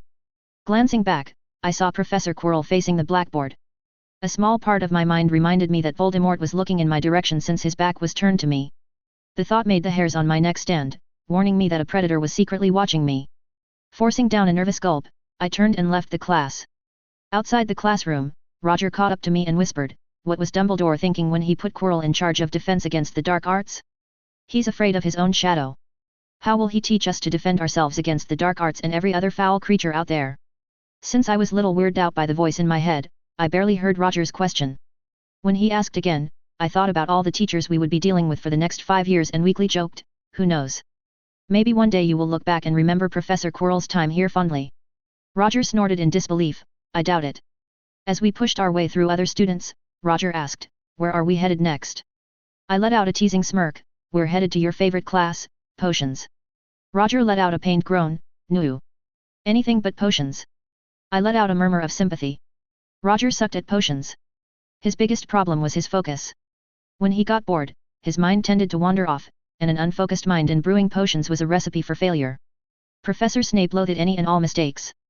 He seemed to take each one as a personal insult to his craft and had no problem lashing out at those he considered too lazy to follow directions. "Maybe he'll be in a good mood," Roger hopefully said. There was a bit of awkward silence as Jessica, and my other roommates looked away, not wanting to spoil Roger's unrealistic fantasy. Personally, I couldn't help but have a sinking feeling that not only would Professor Snape not be in a good mood. After seeing the son of his childhood tormentor, who was by all accounts the spitting image of him, he would probably be in a particularly foul mood all year long. Any hope Roger might have had died when he saw Professor Snape waiting in the dark, unused corner of the dungeon classroom. Already, the hints of his infamous glare showed as he kept one eye on the clock and the other on the door, no doubt hoping to snag a straggler or two. I shook my head. Only idiots arrived late to potions. If you made that mistake, you only ever did it once. Professor Snape's glare faded away in disappointment when everyone arrived on time. When the last second ran out, he pointed his wand at the door, and it swung close with a bang. "Who can tell me what the Wiggenweld potion does?" Professor Snape snapped as he strode from the corner to loom threateningly over the class. Next to me, Jessica unsurprisingly raised her hand, which Professor Snape promptly ignored and turned away. He hated calling on her because she always answered with the textbook response. Disappointed, Jessica lowered her hand and looked like her puppy had just been kicked. I shook my head. You would think after 2 years of abuse, she would change her tactics. But, Jessica could be just as stubborn as Professor Snape. In her mind, the perfect answer was the textbook answer. Professor Snape glared at the rest of the class as if he was trying to force one of them to raise their hands by the sheer force of his will. "No one," he remarked with a sharp edge in his voice. Professor Snape's dark eyes glittered dangerously, and I knew our class was about 2 seconds from paying for it with a ton of homework. Since I didn't want to spend half my night writing a long pointless essay, I raised my hand. I already knew everything about the Wiggenweld potion because last year, I used about a dozen of them to save my life when I was dying. After Professor Snape gave me the nod, I said, "The Wiggenweld potion is a strong healing potion that can heal injuries." Seeing the unimpressed look in Professor Snape's face, I knew he wasn't satisfied, so I went on, "While an effective healing potion, it's recommended to be careful when using it if you are seriously injured. The potion can cause a false sense of security, because while it can handle minor to medium injuries just fine, when it comes to major issues, it can only deal with surface problems, which may lead one to believe that it healed them." More than one witch or wizard drank a Wiggenweld and believed they were fine, only to die from their injuries later on. As I explained the Wiggenweld potion, I felt a flash of phantom pain in my lower spine. I couldn't help but think back to when the only thing keeping me alive was the vials of potions I had squirreled away. I can still remember the taste of mint and honey as I chugged each potion.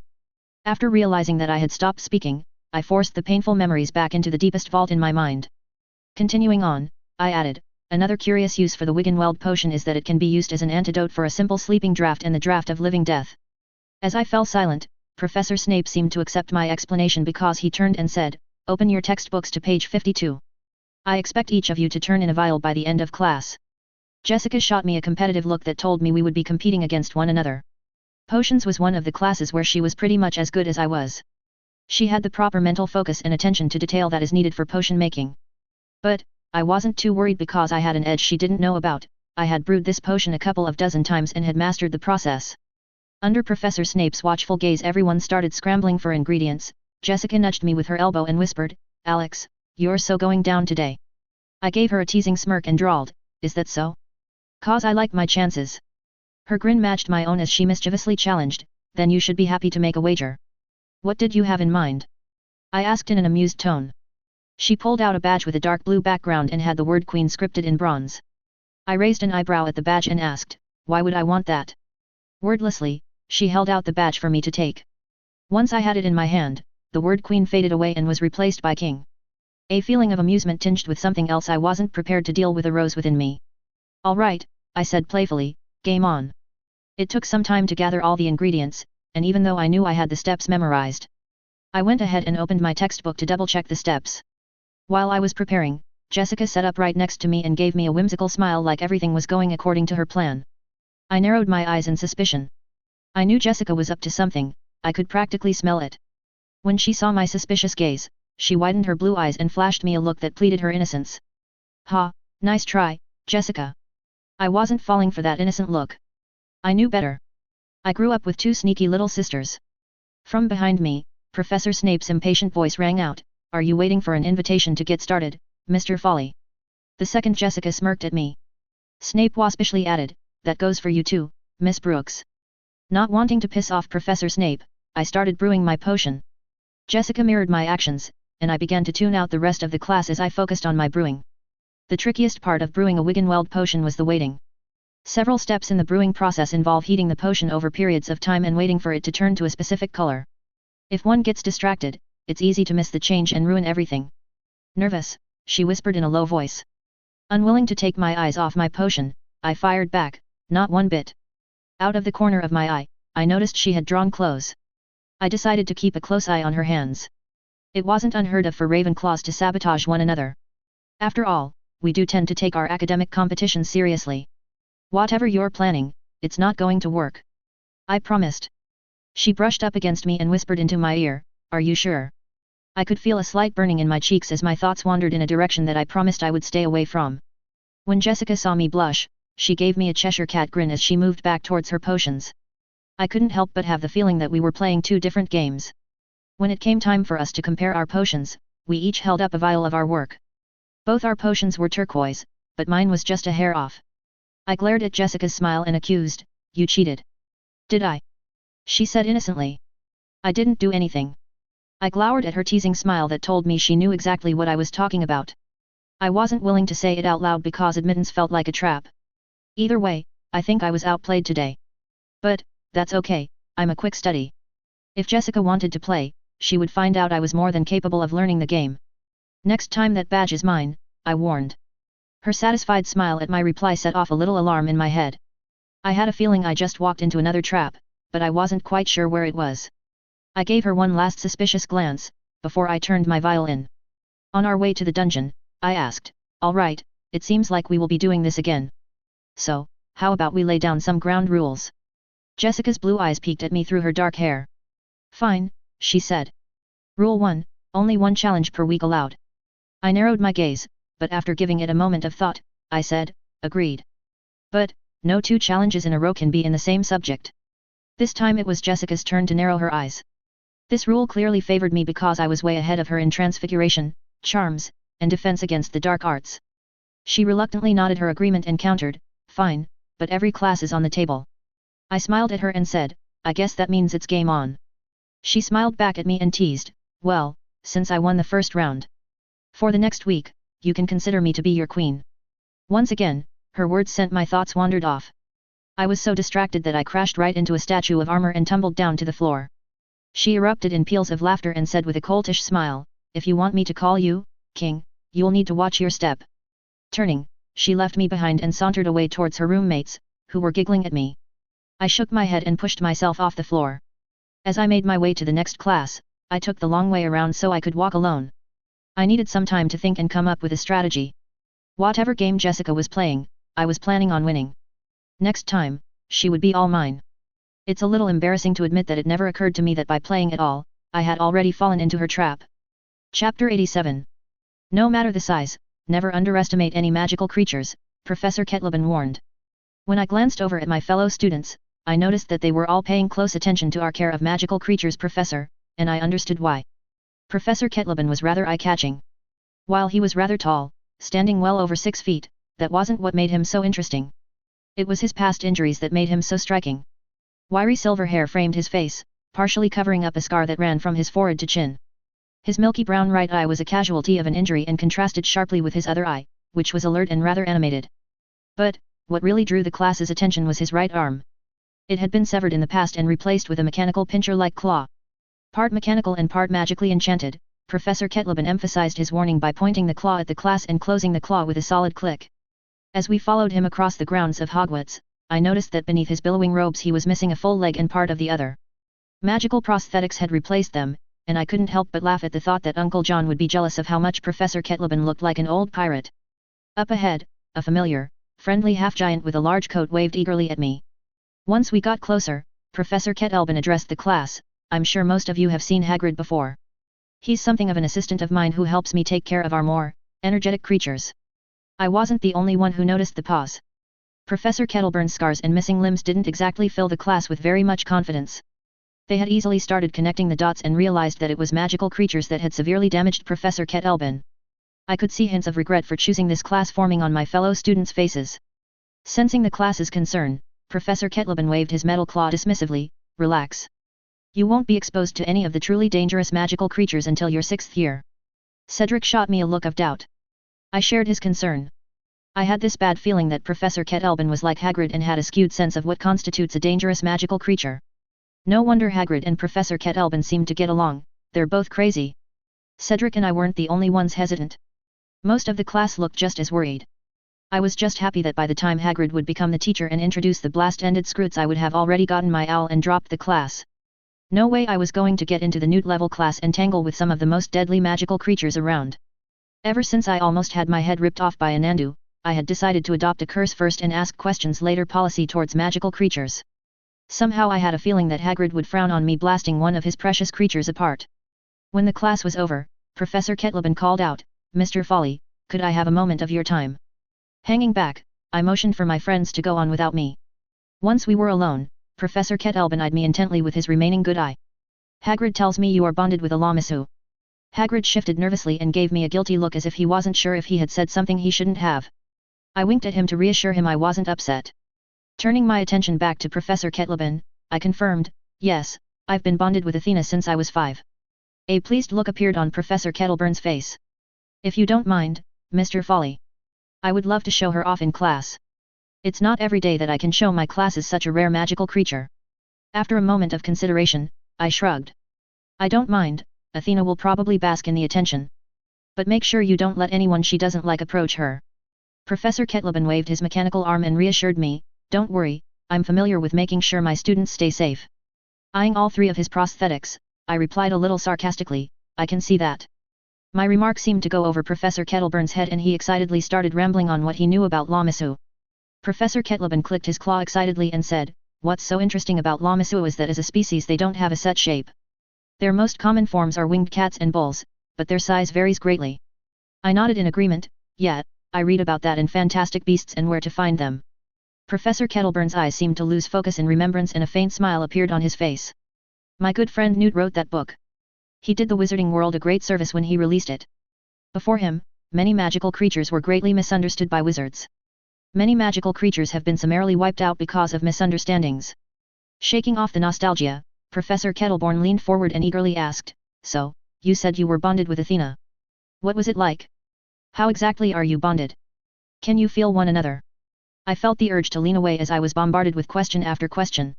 "Sorry, it's been so long since I ran into a wizard that was bonded with a Lammasu. You see, it's quite rare for a Lammasu to let an egg go free, even rarer for an egg to bond with someone and hatch." I shook my head to indicate that it was okay. Turning my thoughts to the night Athena and I bonded, I said, "It's hard to explain. I remember it like it was yesterday. She hatched from a pure black egg and just before she emerged, red glowing symbols and patterns appeared on her egg." "Symbols? Are you sure they weren't runes of some kind?" Professor Kettleben interrupted. Pausing to think it over, I replied hesitantly, "Maybe. But, I wasn't paying too much attention to the glowing symbols. Once the hatching began, it didn't take long for Athena to emerge. I didn't mention that I could view the memory in perfect clarity in my mind palace. As well-intentioned as Professor Kettleben may be, whatever symbols or runes that were on Athena's egg were between Athena and myself. Getting back to the story, I continued, the bond didn't initiate until she bit me. It's hard to describe, but I felt something surge through me and connect me to Athena. I turned to point at the castle, and explained, if I concentrate hard enough, I can sort of feel where Athena is. Can you communicate through the bond? Professor Ketleben inquired. I shook my head, I don't think so. But, she can feel if I'm in distress. Professor Ketelben stroked his scarred chin and mused. The other wizard I met who was bonded could communicate with his Lamasu with a mere thought. But, your bond might be too immature to allow for real communication. It may also have something to do with your age. Would you be interested in working with me and trying to develop your bond? Although I was a little surprised that there was more to my bond than I previously knew, I eagerly replied, I would like that. Professor Ketleben beamed. Excellent. I know that the beginning of the semester is rather hectic, so why don't you bring Athena to my office in the next couple of weeks once you've settled in? Before I turned to leave, I asked a final question, Professor Ketleben, if you don't mind, can I ask, who was the wizard you knew that was bonded with a Lamasu? I would love to meet him or at least exchange letters. Professor Ketleben hesitated for a moment, I'll write to him and see if he is interested in contacting you. But, it may take some time, he is a busy man. On my way back to the castle, I realized I needed to run if I didn't want to be late for my first class in ancient runes. I had never been late to a class before, and I wasn't about to start now. Nearly breathless, I made it to the class just in time. As soon as I crossed the threshold, I spotted Jessica. She had saved me a spot next to her. Cutting it rather close, aren't you? She murmured as soon as I took my seat. Before I could reply, a bookish middle-aged witch whose red hair had begun to age into a faded copper color entered the class. Framing her face was a set of horn-rimmed spectacles that took away attention from her freckles splattered across her face. Welcome to the study of ancient runes. I'm Professor Batshada Babbling. After Professor Babbling did a quick roll call, she said, now, before we begin, I always feel like I need to take some time to explain what the next 3 years will entail.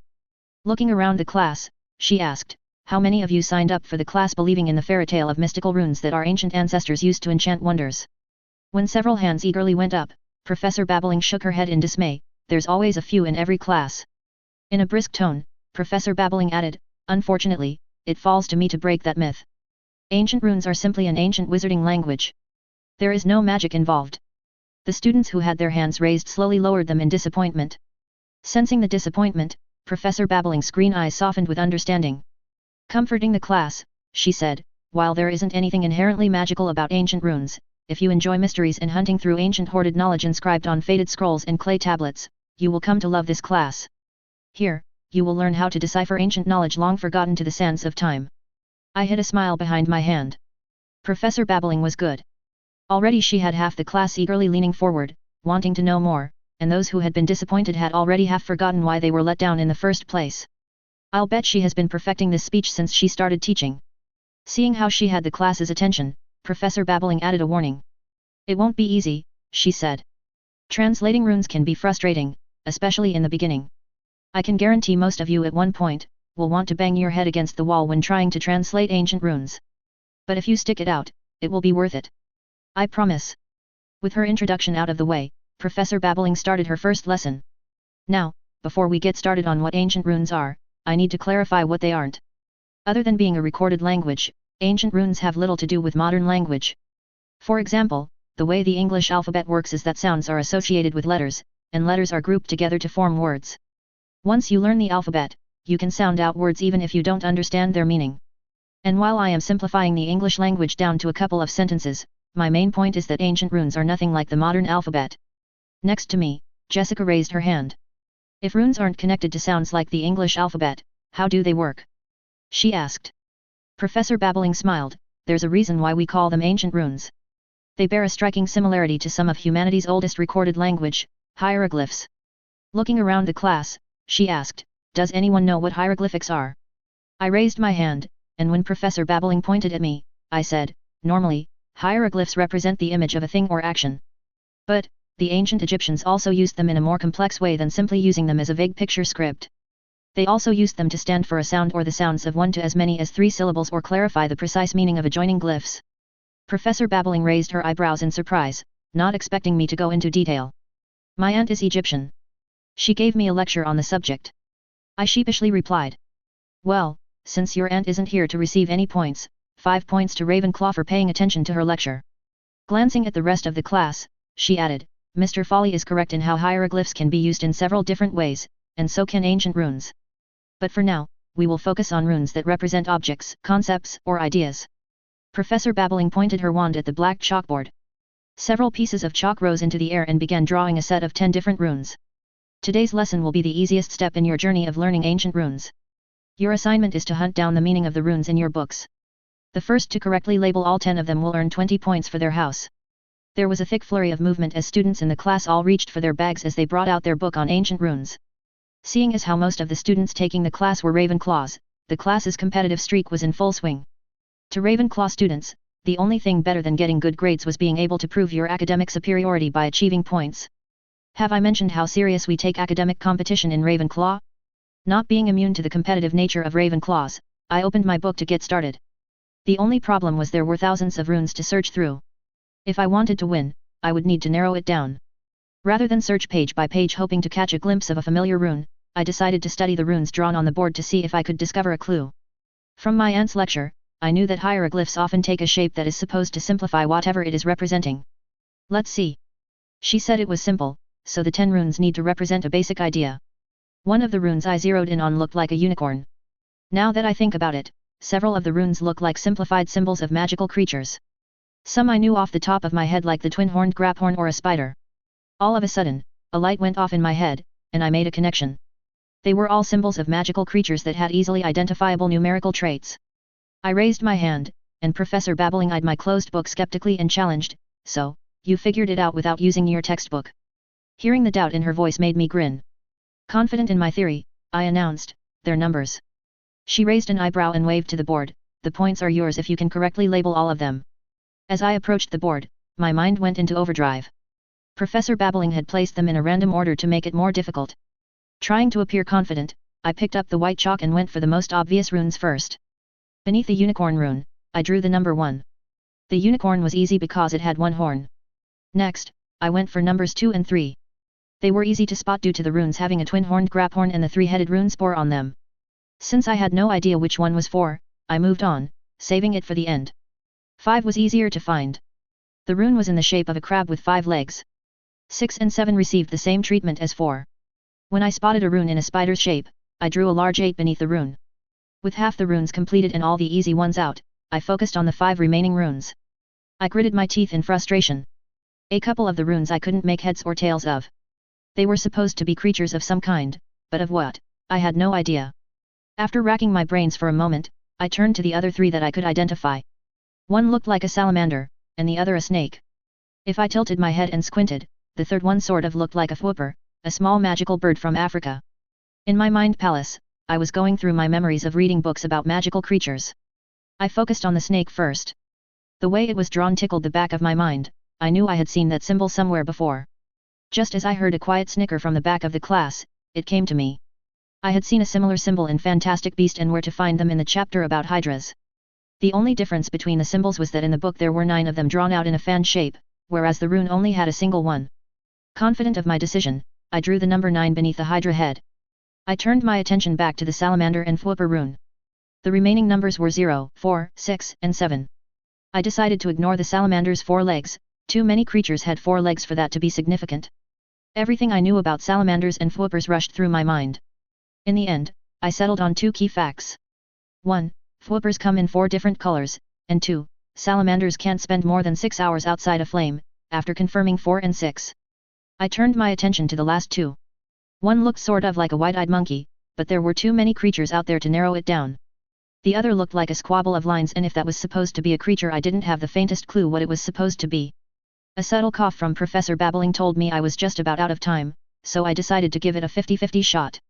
When I finished, Professor Babbling gave a nice slow clap and said, "Congratulations, Mr. Folly. I thought those last 2 had you stumped. How did you figure the runes out?" I shrugged and replied, "Well, the first 5 were kinda obvious."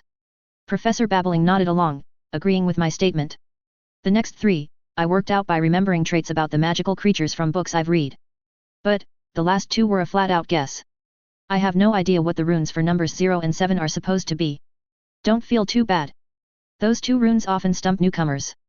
The rune for 0 is a demiguise, which can turn invisible. A fitting rune for the number 0. And the other. I pressed.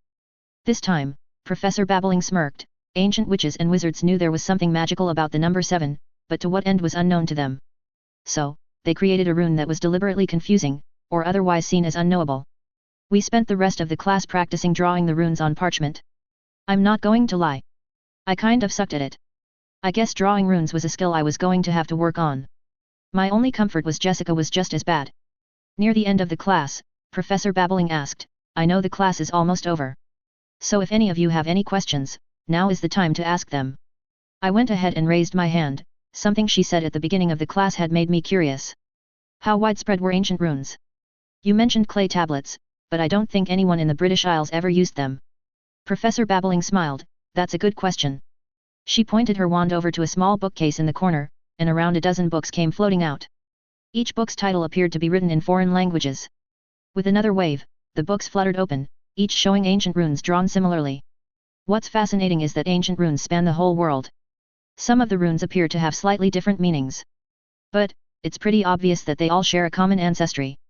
This leads some of us who have devoted ourselves to translating ancient works to suspect that at one point, there was a single worldwide magical society. Professor Babbling leaned forward excitedly and the class, just as eager to hear more, leaned in to listen. Have any of you ever heard of a place called Atlantis? Chapter 88. After ancient runes was over, I couldn't stop thinking about the legend Professor Babbling had mentioned, Atlantis.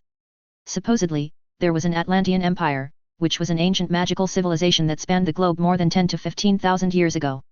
While there are many theories about how the empire operated, most researchers who specialize in ancient runes agree that a titanic apocalyptic incident occurred roughly 10,000 years ago. Whatever it was, the central hub of the empire collapsed and disappeared. No one is quite sure what happened to the Atlantean capital. There are dozens of theories out there. Some say it sank, others that it was banished into a hidden pocket realm. Out of all the theories, the one that claims Atlantis sank is the most popular. People who believe this theory argue that there are ancient myths and legends from around the world that speak of sunken cities, and they claim that what these myths are describing is the fall of Atlantis. Hearing about the supposed Atlantean empire made me think of the ancient underwater pathways my uncle uses to get around. He once told me that no one knew who made them, but they spanned the globe. Perhaps, they were the primary method of travel by ancient Atlantean witches and wizards.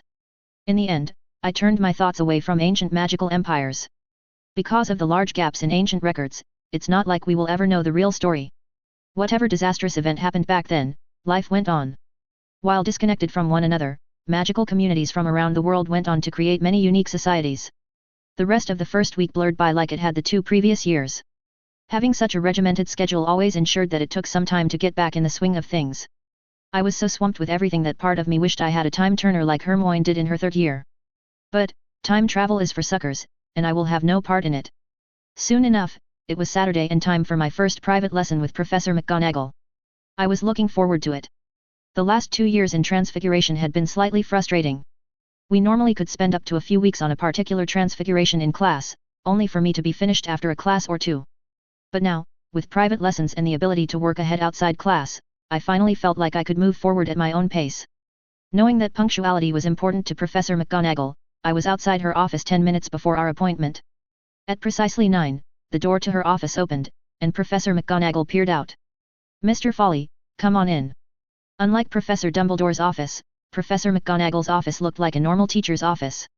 Old books lined the shelves, and on her wooden desk were stacks of parchment, most likely homework turned in by other students. Professor McGonagall motioned for me to take a seat in the chair opposite hers.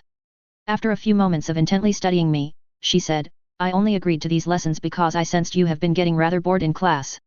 I would rather supervise you moving ahead rather than you going off on your own and experimenting and blowing something up. My face flushed a little. I had been planning on doing exactly that, and being called on it was a little embarrassing. Seeing that she had made her point, Professor McGonagall moved on. Now, before we start, I want to explain what the next 2 years of classes will cover. The first and second year was all about introducing you to transfiguration by having you transfigure small items like matches, buttons, and even small rodents. You also learned how to undo a transfiguration in your second year. All of this laid a foundation for you to move on to more complicated transfigurations. The next 2 years are all about learning to do bigger and more complex transfiguration. You will find that the difficulty increases exponentially as the transfiguration becomes more complex. Professor McGonagall reached down and opened a drawer, pulled out her long pointed hat, and set it down in front of me. Your first task is to turn this hat into a rabbit. Having already read the textbook, I knew the spell she wanted me to cast. She was talking about the Lappy First Transfiguration spell. I thought it was a little amusing that she wanted me to practice on her hat. The spell had a bit of an infamous history in our world. Louis Comte was a Muggle-born wizard who decided to become a traveling magician in the Muggle world. His magic act inspired and was loved by Muggles who had no idea that the tricks he was performing was real magic being disguised as sleight of hand. It didn't take long for the Ministry of Magic to come down on him like a ton of bricks. But, by then, it was too late. His act had been seen by too many, and he inspired others to try and emulate his tricks. Pulling a rabbit from a hat became one of the most standard tricks a stage magician would show. At his trial, Louis argued that performing so-called magic tricks was actually a benefit to the statute of secrecy. He claimed that the more Muggles got used to seeing magic at shows and dismissing it as mere trickery, the easier it would be to explain away any accidental magic that was seen by Muggles. Surprisingly, he won his case, and now you can apply for a permit from the Ministry of Magic to perform magic tricks in the Muggle world. So, if you ever go see a magician perform and see an unbelievable trick, it may be real magic. Did you bring your textbook? Professor McGonagall's voice rang out, bringing my thoughts back to the hat sitting in front of me. Nodding, I pulled out my text and flipped it open to the correct chapter. I've already read the book, so I already know all about the spell. A slightly raised eyebrow was all the response I was given. I pulled out my wand and focused my full attention on the hat. Twisting my wand like a drill, I chanted, "Lappy furs." I could tell right away. I didn't entirely succeed. Rather than turn into a rabbit, fluffy bunny ears grew from the top of the hat, and the bottom rim grew hoppy little legs. I also must have given the hat some level of awareness, because it immediately got up and tried to hop its way to freedom. As it leaped off the desk, Professor McGonagall snatched it out of the air and set it back down in front of me. A little embarrassed, I muttered the counterspell, and the hat returned to normal. Sensing my dissatisfaction, Professor McGonagall encouraged with a slight smile, "That was an excellent first try. I'm surprised you managed to get anything. Most fail completely when moving on to more complex animals. Even with your skill level, it will probably take you some time to get this spell down." If anything, Professor McGonagall telling me it would take time made me more determined to master this spell. Again and again, I cast the spell. With each attempt, I got closer and closer to successfully casting the spell. 30 minutes later, with sweat beading on my forehead, a small rabbit sat on the desk in front of me. Unlike my first attempt, it didn't try to run off. When the Lappy First spell is cast correctly, the rabbit is entirely under the control of the caster. I looked up at Professor McGonagall and grinned at her astonished expression. She had clearly expected me to take far longer to cast the spell correctly. She narrowed her eyes at my smug look. "Very good, Mr. Folly. Now that you have achieved the basics, we can move on to other aspects of the spell." She waved her wand over the rabbit, turning it back into a hat. "Now turn this hat into a rabbit with black fur." Inwardly I groaned. I had a feeling this was where she was going. We spent the remainder of the hour with me trying to control every aspect of the rabbit. Between the coloring of the fur and eyes, I was kept busy. As my private lesson was winding down to a close, I looked down at the innocent white rabbit with blue eyes I had transfigured and asked, "Is this rabbit alive?" Professor McGonagall shook her head. "No, I'm afraid as realistic as your rabbit is, it's not really alive. One of the exceptions to Gamp's law of elemental transfiguration tells us that life cannot be created." "What are the other exceptions?" Counting off with her fingers, Professor McGonagall said, "Food cannot be created from nothing. Real life cannot be created. The dead cannot be returned. Magical creations like wands and genuine gold cannot be created." I blinked in confusion. I knew for a fact that one of those wasn't true. Having spent the summer with Nicholas Flamel, I knew that he had used the Philosopher's Stone to transmute lead into gold. "What about the Philosopher's Stone?" I countered. "Nicholas Flamel was able to create real gold." A frown appeared on Professor McGonagall's face. "Where did you hear about the Philosopher's Stone?" she asked suspiciously. Her reaction confused me for a moment before I remembered that the professors at Hogwarts had been tasked with protecting the stone. It probably wasn't the smartest thing to mention that I knew what it was. "I spent the summer with Nicholas Flamel," I hastily explained. "Apparently, we are distantly related on my mum's side." After mulling over my reply, Professor McGonagall explained, "The Philosopher's Stone doesn't count. It's the product of supreme alchemy, and alchemy is all about bending and breaking magical rules." Seeing that I wasn't satisfied with that, she went on, "There are some wizards and witches out there that have dedicated their lives to proving Gamp's rules to be false. But, other than the Philosopher's Stone breaking the rule on gold, thus far, they have been unsuccessful. I guess that means that it would be a bad idea to eat a transfigured animal." I mused out loud. Professor McGonagall made a face that seemed to doubt the intelligence of anyone who would try such a thing. "Of course. Not only would it taste wrong, but imagine the transfiguration failing, and whatever you consumed reverting to its original form inside your body. Professor McGonagall shook her head in dismay as if she were imagining the consequences in her head. I can't imagine any witch or wizard would be foolish enough to try that. Even if they were starving, a simple summoning charm would be far more effective than trying to eat a transfigured animal. After a few more points on transfiguration, Professor McGonagall dismissed me after telling me to continue to practice variations of the spell during the week. The rest of the day was mine to do as I pleased. My only other obligation was tonight the Silver Spears were inducting our newest members. After dinner, I needed to head to our secret dueling arena that was hidden away in a secret passage on the 4th floor. Coming face to face with the full-size mirror, I tapped the surface with my wand and saw a ripple pass over the surface. Passing through the mirror, I made my way through the tunnel on the other side. Although the secret tunnel led to Hogsmeade, our secret arena wasn't that far into the passageway. I kept an eye out for a particular mark in the stone wall on my way through the tunnel. It was a subtle marking, and if you didn't know about it, you wouldn't think anything of it and would pass right on by without noticing. Once I spotted the mark, I stopped and tapped a pattern into the wall with my wand. A section of the wall unfolded, revealing a large room with a dueling arena in the middle. Since Mason and Harper had graduated last year, we were down to 5 members. Inside, I saw 3 of our Hogwarts members waiting: Addison the brown-haired Hufflepuff, the oldest remaining member; Lella, a 5th-year fellow Ravenclaw with auburn hair; Adam the Gryffindor, who was now in his 4th year, and my frequent sparring partner. Next to them was our blonde-haired representative to the professional members of the Silver Spears, Jean Bat. "Zach getting the newbies?" I asked. "He will be here soon," Addison confirmed. Lella muttered something about Zach to Addison, which made her flush red in embarrassment. She had finally given in to Zach's advances, and they were officially a couple. Ignoring the two, I leaned up against the wall next to Adam. "How many newbies have been invited?" "I'm not sure, more than 1, I think." "Nice, we could use some more members." I mused. Adam grunted in reply. Seeing how he seemed to be in a non-talkative mood, I stopped speaking, content to wait in silence. It wasn't long before the door unfolded, and Zach entered. Following him were 3 second-year students. There were 2 boys and a girl. I raised my eyebrows in surprise at seeing 3 newcomers. It was rare that more than 1 or 2 students were chosen by an Aspen wand in a single year. It was easy to see that they were each from different houses from their robes, but it seemed as Ravenclaw's colors were missing. Seeing that the dark-haired girl was from Hufflepuff, Addison smiled, pleased that someone else from her house was joining. The other 2 boys had on Gryffindor and Slytherin markings. Seeing how Mason and Harper had each belonged to those houses, I found it appropriate for our new members to fill those empty spots. Once the newcomers were settled, Jean introduced himself and gave a similar speech that he gave me last year. While he was answering all their questions, Zach approached me with a smile. "Alex, I'm glad you could make it. I was a little worried after the fiasco at the tournament that you may not return." I snorted, "I'm not going to let a little thing like almost getting killed stop me." Zach clapped me on the shoulder, "That's the spirit." Seeing the newcomers' excited expressions when Jean told them how our club would help train them for professional dueling if they wanted made me curious. Leaning over to Zach, I whispered, "So, what happened with Mason and Harper? Did they each get a sponsor?" "Yeah, both of them did well in the tournaments for the last few years. Word is they both got sponsored by different masters. It will be interesting to see what happens if they meet again on the professional dueling circuit." After a moment's pause, I asked, "What about you, are you going to go pro?" Zach shrugged, "Maybe. I already have an offer to be trained from a master who graduated from Tianlong. Although he retired, during his prime, he won the International Dueling Conference 3 times. Impressed, I let out a whistle. Even winning one conference is incredibly difficult, not to mention doing it 3 times. I guess I shouldn't be surprised that Zach had gotten such an offer. Like me, he had jumped a year to duel older students and ended up winning.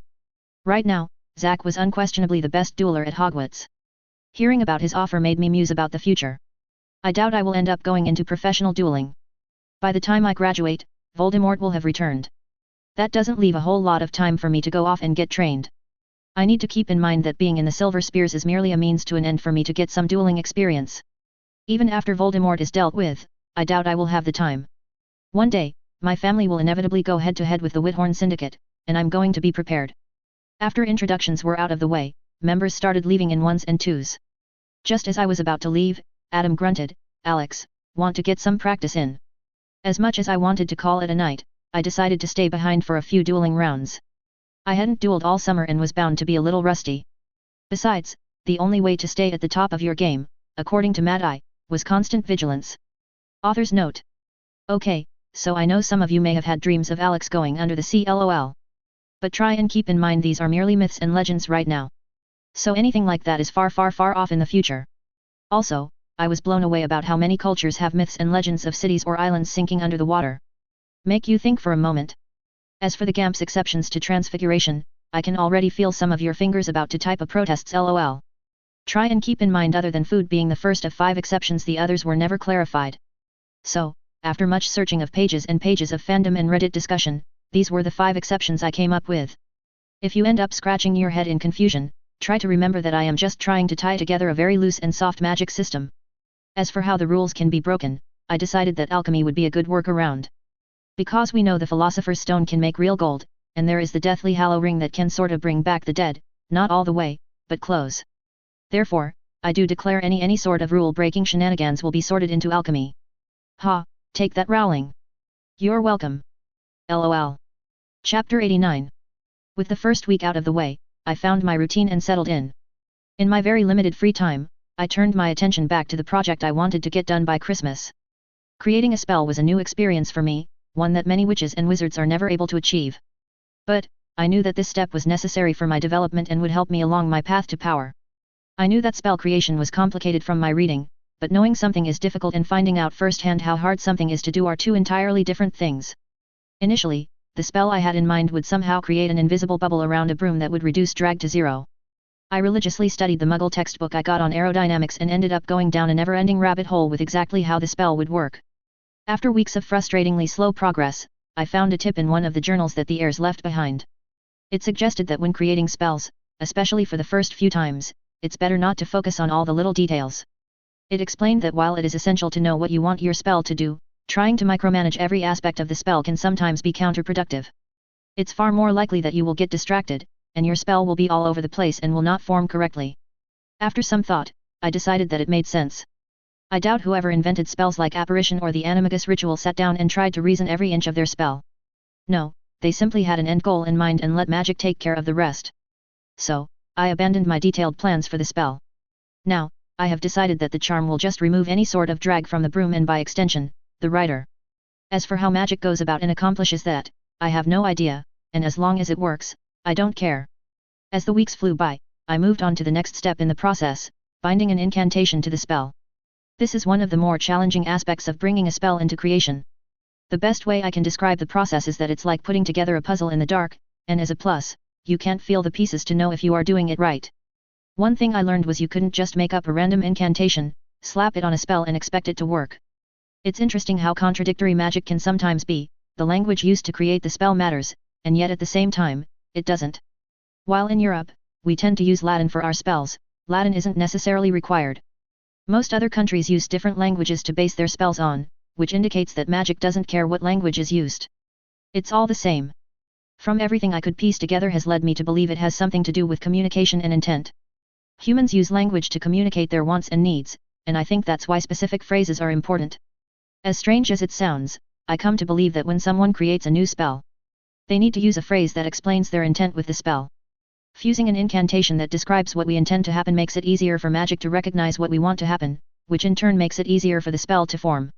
I think the best examples are the fire and water charms. The fire charm incantation incendio literally means fire. Similarly, the water charm aguamenti can be broken down into 2 words, water and mind, which could represent the mind concentrating on water. Another weird thing about creating a spell is how once it is created, anyone can use it, even if they have no idea what the spell entails. It's like once you've created a pathway for the spell, anyone can traverse the path. It's something I want to study, maybe once I get some free time. The weeks blurred together and soon it was October. After a lot of research and narrowing it down, I had come up with a few different possible incantations that could work. But, the whole process was annoying. Most of the books I read claimed that you would just know once you've found the perfect incantation. Vague much? After a lot of research, I narrowed my choices down to 3 different incantations: Nulla Resistentia Aries, Nihil Sentire Aries, and Ne Saeli Tactus. On the first Tuesday in October, I found myself deep in Ravenclaw Tower Sanctum, glaring at the eagle statue in annoyance. Gritting my teeth, I demanded, "Can I get some peace and quiet? I'm trying to work on something." The bronze statue puffed up its feathers and sneered, "This is my house. I don't come to yours and tell you what to do." Hearing his childish reply made the vein in my forehead throb in annoyance. Resisting the urge to blast the eagle into oblivion, I pointed out, "Yes, you do, I've caught you in my tower more than a dozen times, and you constantly made snide remarks. The statue shrugged its wings. I was just messing with that grumpy old wizard. Grunting, I closed my eyes and tried to ignore the giant bronze eagle who was currently acting like an annoying 5-year-old. In an attempt to bind one of the incantations to the spell I was working on, I muttered Ne Saeli Tactus, while concentrating on how my spell was supposed to work. After a few minutes of this, I was once again distracted by a snide remark. I don't recall any of the other heirs having this much trouble creating a simple spell. My eyes shot open in annoyance. That's it, I snapped. You are officially in timeout. I pulled out my wand and snapped it towards the bronze statue. You wouldn't dare. Silencio. As silence rang out in the sanctum, the eagle glared death at me, and threateningly waved his wings at me, promising revenge. Keep it up, I warned. I've come a long way with my transfigurations. I could always use more targets to practice on, and I think you would make a good pig.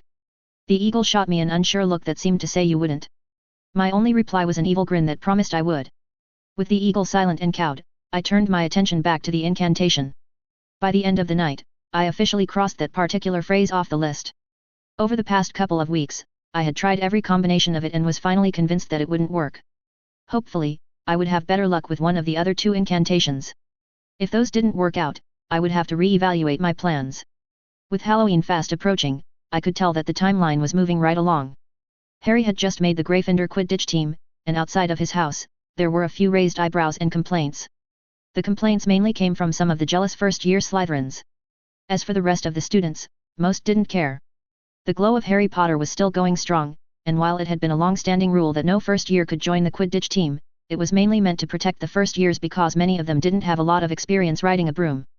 Since his appointment to the team came from Professor McGonagall, most everyone was satisfied that Harry would do just fine. I don't think anyone had the stones to say that she would endanger her students for a Quidditch match. As the Halloween feast approached, I had to admit to myself that there was a strange sense of enjoyment of knowing what would happen before anyone else. I was very much looking forward to the play that Professor Quirrell was going to put on when he runs into the hall and says there is a troll in the dungeon. I had to hand it to him. Quirrell was genuinely dedicated to his performance. If I told any student at Hogwarts that he was Voldemort's vessel, I would have been laughed out of the room, and I didn't blame them. Had I not known the truth and someone told me that, I would do the same. Since the beginning of the term, Professor Quirrell had fainted in fear no less than 6 times, and as long as nothing in the timeline had changed, tonight would be his 7th. As we all settled in for the Halloween feast, I found myself ignoring my friends' conversations. It didn't take long for the double doors at the far side of the Great Hall swing open, revealing a pale and sweaty Professor Quirrell. I leaned back into my chair and decided to enjoy the show. With the doors wide open, Professor Quirrell sprinted into the hall, his turban askew and terror on his face. He was so eye-catching that he had that majority of the hall's eyes upon him as he reached Professor Dumbledore. He slumped against the table, trying to catch his breath. Once he caught his breath, he shouted, "Trolls! Down in the dungeons, thought you ought to know." Having delivered his warning, Professor Quirrell's eyes promptly rolled up into his head, and he collapsed to the floor. As for me, my enjoyment of the play faded away. Did he just say trolls? As in more than one? That wasn't supposed to happen. Sensing that things weren't going to plan, a curse escaped my lips. Merlin Saganutsack. It seems as though ripples of my being born in this universe have already affected the timeline. Instead of Professor Quirrell bringing in one troll, he seems to have brought a pack of them. I rubbed my temples, feeling a slight headache forming. Damn it, why did it have to be tonight of all nights for the timeline to have changed? It was when Harry and Ron's friendship with Hermione was set in stone. They barely survived one troll attacking them. I doubt they could survive a second. I knew from the prophecy that I probably didn't have to worry about Harry dying. But, Ron and Hermione were fair game. If one of them died, it could change everything about the timeline. All my future knowledge could go up in smoke. A plan instantly formed in my head. Even though I had planned not to involve myself, it would seem as I had no other choice. I just needed to make sure I blended into the background. Thankfully, I had learned the perfect spell for this over the summer. As the noise level in the Great Hall grew out of control, Professor Dumbledore pulled out his ringed wand and shot purple firecrackers, which exploded and silenced everyone in the hall. "Prefects," he rumbled. "Lead your houses back to the dormitories immediately."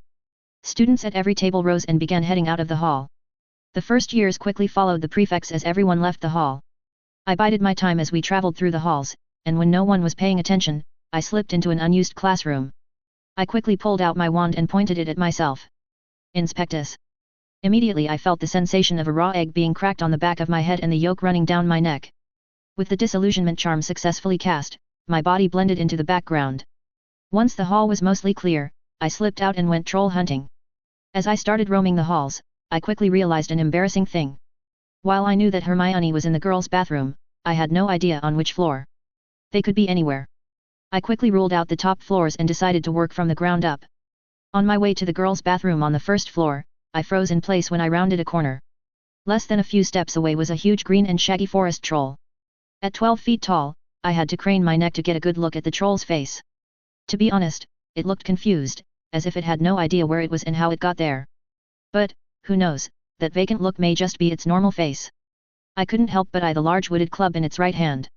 The club was about my height, and I could only imagine the damage it could if it hit someone. Although the forest troll couldn't see me, it sniffed the air suspiciously. After first, I didn't think it mattered. Surely the troll couldn't possibly smell anything over the foul and rotten odor it was emitting. But, as it turned in my direction, I sensed the jig was up. I raised my wand and readied a spell. One of the reasons why I was confident to hunt down trolls all by myself was because I had prepared for this moment. Even though I originally had no intention of helping, I've learned through experience that it's better to be overprepared than underprepared. So, before this year had even started, I had studied the best spell to deal with trolls. I pointed my wand at the green troll and spun it in a circular motion. Ebublio. When the spell hit the troll, a transparent bubble formed around it, trapping it inside. At first, the troll was confused and poked the bubble with its fat finger. But, when the bubble didn't pop, a look of rage appeared on its square-like, hairy face. Raising its huge club, the troll roared its anger and swung with all its might. As for me, I held my breath. Even though the book I read said, this was the best way to deal with a troll. A small voice in the back of my mind whispered that the author had probably never been face to face with an enraged troll swinging a club that was as thick as a tree trunk. A sigh of relief escaped me when the club smashed into the bubble, and nothing happened. The spell I used was the Ebublio Jinx. It trapped a target inside a bubble that could not be broken by physical force. The spell was absolutely useless against anything that could use any drop of magic. But, for trolls, it was the best thing to use. While they had incredible strength, it was all they had. Satisfied that this troll was secure, I moved on. As I neared the girls' bathroom, I caught sight of the two small first years rounding a corner at the far end of the hallway. Seeing how one of them had bright red hair and the other black, I figured I had found Harry and Ron. Now all I had to do was follow and make sure the timeline stays on track, at least for now. I kept a reasonable distance between us so they wouldn't discover me. When they caught sight of the grey mountain troll, they both froze, hoping not to draw its attention. When the troll ducked into the girls' bathroom, I shook my head in dismay when I saw Ron and Harry lock the door, hoping to trap it inside. It didn't take long for a loud girlish scream to inform them that they had indeed trapped the troll, but they had locked Hermione in with it as well. I had to admit both of them were pretty brave to go back and unlock the door and follow the troll into the bathroom. Both of them had only been at Hogwarts for a couple of months and only knew a handful of spells. As I stepped in front of the door, making sure nothing else got through, I felt like a bit of a bastard when I heard the troll start smashing things inside. I tried to comfort myself with the knowledge that they needed this bonding moment. It helped soothe my conscience, but only slightly. Just as I assumed that everything was on track, I noticed another troll lumbering my way. It wasn't a mountain troll or a forest troll. Considering its hairy purple skin and thick protruding tusk, I figured it was a river troll. It looked like someone crossed a troll with a hippopotamus, and like the hippopotamus, it was aggressive as hell. Without warning, the purple troll started charging towards the noise coming from the girls' bathroom. Part of my mind argued that something that big shouldn't be able to move that fast. By the time I got my wand up, it was nearly upon me. But, then the troll did something that shocked me. It chucked its club right at me. At first, I thought it was targeting me, but then I realized it was targeting the door behind me. Not wanting to let the troll distract anyone in the bathroom, I reacted without thinking. Reducto. As the curse hit the club, it disintegrated into a mist of ash that kept moving and covered me with it. The troll screeched to a stop, confused about what just happened. But, then I noticed its eyes seemed to narrow and focus on me. I quickly realized that since I was covered in ash, my form could now be seen. Before I could do anything, the troll leaped at me. After rolling out of the way, a hint of fear welled up within me when I realized that it was now standing at the girls' entrance. The troll looked torn between ignoring the blob of ash that just rolled out of the way and all the shouting that was happening in the girls' bathroom. Sensing that the troll may choose to ignore me, I quickly dismissed the disillusionment charm. Wanting to get its attention, I figured that it probably hates fire since it was a river troll. Incendio. The hallway temperature rose as a lance of fire poured down the hall and splashed against its back. Enraged, the troll turned towards me and roared its displeasure. Pouring more gas on the fire, I mockingly waved at the troll, "Yes, you big dumb bastard. That was me. While some claim that trolls aren't intelligent enough to communicate, I would have to disagree firmly. From the pissed off look it gave me. While it may not precisely understand what I was saying, I could tell it clearly understood I was mocking it, and it wasn't happy about it. The troll let out an angry howl, letting me know it was displeased. So, to piss it off even more, I shot another fireball at it. I'll be honest, seeing the raw hatred appear in that creature's eyes made me think I had gone a step too far. But, at least my mission of firmly setting its attention to me was accomplished. I don't think there was anything in the world the troll wanted more than to rip me apart, piece by piece. I moved on to the now most crucial step of my impromptu plan, running away. I turned and bolted down the hallway leading it away from the trio. The troll roared again, this time so loud the windows shook. Part of me wondered if I did too good of a job in pissing it off. Honestly, I need to stop being such an overachiever in everything I do. Turning around the corner, I ducked behind a statue of armor and prepared my next spell. When the hairy purple troll rounded the corner intent on my destruction, I let loose my next spell. Offendo. Yes, the tripping jinx. Some may knock it, but my experience in the dueling ring has taught me that every spell can be used to great effect if used properly. Promptly, the troll tripped and crashed to the floor. Of course, since it had built up some momentum, it didn't just fall to the ground and stop. The troll rolled some distance and crashed into a stand that held a heavy stone bust of some ancient wizard. An annoyed voice rang out. How rude. The stone bust tumbled off and smashed into the troll's bald purple head.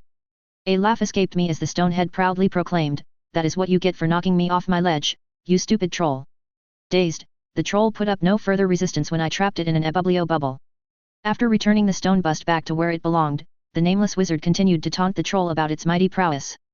Wanting to get back to the trio, I chanted the disillusionment charms incantation and started making my way back to the girls' bathroom. But, when I got back to the right hallway, I caught a glimpse of Professor McGonagall, Snape, and Quirrell, making their way into the bathroom. I let out a sigh of relief. All was as it should be. Harry and Ron had rescued Hermione, and the trio's friendship would be cemented. Satisfied, I made my way back to my dorm, content to have my work stay in the shadows. Although, I imagined that it was going to confuse some of the professors when they found the other two trolls trapped in the hallways. Chapter 90. In a room guarded by a gargoyle, Professor Dumbledore absently stroked his long white beard while eyeing four of the most capable witches and wizards at Hogwarts with his piercing blue eyes. The tension in the room slowly built until the silence was finally broken. How did this happen? He demanded. 3 trolls were wandering about the castle. It's a miracle that no student was killed. The 4 house leaders of Hogwarts leaned back, feeling the anger coming off the headmaster. As he fell silent, Professor Flitwick stepped forward and explained in a high-pitched voice, I've examined the castle's wards. There was a hole in the dungeon's wards. All eyes turned to the master of the dungeons. Don't look at me like that, Professor Snape snapped. I routinely check the wards in the dungeons. 2 days ago, they were completely fine. Before the room could devolve into a shouting match, Professor Dumbledore calmly interrupted, Severus, no one is accusing you of anything. We are simply trying to find out the truth of what happened so we can stop it from happening again. Professor Snape briefly locked eyes with the headmaster before nodding. Professor Sprout broke the uncomfortable silence with a question, could a student have done this? Maybe as a horrible prank gone too far.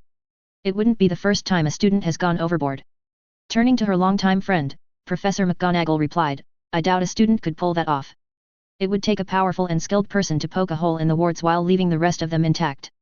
Nodding in agreement, Professor Dumbledore added, I agree with Minerva, whoever did this has experience breaking into highly secured places.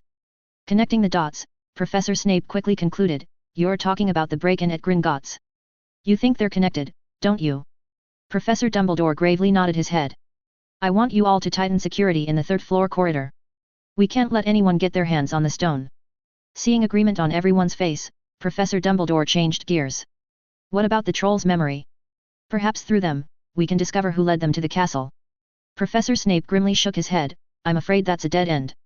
It appears whoever let the trolls in the castle confounded them. All they remember is they were having a boundary dispute, and then a shadow appeared. They don't remember anything past that point. The only visible response Professor Dumbledore had to that piece of knowledge was his blue eyes slightly narrowing. What about the 2 trolls trapped with the ebublio jinx? Have you discovered who was responsible? Well, I was only able to get something out of the river troll. The only thing on its mind was that a little brat was responsible. The troll was obsessed with revenge and was planning to hide in the forest near Hogwarts and wait for an opportunity. Considering that it was likely a Hogwarts student, I deemed it necessary to erase its memory. Professor McGonagall frowned, you shouldn't have done that, Severus. The Ministry is sure to make a fuss. A sneer appeared on Professor Snape's face. Professors are given a lot of leeway when they act in defense of Hogwarts students. What about the paintings? Professor Dumbledore asked. Surely with as many talking statues and paintings we have in the castle, someone saw something. I may be able to shed some light on that, a high-pitched voice replied. All eyes turned to the shortest professor at Hogwarts. None of the paintings or statues near the captured forest troll saw anything. Most of them agree that 1 minute the troll was wandering around, and the next it was trapped. This means whoever was responsible either had an invisibility cloak, or had mastered the disillusionment charm. Considering the rarity of the former, I doubt a student would have one. With all eyes on Professor Flitwick, no one noticed the slight twitch Professor Dumbledore made. Leaning forward, Dumbledore asked, "What about the other?" A little hesitant, Professor Flitwick replied, "Well, one of the paintings reported seeing a young male Ravenclaw student appear out of nowhere and draw a second troll away from the girls' bathroom on the first floor." There was a moment of grim silence as all the professors played out the likely scenario of what would have happened to Harry, Ron, and Hermione had there been a second troll inside the bathroom. Why didn't they come forward? Professor McGonagall asked. Saving 3 fellow students is a worthy accomplishment. Professor Snape sneered, perhaps whoever it was doesn't feel the constant need to be congratulated and praised. Professor Dumbledore ignored the heads of Slytherin and Gryffindor, who were glaring at one another. Who was it? He asked in a tone that suggested that he already figured out the answer and was only asking to let everyone else in on the secret. According to the paintings, it was young Mr. Folly. Professor Sprout's bushy eyebrows rose in surprise. Isn't Mr. Folly in his 3rd year? The disillusionment charm and the abubliojinx are very advanced 5th-year spells. Professor Flitwick gave a proud grin. Mr. Folly is extremely advanced for his age. I knew he was working ahead on his own, but I didn't think he was that far ahead. Professor McGonagall nodded in agreement. I've been working with Mr. Folly on the weekends. He has already gone through a great deal of the 3rd-year curriculum. Professor Dumbledore leaned back in his chair and absently drummed his fingers on his desk. The 4 house heads fell silent at the sight of the headmaster in deep thought. It didn't take long for Professor Dumbledore to nod to himself as if he had formulated a plan and had carefully weighed all the options. His electric blue eyes locked with a pair of seemingly black ones. Severus, he commanded, I want all other trolls' memories completely erased. Looking around the room, he added, I don't want any word of what happened last night to get out. As far as the rest of the school is concerned, the professors dealt with the other 2 trolls. What about the paintings? Professor Sprout pointed out. Many of them are prone to gossip. I'll take care of it, Professor McGonagall said firmly. The paintings understand they have a duty to Hogwarts. It's a shame, Professor Flitwick squeaked with a regretful sigh. Mr. Folly did a great service to the school. It's a shame he won't get rewarded for his deeds.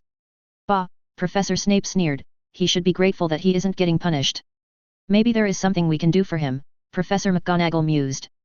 Mr. Folly has indicated to me that he is interested in the student exchange program. Yeah, but the Board of Governors are the ones who choose in the end. Professor Sprout logically pointed out, and doesn't his grandmother serve on the board? Somehow, I doubt he needs help in getting chosen. What about his friends? Professor McGonagall countered. Alicia Spinnet turned in a student exchange form, and I'll bet his other friends have as well. If I had to guess, they're all planning to visit the same school if they get selected. Professor Sprout nodded. If I remember correctly, he spends a great deal of time with Cedric Diggory, who also turned in a request. All eyes turned to Professor Snape expectantly, who snapped defensively, What? I don't spend all my time learning who my students spend their free time with. Professor McGonagall gave Professor Snape a stern look of disapproval. Choosing to ignore the potions master, Professor McGonagall turned to the others and said, When I turn over the list to the Board of Governors, I will recommend that his friends be chosen. While they don't have to follow my recommendations, the board tends to go with those I recommend. Seeing how everyone seemed to be satisfied with Professor McGonagall's suggestion, Professor Flitwick asked, Do you want me to send for him? All eyes turned to Professor Dumbledore, who nodded, Yes, I want to know what happened firsthand. He might have unknowingly seen something that could help us identify whoever let in the troll. The day after Halloween, I found myself down at the lake with my friends. We were all playing tag with Athena. Except we decided to spice things up a bit and play the game in the air. I smiled when I saw Athena in the air, happily chasing everyone around. She wasn't the best at tag, she did fine chasing everyone down, but her problem was that she wanted to be the chaser at all times. When Athena was worn out, we all headed back to the castle. The castle was still buzzing about the previous night's events. Rumors flitted about the castle, most involved Harry Potter battling against an army of trolls. The rumors made me laugh. If things went according to plan, he wasn't even the one who took down the troll. It was Ron who did the deed. So, what do you think really happened? Anna wondered out loud. How on earth do trolls gain access to the castle? Some could have let them in. It was in the dungeon, maybe one of the older Slytherins did it, Alicia teased. Anna rolled her eyes and fired back, yeah, except if one of us did it, we wouldn't be stupid enough to set them loose where the entrance to our dorm was located. That kind of planning is more Gryffindor's style. Playing peacemaker, I interjected, not to mention, I'm pretty sure Professor Snape would kill them. Anna, Cedric, and Alicia all nodded in agreement. If there was one professor you didn't want to piss off, it was Professor Snape. It had to be the wards failing, Cedric thoughtfully replied. There is no other way it could happen. Remember, Hagrid told us that spells prevent creatures from the forest coming into the grounds. One of them must have failed. I glanced over at my best friend. Without any information, he had gotten extremely close to the truth. The only thing preventing himself from seeing the whole picture was not knowing that there was a highly valued artifact the Voldemort was seeking. Sometimes, I forget how smart Cedric can be. Do you still think they're down? Alicia asked with a hopeful glint in her eye. If 3 first years can take down a troll, I bet we could take one. I must have made a face because Anna looked at me and asked, what was that? What was what? I didn't do anything. You made a face. No, I didn't. Yes, you did. Describe it, I challenged. Anna smirked, it was your smug face. I puffed up my chest and declared, I do not have a smug look. Anna grinned and looked to Alicia for backup. Alicia, the traitor, smiled and nodded like she knew exactly what Anna was talking about. Feeling outnumbered, I looked to Cedric for backup. Tell them, Cedric. Tell them I don't have a smug face.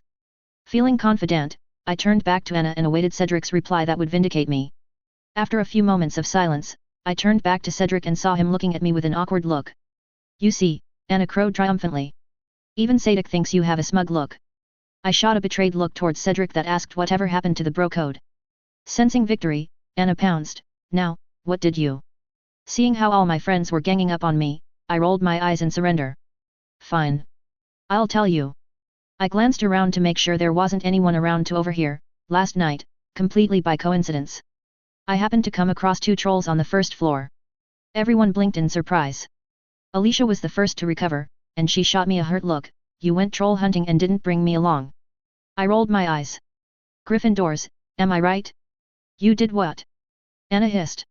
Always the level-headed one, Cedric replied, since you're here, I'm assuming everything went fine. Of course, who do you think I am?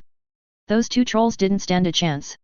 Anna pointed a finger at me and announced, there it is again, that's your smug face. My face flushed red in embarrassment. Fine, I have a smug look. Deal with it. Before anything else could be said, a note came soaring through the air and landed in my lap. Quickly opening it, I realized it was a summons from Professor Flitwick, but instead of summoning me to his office, he wanted me to come to the headmaster's office immediately. Looking over my shoulder, Alicia teased, oh, someone's in trouble. Anna snatched the note out of my hand to read it for herself. How do they know what you did? Cedric asked. Did someone see you? My mind raced over everything that happened last night. How did they find out? No one else was there. No one could have seen me, well except for A. Almost immediately, the answer came to me. A stupid painting must have seen me when I dismissed the disillusionment charm. You think you're in trouble? Cedric asked. Before I could reply, Anna snapped, of course he won't be in trouble. Didn't they give Harry Potter points? How could they punish Alex for doing the same thing? Seeing Anna going from being furious at me to being riled up at the idea of me being punished for the very reason why she was mad in the first place made me smile. I'll be fine, I soothed. As I headed out to the headmaster's office, I prayed in a lower tone, I just hope my mum doesn't find out. Professor Flitwick was waiting for me at the gargoyle who was guarding the headmaster's office entrance. Try as he might, Professor Flitwick had trouble keeping his expressions in check, and the happy smile and proud look on his face set aside any worries that I was in serious trouble. Come along, Mr. Folly, follow me. Heading up the stairs leading to Professor Dumbledore's office, I made sure my occlumency shields were as tight as they ever had been before. If Professor Dumbledore wanted to know my secrets, he would have to get them the old-fashioned way. I paused when I saw Professor McGonagall, Snape, and Sprout in the office. I hadn't been expecting them to be here. But, after some thought, it made sense. If they were trying to learn everything that happened last night, it makes sense that they would all be here. Professor Dumbledore looked at me with a twinkle in his eye. Take a seat, Mr. Folly. As I took a seat, silence filled the room. My guess is they were using their presence to try and get me to talk. While I'm sure that would have worked on most students, I was perfectly content to wait them out. I could feel Professor Dumbledore and Professor Snape doing their best to make eye contact. Legilimency works best with direct eye contact. I resisted the urge to give them my best Cheshire Cat smile and simply stared right back at them. Once again, the thought of learning legilimency crossed my mind. It hardly seemed fair that I was always the one on the receiving end. It was about time I learned to turn the tables. Eventually, the silence was broken by a stern-faced Professor McGonagall. I assume you know why you're here. A strong sense of déjà vu welled up in me. Those words were similar to what Mum used to try and get me to confess to something I had done. Two choices presented themselves to me. I could follow trusty rule number 11, which is to deny everything unless presented evidence of said crime. Or, I could just go with the truth or some version of said truth. I'm not going to lie. I was very tempted to follow rule 11. It had served me well growing up. But, seeing the look in Professor Snape's dark eyes made me hesitate. I had a feeling that he wouldn't be as amused as my mother had been. Before I could say anything, Professor Snape acidity remarked, "Don't bother lying, the paintings told us everything." Deciding that the truth would serve me better, I replied, "I assume you're talking about the two trolls I trapped last night." Speaking for the first time, Professor Dumbledore said, "We're trying to piece together everything that happened last night. Why don't you start at the beginning?" On my way to the office, I had already decided how to explain why I was on the first floor last night. It wasn't like I could tell them the truth. St. Mungo had a special place to keep people when people thought someone had lost their mind. So, even though rule number 11 was denied to me, rule 21, shifting blame was still useful. Keeping my face as serious as I could, I told a version of the truth.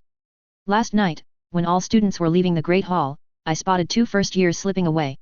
Yes, that's right, I was blaming it all on Harry Potter. If you're going to punish me, you will have to punish the Golden Child. When Professor Snape shot a gloating look at Professor McGonagall, I inwardly smiled. I knew Professor Snape would be all too happy to blame Harry for everything. From there, my story didn't take too long. I'm not sure precisely what Professor Dumbledore was looking for. He just kept his eyes focused firmly on me throughout my story. When I got to the part about the second troll, Professor McGonagall questioned, "Why didn't you go inside the bathroom?" From your own words, you could hear noise coming from within. I knew I needed to choose my words carefully. I hadn't mentioned the part where I stood guard while Harry, Ron, and Hermione dealt with a troll. Thank Merlin, I didn't drop the disillusionment charm until the troll was between me and the bathroom. I had a feeling that the professors would have responded poorly to that little tidbit. The troll was between me and the door, I explained. I thought it would be better to draw it away, and once it was dealt with, I could return for the others. Trying to project embarrassment, I added, I may have gone a little overboard in getting its attention. Professor Snape snorted, "I'll say, the only thing on that troll's mind was getting revenge. You should take better care when dealing with enemies." Nodding that I understood, I finished my story. Once the second troll was trapped, I went back to help. But, I saw Professor McGonagall, Snape, and Quirrell enter the bathroom, and I figured they wouldn't need any help. So, I retreated to my dorm. When I finished my story, everyone was silent as they absorbed everything. Out of everyone there, it was Professor Sprout who seemed the most surprised. I couldn't blame her. I wasn't too active in her class. Outside of getting a good grade in her class, I pretty much kept under her radar. The others didn't react as much to my story as I thought they would. Snape was too busy smirking at McGonagall. If not for her students, I wouldn't have even been in this situation. At first, I was worried that Professor McGonagall might hold a grudge, but she seemed impervious to Snape's gloating and just seemed grateful everything worked out for the best. Professor Flitwick seemed to react the best, his features proud as I explained everything that happened. Sighing heavily, Professor Dumbledore clarified, "So, outside of the professors and the two first years, you didn't see anything suspicious?" I shook my head, I wish I could be more helpful. But, no, I didn't. After a few stern warnings about how lucky I had been, I was dismissed. On my way back to my dorm, I made a mental note to try and stay as far away from canon as I could. I had a lot of things I needed to do and I didn't need to be distracted. Chapter 91. With the incident at Halloween firmly behind me, I decided I would take some time and take Athena down to meet with Professor Ketleben. He had been asking to see her and had promised to help us explore how our bond worked. Earlier this year, he had mentioned that he knew a wizard in Africa who was bonded to a Lamassu, and I was eager to learn more about our bond. Finding Professor Kettleburn's office proved to be slightly challenging. I knew his office was supposed to be near his classroom, but the problem was we haven't had one class inside. I would love to get my hands on the Marauders map. It sure would have come in handy during my little Halloween adventure. Currently, Fred and George had it and were using it to cause untold amounts of mischief, which I knew would please the map's creators to no end. I knew the map would eventually make its way into Harry's hands, but recently I had an idea of getting my own version of the map and still making sure Fred and George could give Harry the original. It would take me some time before I was ready. The charm I had in mind was a Newt level spell. I should finish my 5th year books by Christmas at my current pace, and then I will finally move on to Newt level spells. When I finally found Professor Kettleburn's office, it was dark and clearly empty. Frustrated, I looked down at Athena, who was closely following me in her magical disguise. You think you can track down Professor Kettlebun? Athena shot me a wronged look as if she were offended that I had any doubt. As I followed her through the castle, I couldn't help but notice that she seemed to know exactly where she was going. She even expertly hopped over the traps on the staircase. You seem to know a lot of the castle tricks, I suspiciously remarked. Have you been going out on your own during the day? Athena turned and shot me a smug look. At that moment, I felt like I understood what my friends were talking about. Seeing such a smug face directed at you was a little irritating. I quietly resolved to control my facial expressions, so that at least when I was feeling smug, I could do so without being called on it. As Athena led me through the castle, we arrived on the 3rd floor. I had no idea how she was tracking down Professor Kettlebun, but she seemed confident that we were going in the right direction. Just as I was about to say something, Athena froze, bared her teeth, and let out a low yowl that filled the air. Retreating, Athena climbed up my body and found her favorite perch on my shoulder. After letting out a loud hiss that reverberated through the air, she wrapped her tail around my throat protectively. It immediately dawned on me that this was the 3rd floor, and just around the corner was Professor Quirrell's office. Had I been younger and less mature, I might have chosen to ignore Athena's warning. However, the slowly disappearing scar on my right shoulder was a potent reminder to pay attention and not take things for granted. I hadn't considered the possibility of Quirrell and Athena meeting. Although I'm not exactly sure what would happen if they did, the rumbling deep within Athena's body promised a violent confrontation. After a split second, I decided to retreat. I knew I needed to keep Athena away from Quirrell at all costs. There were far too many unknown variables. Who knows how fast events could spin out of control if they met. Besides, Quirrell was Harry's responsibility, all I needed to do was keep out of their way, and Quirrell would be toast. Turning, I quickly left the way I came. Once I got some distance between Professor Quirrell's office, Athena quickly calmed down. It's okay, I soothed while rubbing her head. I could feel Athena start to shake, as if she were coming off an adrenaline high and couldn't fully control her limbs. I pulled her off my shoulder and hugged her tightly to my chest, which seemed to help her calm down. I shot a pissed-off glare in the direction I came from, and it wasn't directed at Professor Quirrell. As talented as he is, I knew it wasn't him that scared Athena. It was the powerful dark wizard who was currently residing in the back of his head. Let's go outside by the lake, I murmured. We can go to your favorite spot. Athena made a noise of agreement. Soon, we arrived at her favorite spot, a large tree on the lake's far side. The large tree had dozens of branches, some of which hung low over the lake. I was just happy her favorite tree wasn't the infamous whomping willow. That tree would attack any who neared it. I knew there was a spot on the tree that would paralyze it. But, I didn't care to try and find it. As far as magical plants are concerned, they leave me alone, and I leave them alone. Athena didn't seem ready to leave my arms, so I sat beneath the shade, content to hold her in my arms. Such a brave girl, aren't you? I praised her while giving her a belly rub. Athena happily nodded, content to be praised. Once I felt she was back to normal, I turned her head slightly so that we were looking eye to eye. I want you to promise me not to seek out that thing you saw. If you ever see it coming, and I'm not there, I want you to run and hide. She reached up and gently touched my cheek with her paw. I could almost hear her unspoken question, what about you? I snorted, I'll be fine. He isn't here for me. All I need to do is be careful and act like I don't know who he is. Athena reluctantly nodded her assent and chuffed her displeasure. She benevolently decided I could make the whole thing up to her with another belly rub. A few days later, I received a letter from Dad explaining that everything was going well with the firebolt. He expected to have it finished by Christmas, and once everything was ready, we could move on to Phase 2. Phase 2 involved obtaining a new location where we could ramp up production before we released the firebolt. In that regard, Clan Sharpclaw, the goblin clan we've gone into business with, are secretly scouting the best locations. We decided it would be best to set up deep in the countryside and keep what we were doing a secret as long as possible. Considering the fire that had destroyed most of my grandfather's work, Dad was taking no chances. I completely agreed with his paranoia. We were planning to take down a global business. Not only would it involve the shady Whithorns, but they had investors who wouldn't take too kindly to us dethroning them, namely goblins. According to the intelligence that was brought in by Clan Sharpclaw, Clan Goldust owned part of the Nimbus, and we could expect them to try and do anything to keep the company afloat and keep the gold pouring into their coffers.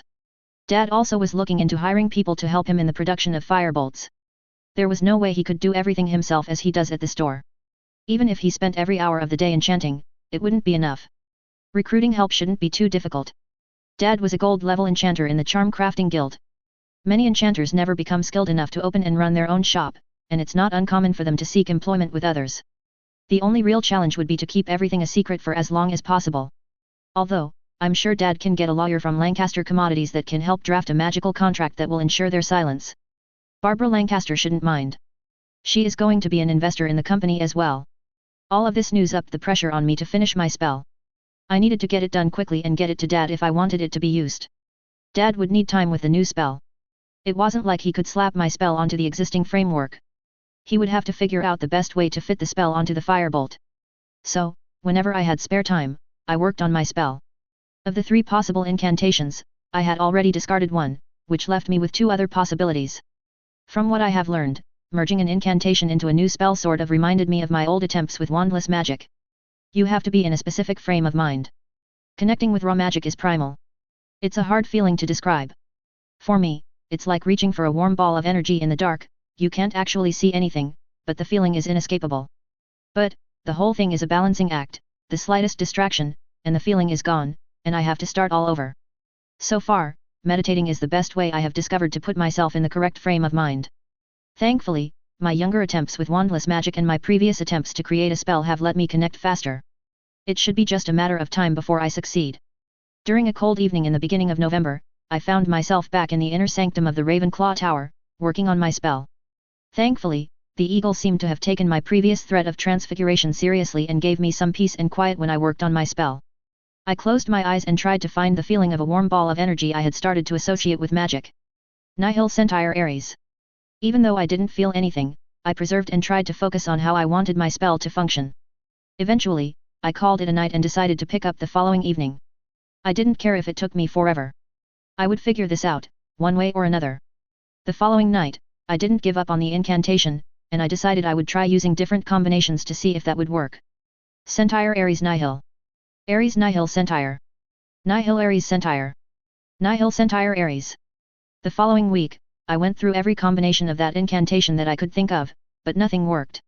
Disheartened, I decided that no matter what I did, this particular incantation wasn't going to work, so I moved on to my last possible incantation. I closed my eyes and tried to shut out everything. I sought the ever-increasingly familiar feeling of connecting with magic and tried to create my spell. Nulla Resistentia Ares. My heart sank when I didn't feel any spark of life in the spell. I tried not to put too much negative thought into it. I knew there were still many different ways to put the incantation together. But, part of me was beginning to think that I had taken a wrong step somewhere in my design. A cold, proud voice shook me from my next attempt, so. There is a new heir to the Ravenclaw library. My eyes opened in shock. There wasn't supposed to be anyone else in the Ravenclaw sanctum. The first thing I saw was the bronze eagle's face bunched up in anger and glaring at someone over my shoulder. What are you doing in here? The statue thundered angrily. Turning, my eyes widened when I saw a pale, dark-haired ghost at the entryway. It was the Grey Lady, the Ravenclaw house ghost. She had long flowing hair that reached her waist and was dressed in a cloak that reached the floor. Although she was beautiful, she seemed to radiate a cold and arrogant attitude. I guess I shouldn't be too surprised that the Ravenclaw house ghost could find me in here, but I was puzzled by the look of distaste she had on her face as she eyed the surroundings. You know about the Ravenclaw heirs? I asked. Of course I do, she proudly remarked. I'm aware of everything that happens in this tower. The eagle snarled, if you know so much, then you know you aren't welcome here. I shot a puzzled look at the eagle, why not? She's the Ravenclaw ghost. The bronze statue snorted, but, she doesn't deserve to be. She betrayed Master. As the Grey Lady and the statue glared at one another, I couldn't help but feel like I was intruding on a family affair. I stiffened in surprise. You knew Rowena Ravenclaw? Know her, the eagle snorted. You're looking at her daughter, Helena. The look on the Grey Lady's face confirmed the eagle's statement. Really? I asked curiously. How come no one in Ravenclaw knows you're Rowena's daughter? Because I am my own person, Helena proudly said. All my life, I was always referred to as Rowena's daughter. It didn't matter that I had my own accomplishments, there was no way for me to step out of my mother's shadow. A bitter look appeared on her face, ironically, it was only in death that I was able to step out of her shadow. She gave you everything, the eagle accused. A flash of regret briefly appeared on Helena's face before it faded away. Everything. She coolly rebutted. You say she gave me everything. What she gave me was nothing more than a burden I was forced to bear. Everyone expected me to succeed her, and follow in her footsteps. I had massive expectations put on me all my life. When I met them, it wasn't because I was talented or worked hard. No, it was because I was Rowena's daughter. And if I failed to meet expectations, well then, it was because I wasn't as gifted, or I was just too lazy and was squandering my education. Helena sneered and waved her arm around the room, and then there's this place. She turned her transparent head in my direction. Did you know she set this place up before I left her? I was her only daughter, and I wasn't good enough for her. It didn't matter that I had dedicated most of my life to trying to learn everything she had to teach. No, as talented as I wasn't good enough to be her heir. Everyone always holds up Rowena as a shining example of a great witch. But, the truth is she could be cold and neglectful, nothing I ever did was ever good enough. So you betrayed her, the eagle unforgivingly interjected. All the anger seemed to drain from Helena, leaving only sadness behind. I just wanted to outgrow her. For her and the world to acknowledge me, to leave my own mark on the world, just as she did. Shaking her head in disappointment, we never saw each other again. Having said all she was going to say, Helena sadly drifted away. As I watched her float away, a feeling of pity welled up inside. It was somewhat sad, Helena was stuck here. She wouldn't ever get to move on, to make peace with her mother in whatever afterlife there was in this universe. Right then, I promised myself that no matter what happened in the future, I wouldn't ever allow my family to split apart. I couldn't imagine existing for 1,000 years and having such unresolved issues. A brief thought occurred to me, and I called out to Helena, if you ever want to go through any of the stuff in Rowena's library, just let me know. Helena paused, and for a moment, I thought she would leave without saying anything. Perhaps, one day, a faint voice floated through the air as Helena disappeared through a wall. As I turned, I saw the statue glaring at me. How dare you offer her the chance to peruse Rowena's library? I rolled my eyes, she's Rowena's daughter. I don't think it's a big deal for her daughter to see the library. That's because you don't know what she did. Oh, I don't suppose you would be interested in telling me what she did. The bronze statue refused to meet my eyes. That's Master's secret, and I swore I would never reveal it. If you want to know so bad, you can ask her. I rolled my eyes, well, as the heir apparent. I say she is welcome anytime she wants. The eagle sniffed, fine. But don't expect me to stick around if she shows up again. My eyes widened in surprise. Wait a minute. If she's here, you'll leave. Turning to the wall that the grey lady went through, I half-jokingly called out, Helena, wait, come back. Annoyed with my plea, the bronze statue left the sanctum. I shrugged in response. At least now I can work on this spell in peace. I closed my eyes, took a deep breath and began to concentrate on creating my spell. I reached out with my senses and tried to connect with the feeling of magic. Once I finally felt the energy, I got started. Nulla resistentia. For the first time, I felt something connect. It was like before I was trying to force a square peg through a round hole. But now, I had finally found the square hole. It just felt right, like the feeling I got when I first connected with my wand. I finally understood why the books said you would know when you had found the correct incantation. It was a hard feeling to quantify. It was something you had to feel for yourself. I opened my eyes in glee. I had done it. I had finally found and merged an incantation with my spell. I repeated the incantation several times. Each time I felt a stirring, a spark of life. Of course, nothing happened. I still needed to find the perfect wand movement that would release the spell. But, I was close, so close I could almost taste it. Now, I would need to find old brooms to experiment on, and I knew just where I could find some. Eager to move on to the final step, I got up and rushed to the room that would provide me with everything I needed to get started, the room of requirement. Chapter 92. By the time I made it to the room of requirement, I was nearly vibrating with excitement. This was it, the final step. All I needed to do was find the correct wand movement that would allow my spell to come forth, and I would have created my very first spell. If I had my way, it would only be the first of many. The first thing I did when I got to the roar was ask it to make an isolated room that was suitable to experiment with a new spell. Dad had warned me numerous times how unstable new spells could be.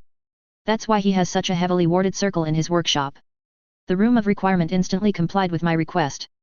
I let out an appreciative whistle when I saw the results. The new room was a spacious round room, easily being 50 feet in diameter. But what was really impressive was the walls and floor. They looked reinforced. The whole room looked like it was inside of a bunker, designed to withstand a long drawn-out siege. Of course, that thought made the hairs on the back of my neck stand up. Just what in Merlin's name did the room expect was going to happen? Nope, not ominous at all. The room also provided me with a heavy wooden bench in the center of the room. Seeing the setup reminded me of my father's workbench. I just wished I had learned how to lay down wards like those that surrounded his workstation. But, wards were newt-level spells, and I hadn't got that far in my private education. When I approached the table, I twisted my wrist, drawing out my wand from my dueling holster. Seeing the empty table, it occurred to me that I need something to practice on. Even if it took me some time to get the spell to work, having a broom on the table would help me have something for my spell to target. Sensing my desire, the room of requirement made 2 old, dusty brooms appear. Both were missing around half of their twigs, and I wouldn't trust these old, tattered brooms farther than I could throw them. But, for an experiment, they would be just fine. For a minute, I stood there dumbly. Now that I was finally at the last step, I wasn't quite sure where to begin. There were literally an untold amount of possible wand movements, and somehow I would have to find the perfect one. The one that would let my spell be cast. In the end, I decided that I would start with simple movements and just work my way through more complicated ones. Concentrating on my spell, I pointed my wand at one of the brooms and gave it a shallow poke, nulla resistentia. Other than a small spark that I normally felt when I normally chanted the incantation, nothing happened. I let out a sigh. This was going to take some time. Over and over again, I changed my spell. Each time, I changed the wand movement.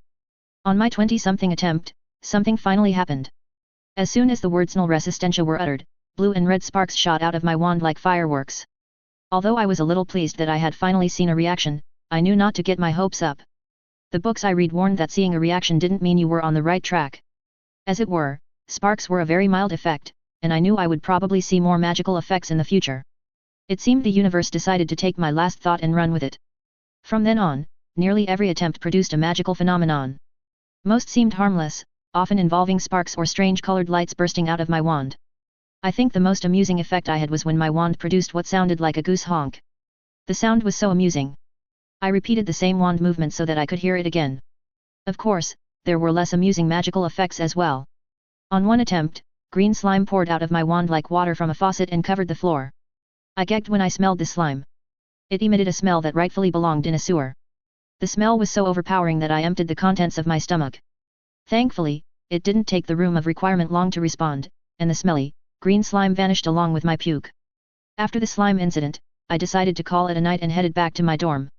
I knew from the beginning that I was unlikely to succeed so soon. It was a marathon, not a sprint. The following day at breakfast, I found my roommates buzzing with excitement. The first Hogsmeade trip was this weekend, and everyone was excited about it. I can't wait to see Hogsmeade, Ryan declared. It's the only fully magical community left in Britain. I can't wait to see what it's like. You should rein in your expectations, Roger warned. Butting into the conversation, William rebutted, don't listen to him. I'm with you on this. Saturday cannot come soon enough. The first place we should go to is Honeyduke's. I've heard there's shelves upon shelves of the most succulent-looking sweets imaginable. Creamy chunks of nougat, shimmering pink squares of coconut ice, fat, honey-colored toffees, hundreds of different kinds of chocolate in neat rows. As William's voice wistfully trailed off into silence, his eyes seemed to lose focus as if he imagined himself in the store. I shook my head in amusement. Growing up, William's mum never let him eat desserts, and he had developed something of a sweet tooth after finally being exposed to treats at Hogwarts. Of course, that's the first thing you want to visit. Roger scoffed. Oh yeah, William defended, where do you think we should go? Roger's eyes narrowed, and he clenched his teeth. I'm headed to Zunko's joke shop. A few weeks ago, Fred and George put Bulbadox powder in my Quidditch gloves. My hands were covered in boils.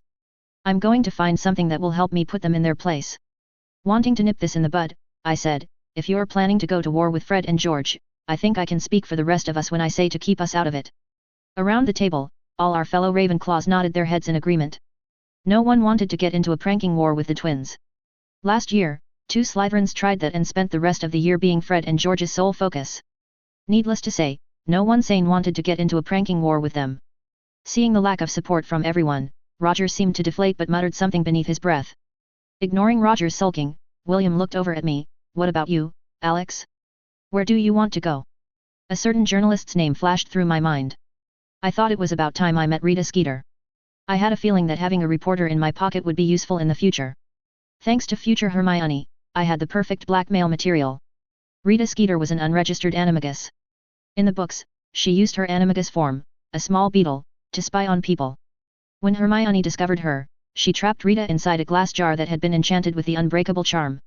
The only issue I needed to work out was somehow getting to Rita Skeeter. Maybe I'll take a page from Hermione's playbook and trap her in a jar until I need her. Or I could take the softer approach and gently hint that I knew her secret and would keep quiet in exchange for future favors. I quickly realized that while I was plotting, my friends were still waiting for an answer. I've heard that the Three Broomsticks is supposed to be a nice place. They're said to have one of the best butterbeer brews in all of Britain. I turned to Jessica, you live in Hogsmeade. What's the most interesting place to visit? Jessica thought about it for a moment, then replied, Tomes and Scrolls is a good store. They have a decent selection of books. Roger rolled his eyes. Of course you would mention a bookstore. You're as bad as William. If I wanted to read more books, I would go to the Hogwarts library. Hey, there's nothing wrong with a good bookstore, I defended. Jessica shot me a grateful smile before turning her glare towards Roger. Maybe you could buy a book to help you with your potion making, she remarked waspishly. Jessica paused for a moment, then added with a sneer, then again, I doubt any book can help you. A fine mist of pumpkin juice shot out of William's nose when he heard Jessica's insult. As Roger's pale cheeks flushed red in embarrassment, the rest of us tried not to react and pointedly concentrated on our food. Roger's abysmal potion skills were a sensitive topic in our dorm. Even more so because most Ravenclaw students tend to do fairly well in potions class. Roger's main issue was he had a short attention span and tended to lose focus, and the main thing you need in potions is mental discipline and being able to focus for long periods. Satisfied that she had punished Roger for his remark, she proudly turned her attention back to her meal and continued her breakfast. As William and Ryan continued to debate where they would go, my mind turned back to the problem of luring Rita Skeeter to Hogsmeade. I could come out and accuse her of what I know in a letter, as I did to Professor Lockhart. But, I had a feeling that Rita was more crafty than him, and I didn't want to take any chances. After mulling it over, I decided I would use Rita's weakness against her curiosity. If she is anything like she was in the books, then she has an overpowering need to spy on people and learn their secrets. All I needed to do is tip her off on a fake story. Hopefully, she will take the bait. Later that night, I finished sealing the letter I had written to her. I decided to keep the contents relatively simple. Since she was a journalist, it shouldn't be too uncommon for her to receive tips about scandalous stories. All I did was insinuate that a high-ranking member of the ministry would be meeting someone at the Three Broomsticks on Saturday at noon, and if she were there, she would find a juicy story. While I wasn't 100% sure she would take the bait, I figured there was a good chance she would show up to see if she could get some dirt. And if the books are accurate, she'll probably be lurking around in her animagus beetle form. The following morning, I got one of the Hogwarts owls to deliver the letter. Now, all I needed to do was wait for Saturday, and enchant a glass jar. On Saturday morning, all the third-year Ravenclaws met with Professor Flitwick in the common room. Eager and impatient looks could be found on everyone's faces as Professor Flitwick went over the guidelines for the Hogsmeade trip. Seeing how he was about to lose the third year's attention, Professor Flitwick quickly concluded, remember, everyone needs to be back at Hogwarts by 5 o'clock. Anyone not back on time will have their Hogsmeade privileges suspended. Having finished laying the ground rules, Professor Flitwick shooed with his hands, all right, go, get out of here. Have a good time. As my fellow third years nearly started a stampede on their way out of the common room, Professor Flitwick squeaked out a final reminder, remember, no magic. Not wanting to fight the crowd, I stayed behind. I wasn't in a rush because I would be meeting Anna, Cedric, and Alicia at the Great Hall. Athena had informed me that she was tagging along by way of refusing to leave my shoulder. No amount of coaxing could get her to budge. I tried to pull her off, but she dug her claws into my robes and wrapped her tail around my neck, and she let out a piercing caterwauling sound that sounded like she was being tortured. Athena, I hissed. Stop it, you're embarrassing me. My face burned red as some of the older Ravenclaws came out of their dorms to see what was happening. I overheard a few of the girls whispering that I must have been mistreating Athena. More than one glared resentfully at me, muttering under their breath that I wasn't worthy of owning Athena. Athena had done a thorough job of integrating herself with my fellow Ravenclaws over the past couple of years. She was almost the mascot of the Ravenclaw Tower. Feeling wrongfully accused, I let go and threw my hands up in surrender. Fine, I gave in. If it means that much to you, you can come along. Athena ceased her theatrics and let out a smug bleat. To really rub it in, she reached up and condescendingly patted my head. When I got to the Great Hall, I found the others waiting for me. Anna immediately cooed, Athena. She scooped her off my shoulder without any resistance and promptly began to pamper her. I felt my left eye twitch in annoyance, and I couldn't help but glare at Athena. Oh, now you don't mind leaving my shoulder. Earlier, you were acting like staying on my shoulder was a matter of life and death. Athena's only response was to close her eyes and let out a satisfied purr. On our way to Hogsmeade, Alicia was nearly bouncing up and down in excitement. Where should we go first? She questioned. Without bothering to wait for an answer, she suggested, how about we go see the Shrieking Shack? It's supposed to be the most haunted house in Britain. Since I knew the real secret behind the Shrieking Shack, I wasn't too interested in going. I don't know, the Shrieking Shack? It kinda sounds lame. Is Alex scared of a little haunting? Alicia teased with a smile. I narrowed my eyes at her little taunt and chose not to sink to her level. Don't worry, she cooed. I'll protect you. I'm not afraid of a haunted house. Always the peacemaker, Cedric interjected before I could reply. How is the Shrieking Shack the most haunted? Cedric questioned. I would have thought with all the ghosts that inhabit Hogwarts that it would be considered the most haunted. Alicia paused and brushed her hair back. I don't know. She retorted defensively, that's just what people say about it. Unable to refute Cedric's reasoning, she fell silent. I don't think the ghosts should count. They've always been more than welcome at Hogwarts. Haunting implies that it's unwanted. Anna said in agreement with Alicia. Really? I snorted, have you forgotten about Peeves? Anna opened her mouth to argue, but after a moment closed it. Even she couldn't make an argument that Peeves, the poltergeist, was truly welcome at Hogwarts. Over the centuries, there had been numerous attempts to force him from the castle, but Peeves was just too strong and was deeply infused into the foundations. The debate continued as we took the winding path that led to the Shrieking Shack. But, we all fell silent as the shack came into view. Okay, I admitted. It certainly looks like the most haunted house in Britain. Everyone nodded in silent agreement as we took in what was supposed to be the most haunted house in Britain. The house looked like it was about 2 seconds from caving in on itself. The walls looked flimsy, and ivy had wrapped the house. The ivy seemed alive and reminded me of a snake squeezing the life out of its prey. Considering everything I knew about magical plants, that could be what was happening. There was no obvious way inside because all the windows and doors had been boarded up. Considering this was the place Professor Dumbledore made for Lupin to stay at during his werewolf transformation, I was willing to bet there were other enchantments in place to prevent outsiders from entering. If that wasn't bad enough, weeds surrounding the house gave off a rotten stench, and the house creaked and moaned as the wind moved through it. The whole effect was rather hair-raising and creepy. The only one who was seemingly unaffected was Athena, who gave the house a look, then flicked her tail dismissively. Seeing Alicia putting on a brave face made me smirk. Remembering her earlier taunts about me being afraid made an idea appear in my head. Sneaking up behind her, I motioned to Cedric to keep quiet and not warn her. Once I was close enough, I grabbed her arm and shouted, "Eh!" Alicia shrieked in fear and launched herself into the air, trying to get away from whatever had grabbed her. She landed in a roll and came up with her wand out. I thought haunted houses didn't scare you, I snickered. Her relief at not finding anything holding her quickly turned to anger when she saw it was just me. From the glint in her eye, I knew it was best to start backing away. Calm down, Alicia, I soothed while backing up. It was just a joke. After putting away her wand, she started to roll up her sleeves. I'm glad you're in a joking mood. Come here. I also have a joke I want to tell you. Understanding that discretion is the better part of valor, I turned and bolted with a laugh. Seeing her target get away, Alicia followed suit, swearing to get revenge. Behind her, Athena cheerfully yowled and jumped out of Anna's arms, thinking that another game of tag had begun. A/N. A quick note, I changed the incantation from Null Resistentia Aries to Null Resistentia. I think the second is a better option. Chapter 93. My chest burned as it heaved over and over, trying to provide me with the necessary ingredient to keep on running. I turned to look back at the monster draped in red and gold that was currently chasing me. From the expression on its face, I knew there was no escape, and it would chase me to the end of time. Come on, Alicia. I gasped with bated breath. Let it go, it was funny. If anything, my plea only firmed the resolve in Alicia's dark eyes. She gritted her teeth and seemed to find enough energy to increase her speed even more. My eyes widened when I saw her narrowing the gap between us. I knew if I could use magic, I could easily get away. But that would be cheating. As I neared the end of the pathway, I heard Alicia grunt. I turned to see how far away she was, and time seemed to slow as I saw her leaping right at me through the air. I couldn't help but mentally catalogue her features. The whites of her wide-open eyes contrasted vividly with her caramel skin, her long dark hair danced about, and her mouth was wide open, showing her teeth like she was a beast about to sink her teeth into her prey. As she crashed into me, we both went down to the ground in a rolling heap. I ended up face down in the ground, with Alicia on my back. A bitter, earthy taste filled my mouth, as several leaves had gotten into my mouth. After spitting them out, I complained, Merlin's beard, Alicia. What are they feeding you in Gryffindor? Jokes, she ruthlessly replied with an elbow into my kidney.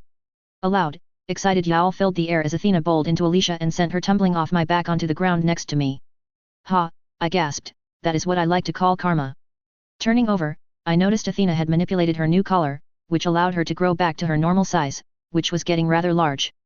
Ironically, Alicia ended up in the same position I had been in, face down on the ground with Athena on her back, looking very pleased with herself. Ugh, Alicia groaned while Athena kneaded her paws victoriously on Alicia's back. Cheater! She declared while shooting me a glare. I smirked at her. Athena and I are a package deal. You mess with one of us, you deal with both of us. Lying on the ground, I tried to slow my breathing so I could catch my breath. The painful stitch in my side informed me I should get out and run more. Thankfully, Alicia didn't seem to be doing any better. I held out a hand and gasped, "Truce." Alicia eyed my hand for a second, then shook my hand and agreed, "Truce." When Cedric and Anna arrived, Cedric held out a hand and helped me to my feet. "Was that necessary? Now your robes are dirty," he said in a disapproving tone. Alicia and I grinned and looked at one another like we were kids being lectured by an adult. Cedric was always trying to do the proper thing, we all enjoyed teasing him about it behind his back. "Yes," we cheekily replied in unison, trying not to give away that Anna was behind Cedric, miming him giving us a lecture. As we left the area, heading back to Hogsmeade, Cedric asked, "So, what now?" Anna and Alicia eyed each other and seemed to have a wordless conversation. "Shopping," they declared in unison. I let out a pained groan to voice my opinion. Cedric, ever the proper gentleman, chose to keep his dismay to himself. 2 hours later, Cedric and I found ourselves inside Gladrag's Magic Wear, waiting on the girls. "This is a hostage situation," I fumed to Cedric. "We have been here for almost 2 hours. I held up 2 fingers to really emphasize the time. "That's 2 hours of my life that I will never get back. 2 hours being asked about purses, shoes, and robes." Waving my finger between Cedric and myself, I continued, "You and I have been kidnapped and are being held hostage by a pair of crazy teenage girls." Miming my 2 fingers in a walking motion, I added in a whisper, "We should go now and get out while there's still time." Cedric eyed me worriedly, "How hard did Alicia hit you?" I leaned back into the wooden chair I was sitting in and huffed, "Okay, fine, maybe hostage is a strong word." I craned my neck as if to get a better view of the store. "I'll bet it's a prank or something. They're probably back there laughing at us, wondering how long it will be until we snap. No one could possibly need that many pairs of shoes." What made things worse was the large grandfather clock in the waiting area. The clock seemed to be mocking me as its fingers seemed to slow down to prolong this experience. Thankfully, 20 minutes later, even Cedric seemed to reach the end of his patience with the girls' shopping. "You know," he said thoughtfully. "Scrivenshaft's quill shop is right next door, and I do need to grab a few new quills and some extra inks." Seeing how quickly I perked up, Cedric quickly added as if he were concerned he was doing the wrong thing. "It wouldn't take long, I would be in and out in a few minutes. We would be back before they knew we were gone." I nodded and said self-righteously, "You know, we could even pick up a few things for Anna and Alicia, you know, to save some time. If you think about it, us not leaving and getting them some new supplies is kinda selfish." Cedric seemed to mull that twisted bit of logic over for a few seconds, then nodded. "When you put it like that, we're doing them a favor." Trying to keep the eagerness off my face, I nodded and agreed, "Exactly." We both slowly got up, looking around carefully. Once we saw the coast was clear, we fled from our captors immediately. It didn't take us long to grab some new supplies. Once we had paid, I could sense that Cedric was just as reluctant as I was to leave the quill shop. I don't think either one of us ever wanted to step back into Gladrags again. "You know," I said enticingly, "that didn't take us very long, I bet we could hit up a few other places, and the girls wouldn't know." Cedric's brow furrowed with concern. "I don't know," he worriedly said. "Don't worry," I soothed, "we'll be back before they know it." With Cedric's conscience satisfied, we left and started exploring the other stores. By the time we had hit up 4 other places, we had both come to a wordless understanding that we were truly ditching them and not going back. Cedric worriedly asked, "You think they'll be mad?" As I looked over at Cedric's concerned eyes, I didn't have the heart to break it to him, "Nah, I'm sure they'll understand." "Right, Athena?" The look Athena gave me said that she clearly knew I was lying but would go along with it anyway. As the sun neared the middle of the sky, I knew it was time to make my way to the 3 broomsticks to see if Rita had taken the bait. It didn't take much to get Cedric on board. We had discussed grabbing lunch there earlier in the week. For some reason, I felt an itch in the back of my mind at that thought. I had a feeling that I forgot something. Unable to figure it out, I let it go and began to plan my confrontation with Rita. The 3 broomsticks ended up being a lively place. I understood why Sirius told Harry if he wanted to have a secret meeting, it would be easier to hide what he was doing here rather than at the Hog's Head. The place was pretty packed with Hogwarts students and locals who lived in Hogsmeade. My first impression of the place was how warm and inviting the place was. A smoky haze filled the room coming from a merrily burning fireplace on the far side of the dining area. Wooden tables filled the middle of the room, with more private booths along the walls. One thing I was happy about was the cleanliness here compared to the Hog's Head. When I visited the bar last year, I felt like I needed to take a shower afterward. Although, considering how easy it is to clean with magic, the filth there is probably deliberate so they can attract a specific type of patron. A middle-aged, blonde-haired witch whose hair was beginning to show the faintest hints of grey stepped out from behind the bar. "What can we do for you?" she asked with a warm inventing smile. "You boys here for drinks, or will you be wanting a meal?" Since neither of us fancied going back to the castle for lunch, I replied, "Meal, thank you." Nodding, she turned and waved at the room. "All our tables are full, but I have a few booths available." Once we got seated, she asked, "Can I get you boys something to drink? How about 2 of your famous butterbeers?" She nodded and summoned 2 bottles with a flick of her wand. "I'll have someone to take your order in a few minutes." Once we were alone, I noticed an interesting effect of the booths. There was some sort of sound damping spell taking place.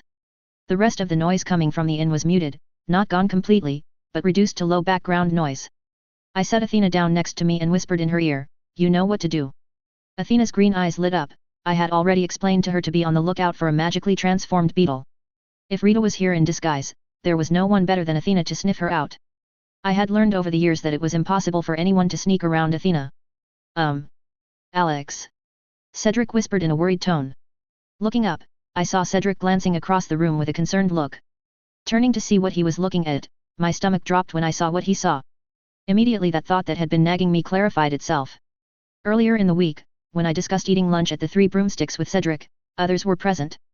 Standing in the doorway was Anna and Alicia, who were scanning the room like birds of prey hunting for their next meal. "Maybe they won't see us," I half-heartedly said. As if the universe was mocking me, the girls immediately honed in on us right away, and boy, did they look pissed. "Maybe they're not mad," Cedric hopefully said. Seeing Anna's blazing purple eyes made me snort. "Oh, I think that ship sailed long ago."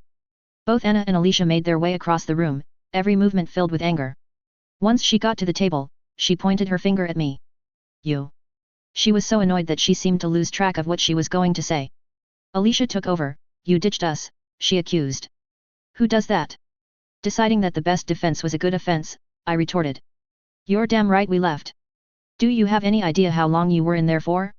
2.5 hours. "Did you ever think Cedric and I had some stuff we needed to get done?" Both the girls seemed a little taken back at my counterattack. Knowing that momentum was everything, I kept going. "Did you ever think that we also needed to get some supplies? Cedric even made sure to get you both some fresh ink and quills." Anna and Alicia both looked a little chagrined.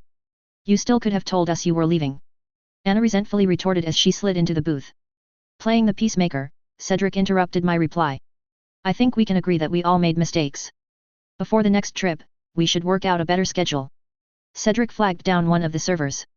"How about we get you two a drink? The butterbeer here is delicious." I inwardly smirked when I saw Anna and Alicia unable to rebut Cedric. Sometimes he can be so reasonable that it is annoying. I could tell they wanted to continue the argument, but it would be like kicking a puppy with him being so reasonable. Although from the look Anna kept shooting me during lunch, I had the feeling that the next time we got together to duel, she would be particularly aggressive. All throughout lunch, Athena and I kept our eyes open for Rita. At one point, I even sent Athena out to scout for her, but she returned empty-handed.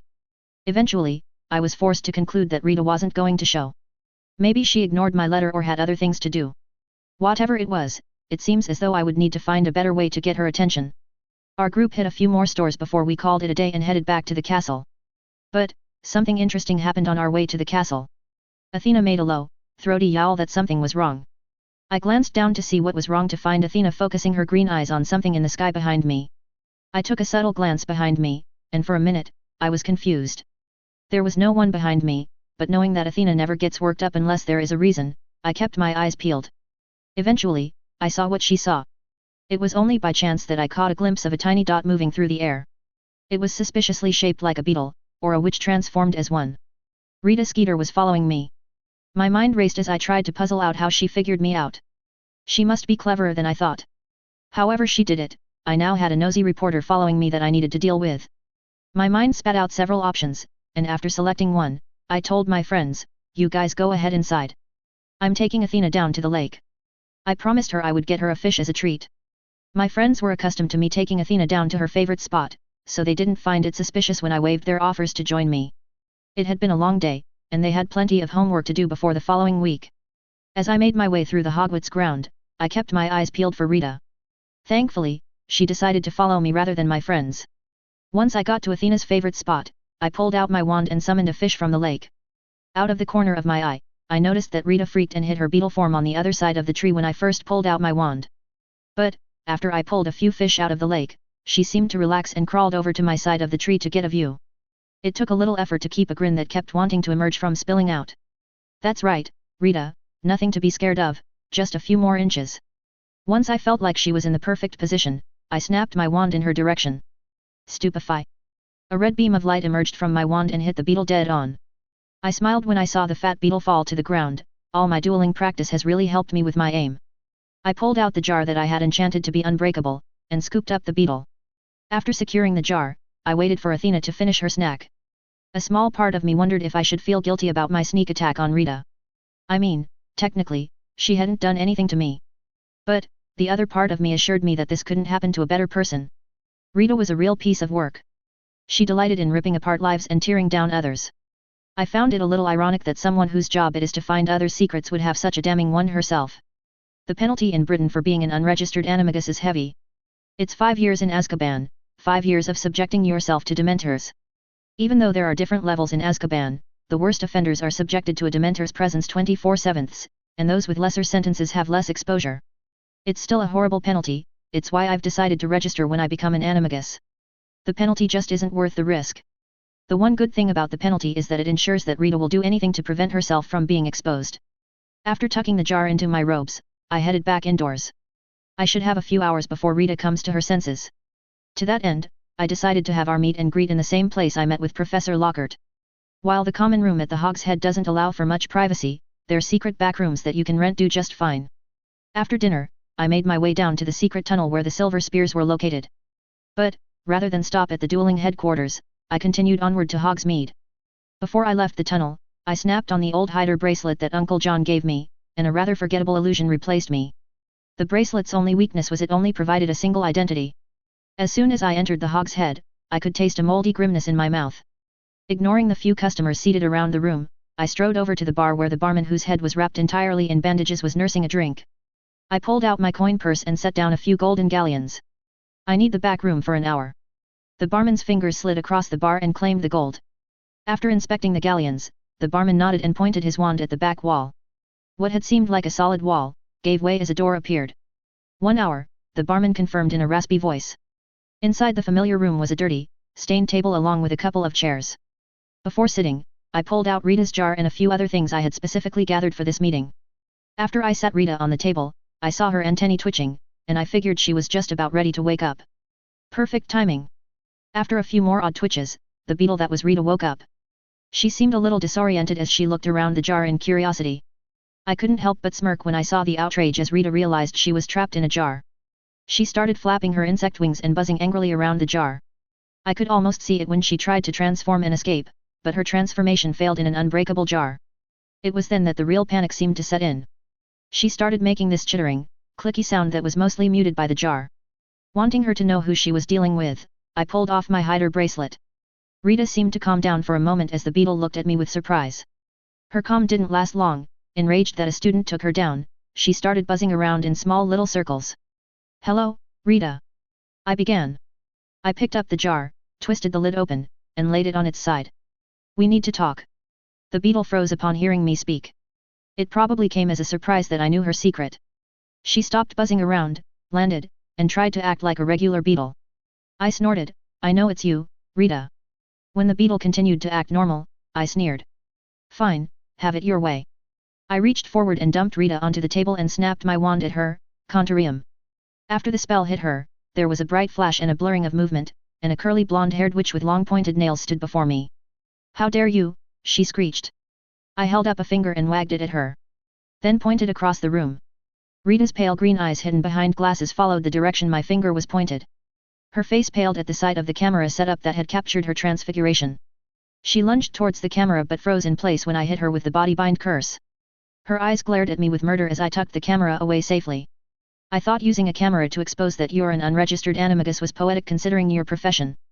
Freeing her from the curse, I said, "Sit, we need to have a conversation." "Do you have any idea who I am?" she thundered. "Yes," I replied calmly. "Rita Skeeter, a top journalist at the Daily Prophet and a soon-to-be Azkaban inmate if you don't sit down." A brief look of fear appeared on Rita's face at the mention of Azkaban. "What do you want?" I showed her my teeth and gave her the wolfish grin I copied from my grandma. Why, Rita. I want to be friends. A look of confusion appeared on Rita's face. After abducting me, you want to be friends? She sarcastically remarked. Okay, maybe friend is too strong of a word. How about acquaintances? I snapped my fingers. Oh, I know, someone who can do me a few favors in exchange for not turning a certain unregistered animagus into the Ministry of Magic. Let's start with how you figured out that I sent the letter. Rita scoffed. You think you're the first one to send me a mysterious note. When you write something, a tiny part of your essence sinks into it and I know a spell that can lift the imprint and show me where it came from. Tracking you down was easy. I let out a whistle of appreciation. That's pretty clever. I complimented while inwardly determining that I will have to find a fix for that if I ever needed to write another mysterious letter. A pained look appeared on Rita's face as she gave away her secret. Now that I told you my little secret, how about you tell me how you figured out that I was an animagus? Don't worry, I assured her. No one else knows your secret, and as for how I know, well, I think I'll be keeping that little nugget to myself. Rita sagged back into her chair. So what's this favor you want? For now, nothing, I replied as I waved away her concern. But, one day, I may ask you to write a story. When that day comes, I expect your full cooperation. That's all you want, a story written? Rita suspiciously asked. It will be more than one story, I corrected. A relieved look appeared on her face. If that's all you want, that's easy to take care of. To be honest, I expected a little more. Well, now that you mention it, I suppose there's one more little thing you can do for me. I pulled out a scroll and slid it across the table. I would like you to sign this. Rita eyed the scroll like it was a dangerous animal that might bite her. She carefully opened it and started scanning the contents. It's nothing much, just a contract ensuring you won't try to work against me or mention our little meeting to anyone. Trying to buy time, Rita clarified, so you're forcing me to sign this. I smirked at her. Rita was trying to get around the magic that came standard with the contract. Agreements like this have to be willingly entered into. It's why curses that come along with breaking a contract are so hard to get rid of. When a curse is self-inflicted, they tend to sink more deeply. Nice try, but no, I'm not forcing you to do anything, you are free to leave at any time. Rita gritted her teeth in frustration at me seeing through her intentions. Defeated, she pulled out her green feather quill and scribbled her name on the parchment. Once she was finished, I reached across the table, grabbed it, rolled it up, and tucked it away. That wasn't so bad, I soothed. What now? She asked. I shrugged. You can leave. When the day comes that I need you to write something for me, I'll be in touch. Who are you? She bitterly asked as she got up to leave. I gave her my best wolfish smile. My name is Alexander Folly. Remember it. Chapter 94. With the Hogsmeade trip behind me, I turned my full attention back to the project I had been working on all year. The firebolt spell. I was so close to completing the spell, I could almost taste it. All I needed to do was find the perfect wand movement, and it would be finished. But, as I discovered, finding the right movement was just as if not more difficult as finding the right incantation. I tried out hundreds of wand movements, each of them failures. Most fizzled out harmlessly, but others were a bit more dangerous. The worst nearly took my head off as it caused an old broom to explode violently. I got so obsessed with wand movements that soon, it was all I could think about. I even started dreaming about them when I was sleeping. Alex, a voice hissed, bringing my thoughts back to the present. Startled, I blinked rapidly and saw Jessica nodding toward the front of the classroom where Professor Sinister was looking at me with an expectant expression on her pale face framed with long dark hair. Having drifted off, I wasn't sure what she wanted. Can you repeat the question? Professor Sinister's expression morphed into displeasure as it became apparent I hadn't been paying attention. Well, I originally wanted you to list how many moons Saturn has. But, now I think I will have you list them out. Oh, and just for fun. For every moon you miss, I want you to write an inch of parchment on Saturn's moons. Jessica shot me a smug look as if she were sure I wouldn't be able to list them all. After all, there were 82 of them. With a sly smile, Jessica covertly mouthed challenge at me. Over the past couple of months, we had been challenging one another in a little game. The rules were relatively simple. Once a week, a challenge could be issued to the holder of a badge that displayed king or queen, depending on who was holding it. Jessica won the first challenge, using what I have decided to call unfair tactics. But, I claimed the badge the following week in a transfiguration challenge. Since then, I've only lost the badge once, and that was in a herbology class, which didn't bother me, not one bit. Magical plants can suck it. I slowly raised one eyebrow at her challenge, which made her grin more as she was positive she had me. I hid a grin. She still didn't understand that storing and retrieving information was a piece of cake for me. Inside my mind palace, I retrieved the memory of when I read the chapter on Saturn's moon. I turned my back to Professor Sinistra and started counting off moons. Titan, Iapetus, Rhea. Around halfway through the moons, the smile had been gracing Jessica's face slowly slid off as worry began to replace it. When I got down to the final 10, I turned to Jessica and gave her a toothy grin.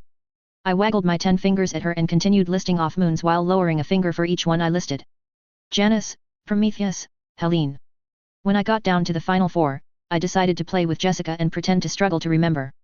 When a glint of hope appeared in her blue eyes, I smirked and quickly listed the final 4 so she would know I was teasing her: Dione, Hyperion, Calypso, and Pandora. Jessica narrowed her eyes and glared at me when she realized what had happened. At the front of the classroom, Professor Sinistra looked torn between being impressed and annoyed that I had slipped out of the punishment she had intended. After class, Jessica caught up to me and gave me a nudge in the hall. "You tricked me," she pouted. I showed her my pearly whites. "You're gonna have to step your game up if you want the crown." "I thought I had you," Jessica sighed. She gave me a sideways glance filled with concern. "What's up with you?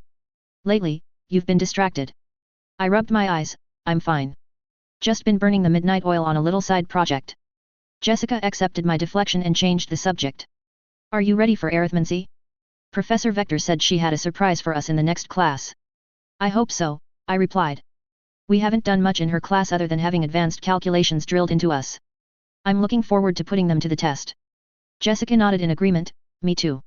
We ran into Cedric on our way to arithmancy, and when we got to class, the other students were buzzing with excitement. Our regular desks had been replaced with small round tables meant to seat 3 or 4 students. What had everyone interested were the 4 mysterious vials of liquid on each table.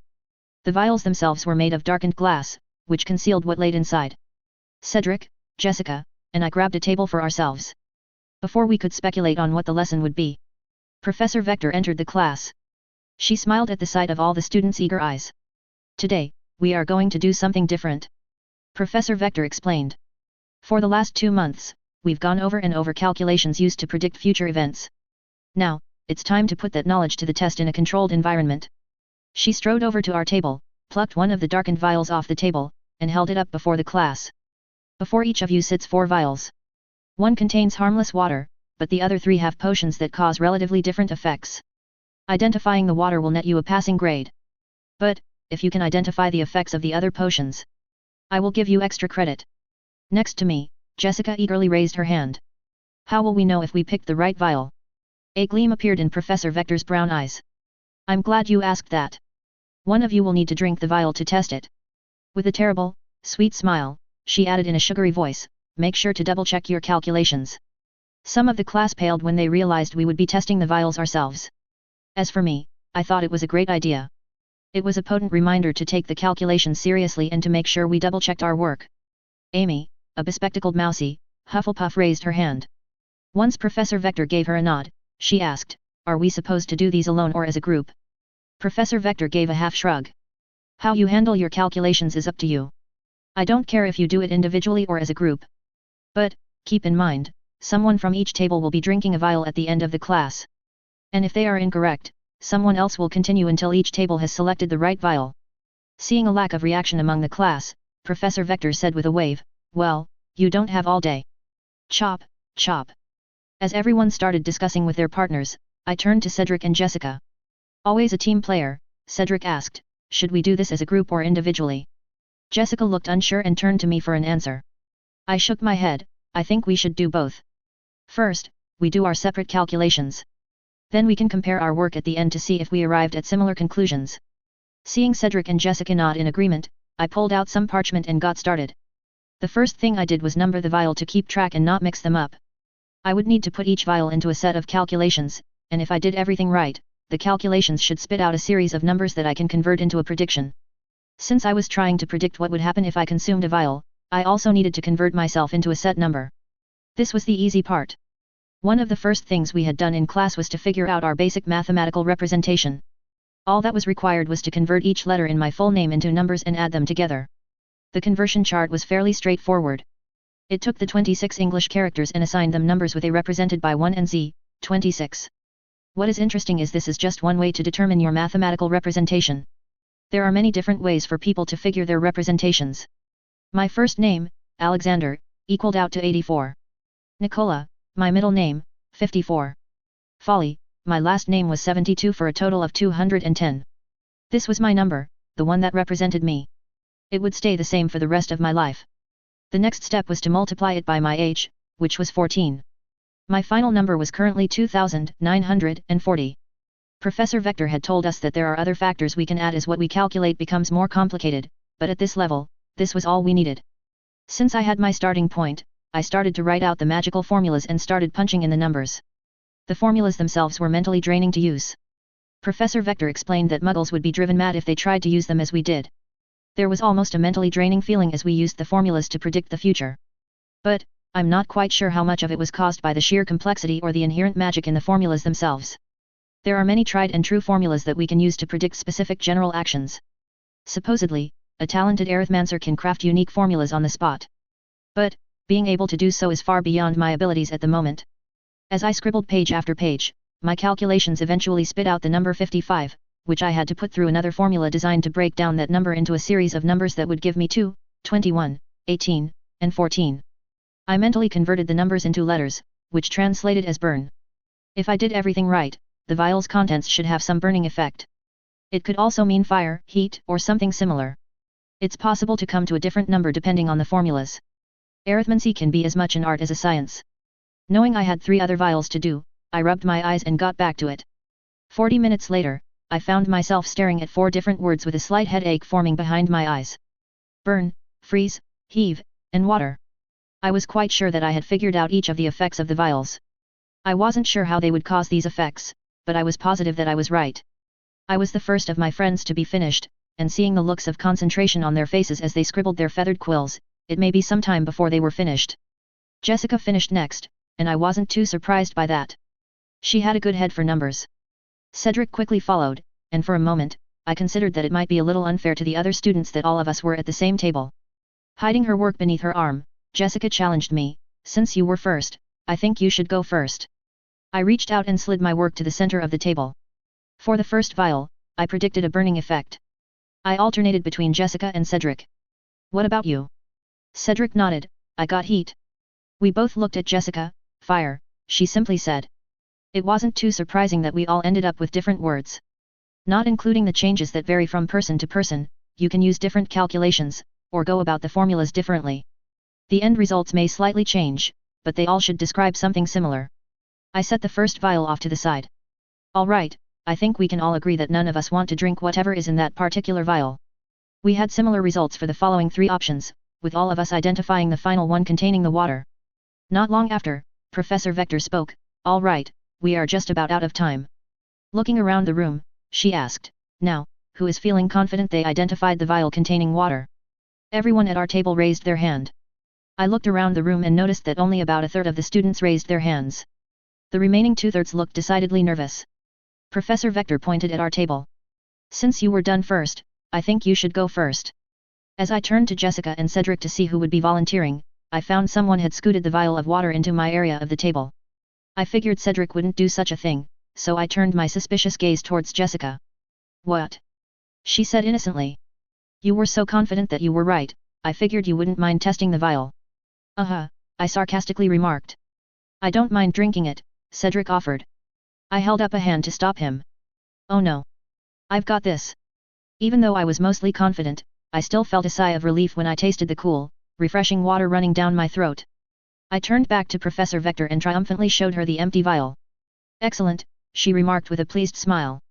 "Mr. Folly, Mr. Diggory, and Miss Brooks have successfully used arithmancy to predict which vial was harmless." The students at the next table also found the correct vial on the first try. It wasn't until the 3rd table that there was a mishap. A bespectacled, brown-haired girl from Hufflepuff drank the vial and shrieked seconds after finishing it. She quickly turned into a frozen block of ice. There was a flash of amusement from everyone as we recognized what she had drunk. It was a prank potion from Zonko's joke shop, the flash frozen solution.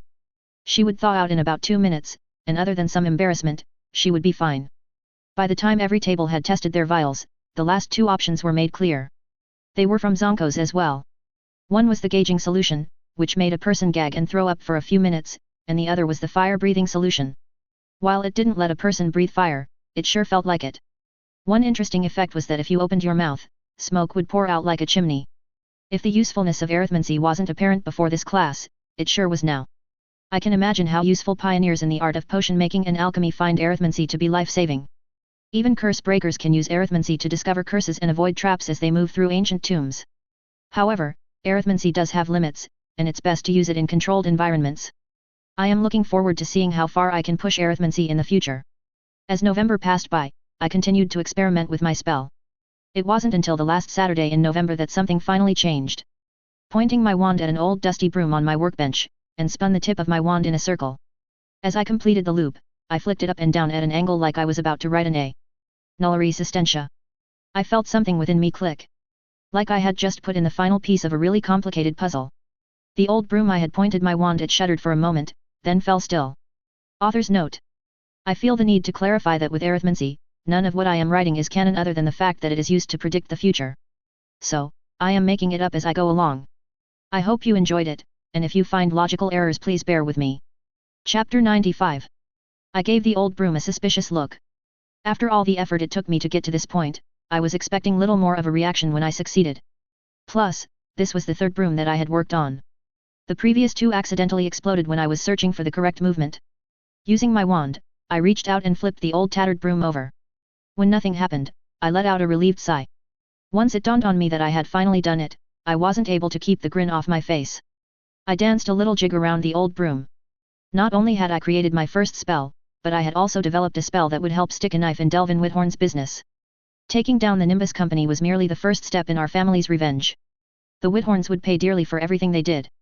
As I turned my attention back to the old broom, I sheepishly realized that I would have no way to gauge my spell's effectiveness since I didn't test the broom beforehand. Not only that, I would need to test it out on multiple brooms to get a good idea of the spell's capabilities, and I didn't trust this ragged old broom to keep me aloft.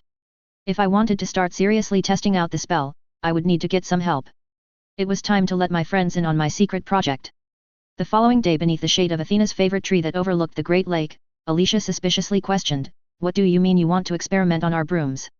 I struggled not to roll my eyes at how Alicia wrapped her arms protectively around her broom as if she were afraid I was going to unspeakable things to it. "I told you," I softly said as if I were trying to lure a wary puppy over. "I just need to test out the effects of a new spell I've been working on." "What spell?" Cedric said with a tad of reluctance in his voice. I tried not to be hurt by the concerned look on their faces.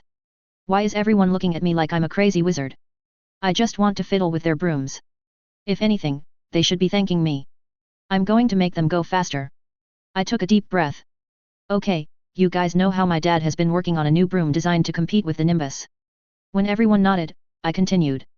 Well, after everything the Whithorns have done to my family, I wanted to do my part.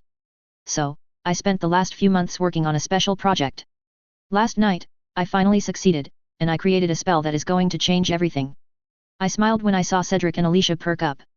Being Quidditch players, they were avid flyers and broom nuts. Unable to stop himself, Cedric asked, "What does the spell do?" I grinned. "The spell reduces drag to 0. Seeing the blanks on everyone's faces took some of the wind from my sails. Of course, they don't know what drag is. I only know the term because I read that Muggle book on aerodynamics. Okay, I explained. The best way to wrap your mind around it is that it's sort of like a resistance that builds as you fly through the air. My spell removes all that resistance, so it should increase your speed a great deal." Upon hearing that her broom would go faster, a gleam appeared in Alicia's eyes. "How much faster?" she demanded. I shrugged and admitted, "I have no idea. That's why I need everyone's brooms. I need to test it out on several different models so I can figure out the general effects of my spell." Alicia looked torn between excitement and reluctance. "Why don't you use Anna's broom?" she suggested. "If anything happens to my broom, my parents will kill me."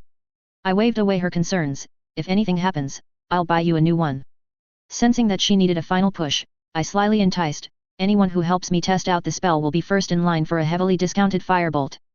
Before anyone could ask, I explained. "That's what we're calling it. Oh, and just so you know, the prototype speed is already at 240 km per hour, 150 miles per hour, dot."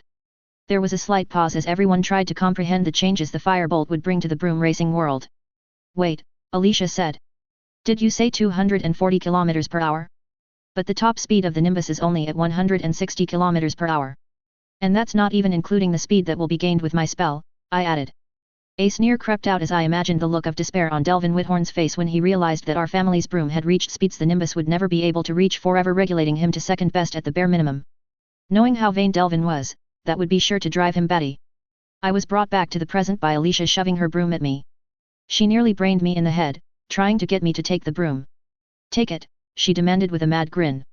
Just remember, I get a firebolt of my own when you are finished. Seeing Alicia rub her hands together made me think of a greedy goblin drooling over gold.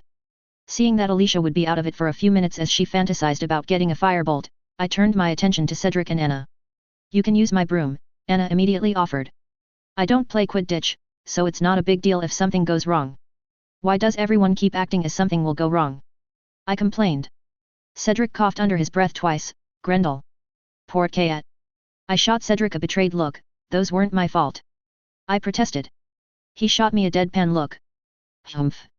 Fine, maybe those incidents were just a tiny bit my fault. But this is different. Cedric didn't look convinced but handed over his broom anyway. Alicia and Cedric both had clean sweep brooms, but Cedric had clean sweep 7, and Alicia had the 6. I was more familiar with Anna's broom as we both had Comet 260s. Just to be thorough in my testing, I had even dug out the old blue bottle broom that I got for my 5th birthday. Not wasting any time, I pulled out my wand and pointed it towards Alicia's broom. I twisted the tip of my wand in a circle, and as I completed the loop, I flicked it up and down at an angle like I was about to write an A. Nulla resistentia. Her broom vibrated for half a second while the charm settled. Pleased, I moved on and cast the spell over the remaining brooms. Still amped up by the promise of a firebolt, Alicia grabbed her broom and took off flying over the Great Lake. As I watched her zoom away, I held my breath. This was it. I was finally going to see my spell in action. I kept my eyes on Alicia as she accelerated over the lake. Everything seemed to be going perfectly until she made a sharp turn. Then she seemed to slide right off the broom as it turned. As she plunged 30 feet down to the lake, we could all hear her shouting expletives, most of which were directed at me. Cedric and Anna turned towards me, with their eyes full of unspoken accusations and judgment. For a moment, words failed me. Whatever I had been expecting, that certainly wasn't what I had in mind. Recovering quickly, I defended my spell. Well, that was clearly her fault. Both Cedric and Anna seemed somewhat skeptical towards my analysis of why Alicia fell out of the sky. They seemed content to wait in silence as Alicia paddled over to her broom and climbed on top of it. She launched herself out of the water and began slowly making her way back to us. As she approached, her blazing eyes warded off any comment on her waterlogged appearance that made her look like a drowned rat. What did you do to my broom? She raged. Made it go faster. I offered. Alicia narrowed her eyes. You did way more than that. Everything was weird, and I've never fallen off my broom before. I motioned towards the first broom I got as a child. Perhaps the blue bottle is more your speed. I teased with a smile. It has a built-in anti-falling charm. For a second, I thought she was going to curse me. But then she held out her broom with a snarky grin. If you're so confident, then give it a go. I immediately backpedaled. I don't think that's necessary. Perhaps Cedric or Anna want to give it a go. I hopefully glanced over to see if I had any volunteers. But to my chagrin, I realized that Cedric and Anna had silently moved away from me when I wasn't paying attention, and neither one of them would meet my gaze. Traitors. Fine, I said with more confidence than I felt. Let me show you how it's done. I'll be honest. I was very tempted to grab the blue bottle. It was probably the safest broom on the market. But I knew I would never hear the end of it if I got on what was widely called the kiddie broom. Besides, I cared more about my pride than about a quick dunk in the lake. I grabbed my Comet 260 and slowly rose into the air. This isn't so bad, I called down. Alicia shooed with her hands. Well, go on then. Show us mere mortals how it's done. From the schadenfreude look on her face, I knew Alicia was hoping I would take a dump in the lake as she did. A quick glance at my other friends told me Anna and Cedric also seemed a tad too eager for me to get on with it. Humph, I'll show them. I gritted my teeth and grabbed hold of the broom so tightly that my knuckles turned white. I was determined that nothing short of death would remove me from this broom. There was no way I was going to give them the satisfaction of seeing me get wet. I started relatively slow as I flew over the lake. Seeing how everything seemed familiar, I leaned forward to pick up speed. It was then that I realized what had thrown Alicia off her game. It was my spell. It had done its job and removed all resistance through the air. But, it also had the side effect of making me feel like I was hovering in place as I flew around. I couldn't feel the touch of wind on my face or it running through my hair as I flew forward. Below, I could see the lake moving. But, it almost felt like I wasn't moving at all. If I shut my eyes, I would assume I wasn't moving. The whole effect threw me for a loop. It was a strange sensation to have your eyes tell you that you are moving, but the rest of your senses insist that you aren't.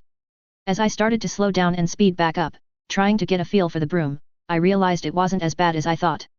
Not all sensation of movement was gone. I could still sort of feel the acceleration and deceleration, but it was muted. If I wasn't concentrating on it, I could almost ignore the feeling entirely. The reason for Alicia's fall also became apparent. Compensating for the air's effect on you as you made a turn at top speed becomes second nature as you learn to fly. I'll bet she leaned in anticipation like she always does, but since there wasn't any air to compensate for, she slipped right off. Everyone would almost have to retrain themselves slightly. It shouldn't be too difficult to pick up now that I understood what happened. Since I wanted to get back so everyone else could start getting used to their brooms, I made a turn. Now that I didn't have to compensate for the air, I barely had to lean right before my broom started to turn. As I got near the shore, Alicia's dark eyes narrowed. It seems she wasn't too pleased that I didn't follow her example of falling into the lake. Before I had even landed, she snapped, "You cheated." I decided to needle her a bit. "I don't know what you're talking about." I held out my broom to Anna and Cedric to inspect. As you can see, my broom held up perfectly fine. I have no idea why Alicia fell off her broom. Maybe she's losing her touch. Alicia's eyes bulged in outrage. She pointed her finger at me. "You." Before she could continue, my shoulders started shaking as I couldn't stop myself from laughing at her expression. All right. I'll tell you why you fell off." After telling everyone my thoughts on the effects of my spell, Alicia seemed mollified. But it didn't stop her from punching me in the shoulder. "I told you it was your spell," she grumbled. Rubbing the pain away, I turned to my less grumpy audience.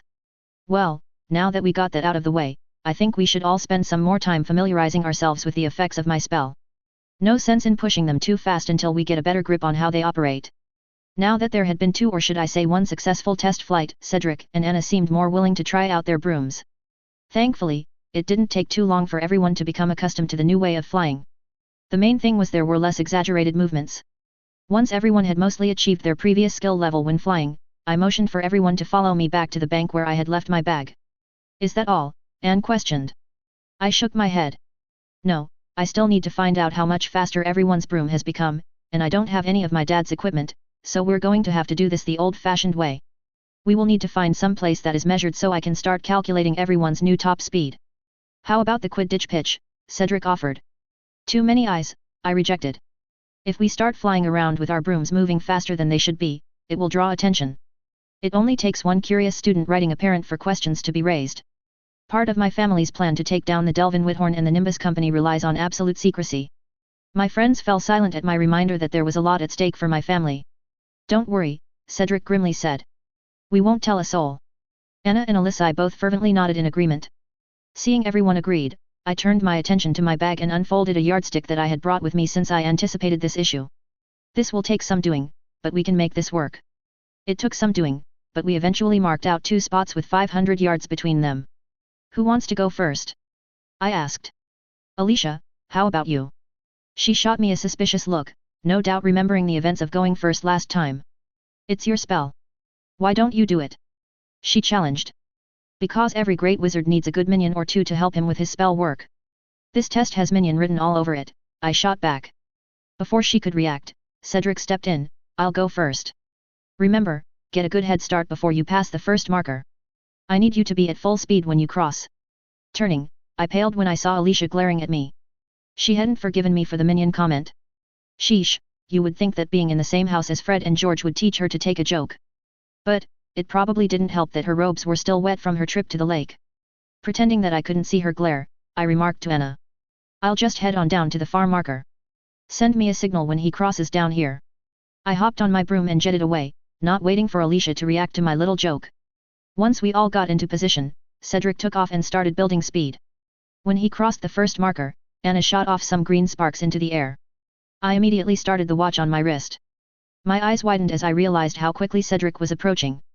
Once he passed my marker, I jotted down the time. "All smiles," Cedric called down. "How was it?"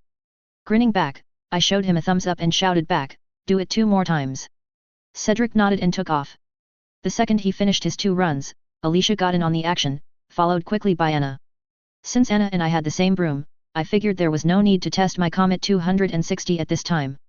It waved my friend to join me on the far side of our test lane. "How was it?" Anna asked with a pleased look on her face. Out of all my friends, I think she was the only one who had instantly grasped how much my spell was worth. Even with her trying to ignore her mum's business, over the years something must have rubbed in. I held up a finger. "Hold on. I'm almost finished.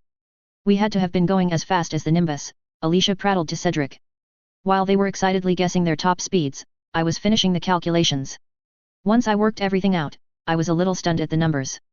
I wanted to do my part in taking down Delvin, but this was more than I hoped for. Once I finished, I looked up at my friends and said the first absent thing that came to mind. You did. Everyone stopped speaking. Did what? Alicia asked. I gave them a lopsided grin. Go as fast as a Nimbus. It took them a few seconds to process what I said, then they all started speaking at once. All right, I said while motioning them to be quiet. As near as I can figure, after averaging near 3 attempts, each of you exceeded your top speed by at least 25%. Cedric had the fastest time, but since his broom has the best top speed at 136 km per hour, 85 miles per hour, that isn't a big surprise. He clocked in at 171 km per hour, 106 miles per hour, beating Nimbus 2000's top speed of 161 km per hour, 100 miles per hour. Looking up from my calculations, I rolled my eyes when I saw Alicia's sulking expression. You and Anna were almost just as fast, I assured her. Both of your brooms started evenly matched at 128 km per hour, 80 miles per hour, but are now dead even with the Nimbus 2000. Merlin's sweaty socks, Anna cursed. How fast did you say your dad's firebolt was? 240 km per hour, 150 miles per hour, I answered. We all fell silent, imagining my spell being added to the firebolt. If the numbers held true, that would bring its top speed somewhere in the range of 300 km per hour, 187 miles per hour. A smirk emerged on my face.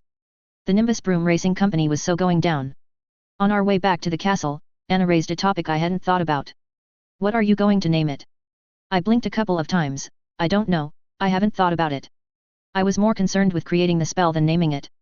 Well, it needs a proper name, she admonished. You could call it the Make Fly Fly Go Zuomi's Charm, Alicia suggested. As one, we all turned to her. What? She defended. I like it. Anna, Cedric, and I turned to one another and had one of our wordless conversations. Formerly, I spoke up. I propose from henceforth Alicia should be banned from any and all spell naming. Do I have a second? Had. Alicia defended. With zero pity in her purple eyes, Anna said, seconded. Cedric, ever the gentleman, added guiltily, third, the motion is passed. HMMPH, Alicia huffed, then grumbled, I'd like to see you do any better. Ignoring Alicia's pouting, Anna suggested, how about Folly's frictionless flight? My eyes sparkled, ooh, I like it. Something about having my name in the spell pleased my inner wizard to no end. I don't know. Cedric interjected. Frictionless isn't an exact fit for what the spell does. Plus, having your name worked into the spell's name is tacky. Fine, Anna huffed. Why don't you give it a try? After giving it a few moments of thought, Cedric suggested, how about the slipstream charm? That's pretty good, Anna admitted. They both looked at me to see if I thought the same. I sighed. It looks like having a spell named after me will have to wait. It is pretty cool, I agreed. Slipstream charm it is. Jumping back into the conversation, Alicia interjected, how long will the spell last on our brooms? I shrugged, probably a couple of weeks. You can't throw a spell onto an existing framework of spells and expect it to last. A spell like this needs to be enchanted in a specific way to make sure they last. I'm sure my dad knows what to do. Sure, Alicia causally agreed. I assume you would be against enchanting the rest of the Gryffindor Quidditch team's brooms. I didn't even have to reply as Anna and Cedric immediately shot down that idea. Fine, she sulked. But, I get the first crack at a firebolt. I think you mean we get the first crack at a firebolt. Cedric corrected. I put an arm around each of them, then mussed Alicia's hair. Don't worry. I take good care of my minions. There will be firebolts for everyone. Alicia's only response was an elbow to my ribs. I shook it off, I think I might have had that one coming. As we walked back to the castle, I mused that Harry Potter wouldn't be the only one with a firebolt in the future. He had better watch out on the Quidditch field. A/N. Finally, we get to see Alex's spell in action. This chapter has been a long time coming and I hope everyone enjoyed it. Needless to say, the spell worked like a charm. Haha, see what I did there? Now, I am sure there are some people out there who are wondering how I arrived at 25% increased efficiency. I'm going to let you in on a little secret. I made it up. While I am sure there are some people out there who could probably work out the actual math, I have neither the skill or patience to work that out. Now, for the clean sweep brooms, and Comet 260s I fudged and guessed with the numbers a bit. I try to keep this story as close in line with the main universe, but sometimes I adjust very small things. As this is a fanfic, I claim it as my right. Chapter 96. Having completed the slipstream charm, I suddenly found myself with an abundance of free time. At first, I wasn't quite sure where to focus my attention. There was still so much I wanted to learn. Sometimes I felt like I could spend lifetimes learning, and it still wouldn't be enough. Having learned Eclumancy, I thought it might be time to start teaching myself Legilimency, but I was a little hesitant to begin. The biggest problem with using Legilimency was the beginning stage. Unlike Eclumancy, there was an incantation to a Legilimency spell that I could pick up within a few weeks if I put my mind to it. The problem with the incantation of the Legilimency spell is that it lacks any and all subtlety. It's more of a brute force version. The book I had from the Heirs library compared the spell to cracking someone's mind open and trying to gain knowledge from a chaotic jumble of memories. From what I remember from the 5th book, where Professor Snape used the spell on Harry, it seems like an accurate description. I really would like to bypass the beginning somehow and move on to the wandless version that Dumbledore and Voldemort can use. But, the book also warned that performing Legilimency without a wand is even more difficult than fully mastering Eclumancy. I'm sure I could turn to my friends for help, but considering how invasive the spell is, I put that option at the bottom of the list. The coldest and most logical part of my brain suggested that I could practice on someone I didn't like and erase their memories when I was finished. But I wasn't sure I wanted to go down that road. Legilimency was useful, but forcefully ripping open someone's unwilling mind so that I could learn an obscure branch of magic was a line I wasn't willing to cross. Yes, I had stuck a toe across the line with some blackmail. But, there is a big difference between blackmailing someone and tearing into their minds. Since I wasn't willing to practice on the unsuspecting, nor did I want to do it to any of my friends, that left me with few options. I suppose I could ask Professor Flitwick or Dumbledore for some advice. But, I doubt they would be willing to teach a third-year student advanced mind magic. Since I didn't have a solution, I decided I would put off learning Legilimency for now. After weighing all my options, I decided to throw myself into finishing my 5th-year spells. I have almost finished with them anyway and should have done it in a couple of weeks. I was looking forward to learning Newt-level magics. The following weeks slipped by without any significant incidents happening.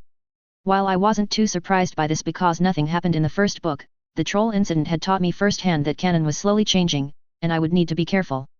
I decided to keep my success with my spell a secret from my family. I wanted to surprise Dad with it when I went home for the winter break. I looked forward to seeing his face when he realized how much faster it would make the firebolt.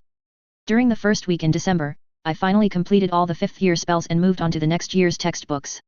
After reading the 1st chapter in the Standard Book of Spells Volume 6, I figured out what I would be spending my newly found free time on: nonverbal spells. Nonverbal spells were precisely what they sounded like. Spells cast without the incantation uttered out loud. You still had to say the incantation, but you said it with your mind rather than your mouth. The biggest advantage of this was an adversary would have no warning about what kind of magic you are about to perform, which gives you a split-second advantage. I will never forget the professional dueling tournament that Uncle John took me to when I was younger. All the top duelists there used nonverbal spells. Seeing spells tossed at one another in silent fervor was an amazing sight. As useful as nonverbal spells are, many people never become very efficient with them. They require a great deal of concentration and mental discipline, which some people lack. There are other reasons why some people don't use them as well. For example, some spells can have their potency reduced when used nonverbally. A great example is when Hermione was cursed by Antonin Dolohov, a Death Eater in the Department of Mysteries battle. Had Dolohov not had the silencing charm used on him, the curse he used probably would have killed Hermione. Another reason why some may not use a nonverbal spell is that it's not needed. My dad rarely uses them in his work. He prefers speaking the incantations as he claims it helps him concentrate on what he is working on, rather than dedicating mental energy to getting the spell to work nonverbally. Still, I was looking forward to practicing nonverbal spells. I probably won't have many spells ready for the dueling competition in a couple of weeks. But, I bet by the time the international competition comes around in April I can give everyone a big surprise. I was still somewhat sore that my debut on the international stage was interrupted by an unexpected trip to China. But, if I can master enough nonverbal spells by April, I have a feeling I will shock the seniors in the Silver Spears. Although I hadn't been as focused on dueling this year as I did last year, I still had hopes of one day receiving training from a dueling master. The Silver Spears guarantees assistance and some training for any member in good standing if they wish to join the professional dueling league. But honestly, I don't think I am too interested in going pro. Not to mention, by the time I graduate, Voldemort will have returned. So, who knows what will be going on by then. But, if I can impress one of the masters, I could be offered a summer apprenticeship starting after my 5th year. I know Zach was offered one this past summer, and I expect it will show during the competitions this year. With all that in mind, one evening at the beginning of December. I was deep within the sanctum of the Ravenclaw Tower, practicing nonverbal spells. Just like the books promised they would be, I found nonverbal spells to be extraordinarily difficult. Not for the first time, I mentally chanted Incendio as I made a triangle motion with my wand. Like all my previous attempts, no fire erupted from my wand. Work, damn it! I cursed. Working on nonverbal spells could be maddening. Not being able to work a spell I could have performed with my eyes closed was annoying the crap out of me. I had been performing the basic fire charm for years at this point. Logically, I knew that it would take some time for me to succeed. But still, part of me had silently scoffed that this would be only slightly more challenging, and I would pick it up right away. Determined to make this work, I gritted my teeth and held my breath in concentration. Incendio, incendio, incendio, I mentally murmured. You know, a snide voice cut in. When you make that face, I can't tell if you're trying to cast a spell or just really constipated.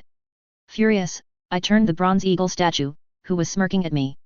I snapped my wand at it, Reducio. I'll forever treasure the look on the statue's face. It was a delicious mixture of shock and outrage sprinkled with a hint of surprise. I don't think it ever expected me actually to do anything to it. Slowly, the statue began shrinking before my eyes. What did you do to me? The eagle demanded as it continued to shrink. I chuckled maliciously. Oh, nothing much. I just thought you could use a benefit from a change in perspective. The shrinking continued until the bronze eagle was about the size of a baby chicklet. Looming over the statue, I chuckled, there. Now you should have a more accurate measure of our relationship. The eagle waved its wings about and squeaked out in a tiny voice. How dare you? You'll pay for this. Peals of laughter erupted from behind me. Turning, I saw the grey lady hovering behind me, looking absolutely delighted at the statue's predicament. If anything, I think the statue was more upset at seeing the grey lady seeing him in this situation than he was about being shrunk in the first place. Fuming, the statue hopped around in a little circle. With each hop, the statue demanded, turn. Me. Back. Right. Now. Not until you've learned your lesson, I explained. Not willing to remain shrunken in the presence of the grey lady, the tiny statue huffed its displeasure and disappeared. Don't worry. The grey lady said. He'll be back once he calms down. Out of curiosity, what did he do to get shrunk? He kept distracting me with snide comments while I was working on a nonverbal spell. As silence filled the room, my face reddened in embarrassment as I realized how petty that sounded. Maybe I went too far, I lamely offered. The grey lady chuckled in amusement. I'm sure it's fine, she said. I've known the eagle for far longer than you, and you're not the first heir of Ravenclaw to curse it. Hearing that I wasn't the only heir to use magic on the eagle made me feel better. What's the statue's problem? It constantly makes rude and snarky remarks. I would have thought me being the heir of Ravenclaw would make it more agreeable. Helena snorted, that statue has only loved and respected one person, and that was my mother. He only tolerates you because you're an heir. It probably doesn't help that he has pretty much kept to himself for 1,000 years. Anyone who spends that much time alone is sure to have a few loose screws. Sounds like a lonely existence. I mused. Why does he spend all his time alone? Being personally created by Rowena ensures that he would be more than welcome in Ravenclaw Tower. Helena shrugged, who knows? I doubt it was my mother's intention that he remain so isolated. She could be cold, but she was never needlessly cruel. Perhaps that's just the way he is. Maybe you should ask him sometime. We fell into a comfortable silence, and just when I was about to return to my silent casting, Helena remarked, so you moved on to nonverbal spells, that's quite remarkable, even for an heir. I grimaced, well, I haven't actually successfully yet. I'm having more difficulty than I thought I would. That's not a big surprise, Helena soothed. There is a reason why they don't introduce nonverbal spells until the 6th year. Do you know of any tricks I can use? Helena shook her transparent head. I'm afraid not. There isn't any trick or clever workaround to nonverbal spells. It simply takes a great deal of mental discipline and concentration combined with a great deal of repetition. For some reason, her reply relaxed me. For the last 2 years, if I have learned how to do anything, it was how to persevere. First with occlumency, then with creating a spell. If the only thing standing in my way from learning nonverbal spells was mental focus and repetition, then it was only a matter of time before I would succeed. Filled with confidence, I gathered all my mental energy, which had been honed over the past few years. Thoughts of fire filled my mind, and I mentally shouted Incendio. A small glowing orange ember shot out of the tip of my wand. Even though it was far from the fire charm I had been going for, it was a start.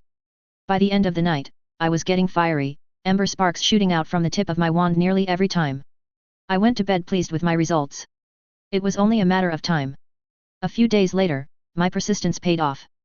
With a mere thought, I was now about to send streams of fire at anyone or anything I wanted. The next 2 weeks went by in a blur, and soon it was time to board the Hogwarts Express and head home for a few weeks. When I got to the platform, I found Mum waiting for me alone. "Where is everyone?" "The girls are with your grandma, and your dad had to take care of some business, so it's just me today." After trying to smother me to death, Mum motioned for me to follow. "Come on, Lola has been whipping up a feast for everyone all day. She'll be in tears if we're late." By the time we got home, the last rays of sunshine were fading away. As soon as I got inside, I was nearly bowled over by the twins. But, they quickly abandoned me in favor of Athena, who was always happy to be the center of attention. Hearing all the commotion, Grandma wandered into the room. "Alex," she happily greeted. Sweeping me into a hug, she added, "It's so good to see you." In a playful voice, she said, "So a little birdie told me you are at the top of the list for the student exchange program." A ghost of a smile appeared on my face. "What do you think of my chances?" She patted me on the cheek and winked at me. "If I had to guess, I would say you have it in the bag. You might even see some familiar faces along the way as well." I smiled, pleased at her reassurance about my friends coming along. When I had written to her earlier in the year and asked for her help, she warned me that while she could pretty much guarantee I would have a spot, my friends were another matter. "Your professors must like you and your friends. All of you were at the top of the list for consideration. It made it easy for me to push for all of you to be selected." "So it's official," I eagerly confirmed. "We all got selected for the student exchange." Grandma nodded. "I'm sure you will be informed when you return to school. Now that you have been selected, you still have to choose what school you wish to attend next year officially. Are you still planning on going to UAgadu?" Seeing me nod, she mused, "I think that's a good choice.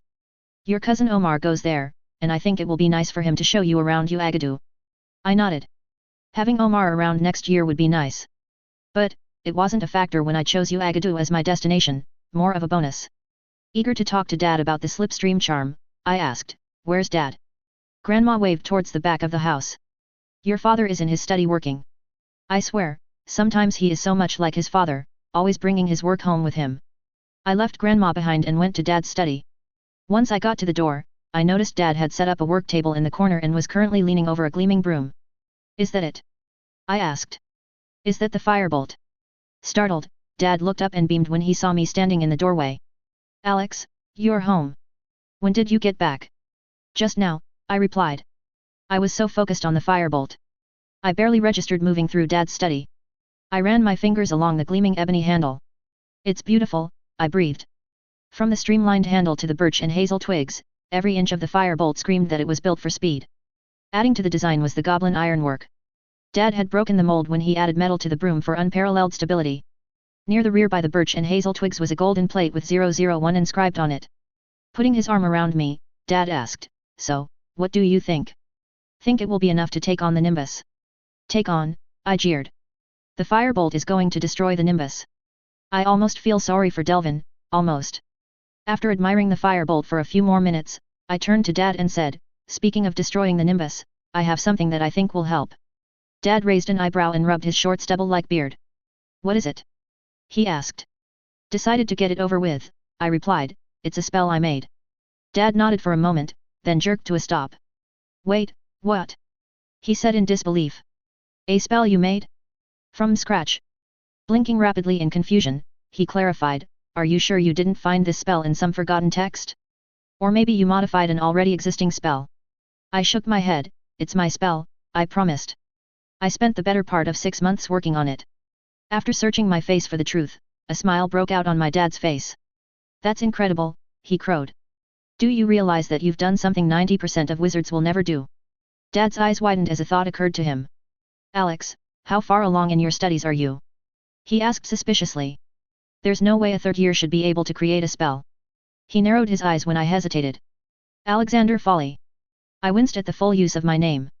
I usually only got that from Mum, and then it was only when she was really serious.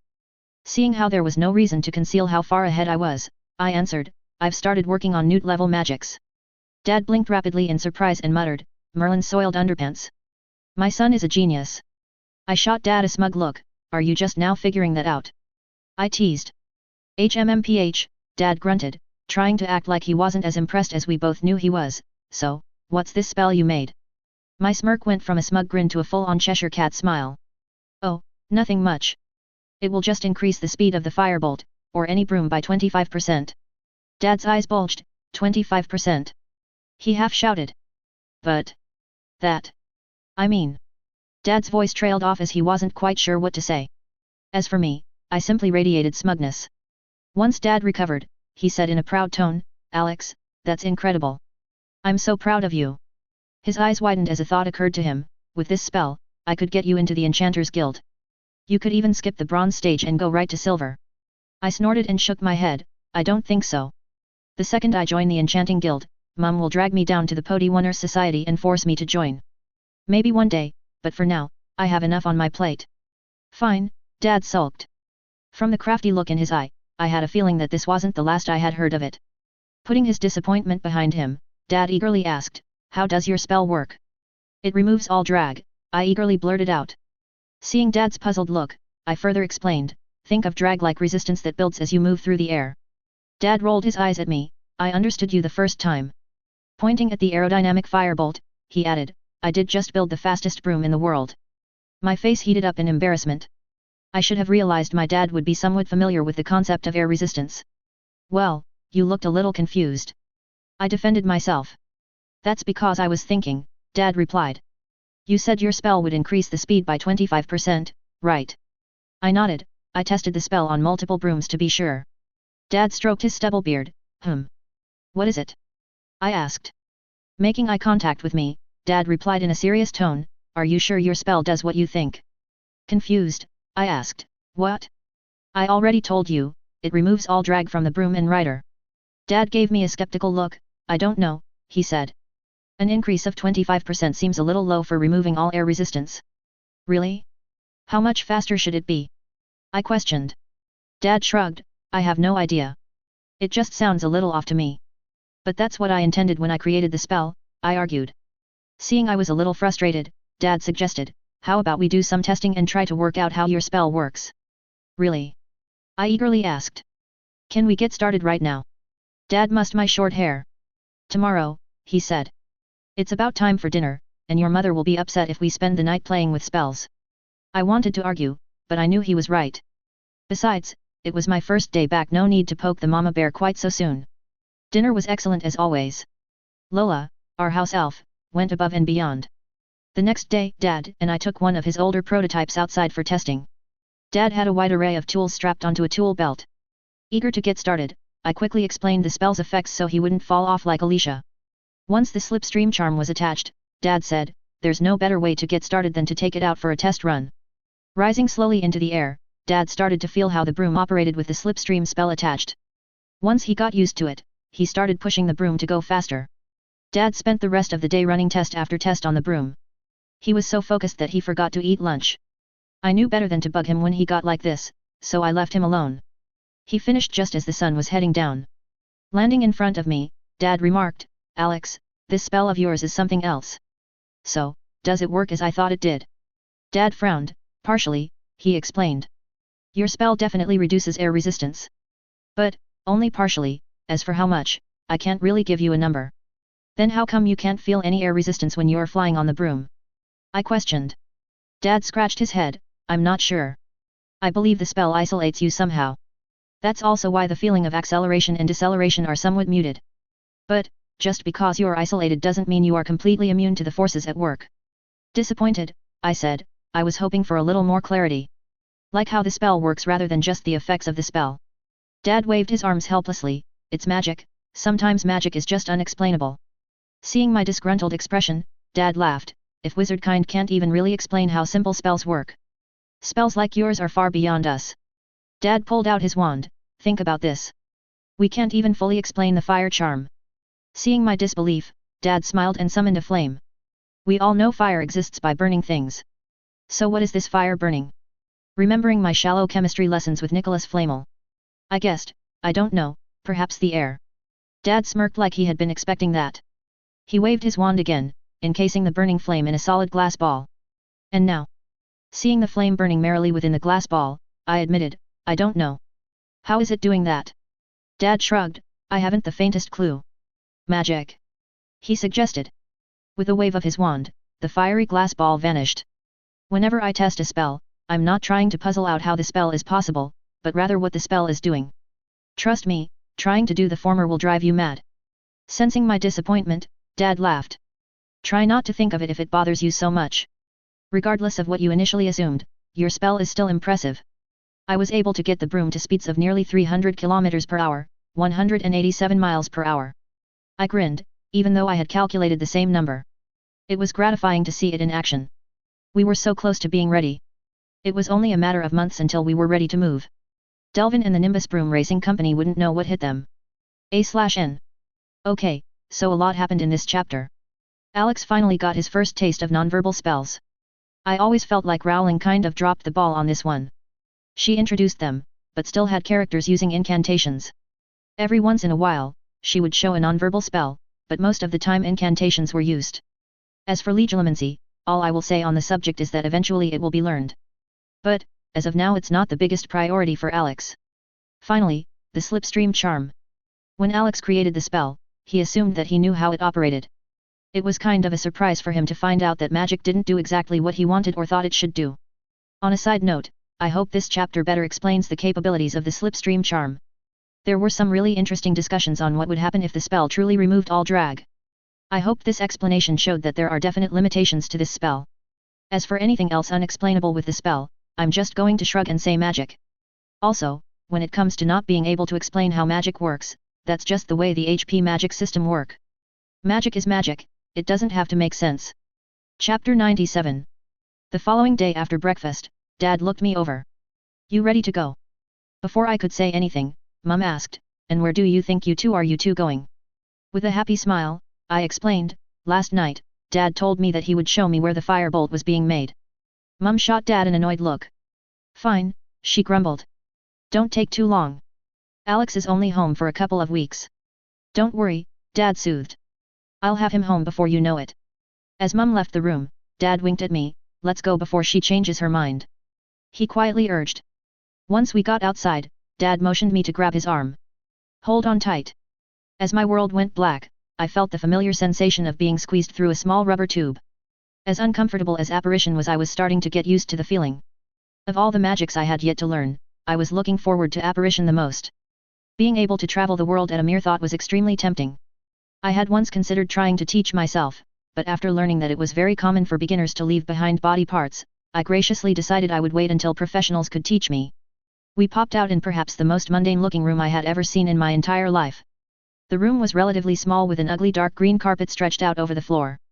Several uncomfortable folding chairs were leaning against the walls that seemed to discourage anyone from sitting. On one side was a door leading to the outside, and on the other, a door that led deeper into the building. A little weirded out by the room's aesthetics, I remarked, this looks like the waiting room for purgatory. Dad laughed, it's camouflage, it's supposed to be boring and unremarkable. Motioning me to follow, come on, let me show you the good stuff. Dad opened the door that led deeper into the building, revealing a ridiculously long hallway that seemed to go on. At the end of the hall was a pair of armored statues that looked out of place, but knowing the magical world, they were probably there to defend the elevator behind them. Once inside the elevator, Dad held his wand up to an unmarked button and, without warning, he pushed it to the handle and then gave it a turn. With a lurch, the elevator started going down. When the elevator stopped moving, the doors opened and revealed a large warehouse. Inside were dozens of workstations lined up next to each other. I saw a dozen witches and wizards with their wands out as they worked on various pieces of firebolts. I even saw a couple of goblins assembling the goblin-forged parts. It's called an assembly line, Dad explained. Barbara explained the concept to me. It's supposed to make manufacturing a lot more efficient. I started counting workstations and asked, how many spells go into the firebolt? Quite a few, Dad admitted. Many are relatively simple spells, like the anti-theft, anti-rot, and a dozen other spells designed to keep the firebolt in top condition. But, that's not counting the more potent spells worked into the broom that make it the fastest in the world. Who's doing the work? Where did you get everyone from? Dad nodded, that's where the enchanting guild comes in.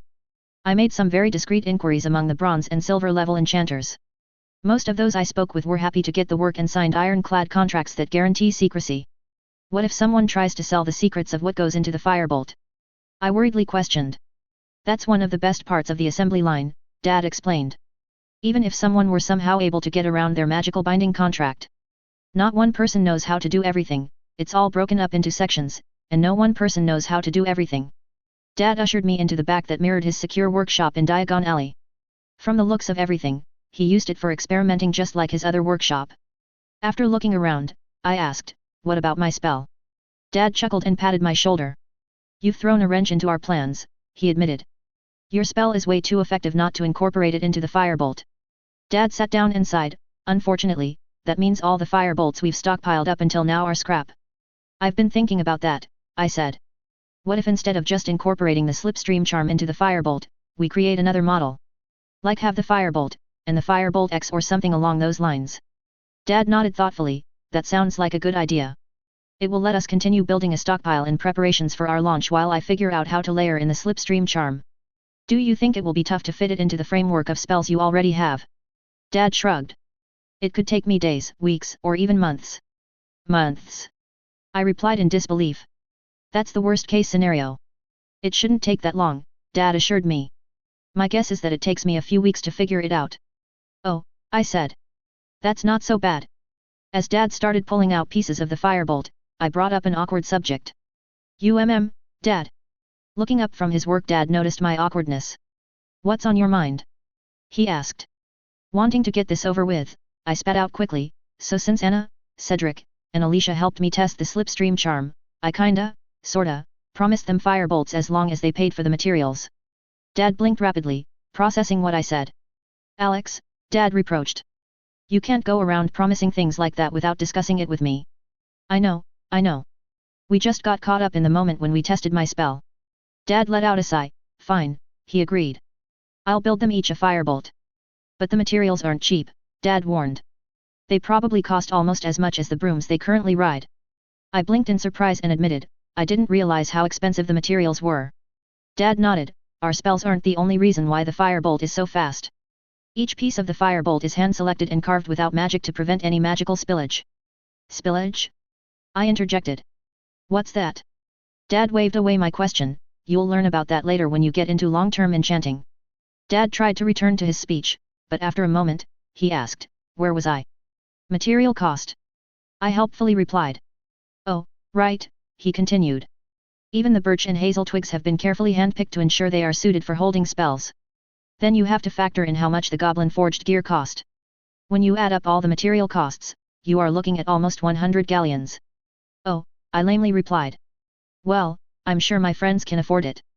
They know they are getting a good deal out of it." Dad snorted as if that were an understatement. Still a little put off at my promise, Dad grumbled, "Not to mention the time it will take for me to figure out how to work your spell into the firebolt." Dad paused as if an idea just occurred to him. "You know, I just had an interesting thought. Rather than take the time to build 3 firebolts for your friends, how about I teach you how to make one yourself? That way, when your friends can afford the materials, you can make it yourself." My eyes lit up. "Really? That would be great. I would love to learn how to put one together." Eager to get started, I asked, "Do you think you can teach me everything in the next 2 weeks?" Dad snorted. "No, there is way too much to learn about enchanting in that amount of time." Before I could protest, Dad added, "But, I can teach you the hard parts and teach you enough where you can get started on your own." The protest I had been about to make faded away. I was always happy to learn new things. Dad rubbed his brow while trying to decide where to begin. "All right," he said. "I suppose I should start with how to make spells last." Before I could ask what he meant, Dad asked, "Have you noticed that all the things you've charmed in class never last long?" I nodded. "I just assumed they weren't designed to last." "They aren't," Dad agreed. "But, if spells like that don't last long, how come enchanters can sell things that have spells that last for years?" Dad smirked at me. "Come on, Alex. You're smart. I know you can figure this one out on your own." I avoided the temptation to roll my eyes. Dad liked to let me puzzle things out by myself. He says that one thing that holds many enchanters back is they don't have the skill to reason out problems for themselves. After thinking about it, I replied, "2 things come to mind." Dad motioned me to explain with his hand. "The first is that you use more advanced spells to enchant things. But, considering how many spells that would entail, I doubt that is the answer." I scanned Dad's face for a reaction, but he kept it blank, not wanting to give anything away. "My other idea is there is a spell or something that you can use that will somehow make the charm last longer than it should." Dad smiled. "You're on the right track." He rubbed my head affectionately and declared victoriously, "I told your mother that you were more suited to becoming a charm crafter like me than a pody oneer like her." This time, I rolled my eyes.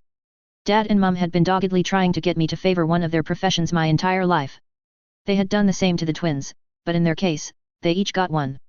Mum got Rebecca and was forcing as much potion knowledge down her throat as she could. I felt a little guilty towards Rebecca. I think I had warped Mum's understanding of how much a kid could reasonably learn.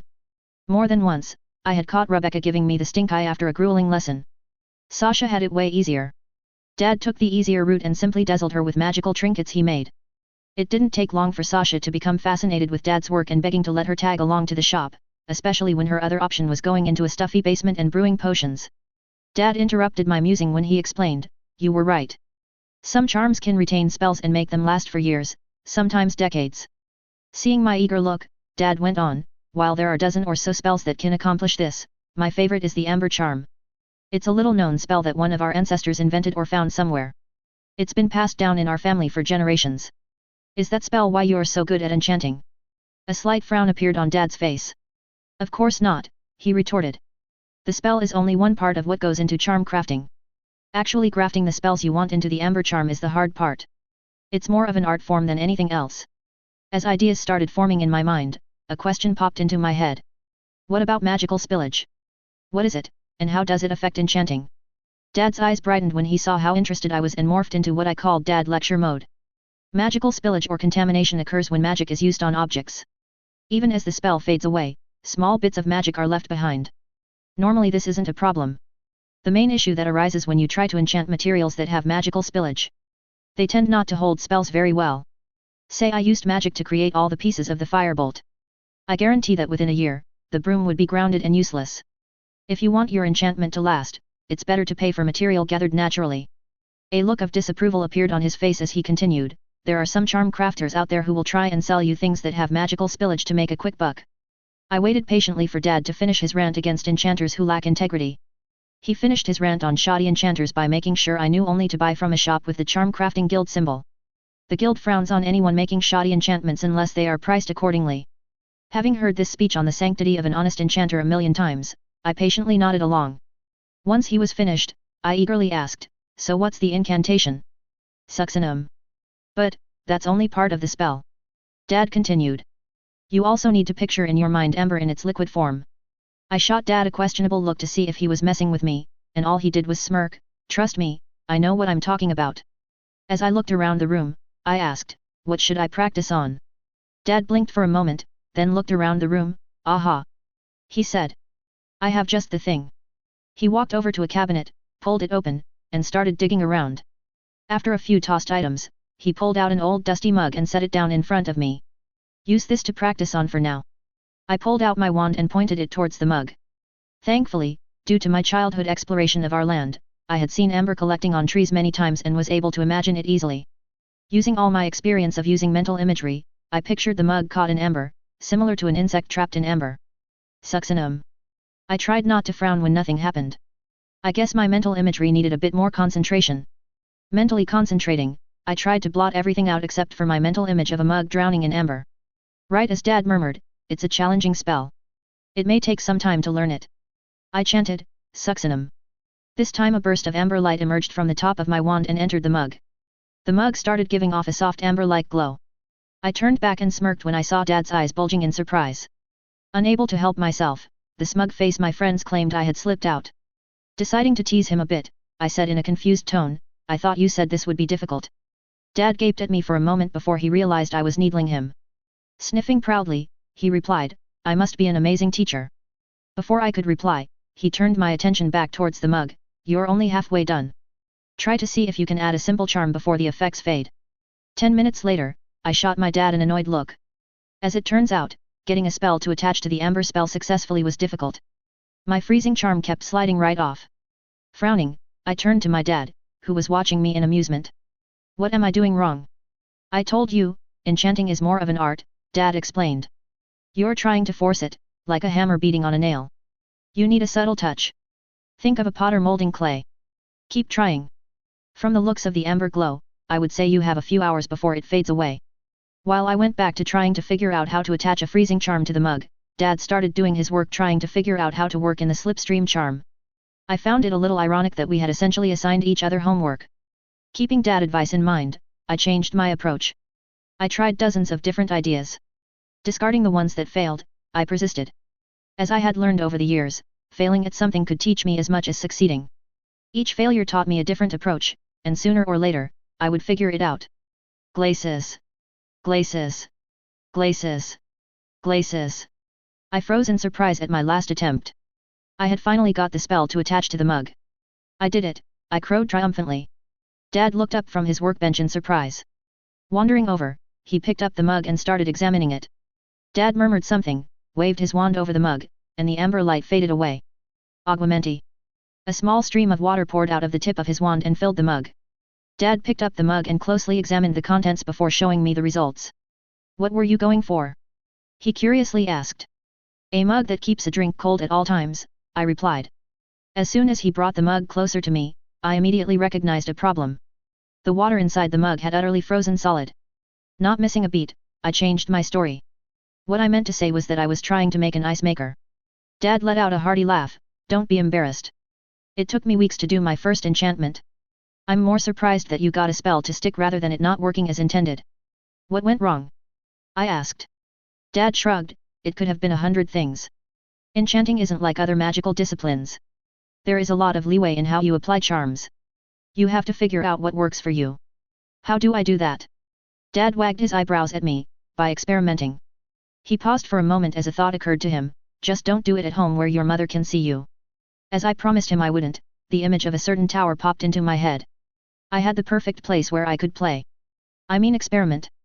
Chapter 98. Later that